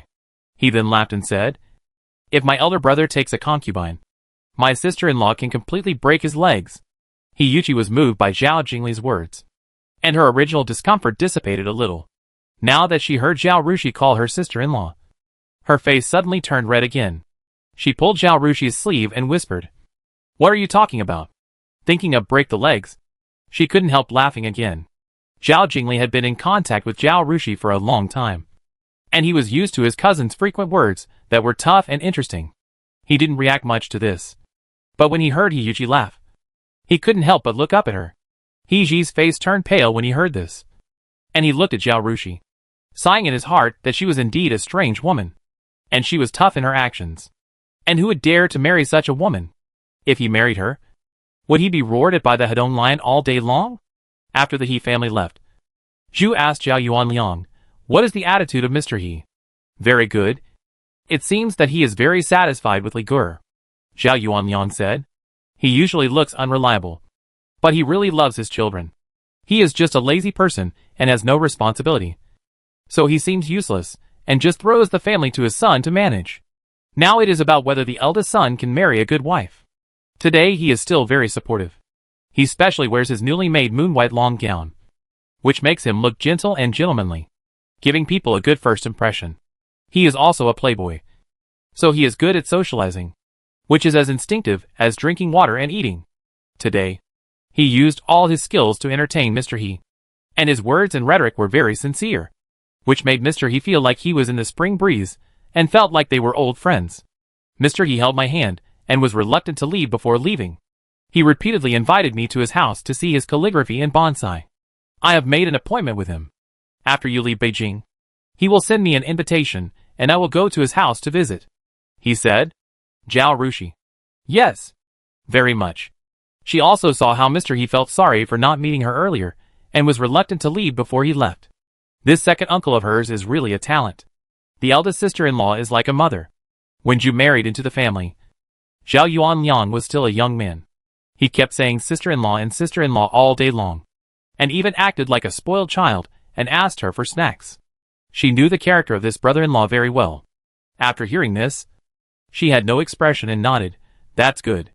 Because we are leaving Beijing soon. They should reply soon. You wait for the letter." She looked at Zhao Yuanliang. "Prepare the betrothal gifts. Li Gur is your eldest son, and you will have to rely on him for your old age. The marriages of your younger brothers and sisters will also be arranged by this eldest sister-in-law. You can't give less betrothal gifts. If I find out that you are not conscientious, or you are stingy and only give a little betrothal gift, I will punish you," she said sternly. "You are not allowed to push this matter to Li Gur himself. He used the valuable things in the family as betrothal gifts. What do you think in Gur? Ruijier and others will think? Won't they think he is taking things into his own bowl? It will only increase family conflicts." Chapter 639 Discussion. If you want him to do it himself, he will have to put himself and his fiancée at risk in order to prevent his sister-in-law from thinking too much. This is a major event in his life. If you, as a father, don't play a role and don't come out to make arrangements, then I will let Li Gur think he has no father and not care about you. Anyway, I raised him. He doesn't owe you anything. You decide what to do." Zhao Yuanliang immediately shrank his neck and promised repeatedly, "I know. I will go back to check the account book and make a good plan. No matter when they reply, I will prepare it first. I will show the list of betrothal gifts to my sister-in-law the day after tomorrow, and it will be finalized only after you give your nod. How do you think this way?" "That's better." Zhu's expression eased a little. She turned to Zhao Jingli and said, "Your father is unreliable. You should keep an eye on it yourself. Don't be embarrassed. You are the eldest son, and according to the calculation of dividing the family, you should also get 70%. Your betrothal gifts and your wife's dowry must be better than those of your younger brothers and sisters. Otherwise she will not be able to control people at home in the future, which will be the root of the family chaos. So don't think too much. What belongs to you is yours. If you live well, your brothers and sisters will not live well, and you can take care of them. If you leave things to them, they can't keep them, and then they become someone else's things. You want to help, but you are powerless. So in this matter, you have to be clear and don't be confused. Don't ruin a good marriage for you." As early as when Zhu turned to him, Zhao Jingli stood up to listen to the lecture. As he listened, his eyes slowly turned red. After Zhu finished speaking, he should have said, "And is right. Nephew will remember it." But he didn't want to say this. He wanted to call her mother instead of aunt. Only Zhu still treated him as her son and was so worried about his marriage. Only a girl as broad-minded as Zhao Rushi would not care about Zhu's kindness to him. He would be grateful to these two people for the rest of his life. He would also treat them well for the rest of his life. The 4 members of the He family returned home, and Mr. He asked Wang and He Ji about the situation. Hearing Wang's words, He Ji was positive about the Zhao family. He looked at He Yuqi again. "What do you think?" He immediately complained, if I hadn't stopped her, my sister would have agreed to the marriage right away. Yuchi glared at her brother fiercely. Nonsense. I didn't. He rubbed his nose, unwilling to argue with his sister about this issue. Wang looked at Mr. He curiously. What kind of person is Mr. Zhao heir? If this father-in-law is confused, then this marriage needs to be discussed again. Although Mr. He was very happy in Sweeping Marquis's house because of Zhao Yuanliang's coaxing, and the two of them became close friends at once, he was still quite clear-headed. He said, he is a good person, very frank, and said frankly that he doesn't like to worry about things, and that the family is left to the eldest son Zhao. If Yuchi marries in the future, she will be the head of the family, and the young couple will take care of all the big and small things in the family. He also said that he doesn't plan to marry again and won't have any more children. It's enough to have these children at home. If there are more, it will make a lot of noise, worry, and cost a lot. He said that if the second son failed the Tongxing exam again next year, he would let him find a way to make a living and not eat for free at home. The family has so little property, and it is really not affordable to support so many people eating for free. Finally, he concluded, I originally heard Zhao Zhuangyuan tell Yuchi that her second uncle was not in charge of the affairs, and I thought Mr. Zhao was confused. But after meeting him today, I think he is a wise man. He lives very wisely. He knows that he can't do it and can't worry about it, so he doesn't cause trouble to the children if he can. Wang looked around at the people and asked, Is this marriage settled? Mr. He said, It can be settled. He and Yuchi both nodded. Mr. He said to He, You should go to the capital early tomorrow morning and visit Mr. Zhao first. Go to their house and take a look at the environment. If you feel it's okay, you can go to the gatehouse of Sweeping Marquis's mansion and deliver a letter. There is no male host in the Marquis's mansion. You can come back after delivering the letter. Yes. He nodded and agreed. Although it is impolite to be an uninvited guest, if you don't do this, you won't be able to see the real situation of the second branch of the Zhao family. If the second branch of the Zhao family is small, messy, and the servants are unruly, then he will have to consider this marriage. After the He family left, Zhao Rushi didn't care about this matter. Anyway, if he didn't agree to this marriage, the matter would be over. If she agreed, the follow-up would not be her responsibility. And Zhu couldn't control it either. In ancient times, the procedures from engagement to marriage were complicated, and the matchmaker had to run back and forth 7 or 8 times. And if it was troublesome, he could run more than 10 times. They are all leaving Beijing. So how can they be matchmakers? In the end, they have to ask the official matchmaker for this matter. When Zhao Jingli gets married, Zhao Yuan and she can't leave their posts and can't come back. The old lady is old, and if she doesn't want to travel, she can't come back. Only Zhu will come back to have a wedding banquet, and that's it. With Zhu's feelings for Zhao Jingli, she will definitely give him some money as a betrothal gift. Zhao Rushi won't ask about these things. Mother, I'm going to my master. Zhao Rushi stood up and said to Zhu, It's time to go. Zhu said, I'm thinking about hosting a banquet to thank your master and Lord Peng, Princess Shanda, Madame Cui and others. If they're not here, no matter how smart you are, it's useless. Okay, I think we should, Zhao Rushi said. Invite the male guests at the restaurant, and the female guests at home. You don't have to worry about anything when the time comes. Even if you invite them at home, you can just order the banquet at the restaurant. Zhu nodded in agreement. Okay, that's good. If you cook at home, you have to prepare a menu, buy ingredients, and arrange a chef. It's too much work and too complicated. It's better to order food directly from the restaurant. Anyway, everyone knows that they are in a hurry, and everyone can understand that they have to book a table. Then don't leave yet. Write the invitation and give it to your master and brothers in a while. If you want to invite other people, such as Mr. Peng from the Imperial College, ask your brother to bring it to him after the morning court tomorrow. Although this is a bit disrespectful, they can understand that you are a girl.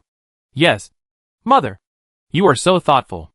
Zhao Rushi flattered her, went back to her courtyard, wrote a stack of invitations, and went out with the invitations. Although today is a holiday, Wu Huai Temple never rests all year round. As long as there is something in the government office, he has to go to deal with it. Now is the most critical time to send officials. Even if the list is out, he can't rest. Therefore, she made an appointment with her master the eldest brother, and the second brother at Xinjiang.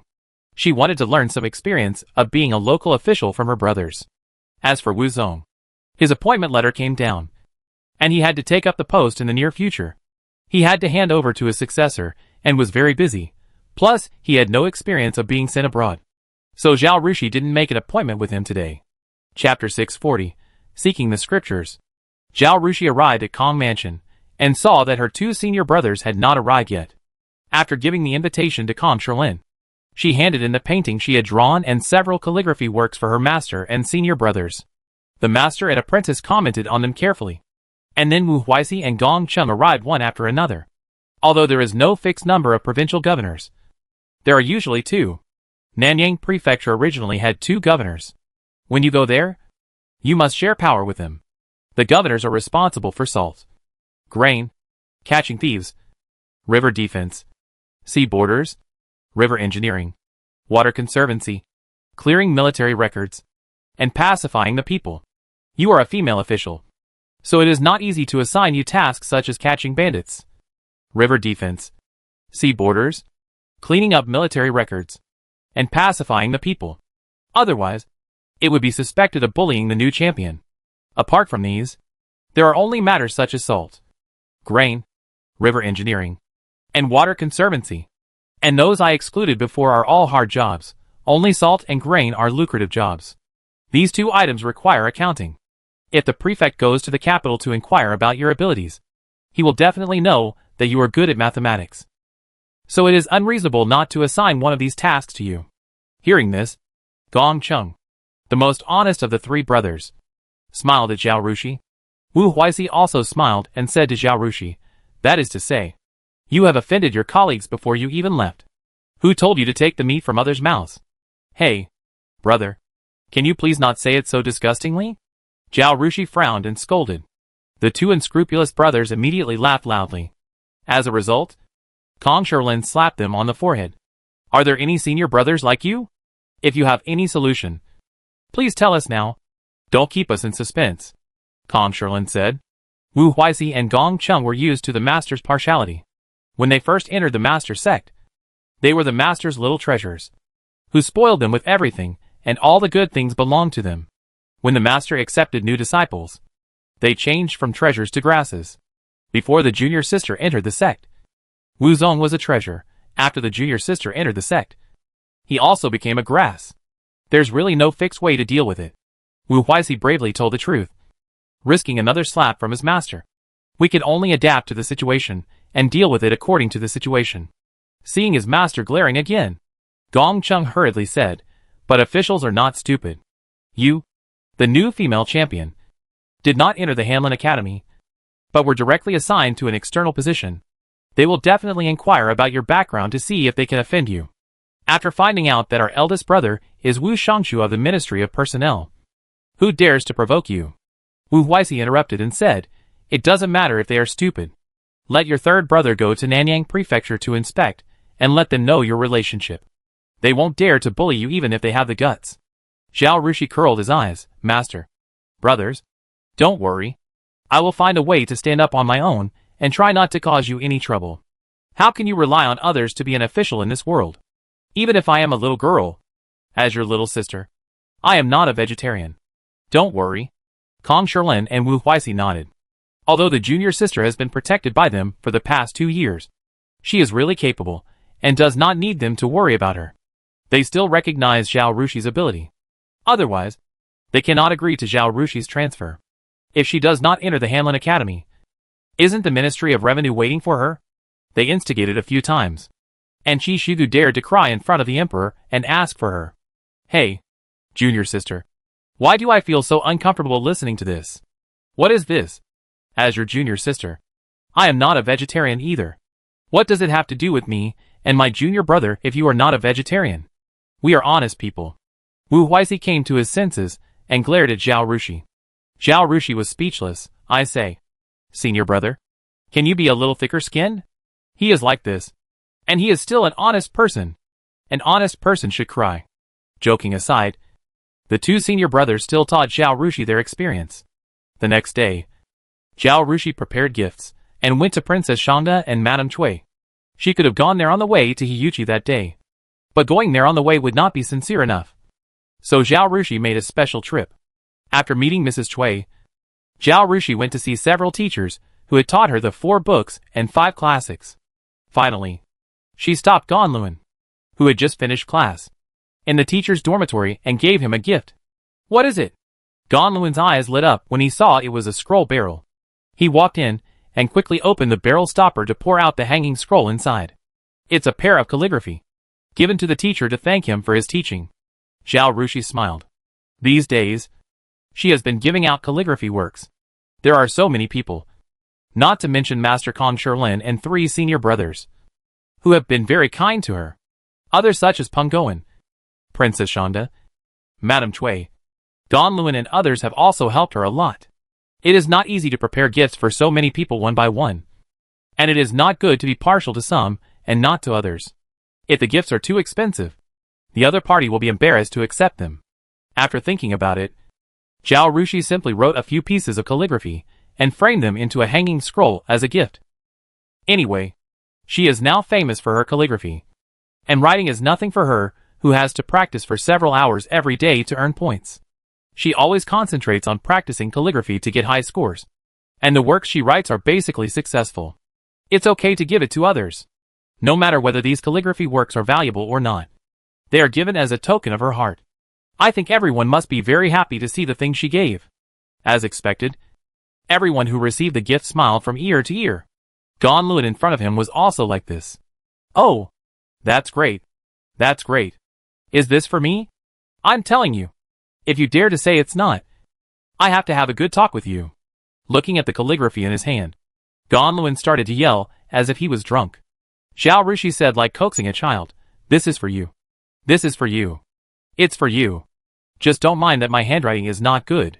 How can it be bad? It's simply too good. Gonluan looked at the scroll again and again, and then carefully rolled it up and put it into the scroll tube. He motioned Zhao Rushi to sit down, and sat down next to him. Sighing and saying, after your palace examination paper was posted, Shinja went to look at it for 2 full days, and then stayed indoors. I don't know if he was deeply shocked and embarrassed to go out, or if he had an epiphany. Ah? Zhao Rushi was a little surprised. And then she felt guilty. If Xiao Ruodong hadn't taught her, she would have been obsessed with practicing calligraphy as good as Master Ming Song, and she would have gone further and further down the wrong path. But after Xiao Ruodong's teaching, her calligraphy was better than Xiao Ruodong and her master Qinzhi, which was really embarrassing. She wanted to express her apology, but she didn't know how. No matter what she did, it would seem like she was making fun of Qinzhi. So she just pretended not to know. This was also one of the reasons why she was eager to leave the capital. Chapter 641 Meeting. Don't feel guilty. This kind of thing depends on your understanding and ability. You can't stop others from writing just because Mr. Qin can't surpass his master. Right? I think his mind is not that narrow. Zhao Rushi nodded. I hope Mr. Qin can write better words than himself after enlightenment. Gonluan saw that she was sincere and didn't worry that Qinzhi's words would surpass her after retreat. He nodded secretly. This child is broad-minded and generous. It is true that the handwriting is like the person, and the painting is like the person. Master, I came here today. In addition to thanking you, I also want to learn how to check the accounts from you. Zhao Rushi said the ultimate purpose of her visit to Gonluan. You also know that I am going to be a local official. The accounts made by those old officials can easily lead people into traps. So can you tell me the tricks of checking or doing accounts? Okay. No problem. Gonluan received a big gift, and naturally, he would not refuse it. But it takes more than a few words to say it. You can ask the servants to go back and tell your family that not only can you not go home before this evening, but you have to come again tomorrow. As he said that, he turned around and told his servants to take the letter home. Zhao Rushi also asked Qin Feng to tell Ma Sheng, and said, go to the restaurant and order 3 tables of first-class food. I will treat the teachers of the academy to lunch. Qin Feng took the order and left. Then Zhao Rushi listened to Gonluan's accounting class in the academy. As an old official of the Ministry of Revenue, Gonluan was definitely a leader in the industry in checking accounts. He gave examples while talking, and told Zhao Rushi many ways to make false accounts. In the evening, after eating the rich dinner ordered by Zhao Rushi in the restaurant, he said, after talking so much, if it were someone else, They would definitely be confused. But you have a good memory, strong comprehension ability, and good math. So I think it should be no problem. But just talking about theory is not enough. Tomorrow I will bring some account books from home. And you can practice what I said today to see if you really understand it. As veteran accountants in the Ministry of Revenue, they always have the task of guiding newcomers. So when he encounters some clever accountants, he will copy a copy and keep it for teaching purposes. So he has a lot of such account books at home. Zhao Rushi was overjoyed. Okay. Thank you, Master Gon. Will it delay your departure from Beijing? No. No. Even if it delays you, it doesn't matter.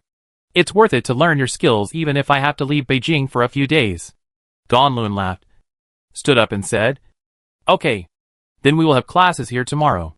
The next day, Zhao Rushi stayed at Binding Women's Academy for most of the day, until the afternoon, when she learned most of Gonlun's accounting knowledge.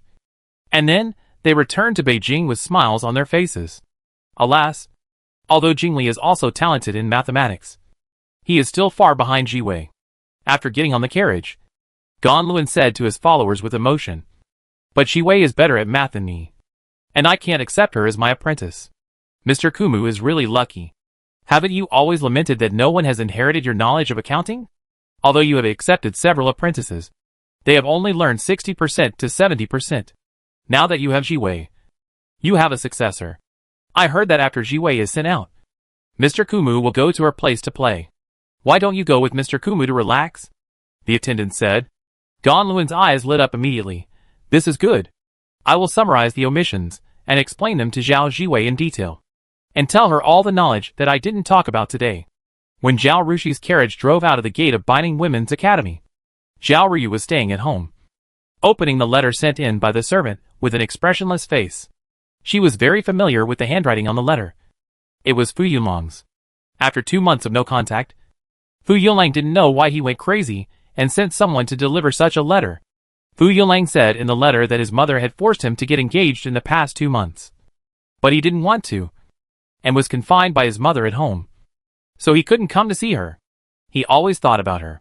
Now that he was finally released from the ban, he wanted to meet her in the tea house, where they often met before, and agreed on a specific time. After reading the letter, Zhao Ryu sneered, threw the letter to the ground, and stepped on it. If she didn't have the system, and didn't know the details of Fu Yunlang's engagement, she might have been deceived by Fu Yunlang's sweet words.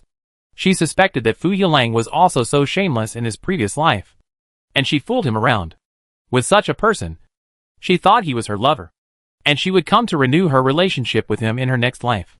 After sitting there for a long time, she stood up, went into the house and carefully put on makeup, covering up some of her beauty, and making her appearance closer to her original self. She put on her best clothes, put on a curtain, and said to Fu Shu, Let's go to the tea house. Miss. Fu Shu hesitated to speak. In the past few months, she has been increasingly unable to understand her own daughter. Or rather, the daughter's various behaviors have refreshed her perception of her. But she sighed, shut up, and followed Zhao Ryu to the tea house. Fu Yunlang was already waiting there. When he saw Zhao Ryu taking off the curtain, he almost didn't recognize her, his face full of surprise. You are? Zhao Ryu laughed sarcastically. Second Master Fu. You can't recognize me after not seeing me for 2 months? You are Ryu? Fu Yunlang cried out in surprise. Please call me Miss Zhao Lu. Zhao Ryu's tone was extremely cold. Why are you? Fu Yunlang pointed at Zhao Ryu. Feeling lost? Girls change a lot when they grow up. She just cleaned herself up because she was abandoned and was sad. Zhao Ryu's expression was indifferent. Fu Yunlang. This is more than just cleaning herself up. This is simply a different person. The eyebrows and eyes seem to be the same as before, but they seem to be completely different. The whole person is twice as beautiful as before. It seems that she is really sad because I didn't come to see her. She used to be plain-faced, but now she has put on delicate makeup and looks so beautiful. Is she trying to make me change my mind? Or to make me never forget her? Seeing Fu Yunlang's eyes rolling around, Zhao Ryu knew what he was thinking. She walked to the chair and sat down, saying, I came here today to tell Mr. Fu that you are engaged. So don't send letters to my house anymore. Do you know that men and women should not touch each other? Fu Yunlang. I didn't do this voluntarily. You are the only one in my heart, he said, looking up at Zhao Ryu, his eyes full of affection. Zhao Ryu almost wanted to vomit. But her purpose of coming here today was not to quarrel with Fu Yunling. Her originally cold and expressionless face suddenly became sad. Chapter 642 Conditions. She lowered her head and covered her mouth with a handkerchief. Her voice no longer cold. You said you had me in your heart, but you were engaged to someone else. Fu Yunling. You? At this point, her voice was filled with tears. The beauty was crying. And she was the woman he once loved so much. Fu Yunling's heart immediately leaned towards Zhao Ryu. He quickly stood up and wanted to hug Zhao Ryu in his arms to comfort her. But Zhao Ryu quickly stood up and avoided him, not wanting him to get close. She wiped away her tears, her face full of determination. And her voice became cold again. Okay. Let's stop here. From now on, you go your way, and I go my way. Even if we meet on the road, we will just be strangers. She turned around and was about to leave. Ryu. Fu Yunling stepped forward and wanted to grab Zhao Ryu, but was stopped by Fushu. In the past, when the two of them dated, Zhao Ryu did not bring Fushu into the house, but only let her stay outside to keep warm. But today she brought Fushu in. Fushu also knew her daughter's intention, and she was very willing to see her daughter stay away from Fu Yunling. Therefore, at the critical moment, she took the initiative to stand up and stop Fu Yunling without the master's order. Fu Yunling didn't care about Fushu. He was worried that Zhao Ryu would leave. Although the Sweeping Marquis mansion was not as good as the Pingnan Marquis mansion, and the second branch of the Zhao family was separated and became a commoner. But a lean camel is bigger than a horse. Not to mention that the Sweeping Marquis mansion has risen again because of Zhao Jiwei. It's not something he can provoke. If he affects the reputation of the Zhao family girl because of pursuing Zhao Ryu, and thus affects Zhao Jiwei, Kong Shilin can kill him. When he tried to rob Zhao Jiwei of his farm, he was beaten to a pulp by Kong Shilin, Wu Zong and others. He did not dare to use force, so he could only stand there and said anxiously to Zhao Ryu's back, Ryu, believe me, I have no choice. I was forced by my mother. If I don't agree, she will hang herself. As a son, what can I do? So I came to you as soon as I was released from the ban. Zhao Ryu turned around and looked at Fu Yunling. What are you going to do? After being scolded by Zhao Ryu, Fu Yunling seemed to have found his old feelings again. The alienation he had felt just now because of Zhao Ryu's beauty had disappeared. He now only felt that Zhao Ryu was very beautiful and lovely. If he really lost Zhao Ryu, his heart would be broken. He said, I only have you in my heart, and I married her for my mother. Ryu, you said you liked me. Isn't that true? Could it be that you only like the position of the second wife of Pingnan Marquis mansion? If you want to have me in your heart, can you not talk about status? I have you in my heart. You have me in your heart. We can stay together for a lifetime. Isn't it the most important to be together forever? So?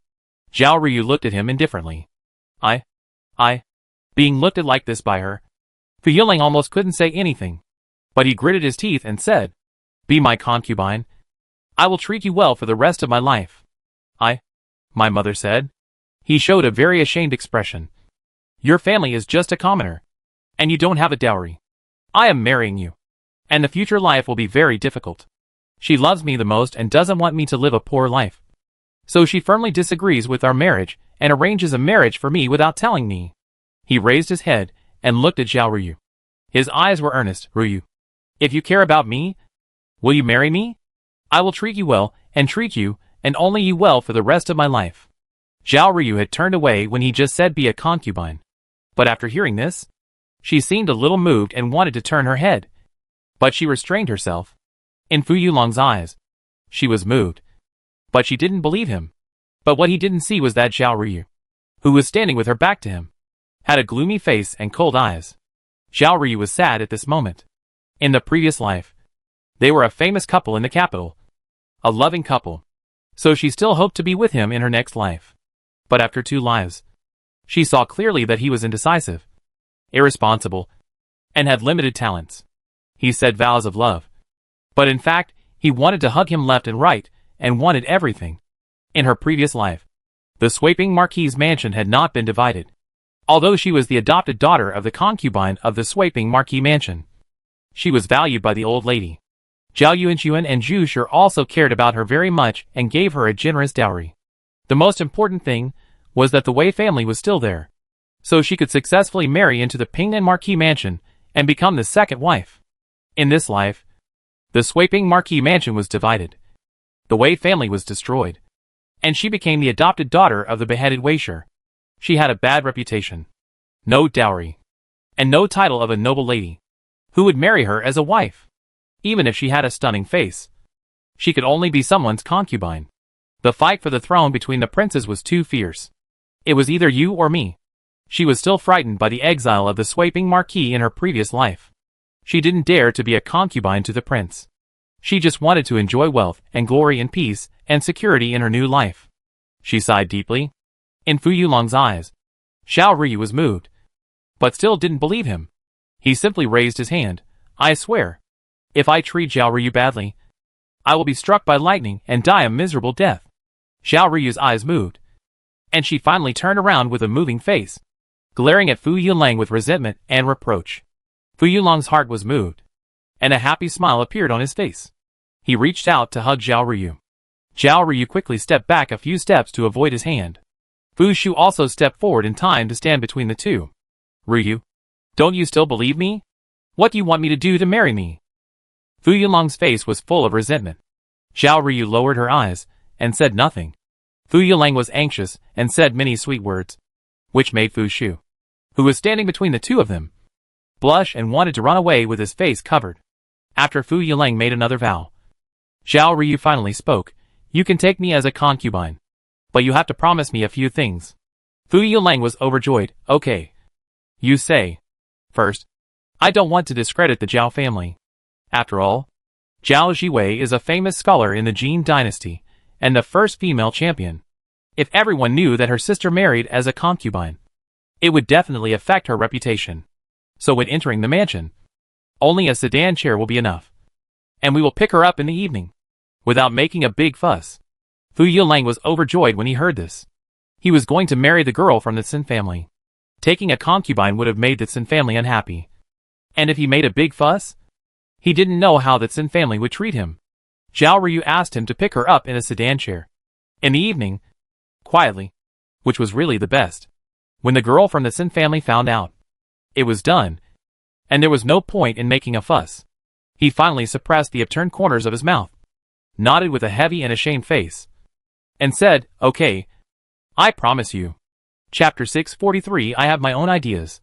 Second, I will be 16 in 2 months. My elder brother will not leave me at home for free for too long, and will definitely marry me off within 6 months. The marriage negotiation will only take 2 or 3 months. So if you want to marry me, you have to take me away within 2 months. Xiao Ryu said again. After hearing this second condition, Fu Yulang was a little embarrassed. The reason why he came to confront Xiao Ryu at this time, instead of avoiding her like before, was because he had already made an engagement with the Sin family, and the wedding was scheduled for next month. Xiao Ryu asked him to take her into the mansion within 2 months. Doesn't that mean that he has to take a concubine 1 month after marrying Mistsen? Mistsen married him, and it was a done deal. Naturally, nothing would happen. But Fu Yulang was worried that the Sin family would be dissatisfied with him. The best way was that he had been married to Mistsen for half a year, and Mistsen didn't get pregnant. He thought that this was an excuse to take Xiao Ryu into the mansion. He said, Can it be done by the end of the year? You can find a way to delay it. Xiao Ryu's face suddenly turned cold. No. If you can't do it, forget it. She turned and left. Ryu. Fu Yulang hurried to pull Xiao Ryu, but was stopped by Fu Shu. He just shouted at Xiao Ryu's back. I promise you. Xiao Ryu stopped and turned around. The last condition, she said. My eldest brother will never let me be a concubine. It's a disgrace to the family. So I hope you can walk out of this door and pretend that you have never been here today. You are not allowed to mention it to anyone. When you get married for a month, you can have someone pass me a letter, and we can arrange a specific time. And then, you can send a sedan chair to pick me up. I won't tell Daddy when the time comes. My elder brother and the others said that I can just leave a letter for Daddy. She smiled sadly. Anyway, I am the adopted daughter of the Zhao family.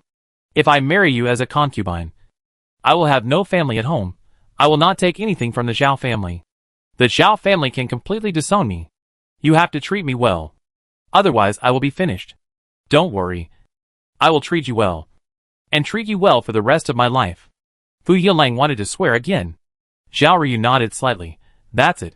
Let's not contact each other during this period, she said, and walked out without looking back. Fu Shu was afraid that Fu Yilang would chase out and ruin her family's reputation. So she kept stopping Fu Yilang until Zhao Ryu walked out of the door. Then she turned around and trotted to catch up. Fortunately, Fu Yilang was tactful and did not chase out.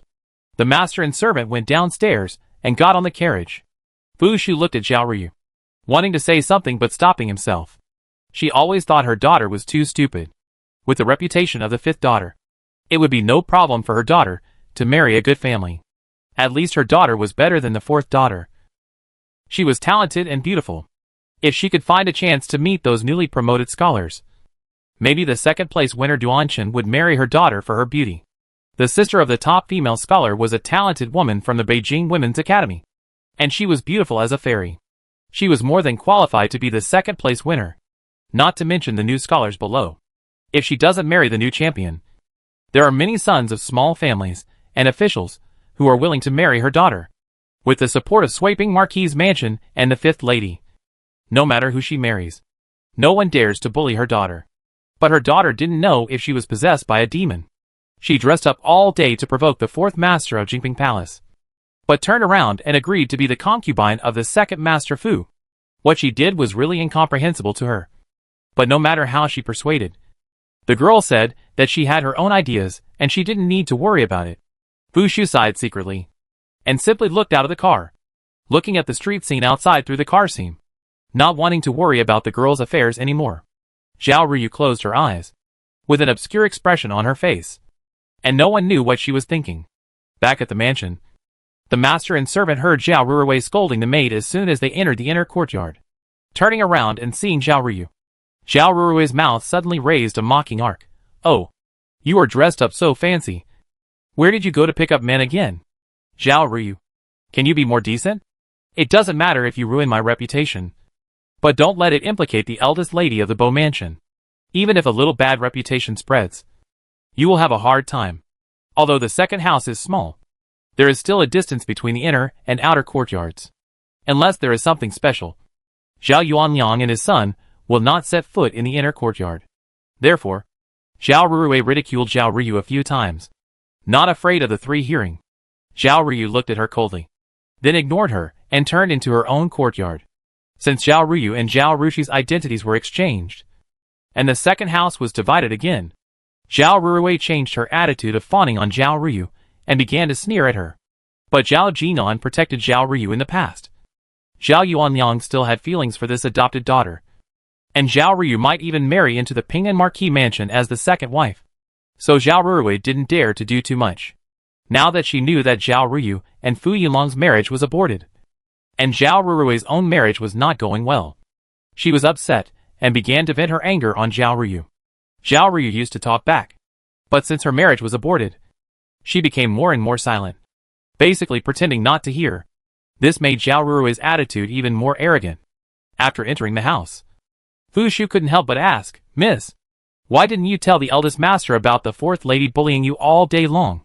Although the eldest master had always disliked the young lady when he was still in the first room, and he still had the same attitude now, he was at least fair. He would definitely stop Zhao Ruwei's behavior. Zhao Ryu laughed sarcastically. What if I tell her? Even if the eldest master scolds her, will she change? When the eldest master can't see her anymore, won't she get worse? Fu Shu was silent. No matter how bad the fourth young lady was, she was the biological daughter of the master, the elder sister of the eldest and second young masters. The sixth young lady was a member of the Su family after all. The reason why the young lady was not despised when she stayed here before was because the second young master always protected her as a twin sister. But some time ago, the second young master came to scold the young lady, and his words revealed his disappointment in the young lady. Without the protection of the second young master, if the eldest young master thought she was troublesome, he would let her go back to the Su family directly, and there would be no problem at all. In this way, the second house doesn't need to prepare an extra dowry. The eldest young master's pressure is also reduced, and the master and the second young master won't say much about it. Thinking of this, Fu Shu felt a deep sadness in his heart. So, the girl has become like this now, and wants to be a concubine to the second young master Fu. Because there is really no other way? Fu Shu. Don't worry. I will definitely let you live a good life. Zhao Ryu said. In the past and present lives, the only one who has always been good to her, and has never had any second thoughts is this girl Fu Shu. Chapter 644. Resettlement of Industries and Banquets. Zhao Rushi was leaving Beijing, so she had to properly arrange all the industries under her name. In the past 6 months, she had focused on the imperial examinations, and she had never really had to worry about the manor and shop under her name. When she bought people, she carefully selected them, spent time and energy on training, and established a very mature management system. Therefore, these industries have been running well without any mistakes, and Zhou Chun was very good at managing them. However, Zhou Chun is a man of experience, calmness and strong ability. Zhao Rushi is an official for the first time in her past and present lives, so she must have a good helper. She plans to take Zhou Chun and Ma Sheng, her 2 right-hand men, with her, so the capital will lose a steward who is in charge of the overall situation. Zhao Rushi asked Zhou Chun, which of your subordinates do you think is suitable to take over your position? Zhou Chun thought for a while and said, I think Xiao Zheping and Shi Chao are both good. Although Zhao Rushi has not been in charge of things for the past 6 months, she has checked the accounts of the industries under her name. She knows the performance of each store every month and the achievements of each manager. Xiao Zheping, whom Zhou Chun mentioned, was originally in charge of the workshop in the south of the city. Although Zhao Rushi's clock and printing machine production was handed over to Xiao Lingyan, the textile machine, safe and jewelry workshops were still there. Xiao Zheping managed the craftsmen very well. Even if there was a little trouble, he would quickly calm it down. He was quite capable and a very decent person. Shi Chao was the owner of the safe shop. The safe business was aimed at wealthy families, and one had to be very good at socializing. However, Shi Chao handled these people very well, and his ability was beyond doubt. He also has ways to deal with those who try every means to find out the inside story of the safe. The most rare thing is that both Shi Chao, the owner of the safe, and Jiang Junjiang, the owner of the jewelry store, usually come into contact with the housekeepers and managers of the nobles, and have a wide network of contacts. There are many people in the capital who are more powerful than the Sweiping Marquis mansion, and some people have extended olive branches to them. If Shi Chao and Jiang Junjiang have ulterior motives, they will definitely use their connections to find a way to get away from Zhao Rushi and climb to a better branch. Therefore, Zhou Chun has been paying close attention to these 2 people in the past 2 years, fearing that they would have ulterior motives and bring great losses to Zhao Rushi's business. But I don't know whether it is because Zhou Chun is keeping a close eye on them, or Zhao Rushi's system has played a big role. Shi Chao and Jiang Junjiang have no access to the core technology of safe and jewelry design and production. Their assistants and accountants all play a supervisory role on them. Or maybe it is because Zhao Rushi's status and position are constantly improving. In short, these 2 people have never shown any ulterior motives. After hearing what Zhou Chun said, Zhao Rushi thought for a moment and said, then let's choose Shi Chao. Promote his second-in-command to be the head of the safe shop. When the system was still in place, she had spent some points to find out about the situations of several managers and managers under her. She knew that Shi Chao was not valued by his original master, and was framed. Now that he can display his talents under her, he is grateful to her from the bottom of his heart. Shi Chao once told his wife privately that as long as she did not abandon them, he would always be loyal to her. Besides, the safes are now saturated, and the business is slowly slowing down. So Shi Chao is free. So, let him take care of the affairs in Beijing.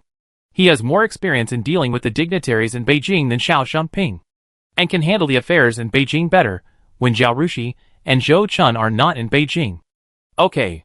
I will take him to visit other shops and farms during this period and explain the situation in each place. Zhao Rushi nodded, okay.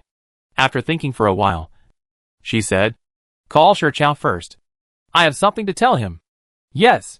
Zhou Chun bowed and went out to ask someone to find Shi Chao. Shi Chao arrived in just a cup of tea. Zhao Rushi told him about his appointment. Shi Chao was naturally grateful and knelt down to kowtow. Zhao Rushi asked Zhou Chun to help him up and looked at him and said, what are you going to do after we leave? Shi Chao thought Zhao Rushi was testing his ability. He thought for a while and said, I will first check the accounts of various places to let them know that although the boss is not in the capital, he will not relax the supervision of various places At the same time, I will be diligent in inspections and strengthen the management of various places. Zhao Rushi smiled and said slowly, your approach is not bad. But I ask you to do the opposite. Shi Chao and Zhou Chun were both stunned and looked at Zhao Rushi in confusion. Even Qi Feng, who had been with Zhao Rushi the longest and thought he understood her thoughts the best, didn't understand the reason behind it. You mean, not checking the accounts and not patrolling frequently? Shi Chao asked. Zhao Rushi nodded, yes. Why? Zhou Chun couldn't help asking. You have to give those who have ulterior motives a chance to come out so that you can get rid of the dregs and mud, Zhao Rushi said. Otherwise, if something happens in the future, they will be the ones who stab you in the back. Zhou Chun. Shi Chao's eyes lit up. The girl is smart. Zhou Chun found that he had learned another trick. He was full of emotion. Smart people are indeed different. Even if the girl is only in her teens, she is much better than those of them who are in their 30s or 40s. The girl is smart. Shi Chao hurriedly followed. Shocked and in a hurry. He didn't think of a new word to express his admiration. He had always heard Zhou Chun say that the girl was amazing. But he had few opportunities to meet the girl. So he didn't feel anything. Now that he had just been promoted to be the housekeeper beside the girl, he realized how amazing the girl was. Zhao Rushi said, I am also short of time. So I won't go around to inspect before leaving. From now on, everything in the capital will be handed over to you. Housekeeper, sure. If you have anything, just write to me. Yes. Shi Chao stepped forward and bowed deeply. He had no ulterior motives, and was only grateful to Zhao Rushi. Now that he knew how powerful his master was, he was completely submissive and had no other thoughts. After settling these things, Zhao Rushi went to the restaurant. Today was the day she invited all the male elders to a banquet. She booked several private rooms in the most famous Taibai Tower in the capital, and invited Kan Shilin, her 3 senior brothers, Peng Goen, the teachers who had taught Zhao Rushi in the Imperial Academy, the teacher who had taught her in the Binding Women's Academy, and several male elders in the clan, accompanied by her uncle Zhao Yuan Liang and her uncles Zhu Heyu and Zhu Hehui. She toasted each table of these teachers to express her gratitude. On the second night, she hosted a banquet at her home for Princess Shangda, Madame Cui, and other female teachers from the Binding Women's Academy, Princess Jinan and Xiao Ruodong, the old lady and several wives of the Duke of Weigua, female elders of the clan, and Mrs. Xie, Su Shui and her daughter, and other people who had close relations with the Sweeping Marquis Mansion or had helped her. Chapter 645 Nanyang Situation Investigation Report. At these 2 banquets, Zhao Rushi told in the time of leaving Beijing, when everyone expressed their willingness to give them a chance to leave. The old lady and Zhu also expressed their apologies. Gusu and Nanyang are not far from the capital, so you don't have to give us a chance to leave. Maybe I will be back in a month or 2, the old lady said with a smile. Zhu also echoed her. Zhao Rushi was going to Gusu, so time was tight. If these families wanted to take turns to entertain the Zhao family, the 3 generations of the Zhao family would have to attend the banquet at noon and in the evening, which was really tiring. Princess Shangda and Princess Jinan were both straightforward people. Princess Shangda said, in that case, we won't do this empty ceremony. When you return to Beijing from other places, we will welcome you again. Zhao Rushi was leaving Beijing, and Xiao Lingyan was naturally reluctant to let her go. As a boyfriend, he considered more than others. On the night before Zhao Rushi left, he handed Zhao Rushi a stack of papers. This is the information of officials in Nanyang Prefecture. Your senior brother is very good to you, and the place he picked for you is very good. Nanyang Prefecture is located right in the middle of the capital in Suzhou, so it is very convenient for you to go back to the capital or Suzhou. Zhizhou Lu Hongyu is an honest official with strong ability. He is also old, over 60 years old, and will retire in 2 years. Such a person will be much more tolerant of his subordinates and easier to get along with. After all, you have to leave a way out for your children and grandchildren and make good friends. Besides, he is old, and you will be less gossipy as his subordinate. Xiao Lingyan said to Zhao Rushi. Nanyang Prefecture originally had 2 co-magistrates, who were in charge of salt, grain, catching bandits, river defense, sea borders, river engineering, water conservancy, clearing military records, and pacifying the people. After you went there were 3, and they naturally had to share some of their power. The co-magistrate named Li Li is okay, but you have to be careful of Kai Yezong. He is a villain, very power-hungry, and a member of the prince's family. He is determined to get Lu Hongyu's position, so he will not have a good impression of you. Even if he does not frame you, he will definitely exclude you. Although Xiaoling Yan was only a designer in modern times, he received the memories of the original owner after arriving in ancient times. As a prince, he stood at a different height and naturally thought differently. He had a high IQ. After 2 years of experience, he also went to the Ministry of Industry and the Border, and was very familiar with government affairs. He was afraid that Zhao Rushi would be bullied and underestimated when he went to Nanyang to take up his post. Zhao Rushi's official position was definitely decided, so he asked people to rush to Nanyang to investigate all the officials in the government office. The information he had just given Zhao Rushi was the detailed qualifications of each official, including their place of origin, number of family members, wealth, and the forces behind them. Anyway, everything that could be found out was found out. With these information in hand, plus Zhao Rushi's smart brain, he believed that Zhao Rushi would not suffer any loss. This made him feel a little relieved. Chen Kong, the official in charge of the Lifeng, although he was not an official, was a local snake-like figure who meddled in both the black and white worlds. But he was still loyal. You'd better get along well with him when you get there. Even if you can't, don't offend him. Otherwise you won't be able to do anything there. Zhao Rushi leaned over, kissed him, and gave him a sweet smile. Thank you for what you have done for me. In fact, she went to the local government to be an official to test her ability, and see if she could stand firm in a place where she was unfamiliar with, and make some achievements in a short period of time. But these people, one by one, were all worried about her. Her master sent her senior brother to be the prefect, and Xiaoling Yan quietly investigated the situation of Nanyang officials. She believed that Xiaoling Yan would always pay attention to her movements in the future, and clear obstacles, and deal with all troubles for her when she needed it. In modern times, she fought alone and became a strong woman. Now think about it. If someone silently supports you behind your back and protects you from wind and rain, it is also a kind of happiness. After explaining the situation of the government office, Xiaoling Yan weighed Zhao Rushi's safety again. Your skills are still good now, and ordinary people can't get close to you. But it still won't work if you meet a master. How about I send the 2 guards to the human traffickers, and you buy them back and keep them by your side? Sometimes when you encounter something not too big or not too big, the secret guards can't show up, and I'm afraid you'll suffer. The secret guards are Zhao Rushi's last trump card. If they encounter some hooligans, they will jump out and let people find them, so that others will be on guard when they encounter danger in the future. So unless it is absolutely necessary, Zhao Rushi will not show up unless he encounters a serious danger. Then, if something happens that is neither big nor small, and Ma Sheng and Luo Shi can't protect her, it will be really difficult to deal with. Zhao Rushi thought about it and nodded. Okay. Ma Sheng and his men are only slightly better than ordinary people, and they have less practical experience. After all, they have been staying in Sui Ping Marquis' mansion and are used to comfort. Even if they insist on practicing every day, without actual combat and guidance from experts, their level cannot be improved. The guards sent by Xiaoling Yan are definitely at the level of masters of the Imperial Palace. Zhao Rushi's safety will be higher if they can come out in the open and follow her, and she can better instruct them to do anything. Zhao Rushi is still short of people when she is sent out. If Zhao Rushi is a man, then there is nothing to fear except personal safety. But she is a woman, and some people cannot beat her openly, so they will definitely make a fuss about her reputation.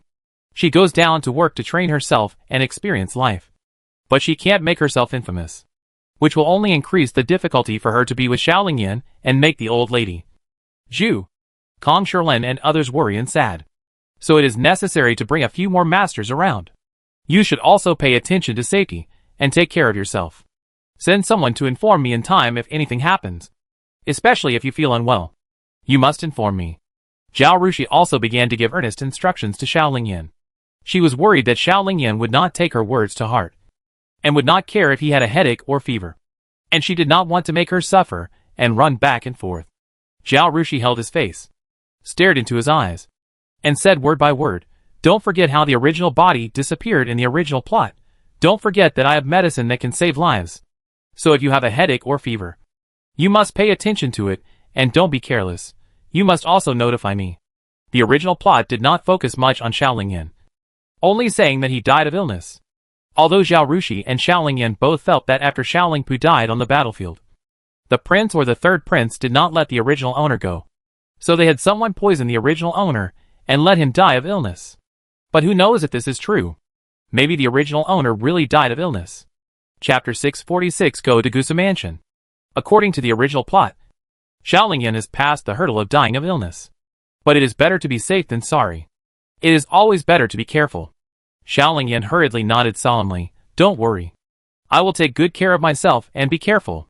Not only did I pay attention to the imperial physicians in the palace, I also found 2 very powerful doctors among the people, and kept them in the Prince of Qi's mansion. I finally saved my life. And I am in love with you. I am going to live a happy life with you. How can I let myself die accidentally?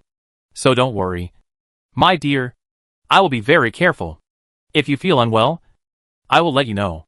Even if it is a false alarm, and you have to run back and forth, I will tell you.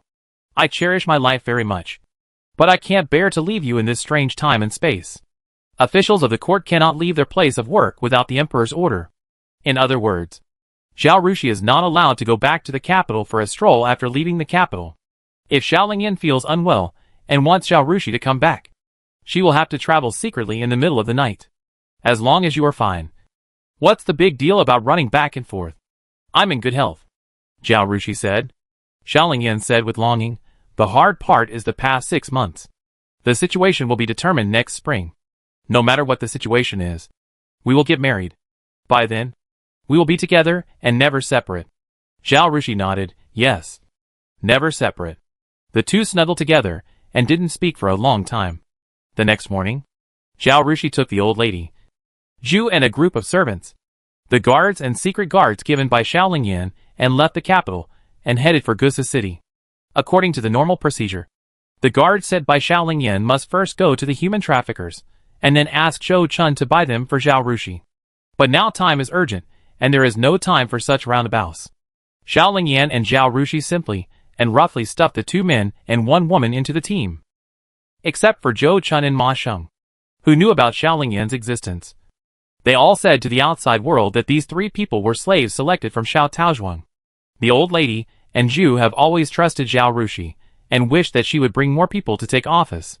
Therefore, there was no doubt about the origins of the 3 people. The other servants had no doubts either, because Zhao Rushi had selected many people from the slaves in the manor to work in the past 2 years. But at that time, they were from Bailu Manor, not Xiaotao Manor. There had been no major disasters in the past 10 years in Dajin, and the taxes were not heavy. The people could live and work in peace. In addition, Xiao He also paid close attention to public security, so there were not many robbers on the road. Zhao Rushi and his group had dozens of people. At Zhao Rushi's suggestion, the old lady and Zhu changed their gorgeous clothes and precious jewelry to pretend to be middle-class people. Gao Weiqiang, Ma Sheng and others were well guarded, so no scoundrels came to attack them. Zhou Chun had been traveling to Gusu before, buying houses and properties, and later said Zhao Yuanxuan here. He was very familiar with the situation along the way. He arranged the food, clothing, housing and transportation along the way properly, with a moderate degree of tension and relaxation. The group walked slowly, and walked on the road for 5 days. On the afternoon of the 5th day, they finally entered Gusu City. Mother! Zhao Yuanxuan had been waiting at the city gate for a long time. When he saw a group of people from Sweiping Marquis' mansion, he hurried forward and called out to a carriage followed by Lu Quan on horseback. He was most worried that his mother, who was old and pampered, could not stand the hard work and fell ill on the way. The curtains of the carriage window were opened, revealing the old lady's rosy face. Sister, she modified the carriage so that it was not bumpy at all. I fell asleep as soon as I got in the carriage. Her housekeeper Zhou Chun was really capable and arranged everything along the way. I didn't suffer much. The old lady smiled. That's good. That's good. Seeing his mother in high spirits and not showing any signs of fatigue, Zhao Yuanxuan felt relieved. The group entered the city and arrived at the Zhao mansion. The old lady looked at the house and was also surprised. She turned to Zhao Rushi and asked, how much did this house cost? 10,000 taels of silver. Zhao Rushi said with a guilty conscience. After saying that, she quickly added, this is Gusu, and it is in such a location. The house is good, and covers a large area. In fact, according to the usual price, 10,000 taels of silver is not enough to buy it. Isn't this my third senior brother in the Dali Temple? You also know that their government office, well, from time to time, they have to deal with some farms and houses. My senior brother asked me, and I happened to have money on hand. So I bought it. If we don't live there, we can rent it out or sell it, and we can make a few thousand taels. Everyone believed her when she said that. The Dali Temple often sells the houses and lands of criminal officials. That's how Zhao Rushi got her manor in Baining. With Wu Zong's status in the Dali Temple and his relationship with Zhao Rushi, it's not a problem to find a house for her in Gusu. Zhao Yuanxuan said, the situation is really as sister she said. This house is something you can only find by chance. Now, as long as we spread the word, we can sell it for 15,000 taels of silver at any time. If we are not in a hurry, we can wait for the buyer slowly. If we meet someone who likes this place and has enough money, 17,000 or 8,000 taels of silver will be no problem. Alas, our family can live a good life now, thanks to the monk Kumu. If he hadn't accepted Shi Jie as his apprentice, no matter how capable Shi Jie is, she would not be able to stand at the current height. The old lady sighed. As soon as the group sat down in the hall, a servant came to report, Master, Lord Zhang sent someone to deliver a visiting card, saying that he wanted to pay his respects to the old lady. Mother, you are tired from the journey. Why don't I postpone it and let him come tomorrow? Zhao Yuanxuan said. Hearing this, Zhao Rushi raised her eyebrows slightly. After being together for so long, she already knew her cheap father's personality very well. Zhao Yuanxuan was weak since childhood, and his ability and talent were not outstanding. In addition, compared with him, the eldest son, his biological father liked his illegitimate third brother more, and deliberately neglected him, which cultivated his slightly inferior character. What he showed was humility. He never wanted to be strong, and was gentle and polite to others, without any aggression. But now, he showed a tough side to his boss. It seems that Zhao Yuanxuan has done a good job in Gusu Mansion during this period. At least his boss is giving in to him, or flattering him. Otherwise, Zhao Yuanxuan would not have become like this. No. No. I'm not tired at all. Let him in. He came to see me with good intentions. How can you be so neglectful? The old lady said hurriedly. She couldn't let her son offend his boss because of her. Mother is right. If you neglect Mr. Zhang, it will affect the reputation of our Shijia. It would be bad if others said that our top scholar was arrogant and looked down on others, Zhu said. When Zhao Yuanxuan heard this, he repeatedly asked people to reply to Zhang Shun. Chapter 647 List. Not long after, Zhang Shun arrived. Originally, he came only to the main courtyard to greet the old lady, and avoided meeting the female relatives such as Zhu and Zhao Rushi. But Zhao Rushi's identity was different from before. She was no longer an ordinary female relative of Zhao Yuanxuan's family, but a person in the officialdom. So she stayed with the old lady and received Zhang Shun with Zhao Yuanxuan. Zhang Shun did not come alone, and brought a young man with him. Seeing this situation, the smile on Zhao Yuanxuan's face faded. Zhang Shun greeted the old lady and said, This is my nephew Zhang Jiaoda. My elder brother heard that I was coming to Mr. Zhang, so he begged me to bring him here to ask Xiao Zhuangyuan for advice. Please forgive me if I am rude. The old lady saw that Zhang Jiaoda was a handsome young man, and saw that her son's face was not very good. So she guessed Zhang Shun's intention. Since Zhao Rushi became a master of painting, Sweeping Marquis Mansion has never been peaceful. At that time, Zhao Yuanxuan was still in the capital. So every now and then, people brought their own nephews to visit Sweeping Marquis Mansion, and even revealed the idea of marriage. Some of them were female relatives who came to the house and talked to the old lady and Zhu about all sorts of things, with the purpose of marrying Zhao Rushi as a daughter-in-law or niece-in-law. The old lady, Zhao Yuanxuan, and Zhu were quite interested at first, thinking that if there was a good candidate, they could keep it as a candidate for consideration, and then find an opportunity to arrange for Zhao Rushi to meet the other party. What if Shi Jie also liked the other party, who knew that after looking around, they didn't like anyone better than their own Shi Jie? Even some cats and dogs came to the house without any self-awareness. Thinking about what Zhao Rushi said about not considering marriage, they simply gave up. If they were not very familiar or had a high status, they would find reasons to decline, and did not even want to meet. Although the smile on the old lady's face did not change, the enthusiasm in her eyes faded. And she said, Master Zhang, you are joking. You are a genius. With your guidance? Why does your nephew need to ask others for advice on learning? Besides, my sister, she is a little girl. Although she was lucky enough to win the first place in the imperial examination, she dared not give advice to others on writing. People have always looked down on women. If someone uses the excuse of asking for advice on writing to destroy the reputation of my sister and spread bad rumors, it would be a slap in the face of the emperor. We can only be careful in what we say and do. Lord Zhang would not do that. I think this is just a polite remark. But we still have to explain what needs to be explained to avoid misunderstandings. Ha ha ha. We are abrupt. And we are really sorry. Zhang Shun laughed dryly. Zhao Shuangyuan is a new genius. Better than everyone else. Everyone wants to ask her for advice, but forgets that she is a woman. He smiled at the old lady and said, You are so lucky to have such promising children and grandchildren. Ha. Thanks to the prosperous times and the emperor. The old lady also started to laugh with him. Zhang Shun came today, not only to maintain a closer relationship with the Zhao family and to promote his nephew, but also to find out about Zhao Rushi's foreign posting. He gave Zhao Yuanxuan a list at that time. I don't know if this favor was put into practice, he said to Zhao Rushi. Since Zhao Zhuangyuan won the first place, he will stay in the Hanlin Academy. Right? No. I asked to be assigned to a post outside the capital. Zhao Rushi smiled. Ah?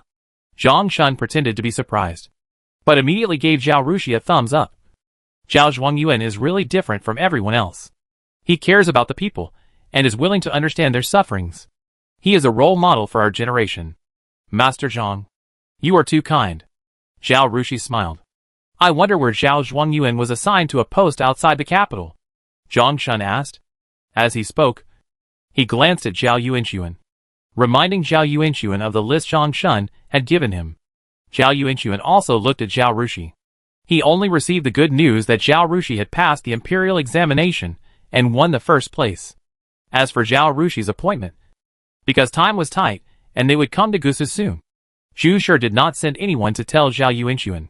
The matter of Zhao Rushi's appointment outside the city was still reported by Zhu Shi's servant, who sent someone to inform him in advance and let him go out of the city to welcome the old lady. Zhang Shun was in the government office at the time and heard it. As for where Zhao Rushi was sent, Zhao Yuanxuan himself didn't know. However, he had asked someone to send the list Zhang Shun gave him back to the capital. I don't know how Zhao Rushi is doing. Zhao Rushi said, he is the co-magistrate of Nanyang Prefecture, Linjiang Prefecture, Anzhou Province. Zhang Shun and Zhao Yuanxuan were both stunned. This place was not on the list Zhang Shun gave. Zhao Yuanxuan was a little anxious and asked, I asked someone to send back a list of Zhang's classmates. Not only does he know their personalities, but with this relationship, he can also take care of you. Is Nanyang Prefecture not on the list? Dad, you are really joking. The assignment of officials is the emperor's business. How can I go wherever I want? Besides, I am the top scholar, and I hold the 6th rank. There are not many people in the local area who are suitable for my rank. I cannot become the chief official of a place right away. I must start as an assistant official, which means that the prefect of the prefecture is the most suitable for me. As soon as Zhao Yuanxuan said this, he knew that his words were inappropriate. Some things are fine to say in private, but it's inappropriate to say them in front of Zhang Shun and his nephew. If it gets out, someone will say that the Zhao family wants to be the emperor's boss, or that an imperial censor will impeach Wu Huaixi and bring bad things to Wu Huaixi. Yes, Dad is just worried about you, Zhao Yuanxuan said, shook his head, and smiled bitterly. You don't know. When I heard that you passed the imperial examination, I was worried that someone would bully you when you became a local official, and I completely lost my composure. Zhao Shuangyuan, your dad is just worried about you. Zhang Shun smiled and said, it was because he complained to me with a sad face that I wrote a list to comfort him. Don't take it seriously. Don't take it seriously. As for the matter of assigning officials, it is natural that the emperor assigns them to wherever they are assigned and whoever they are assigned. We will naturally follow the arrangements of the court. He is a smart man. When he heard Zhao Rushi's words, he quickly responded and cleared everyone, and also made his attitude clear.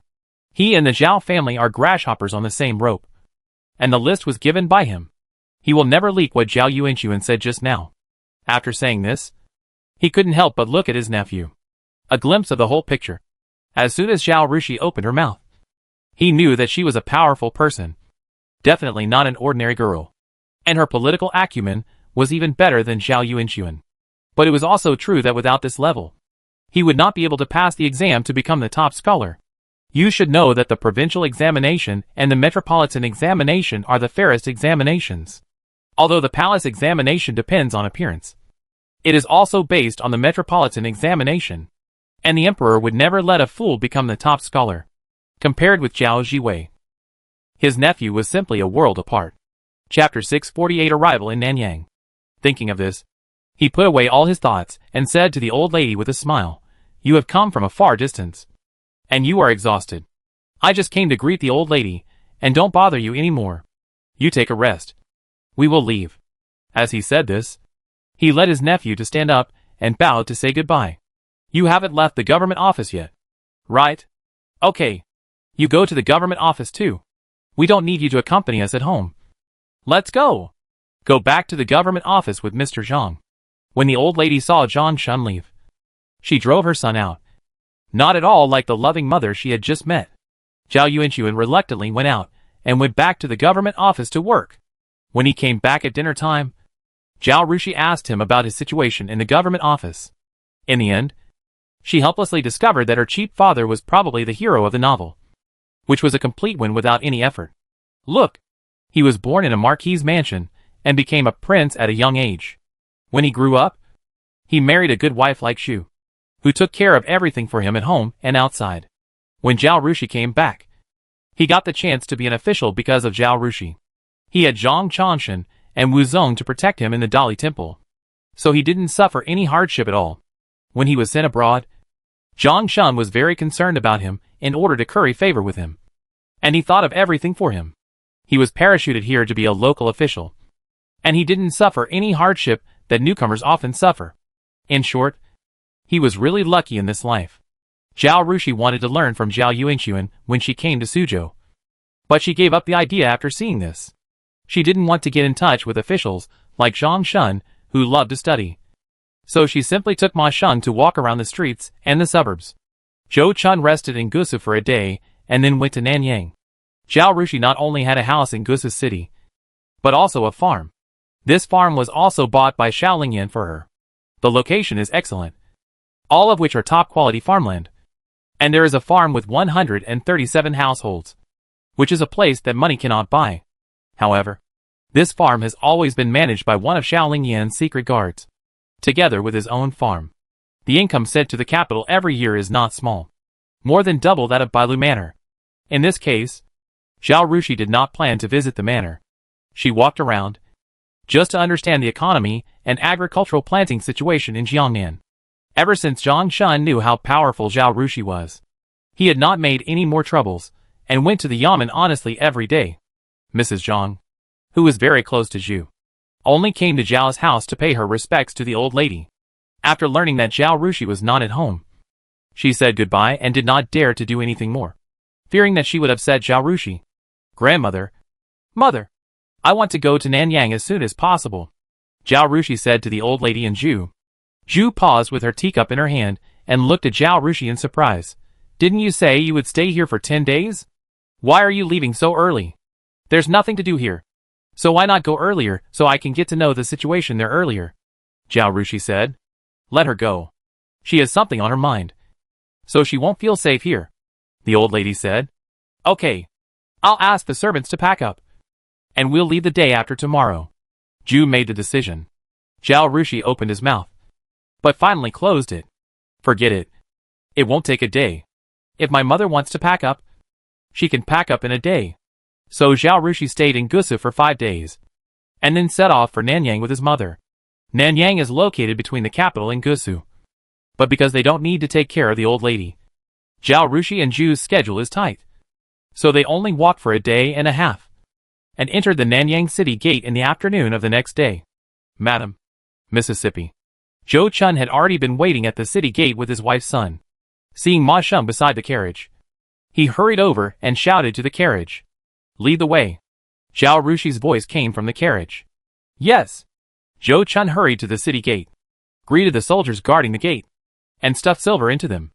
Zhao Rushi's carriage entered the city smoothly. After entering the city, Zhao Rushi lifted the curtain to look out.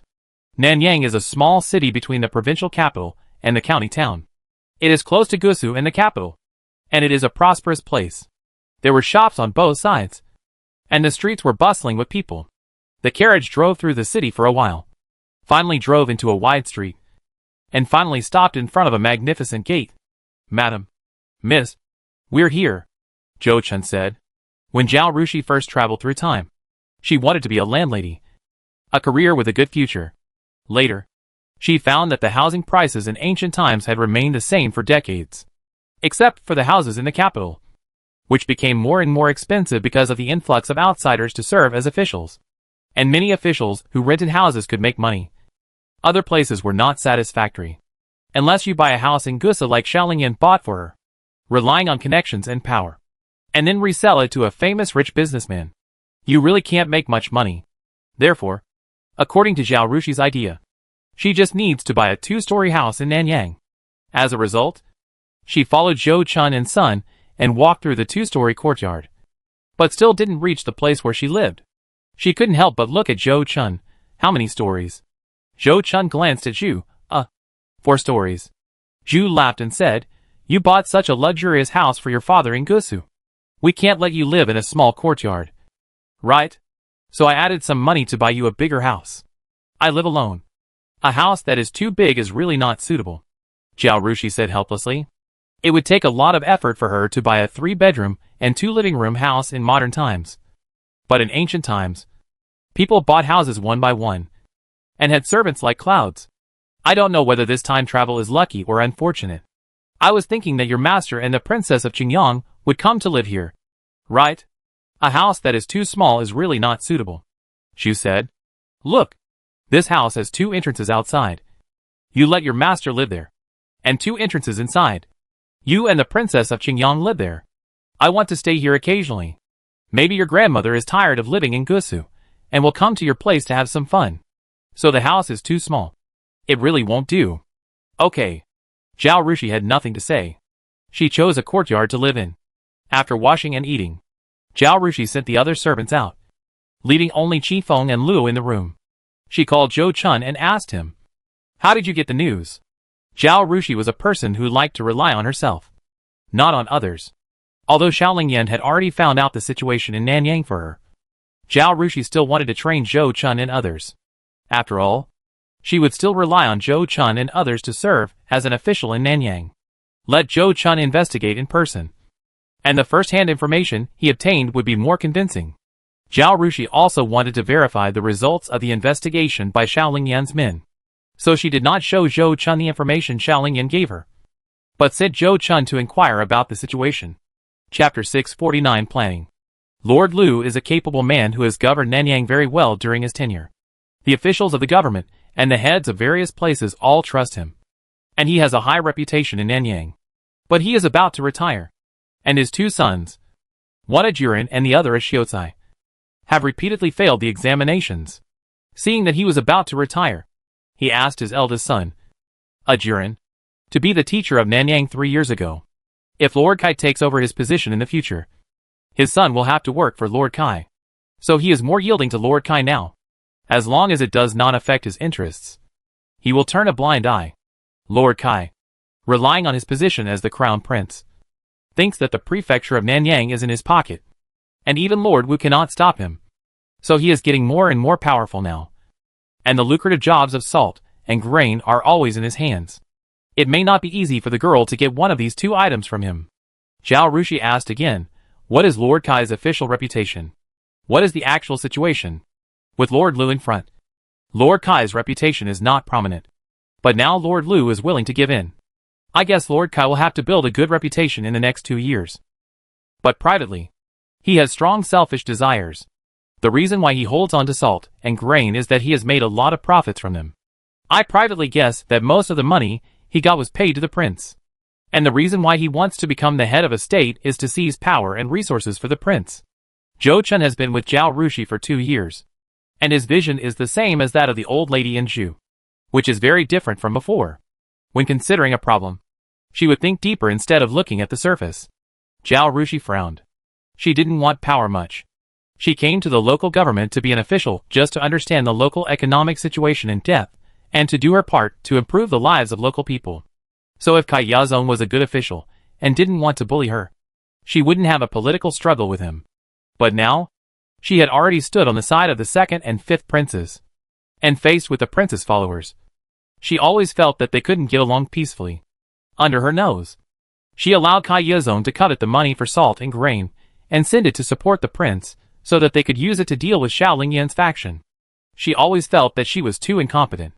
So even if she wanted to be a Buddha, she could only be a fighting Buddha, with no other choice. She asked, "What is Kai Yazong's weakness?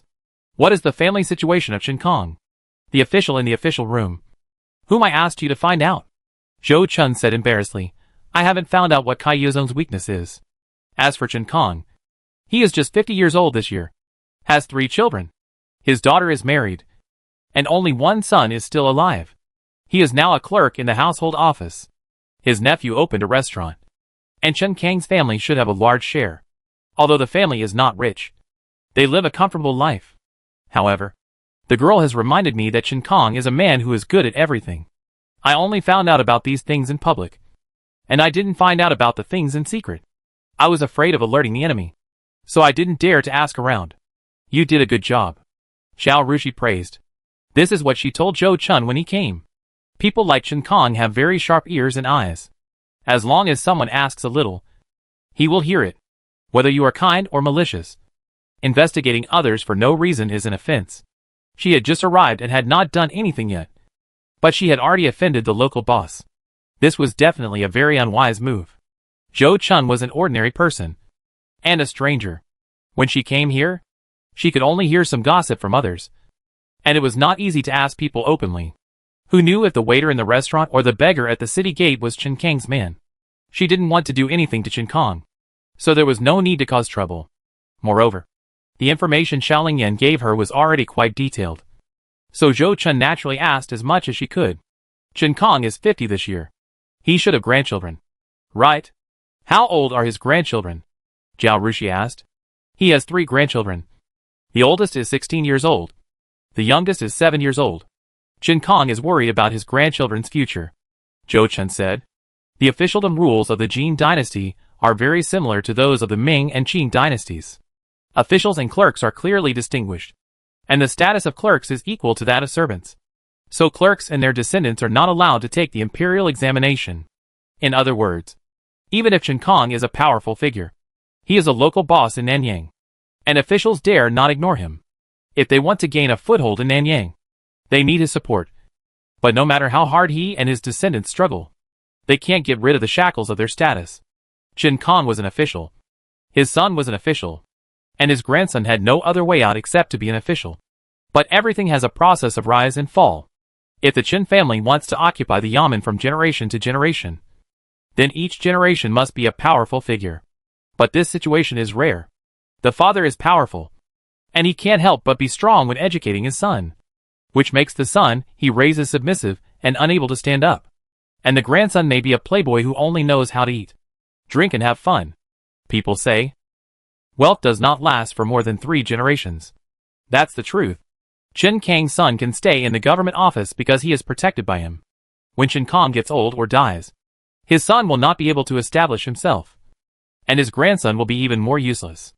The people Chen Kong offended in the past will add insult to injury to the Chen family, and it will be difficult for the Chen family not to decline. Zhao Rushi asked Zhou Chun to inquire about Chen Kang's situation, and she wanted to start from here. She said, it is difficult to cultivate a capable person like Chen Kong. Not only does it require talent, but also an environment for growth. But it is not difficult to train a math expert or painter, although this also depends on talent. Even if you don't have talent, as long as you are willing to work hard, it is still no problem to be a little better than ordinary people in this area. Zhou Chun's eyes lit up. Although Kai Yuzong was assigned to take charge of salt, grain and other affairs, he was an official sent from other places after all. And all these affairs had to be implemented by clerks and lower-level personnel. If the people below don't cooperate, Kai Yuzong can only be a cursor commander who is sidelined and useless. So if Cai Yuzong wants to take charge of these, he has to win over Chen Kong. Because Chen Kong is the leader of all the clerks. He secretly controls the clerks and runners in the yamen. If Zhao Rushi wants to seize power from Cai Yuzong, she doesn't need to wrestle with him. She can just cut off the firewood from under the cauldron and take away the power she has set her sights on. Cai Yuzong has been in Nanyang for many years, and he is naturally in the same group with Chen Kong. The two must have mutual interests and collude with each other. It is naturally not easy to get Chen Kong to abandon Cai Yuzong, who is about to become the governor of Nanyang, and cooperate with Zhao Rushi. But what if it is for the sake of his descendants? Chapter 650. Entering the yamen for the first time, Chen Kong and Cai Yuzong formed a partnership, and what they got was nothing but money and power. If the descendants have no future and cannot hold power, no matter how much money they have, they cannot protect them. Once Chen Kong fell, his son could not take over his position and control the power in the dark. Cai Yuzong, who became the prefect of Nanyang, was lucky not to swallow up the Chen family's property directly, and it was impossible for him to protect his son. So Chen Kong wanted his children and grandchildren to enjoy wealth and glory and peace. Not money and power, but the future of his children and grandchildren. He has 3 grandsons. If one of them is good at math, he can go to the household office to manage Nanyang's money bag, salt, and grain, and the white way will be in his hands. If one of them learns painting, he can go to the criminal office to be a painter, deal with people from all walks of life, and can also take over the black way. This is what a shrewd person seeks. Thinking more clearly, Zhou Chun's eyes light up. He bowed deeply and said in a very respectful tone, "Miss, I understand." Zhao Rushi said, "Don't rush to test him. First find out the bottom, and see if his bond with Cai Yuzong is deep. Don't let him join us openly. And when we teach his children and grandchildren, he still works for Cai Yuzong in private, just fooling us on the surface, then we will be the ones who are taken advantage of." Zhou Chun was startled and said in a deep voice, "Miss, you are right to remind me. If you didn't remind me, I might have done something wrong." Zhao Rushi waved his hand. "We are all inexperienced and are all learning. It doesn't matter. Just be careful." "Yes." Zhao Rushi turned to ask about business. "How is the rice noodle shop doing?" When Zhou Chun came, Zhao Rushi asked him to bring a few people from the farm to Nanyang to buy a shop and open a rice noodle shop. The noble families would select a few of their sons, who were good at doing business, release them from slavery, and let them buy land and shops in their own name to do business. In this way, no matter how much business the noble families did, they would not be labeled as merchants, and their power could make these businesses bigger and stronger. The sons of the family had to rely on the noble families, and their parents, brothers, and even wives and children were still servants in the mansion. So they dared not have second thoughts. So the business could be controlled by the noble families. Releasing the slaves of the family not only makes money for oneself, but also is a way to show favor to the servants. In view of the ability and loyalty of Zhou Chun and Ma Sheng's family, Zhao Rushi released Zhou Fan and Ma Wushi as slaves this time. Zhou Fan originally studied mathematics with Zhao Rushi, and now follows Xiao Yuan to manage and check accounts for him after he has learned it. After releasing the slaves, Zhou Fan's son can take the imperial examination and stand out. After Zhao Rushi released Ma Wushi as a slave, he rented several shops in his name, and took some of Qian Buke, the son of Qian Duo in Bailu Manor, and several families who were doing well in business in the manor, to start a rice noodle business. The purpose of opening a rice noodle shop is not to make money, but to collect information. Restaurants and tea houses are often places where gossip spreads. With these shops, she can not only collect information, but also spread it. Zhou Chun said, "The business is all familiar, and the young lady has transferred those who were originally doing good business in the capital. They also adjusted the flavor of the brine according to the eating habits of Nanyang people. Therefore, within a few days, the business was on track, and now the business is very prosperous." Zhao Rushi nodded, "That's good." After Zhou Chun left, Zhao Rushi routinely shouted in her mind, "System. Toner. Baby." But the voice of the system did not sound in her mind. Zhao Rushi sighed. Another day without the system. Thinking about it. If there was a system, she only needed to spend a few points to understand the situation in Nanyang clearly. Why would she need Xiaoling Yan's men and Zhou Chun and others to spend so much effort to inquire? She really missed her son. After a night's rest, Zhao Rushi changed into a set of men's clothes the next day, let a few guards out, and wandered around. After wandering around for several days, Zhao Rushi finally put on her official uniform and led Zhou Chun to the government office 5 days before the deadline for taking office. During the ceremony of the imperial examination and the imperial street, the Ministry of Rights customized a female Jinshi official uniform for her. But in the officialdom, this official uniform cannot be changed casually and must follow the etiquette. Therefore, Zhao Rushi wore the official uniform worn by male officials and wore an official hat. But she didn't dress up as a man on purpose. Others could tell she was a woman if they looked closely. Fortunately, she was tall and slender, so she looked like a clothes hanger. She could hold up her clothes perfectly. Her official uniform didn't reduce her elegance and beauty at all. You are? The gatekeeper at the yamen saw Zhao Rushi and looked a little confused. New Tongji? This new Tongji. Isn't she too good-looking? And she's so young. And she's said to be a woman? He couldn't help but look Zhao Rushi up and down. Seeing this, Zhao Rushi frowned slightly. Is the prefect here? Zhao Jiwei is reporting. The yamen runner came back to his senses and said with a slight embarrassment on his face, yes. Please wait a moment. Mr. Zhao. He turned around and wanted to report. But after taking 2 steps, he stopped again when he thought something was wrong. Although this lady was new, she was the head of the yamen since she was appointed by the court. How could he let her wait here and not let her in? He turned around and said to Zhao Rushi, please come in. Mr. Zhao. Zhao Rushi and his group followed him into the spacious yamen yard and were led to a house. Sir Liu. The new Tongji Sir Zhao has arrived. The yamen runner shouted at the door. There was a commotion in the house. And then an old man with a gray beard came out. He glanced at Zhao Rushi, raised his hand quickly, and smiled at Zhao Rushi. It turns out to be Sir Zhao. You are finally here. At this time, a person came out from each room on both sides and looked at Zhao Rushi. One was in his 30s, and the other was in his 40s. Both were of medium build and had ordinary looks. The one in his 30s was tall and thin, with a serious expression, while the one in his 40s was white and slightly fat, and looked kinder. I, Zhao Jiwei. Greet the prefect Liu. Lord Liu. Zhao Rushi bowed to the old man first, and then looked at both sides. She cupped her hands and smiled. These two should be Li Tongji and Kai Tongji. Right? Zhao Jiwei greets the 2 lords. The white and fat man in his 40s first cupped his hands to Zhao Rushi with a smile. I am Kai Yuzong, and I greet Lord Zhao. Zhao Rushi raised her eyebrows slightly. Sure enough, you can't judge a person by his appearance. In the information Xiao Lingying gave her, this Kai Yuzong was a typical villain, belonging to the prince's line, and needed to be carefully guarded against.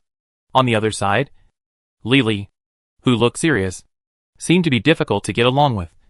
But he was actually a good person. Chapter 651 3 Officials. I am Li, and I am honored to meet you. Lord Zhao. Li then said, still without a smile on his face. Compared with Kai Yuzong's kind and enthusiastic smile, he seemed even more difficult to approach. Zhao Rushi bowed and replied, Lord Kai. Lord Li. Come in. If you have anything to say, come in and say it. Lu Hongyu said. While they were talking, some people from all over the government office were already looking around. The 4 entered Lu Hongyu's room, and there was no need to give up their seats, and they sat down directly according to their rank. Although Zhao Rushi, Li, and Kai Yuzong were all Tongji, they were of different ages and had served in office for different years. Kai Yuzong and Li were both Jinshi of the same year. That is, they were born in the same year. But Kai Yuzong had someone behind him. After serving as a county magistrate for 3 years, he was quickly promoted to Tongji. He was transferred to Nanyang Prefecture 2 years earlier than Li, so he was considered an old veteran. He sat directly below Lu Hongyu without any hesitation. Li consciously sat on the other side, and Zhao Rushi sat below Li. I used to think I was young and strong, but when I saw Lord Zhao, I realized that I was really old. Before Lu Hongyu could speak, Kai Yuzong took the lead and said with a smile, not only is Lady Zhao young, but she is also a woman who won the first place in the imperial examination. This is really admirable, he said, looking at Lu Hongyu. Lord Lu. Lady Zhao is young and has never been involved in farming economy. She is also the first place selected by the emperor. It is not easy to make mistakes. In my opinion, It is better to let Lady Zhao understand the situation for a while, and let her get in touch with people in various places. After she is familiar with the situation and feels that she can get started, she can be assigned the content under her jurisdiction. What do you think? Lu Hongyu's eyes flashed, and he looked at Zhao Rushi. What do you think, Lord Zhao? With just these 2 or 3 sentences, Zhao Rushi saw the personalities and ways of getting along of these 3 people. Lu Hongyu may be honest and capable, but he is about to retire and leave a way out for his descendants. So he naturally does not want to offend Cai Yezong, who is from the line of the prince.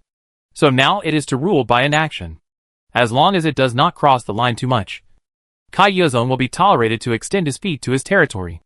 And Cai Yezong thinks that with the support of the prince, Zhao Rushi is young and still a little girl, thin-skinned, and she may not be able to be an official even if she can read. Therefore, even if she has the support of Wu Huaixi behind her, she only needs to maintain superficial politeness. And the power that should be seized should still be seized in her hands. And Zhao Rushi should not be touched at all. Zhao Rushi believed that even if she became familiar with the situation after a month or 2 and wanted to share certain rights with Cai Yezong, Cai Yezong would shirk it with various reasons and only give her some hard and tiring tasks that would not produce results. As for Li, he might be a good person, but he would never confront Cai Yezong for her. He might lend a helping hand within his ability, but he would never give up the power in his hands before she showed her ability. As a 15 or 16-year-old girl, she had not been exposed to much farming before. Once she took over these affairs, and Cai Yezong was playing dirty tricks in them, she would not be able to do anything, and she might not even be able to control the relevant clerks. By then, she would become a joke. These considerations seemed complicated, but in fact they only took a moment. Zhao Rushi blinked and nodded, saying, "What Lord Kai said does make sense." A smile appeared on Cai Yezong's face. Then Zhao Rushi asked Lu Hongyu with a confused look on his face, "But what does Lord Kai mean by understanding the situation and contacting everywhere? How to contact? For example, can I retrieve the files and accounts of salt and grain?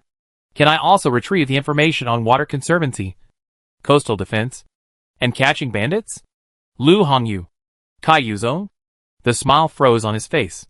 Li, who had been watching, quickly picked up the tea poured by the Yamen runner and took a sip to cover the corners of his mouth that could not help but curl up. Ahem. Lu Hongyu coughed lightly and said to Cai Yezong, "Master Kai, what do you think?" Salt and grain were lucrative jobs. Cai Yezong had already taken control of both of them before the last Tongji left office. After Li came, he did not release these 2 jobs, and only gave him some thankless tasks, because Cai Yezong was backed by the crown prince. Lu Hongyu did not want to take care of this matter and let them fight. So in the end Li was unable to take the lucrative job from Cai Yezong. As a competitor, Li could have come out and said that he could let Zhao Rushi see the affairs he was handling. In this way, Cai Yezong would have no way out, and then Cai Yezong would have no choice but to agree to Zhao Rushi. However, thinking that Lu Hongyu would soon retire, and when Cai Yezong took over, he would have to work for him, Li finally chose to remain silent. He felt that even if he remained silent, Cai Yezong would not be able to get away with it in Zhao Rushi's hands. It was he who proposed to let people know about those affairs. But in the end, he did not let people see the information. What kind of thing is this? Zhao Rushi is not a person without a background. She is not only the Minister of Personnel Wu Huaixi, but also the Prefect of Linjiang Prefecture Wu Zong behind her. Those 2 are not vegetarians if they bully others too much. Once the impeachment is submitted, even the Crown Prince will be in trouble. On the other hand, Cai Yezong originally saw that Zhao Rushi was a young girl who had just come of age and seemed to know nothing. So she should be easier to bully. So he said that. The words were polite. But in fact, Zhao Rushi was pushed to the horizon, not allowing her to get involved in any affairs of the government. As for how much she knows about the situation, and when she can take charge of specific affairs, isn't it all up to him and Lu Hongyu? Even if Lu Hongyu feels it's not too much and gives her some thankless marginal affairs, it's enough to marginalize her. This little girl, who is younger than his son, wants to take me from his bowl. No way. In the government office, there is not only the same level officials, but also the superiors and subordinates who fight for power and profit. This is normal competition. The capable ones are promoted and the incompetent ones are demoted. This has always been the rule in the officialdom. Even if Zhao Rushi had Wu Huaixi, the Minister of Personnel, or even their immediate superior Wu Zong. Behind him, they could not say anything about this situation. Their junior sister was a piece of mud, incompetent, and could not help the wall. Could they blame them for not giving power to her? They were not her parents, and she was not a princess. Since they were officials in the same court, everyone should rely on their own abilities. But he really did not expect that Zhao Rushi was so powerful. She immediately seized the loophole in his words, used his spear to attack his shield, and pushed him against the wall. Cai Yuzong's forehead was sweating. Chapter 652 Naked Threat. Since the appointment letter came down, they have gone to the capital to find out about Zhao Yiwei's affairs and details. Last year, there was a food crisis at the border, but Zhao Yiwei stepped forward to solve the crisis. She is good at mathematics, which is known to all officials in Dajin. Let her look at the accounts of salt and grain. Although Cai Yuzong felt that the accounts of these two items were well done, and there should be nothing to find, and there was no problem in the files, he still didn't have the courage to put the account book in front of Zhao Rushi. But he had said it himself. How could he go back on it now? He wiped the sweat off his forehead and said shamelessly, "Salt and grain are of great importance, and they are secrets of the court, except for the prefect and the deputy prefect who is in charge of this matter. No one else can look at them or interfere. Otherwise, if anyone can see them casually, what if someone betrays the country and collaborates with the enemy? Wouldn't that leak the secrets? When we investigate, we won't know where the mistake was made. So Lord Zhao cannot touch these two items. As for the information on other matters, Lord Zhao, please feel free to do as you please." Zhao Rushi looked at Lu Hongyu. "Lord Lu, is that so?" Lu Hongyu nodded slightly awkwardly. "That's right."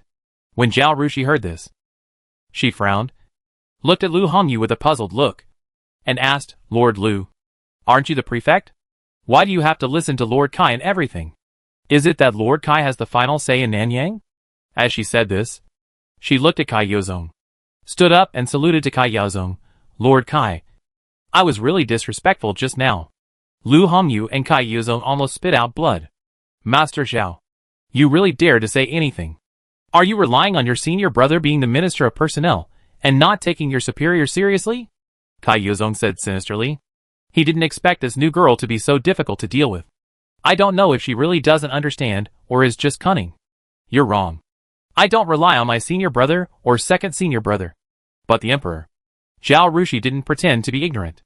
She smiled and said lightly, "I am the #1 scholar appointed by the Emperor. I think the Emperor is still very concerned about me. A female #1 scholar who gave up entering the Hanlin Academy and took the initiative to ask for an external post. When I submit my report, I will report the situation in Nanyang one by one." Her beautiful round eyes looked at Cai Yuzong, and then glanced at Lu Hongyu. "I can't make up the story of Lord Lu and Lord Kai, so I have to write it down truthfully." Lu Hongyu, Cai Yuzong, this is a naked threat. Lord Zhao is really good at threatening his superiors on the first day of his appointment. Cai Yuzong gritted his teeth. He knew very well that if Zhao Rushi could not stand up and was at a disadvantage in the fight with him, just like Lily sitting next to him, Lu Hongyu would not care about the competition between them. But once Lu Hongyu's own interests are threatened, he will naturally not stand idly by.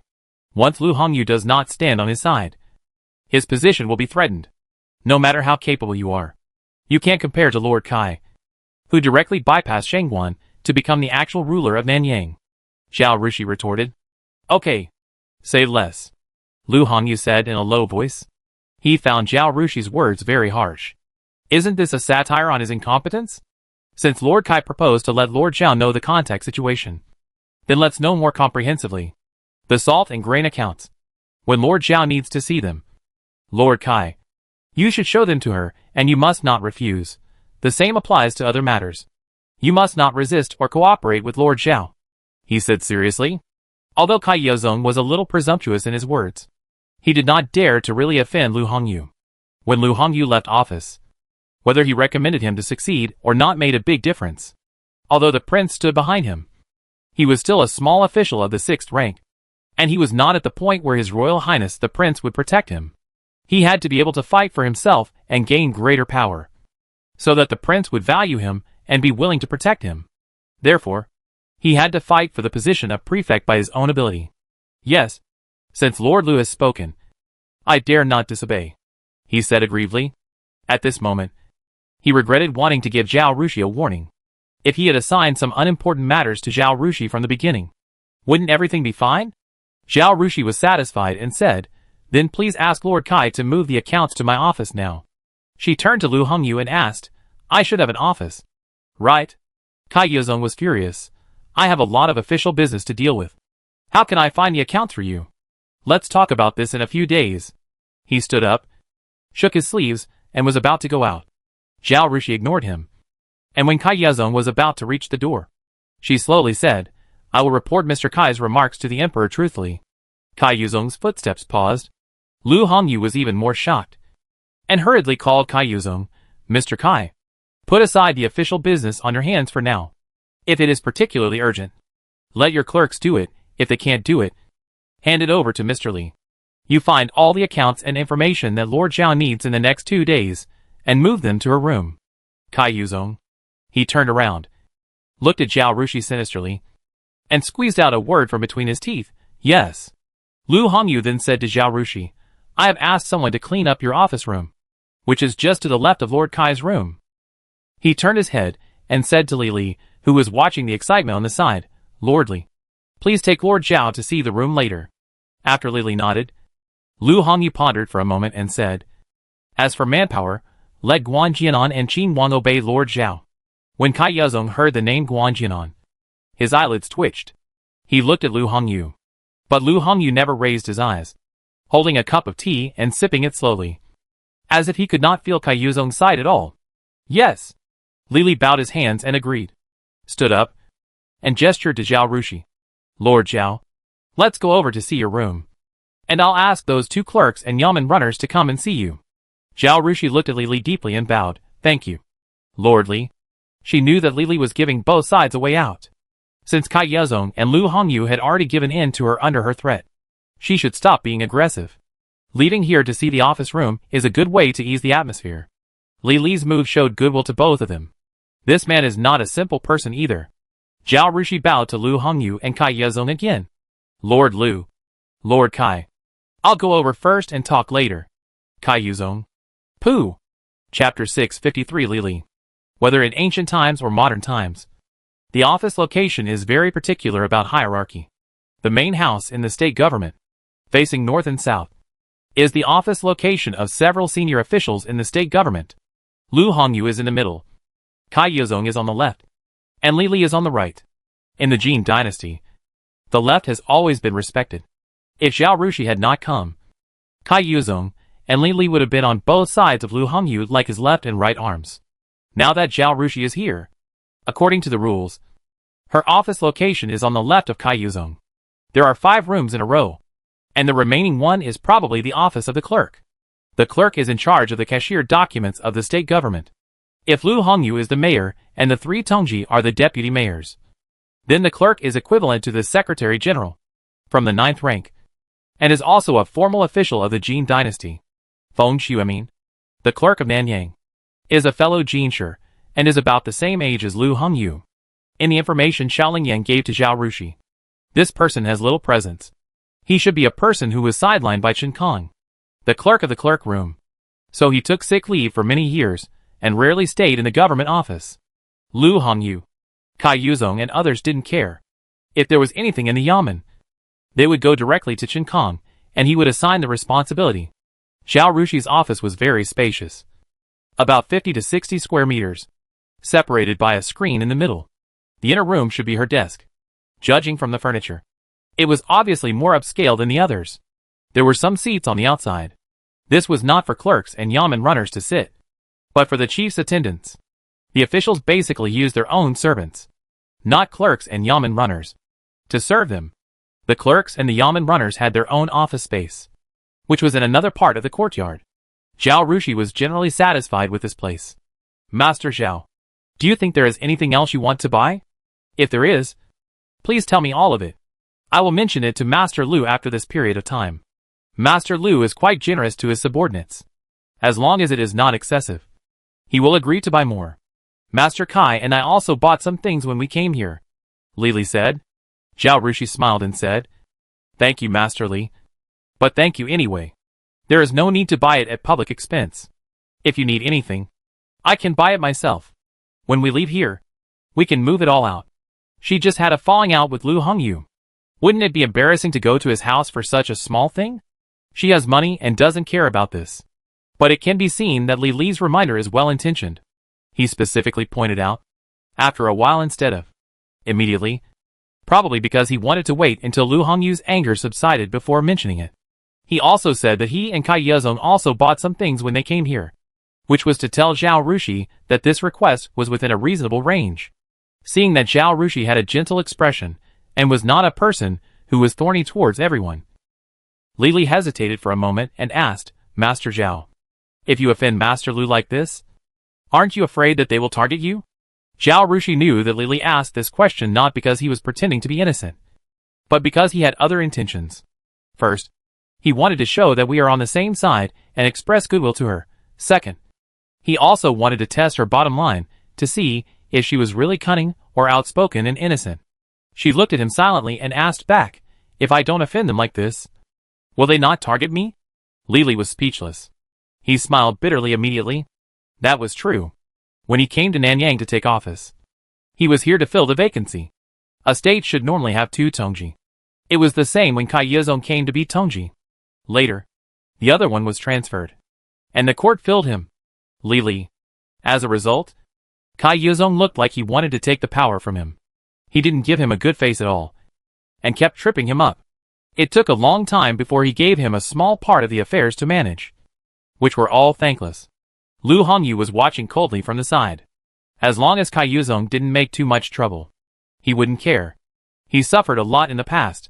Now Zhao Rushi has intervened, making the 2 Tongji become 3 Tongji. And the power is thin. Even if Zhao Rushi greets Kai Yezong with a smile all day long, I'm afraid she won't be able to please him. Thinking of this, Li Li looked at Zhao Rushi with complicated eyes. The girl in front of him is young, but she sees more clearly than himself. And she won a game with Kai Yezong as soon as she met. You really can't judge a person's ability by his age. He is the champion. Smart, not comparable to ordinary Jinshi like them. And his vision is sharper than theirs. At this moment, Li Li, who was originally planning to watch for a while, decided to stand in the same political camp with Zhao Rushi. Sir, Guanxili, Qin Wang is here. A voice sounded outside the door. Zhao Rushi brought Luo and Zhou Chun, as well as a guard named Xiang Ming given to her by Xiao Lingyan to the yamen. At this time, 3 servants stayed in the room with her. Seeing that there were many people, Li Li's followers did not come in, but stood outside the door. The people who just reported should be Li Li's servants. Let them in, Li Li said. Then, 2 people came in and stood at the door to greet Li and Zhao, Guanjian, Qin Wang. Greetings, Master Li and Master Zhao. Li Li nodded and looked at Zhao Rushi. Zhao Rushi looked up at the 2 people, focusing on Guanjian. Guanjian looked to be in his 30s, pale, thin, and seemed to be in poor health. Qin Wang was a boy of 15 or 16 years old, probably a newcomer to the government office. There are 6 offices in the state government, and each office has 7 or 8 clerks. This Guanjian is a special person on the list of clerks Xiao Lingyan gave her. She nodded and said, no need to be polite. From now on, you 2 will follow me, and I will assign you tasks. Even if Lu Hongyu is a tiger with almost no teeth, he must have a temper. She just made him unhappy. So it is understandable that he sent someone who seems to be useless, but is actually related to Chen Kong to serve her. It doesn't matter if he is useless or in poor health. As long as he doesn't do anything bad to her, it's good enough. Guanjian and Qin Wang were both stunned. Apparently, no one told them that they were to follow the new master when they came just now, and they didn't expect that the new master was a little girl. Guanjian was an old man in the yamen after all. So he quickly reacted and bowed, saying, I will follow your instructions. Qin Wang was a newcomer with no experience. Seeing Guanjian speak, he quickly followed suit and said, I will follow your instructions. Guanjian, how long have you been in the yamen? Zhao Rushi asked. Your Excellency, I have been in the government for 10 years. Guanjian said. What did you do before? Because I was in poor health, I had to take leave from time to time. So I only did some odd jobs. Whenever there was a shortage of manpower in each department, they would ask me to go there, and I would do the work assigned by the department. Chapter 654 Knock. Are you following in your father's footsteps? Zhao Rushi asked again. Guan Jianan looked at Zhao Rushi in surprise, wondering why she knew this. He answered honestly, yes. 15 years ago, a murderer was sentenced to death. Before the execution, the murderer's brother rushed into the yamen to kill people. The situation was critical at the time, and the yamen runners didn't react. My father was a clerk in the criminal room at the time. He was standing next to the prefect and several clerks, and died to protect them. The prefect saw that my family was in trouble after my father passed away. My twin brother and sister were only 5 years old, and my mother was not in good health.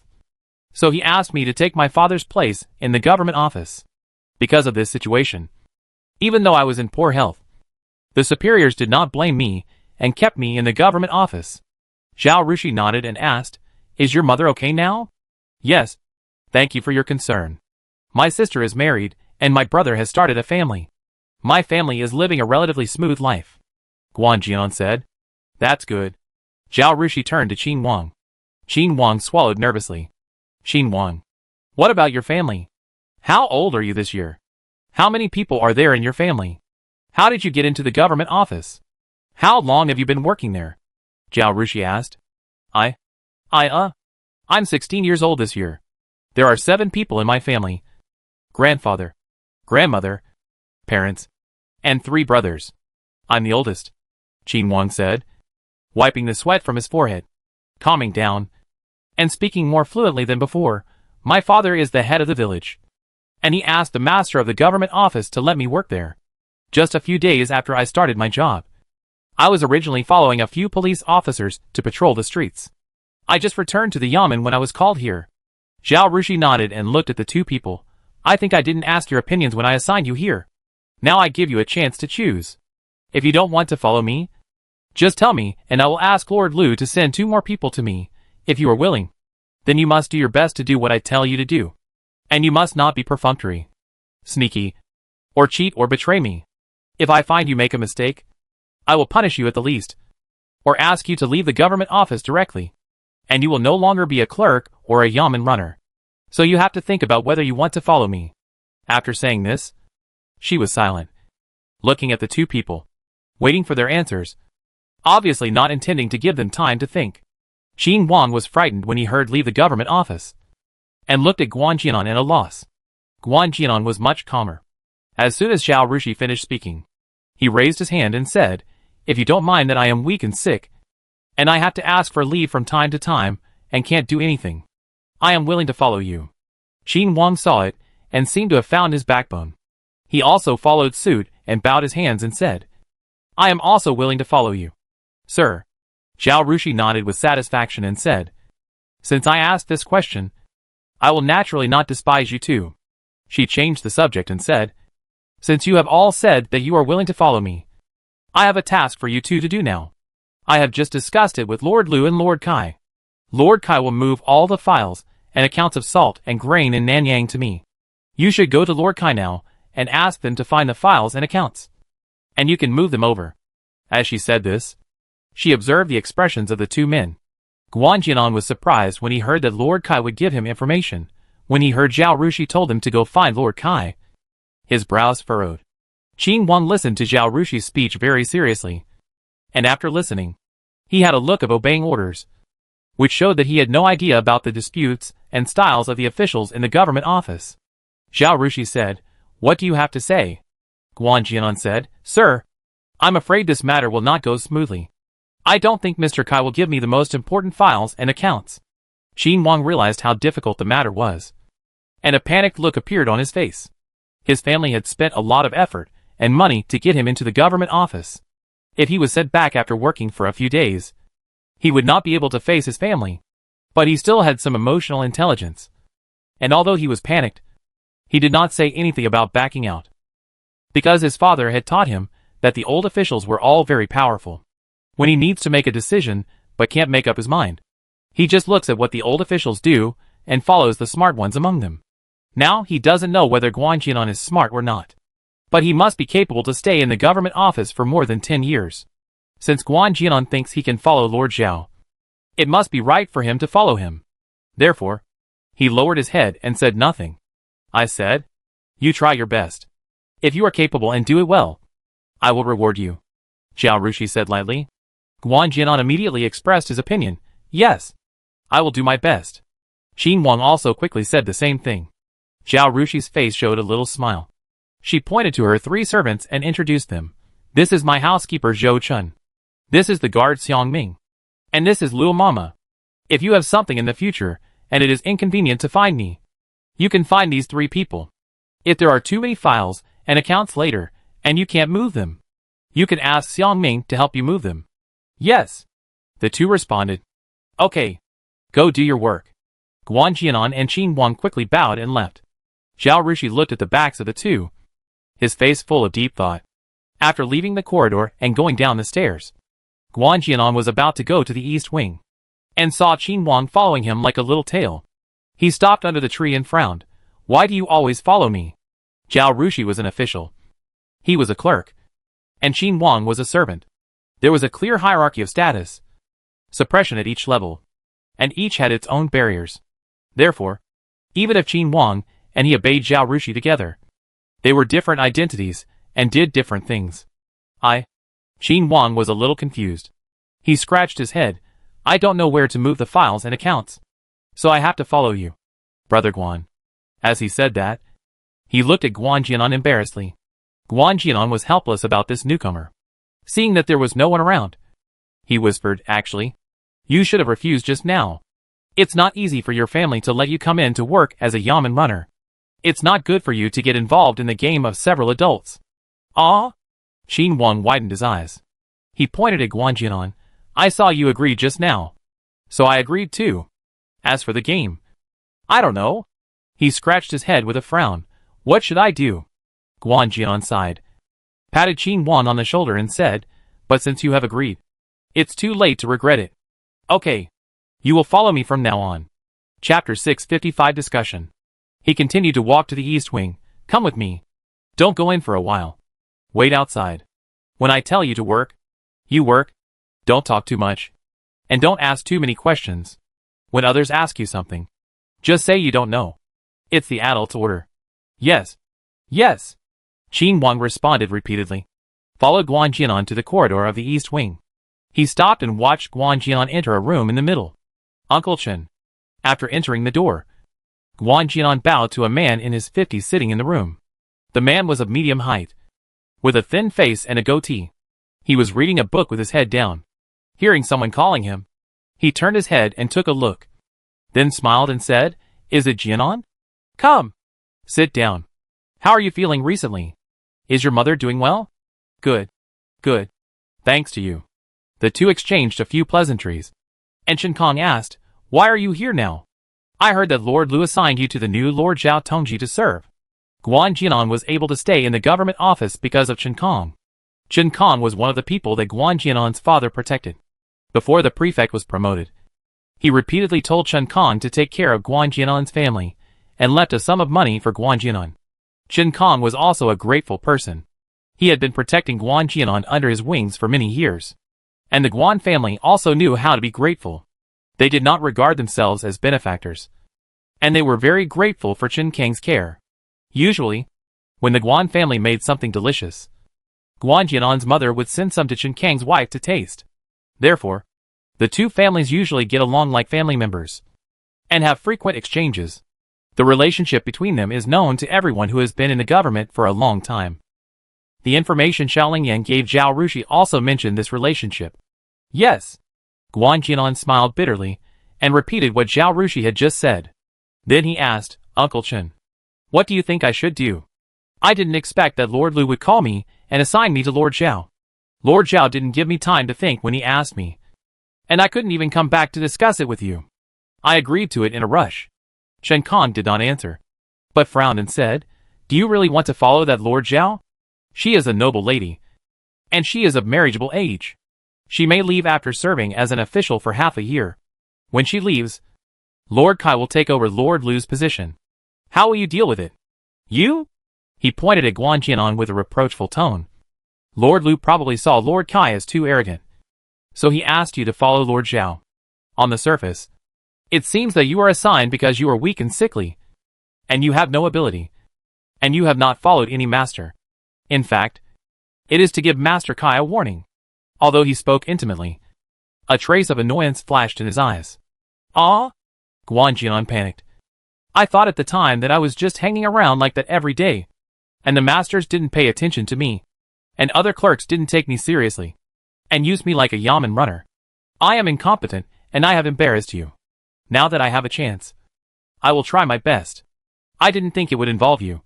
Uncle Chen. He hesitated and said, should I reject Lord Zhao now? Anyway, she has no roots here, and can't deal with me. Even if I regret not following her, she can't do anything to me. Shin Kong shook his head. Forget it. People should value their promises. Since you have agreed, don't regret it. What's more, your Uncle Chen is in good health, and will have to stay in the government office for 2 or 3 years. Even if Lord Zhao leaves and Lord Kai takes over, your Uncle Chen will be able to protect you. Uncle Chen. Guan Jianan's eyes were slightly red. Shin Kong sat on the recliner, half closed his eyes, as if he was about to fall asleep, and did not move or speak for a long time. Guan Jianan sat next to him, and did not dare to move. After a while, Chen Kong finally spoke. Go directly to Wang Yongshou, and tell him that it was ordered by Lord Lu to see what his attitude is. If he refuses, you go back and report to Lord Zhao to see how she handles it. Anyway, you are just a minor official.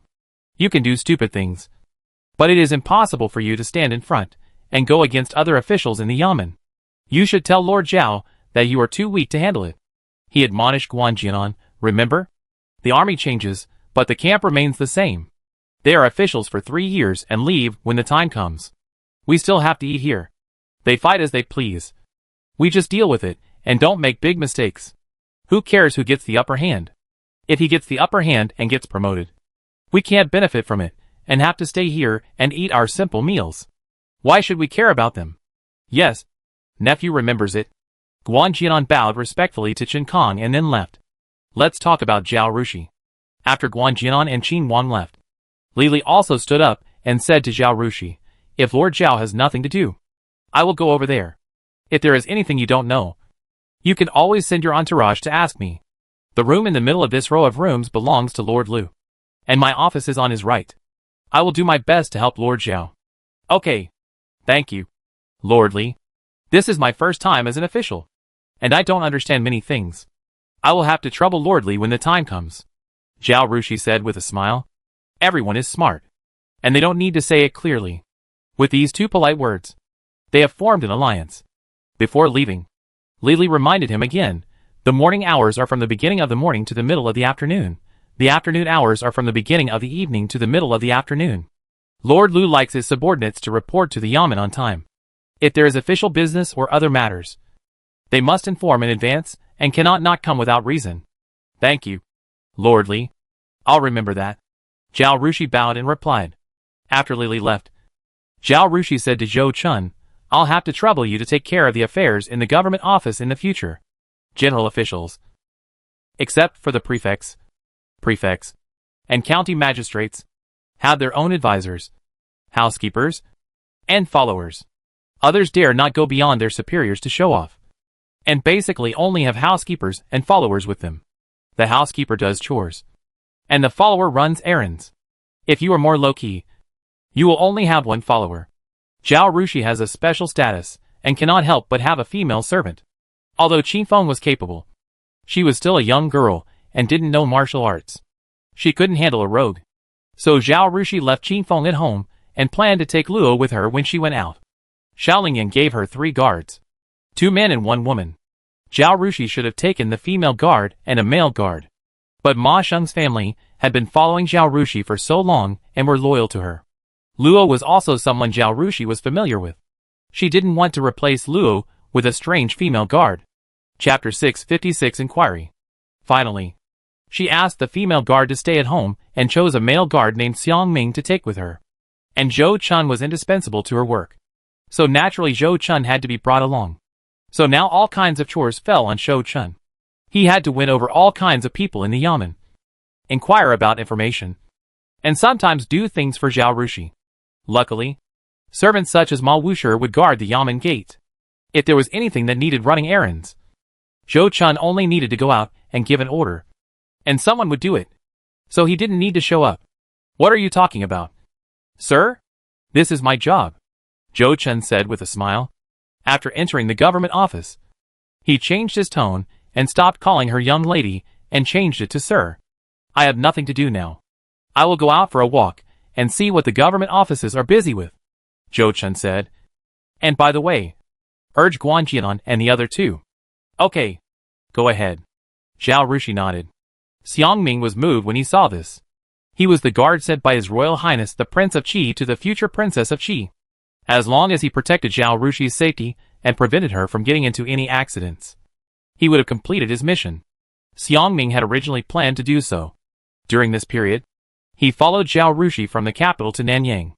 Although he thought Zhao Rushi was good, he only thought that she was talented, but not very capable. But when he saw how Zhao Rushi dealt with Cai Yizong and Lu Hongyu just now, forcing the two old officials to lose face, his opinion changed dramatically. No wonder His Royal Highness the Prince of Qi wanted to marry her wholeheartedly and let her become an official and mix with those men in the officialdom. That was because Miss Zhao was capable. He suddenly felt that it was a waste of opportunity for him to stay by the side of the future Princess Qi without seeking merit or fault. He couldn't become an indispensable confidant of His Royal Highness the Prince of Qi. So wouldn't it be good to become an indispensable person by Miss Zhao's side? Maybe the Prince of Qi will have to listen to the Princess of Qi in the future. Thinking of this, he hurriedly said, Sir, how about I go out for a walk too? Zhao Rushi nodded and said, Okay. You go too. She was also very curious about the person Xiao Lingyan sent to her side, and wanted to see what Xiang Ming was capable of. She was also happy that these three guards took the initiative to do things for her. When they were sent to her side, Xiao Lingyan must have given them orders, and they would obey orders to protect her. But these three people had different attitudes in terms of whether they believed in her from the bottom of their hearts, whether they were willing to be loyal to her, and take the initiative to do things for her. And her acceptance of the three people was also different. If the three people only regarded her as a task and had no intention of taking the initiative to come to her, then when she returned to the capital, she would return the three people to Xiao Lingyan and would not ask them to come to her side again in the future. But if the three are willing to surrender, even if she returns to Beijing to marry Xiao Lingyan in the future, she will still keep these three people by her side. Now she is in the government office, and she is protected by Luo. She is not powerless, and there is no enemy who must take her life. She does not need to be nervous and needs Xiang Ming to guard her all the time. Or she can let Xiang Ming play freely, seeing Xiang Ming also take the task and go out. Luo suddenly felt that she was useless. She looked around the room and found that although the room had been cleaned, the table and chairs and the floor were not dirty, but the corners were not cleaned. She rolled up her sleeves and said, Sir, the room is not very clean. I will clean it again, Zhao Rushi said. Okay. Luo went out for a walk and got a basin and half a basin of water from somewhere, as well as a rag, and started to clean the room. Zhao Rushi took out a book from her sleeve pocket and sat there reading it with relish, looking relaxed and contented. When Luo had cleaned the room, Xiang Ming came back. He reported, Guan Jianan went to the room in the middle of the east wing first, and stayed there for a long time before coming out. Qin Wang had been waiting in the corridor. After Guan Jianan came out, he led Qin Wang to the room on the left. Although he went to get information, he knew that his most important task was to protect Zhao Rushi's safety. So he didn't dare to go far. And he didn't dare to run into other people's office rooms to chat with people like Zhou Chen did. Just now, he stood at the door of Zhao Rushi's room where he could see Guan Jianan, and watched Guan Jianan's movements from a distance. Zhao Rushi immediately understood where Guan Jianan had just gone. The general layout of ancient government offices was similar. In government offices such as the prefectural government and the county government, officials worked in a large courtyard. The main house facing north and south was where the officials worked. The east and west wings were where the 6 rooms worked, and the government servants worked in another courtyard. In ancient times, the center was respected. So the room in the middle of the south wing was the office of the prefect. The room in the middle of the east wing was where the clerk's room was located. To the left of the Ministry of Personnel is the Household Affairs Office. To the right is the Rights Office. The Military Office is in the middle of the West Wing, with the Criminal Affairs Office on the left and the Workshop on the right. Because each office has about 10 clerks under its jurisdiction, the office space in each office is very large. The interior can be separated by a screen or wall.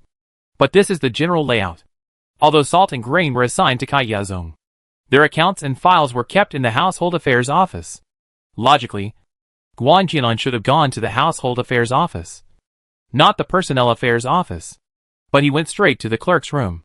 Was he going to ask Chen Kong for instructions?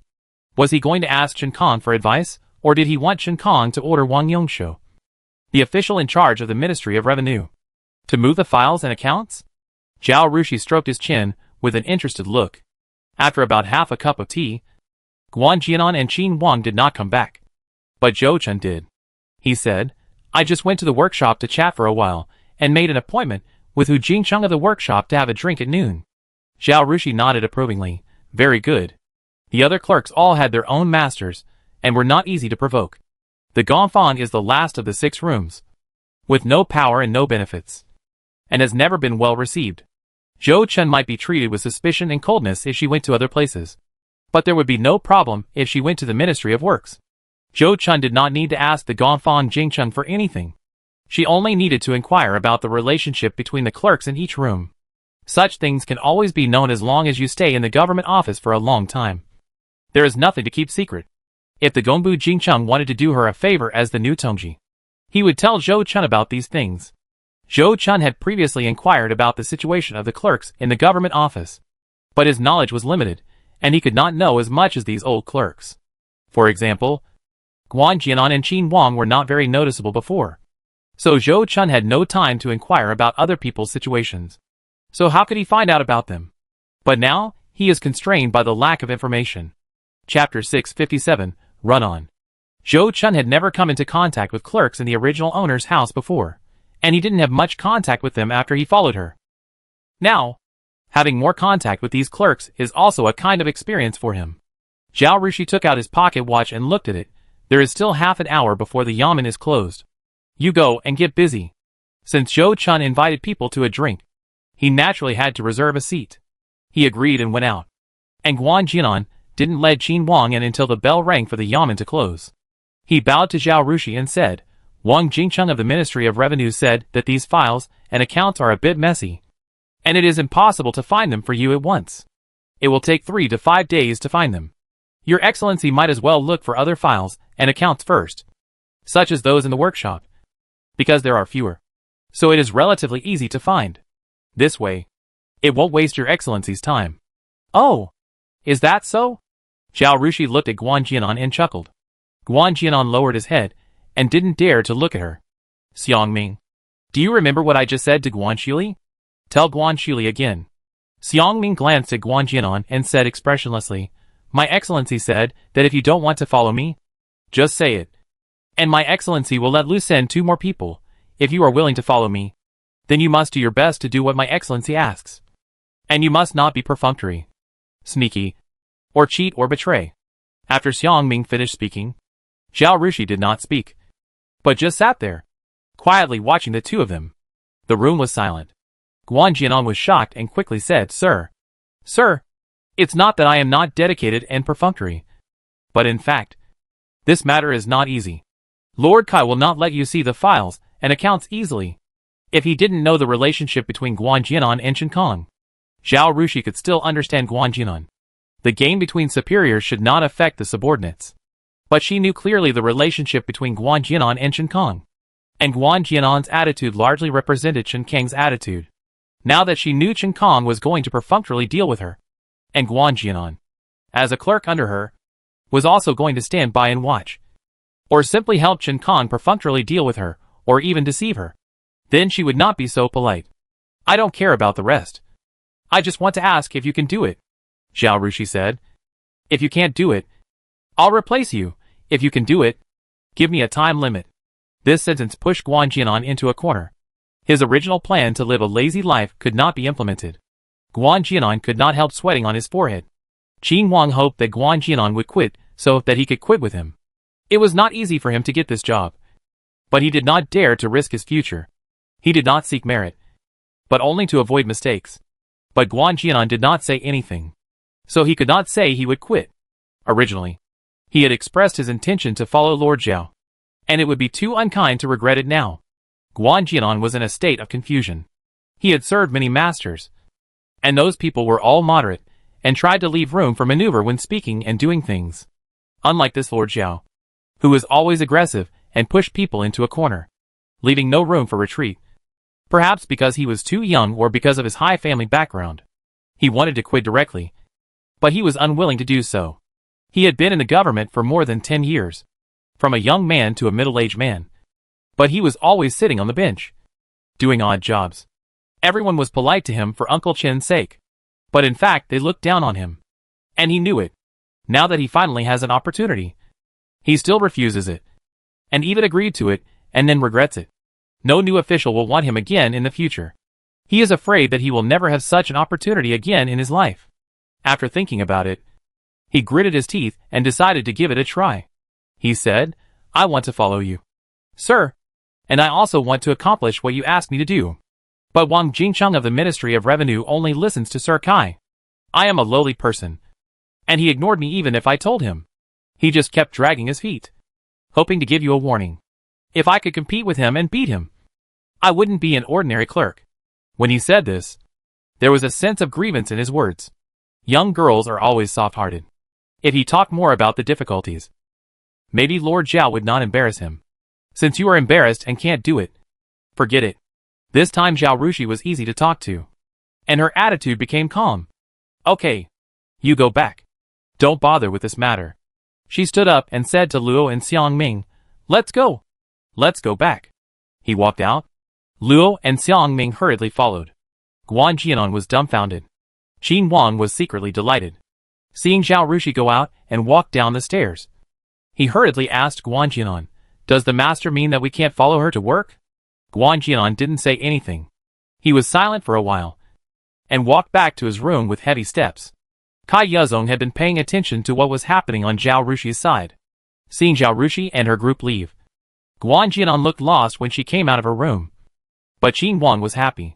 He hurriedly called Qin Wang over and asked about the situation. After sending Qin Wang away, he said to his housekeeper with a teasing smile, "Hey, a girl who knows nothing dares to wrestle with me. She doesn't know how much she weighs." He rolled his eyes and said to the housekeeper, "Tell this to Lord Lu." As he said that, the beard on the corner of his mouth curled up proudly. See if the old man still wants to smooth things over. The new girl is completely useless. She shouts loudly, but she has no rules at all when doing things. She wants to put pressure on Guan Jianan directly and ask him to go to the household office to get the files and accounts. It's really nonsense. Zhao Rushi's home was not far from the government office. She rode back to eat, rested for a while, and then came to the government office again. After arriving at the government office, she did not go into her own room, but went directly to Lu Hongyu's place. After entering the door, she bowed to Lu Hongyu, called him Master Lu, and sat down on the chair next to him. Seeing this, Lu Hongyu frowned and asked, "What's the matter?" "Oh, nothing. Didn't Master Lu ask Master Kai to bring me the files and accounts of salt and grain?" He told Guan Jianan that there were too many things and they were too messy to find. "So I came to ask you, sir, when can these things be found? Anyway, I haven't reached the time for going to the court as stipulated by the court. If Lord Kai needs time to sort out the files and accounts, it would be just right for me to go to the court in 5 days." She sighed and said, "Alas, Lord Lu, I have also worked in the Dali Temple and the Ministry of Revenue in the capital. The files and accounts in these places are many times more than those in the state government, but they are all well organized. Whatever you want, you can find it as soon as you look for it." Chapter 658 Threats. It's nothing like here. The most important files and accounts in a government office are nowhere to be found. It's a mess. I used to hear from my senior brother that Lord Lu is capable. Alas. She shook her head and sighed, with an expression of it's better to hear about him than to meet him in person. "Lu Hongyu, please forgive me. He has been an official for his whole life, and he has never seen someone like Zhao Rushi.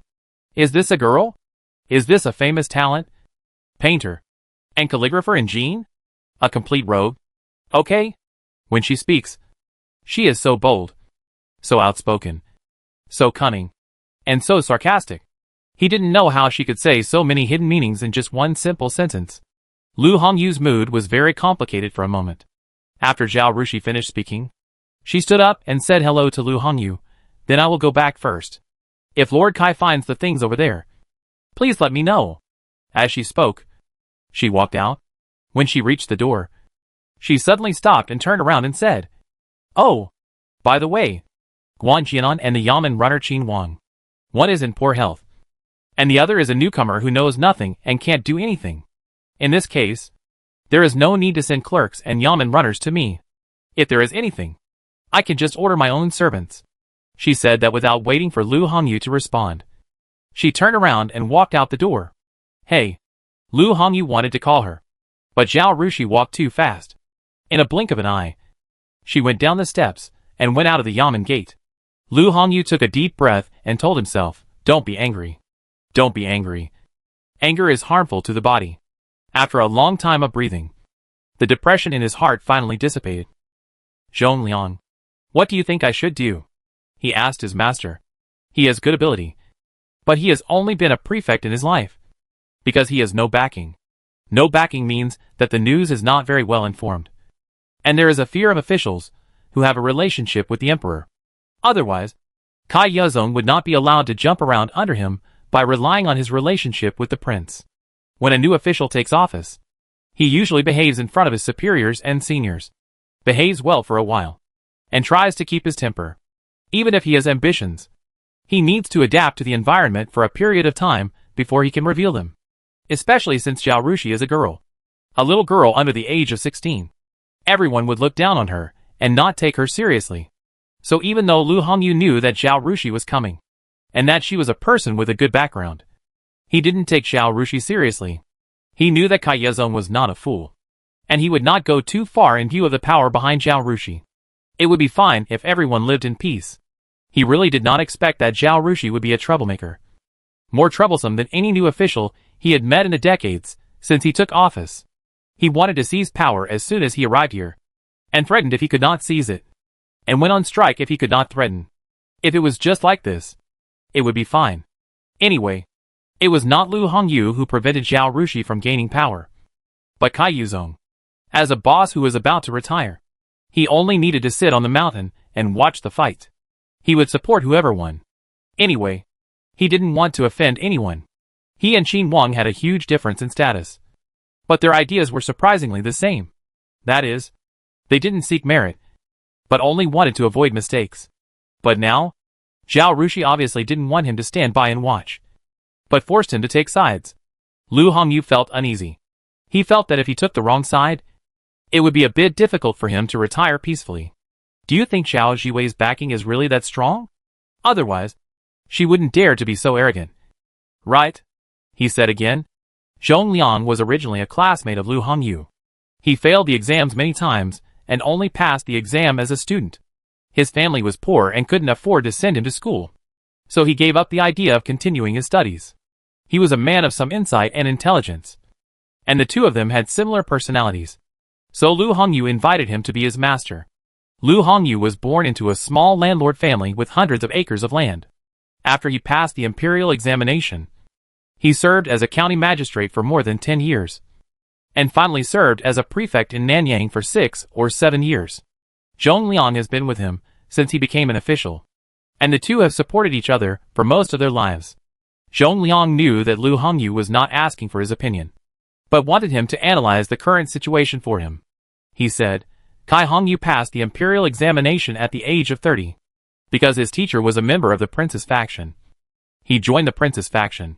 He served as the county magistrate for 3 years, and then was promoted to the Tongji of Nanyang. He has been in office until now for a period of 10 years. Zhao Jiwei passed the imperial examination at the age of 15, and was directly appointed as the Tongji of Nanyang Prefecture when he took office. Master Ku Mu is the emperor's cousin, and his eldest brother Wu Huixi, the minister of personnel, the second brother Gong Cheng, the left vice minister of the Ministry of Works, and the third brother Wu Zongxin, the prefect of Linjiang Prefecture, are all royalists. At this point, he paused, looked at Lu Hongyu, and continued, there are more connections behind Zhao Jiwei. Her grandfather was the Duke of Suigua, and her father Zhao Yuanxuan inherited the title and became a marquis. Later, he was demoted to an earl because of the drag of the Wei family. He is currently the Tompan of Gusa Prefecture. not to mention the complicated forces behind these aristocratic families. Zhao Ziwei is a noble lady with outstanding appearance and outstanding talent. She was praised by the emperor and personally selected as the top scholar. Her value is extremely high. Such a woman who can marry her will not be an ordinary person, but only a royal relative. Hearing this, Lu Hongyu's pupils shrank. Seeing this, Zhong Liang knew that Lu Hongyu understood what he meant. He concluded, comparing the two. I don't need to say more. I think Dongwon will know how to choose. At the end, he added, the prince is only the crown prince, at present. The great gene is still in the hands of the emperor. And the emperor is in his prime, and in good health. Zhong Liang's meaning couldn't be more obvious after saying this. He suggested that Lu Hongyu stand on Zhao Rushi's side. In addition, Zhong Liang stroked his beard. Your Excellency supports Lord Kai for the sake of his descendants. If Zhao Ziwei had not come to Nanyang, then Your Excellency's approach would be completely fine. But now Zhao Ziwei has come to Nanyang and has confronted Lord Kai. Then it is hard to say what the future of Lord Kai will be. Zhao Ziwei was chosen as the top scholar, and she is also a master of painting and calligraphy. Do you think she is a fool? Lu Hongyu shook his head. Since she is not a fool, why did she confront Lord Kai and you as soon as she came to Nanyang, and was so aggressive? Is there any hidden meaning behind her doing this? Hearing this, Lu Hongyu's face changed. He asked, could it be that she is from another faction of the prince? Zhong Liang shook his head.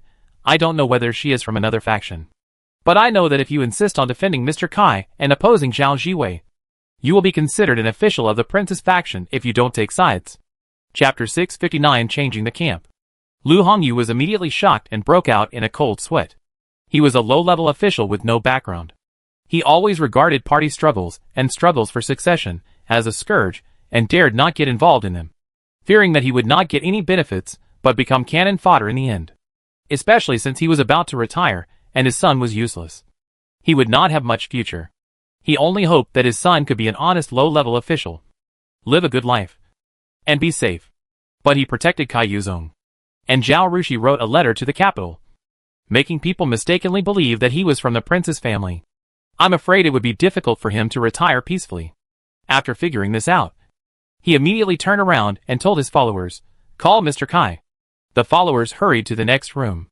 Kai Yuzong next door knew that Zhao Rushi came out after entering Lu Hongyu's room and then left the government office. He was wondering what she wanted to do when he heard Lu Hongyu calling him. He got up and went to the next room, and saw Lu Hongyu with a dark face, scolding him, if you don't agree, just insist on not agreeing at that time. Agreeing but not letting her see the files and accounts. What's this? If she submits a memorial to the higher-ups, both you and I will be in trouble. Kai Yuzong sneered in his heart. This Lu Hongyu is really, the older he is in the world, the smaller his courage becomes. He wants to gain benefits, but doesn't want to take risks. He panics when he sees someone with a little power. I am so afraid of him. He shook his head and said indifferently, if she really wants to be valued by the emperor, she will not be sent to an external post, but stay in the Imperial Academy in the capital. If she can't enter the Hanlin Academy, she can enter the Ministry of Revenue. It's obvious that they are trying to scare us. The emperor is busy with all kinds of affairs. How can he have time to read the memorials from local officials? The memorials we submit have to be screened by various departments, and they can't be submitted to the emperor easily. Besides, we didn't do anything. And we didn't say that we couldn't let her take charge. Nor did we say that we couldn't let her see the files and accounts. It's just that we can't find the files and accounts she wants for a while, and let her wait for a day and a half. And she will complain. Not to mention that the emperor is unlikely to pay attention. Even if her senior brother Wu Huixi knew about it, he would be embarrassed to mention it in front of the emperor. The emperor's selection of a young girl as the top scholar is controversial. Now she has arrived here, and within half a day, she has quarreled with the chief officer and senior officials, and even wrote a memorial to complain. Being an official is not like playing house. If she really wants to do this, the censor is waiting to find her black spots and impeach her. Isn't this giving people a handle? Not to mention what happened to her. People like Wu Huixi will be implicated to death by her. If it weren't for Zhong Liang's analysis, Lu Hongyu might have been shaken after hearing what he said. But now that he has chosen his side, even if Zhao Rushi cannot complain, he still intends to abandon his alliance with Kai Yuzong and stand on Zhao Rushi's side. He said, no matter what, We can't let anyone get the power. You have someone sort out the files and accounts quickly. The day after tomorrow I will let her take over. Kai Yuzong's face slowly darkened. He looked at Lu Hongyu for a while, and suddenly laughed. But his smile was not warm. He stood up and said, since the adults have given the order, I will obey it. If you have no other instructions, I will take my leave, he said, bowed and walked out. He returned to his room, sat for a long time with a gloomy face, and then went to Chen Kong. Huh? Didn't Mr. Kai go home for dinner? Chen Kong asked. Kai Yuzong didn't say anything, sat down, picked up the teapot and poured himself a cup of tea. Gulp gulp. He poured all the tea into his stomach. Then he exhaled a long breath, wiped his mouth and said, I was bullied by a little girl. How can I eat? Chen Kong raised his eyebrows. A little surprised, Master Lu has sided with her? Kai Yuzong nodded. Chen Kong pinched his beard with his hands and nodded.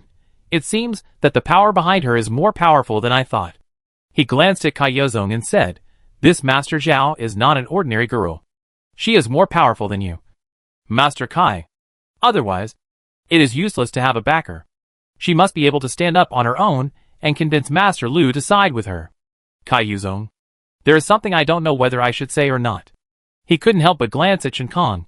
Don't forget, we are on the same boat. People like her are young, have a high starting point, are arrogant, and look down on everything. She may not be able to look down on someone like you. Salt and grain are profitable, and all the profits here are shared by him and Chen Kong. Lu Hongyu is an upright official who cherishes his reputation and never gets involved in this matter. This is also the reason why Kai Yuzong was able to quickly cooperate with Chen Kong after arriving in Nanyang, and get salt and grain into his own bowl early. Then what are you going to do? Fight her head on? As long as you can handle it here, I will have no problem here, Chen Kong said calmly. Kai Yuzong was speechless. Lu Hongyu was his superior after all, and he was not a weak and incompetent person. Once Lu Hongyu got serious, he really had no way to deal with him. After all, he had to rely on Lu Hongyu for the final year-end evaluation and the recommendation before leaving office. He gritted his teeth and said, ask Wang Yongshou to find the files of salt and grain from 4 years ago and send them to her room tomorrow afternoon. Then, take advantage of these 2 days to look over the recent accounts again and correct any problems in time. Chen Kong said, don't worry. I am more careful with those accounts than you are. Lord Zhao is a little girl and will definitely not be able to see anything wrong. So what if she is good at mathematics? This is not something that can be found by mathematics. The reason why he dared to get his hands on salt and grain for so many years was because of Wang Yongshou's accounting skills. Of course, he did not treat Wang Yongshou badly. Over the years, Wang Yongshou has definitely taken no less than him. With this, Kai Yuzong felt relieved and said, okay, that's fine. But looking at the files and accounts is just the first step for Lord Zhao. Right? She is planning to take the salt and grain from you. Right? Chen Kong asked. Upon hearing this, Kai Yuzong was deflated. He sighed. Isn't it? That lady is greedy. He looked at Chen Kong, with a smile on his face. It doesn't matter to me. At most, I don't want this little power and money. But you, Chen Jingcheng, will lose this right. It doesn't matter if you don't agree. But do you think your subordinates will agree? Chen Kang's face changed slightly. So, don't just stand there and watch the fun. We are on the same boat. Kai Yuzong returned this sentence to Chen Kong. Chen Kong thought about it and asked, how about we make a bet? Repair the plank road in the open while sneaking through Chinsong in secret? Chapter 660 Tongzi is back. Kai Yuzong came here, waiting for Chen Kong to say this. If he said this, Chen Kong would definitely not do it. Even if he agreed to do it, he would definitely put forward harsh conditions. After all, if he did this, once the matter was exposed, he would have the protection of officials from the prince's faction. And he would still have a way out. And at most his official rank would be reduced by 1 or 2 levels. But Chen Kang's foundation would not be saved. After all, this was all he could rely on. And those things in the underworld could not protect him. Now that Chen Kong proposed it himself, there would be no problem. That's fine. He nodded indifferently. Seeing this, Chen Kong secretly cursed the old fox. But he could do nothing about it. If Kai Yuzong gave up this matter, there would be many opportunities in the future. But once he let it go, It would be difficult to get this item in his hands in the future. Zhao Rushi stayed here for an unknown number of years. What if she stayed and didn't leave? How would they live? When Zhao Rushi left the house, she asked someone to inform Zhou Chun that he didn't need to go back to the government office after dinner, but just go back to Zhao's house. The manager of the workshop had to go to the yamen, and there was not much time for lunch. Zhou Chun came back soon. He asked, "Miss, what happened?"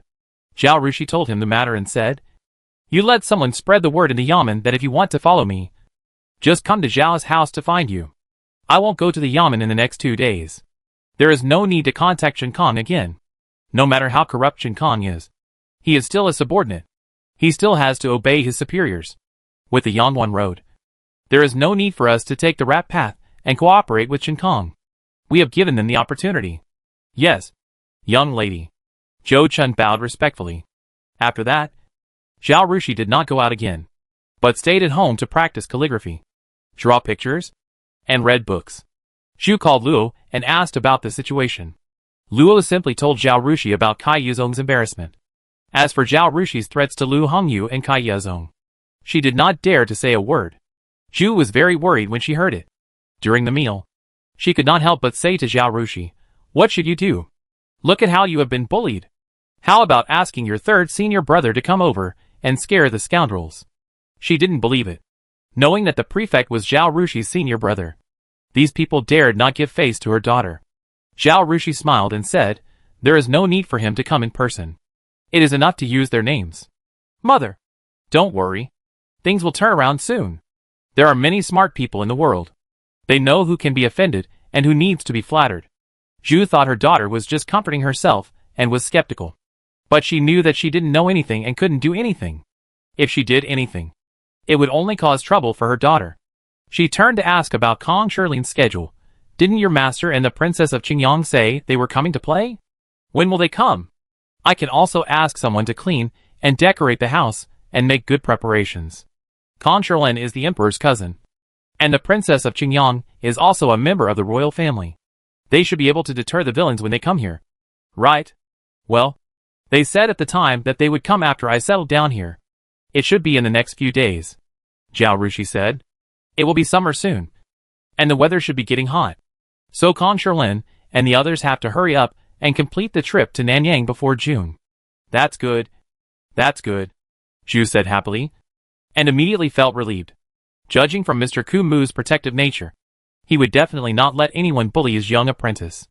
There was no need for him to do it himself.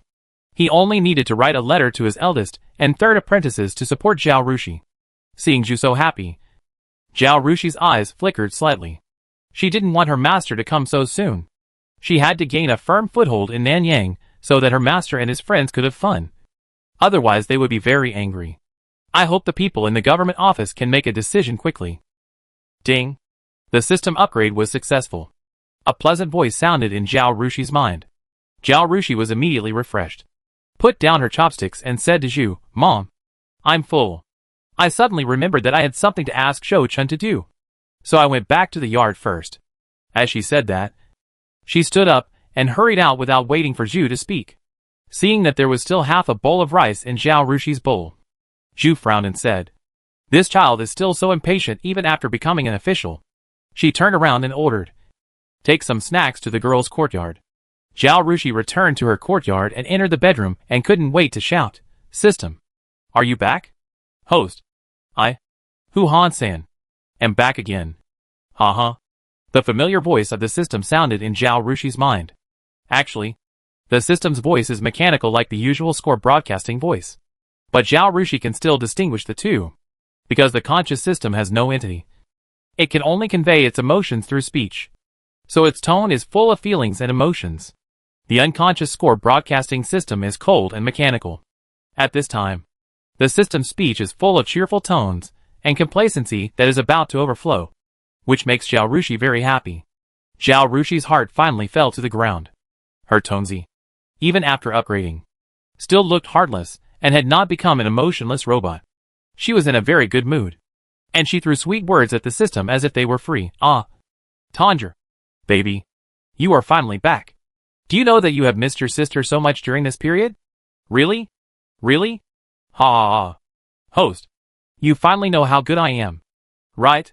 The system made a sound of somersaults in her mind. And it was obvious that it still liked it. Now that you have upgraded, is there any difference from before? Zhao Rushi asked impatiently. Host. Open the light curtain. The system said. Zhao Rushi quickly opened the light curtain. And she was immediately shocked by the dazzling array of things displayed on the light curtain. Originally, the light curtain was empty. When she wanted something and the system entered something and returned it, a corner of the light curtain would display a symbol of something alone. But now, all the commodities that the system had read to her were displayed on the light curtain, almost covering the entire light curtain. Zhao Rushi looked carefully and saw that the items she had bought before were at the front, and the colors were slightly different from the other items. The most important thing was that the price was completely different from what she had paid for. If Zhao Rushi had seen Zhao Ryu's system, she would know that the price was the same as the price in Zhao Ryu's system. Is this the result of your upgrade? The number of products has not increased, but the price has increased a lot. Who are you trying to fool? Zhao Rushi said dissatisfiedly.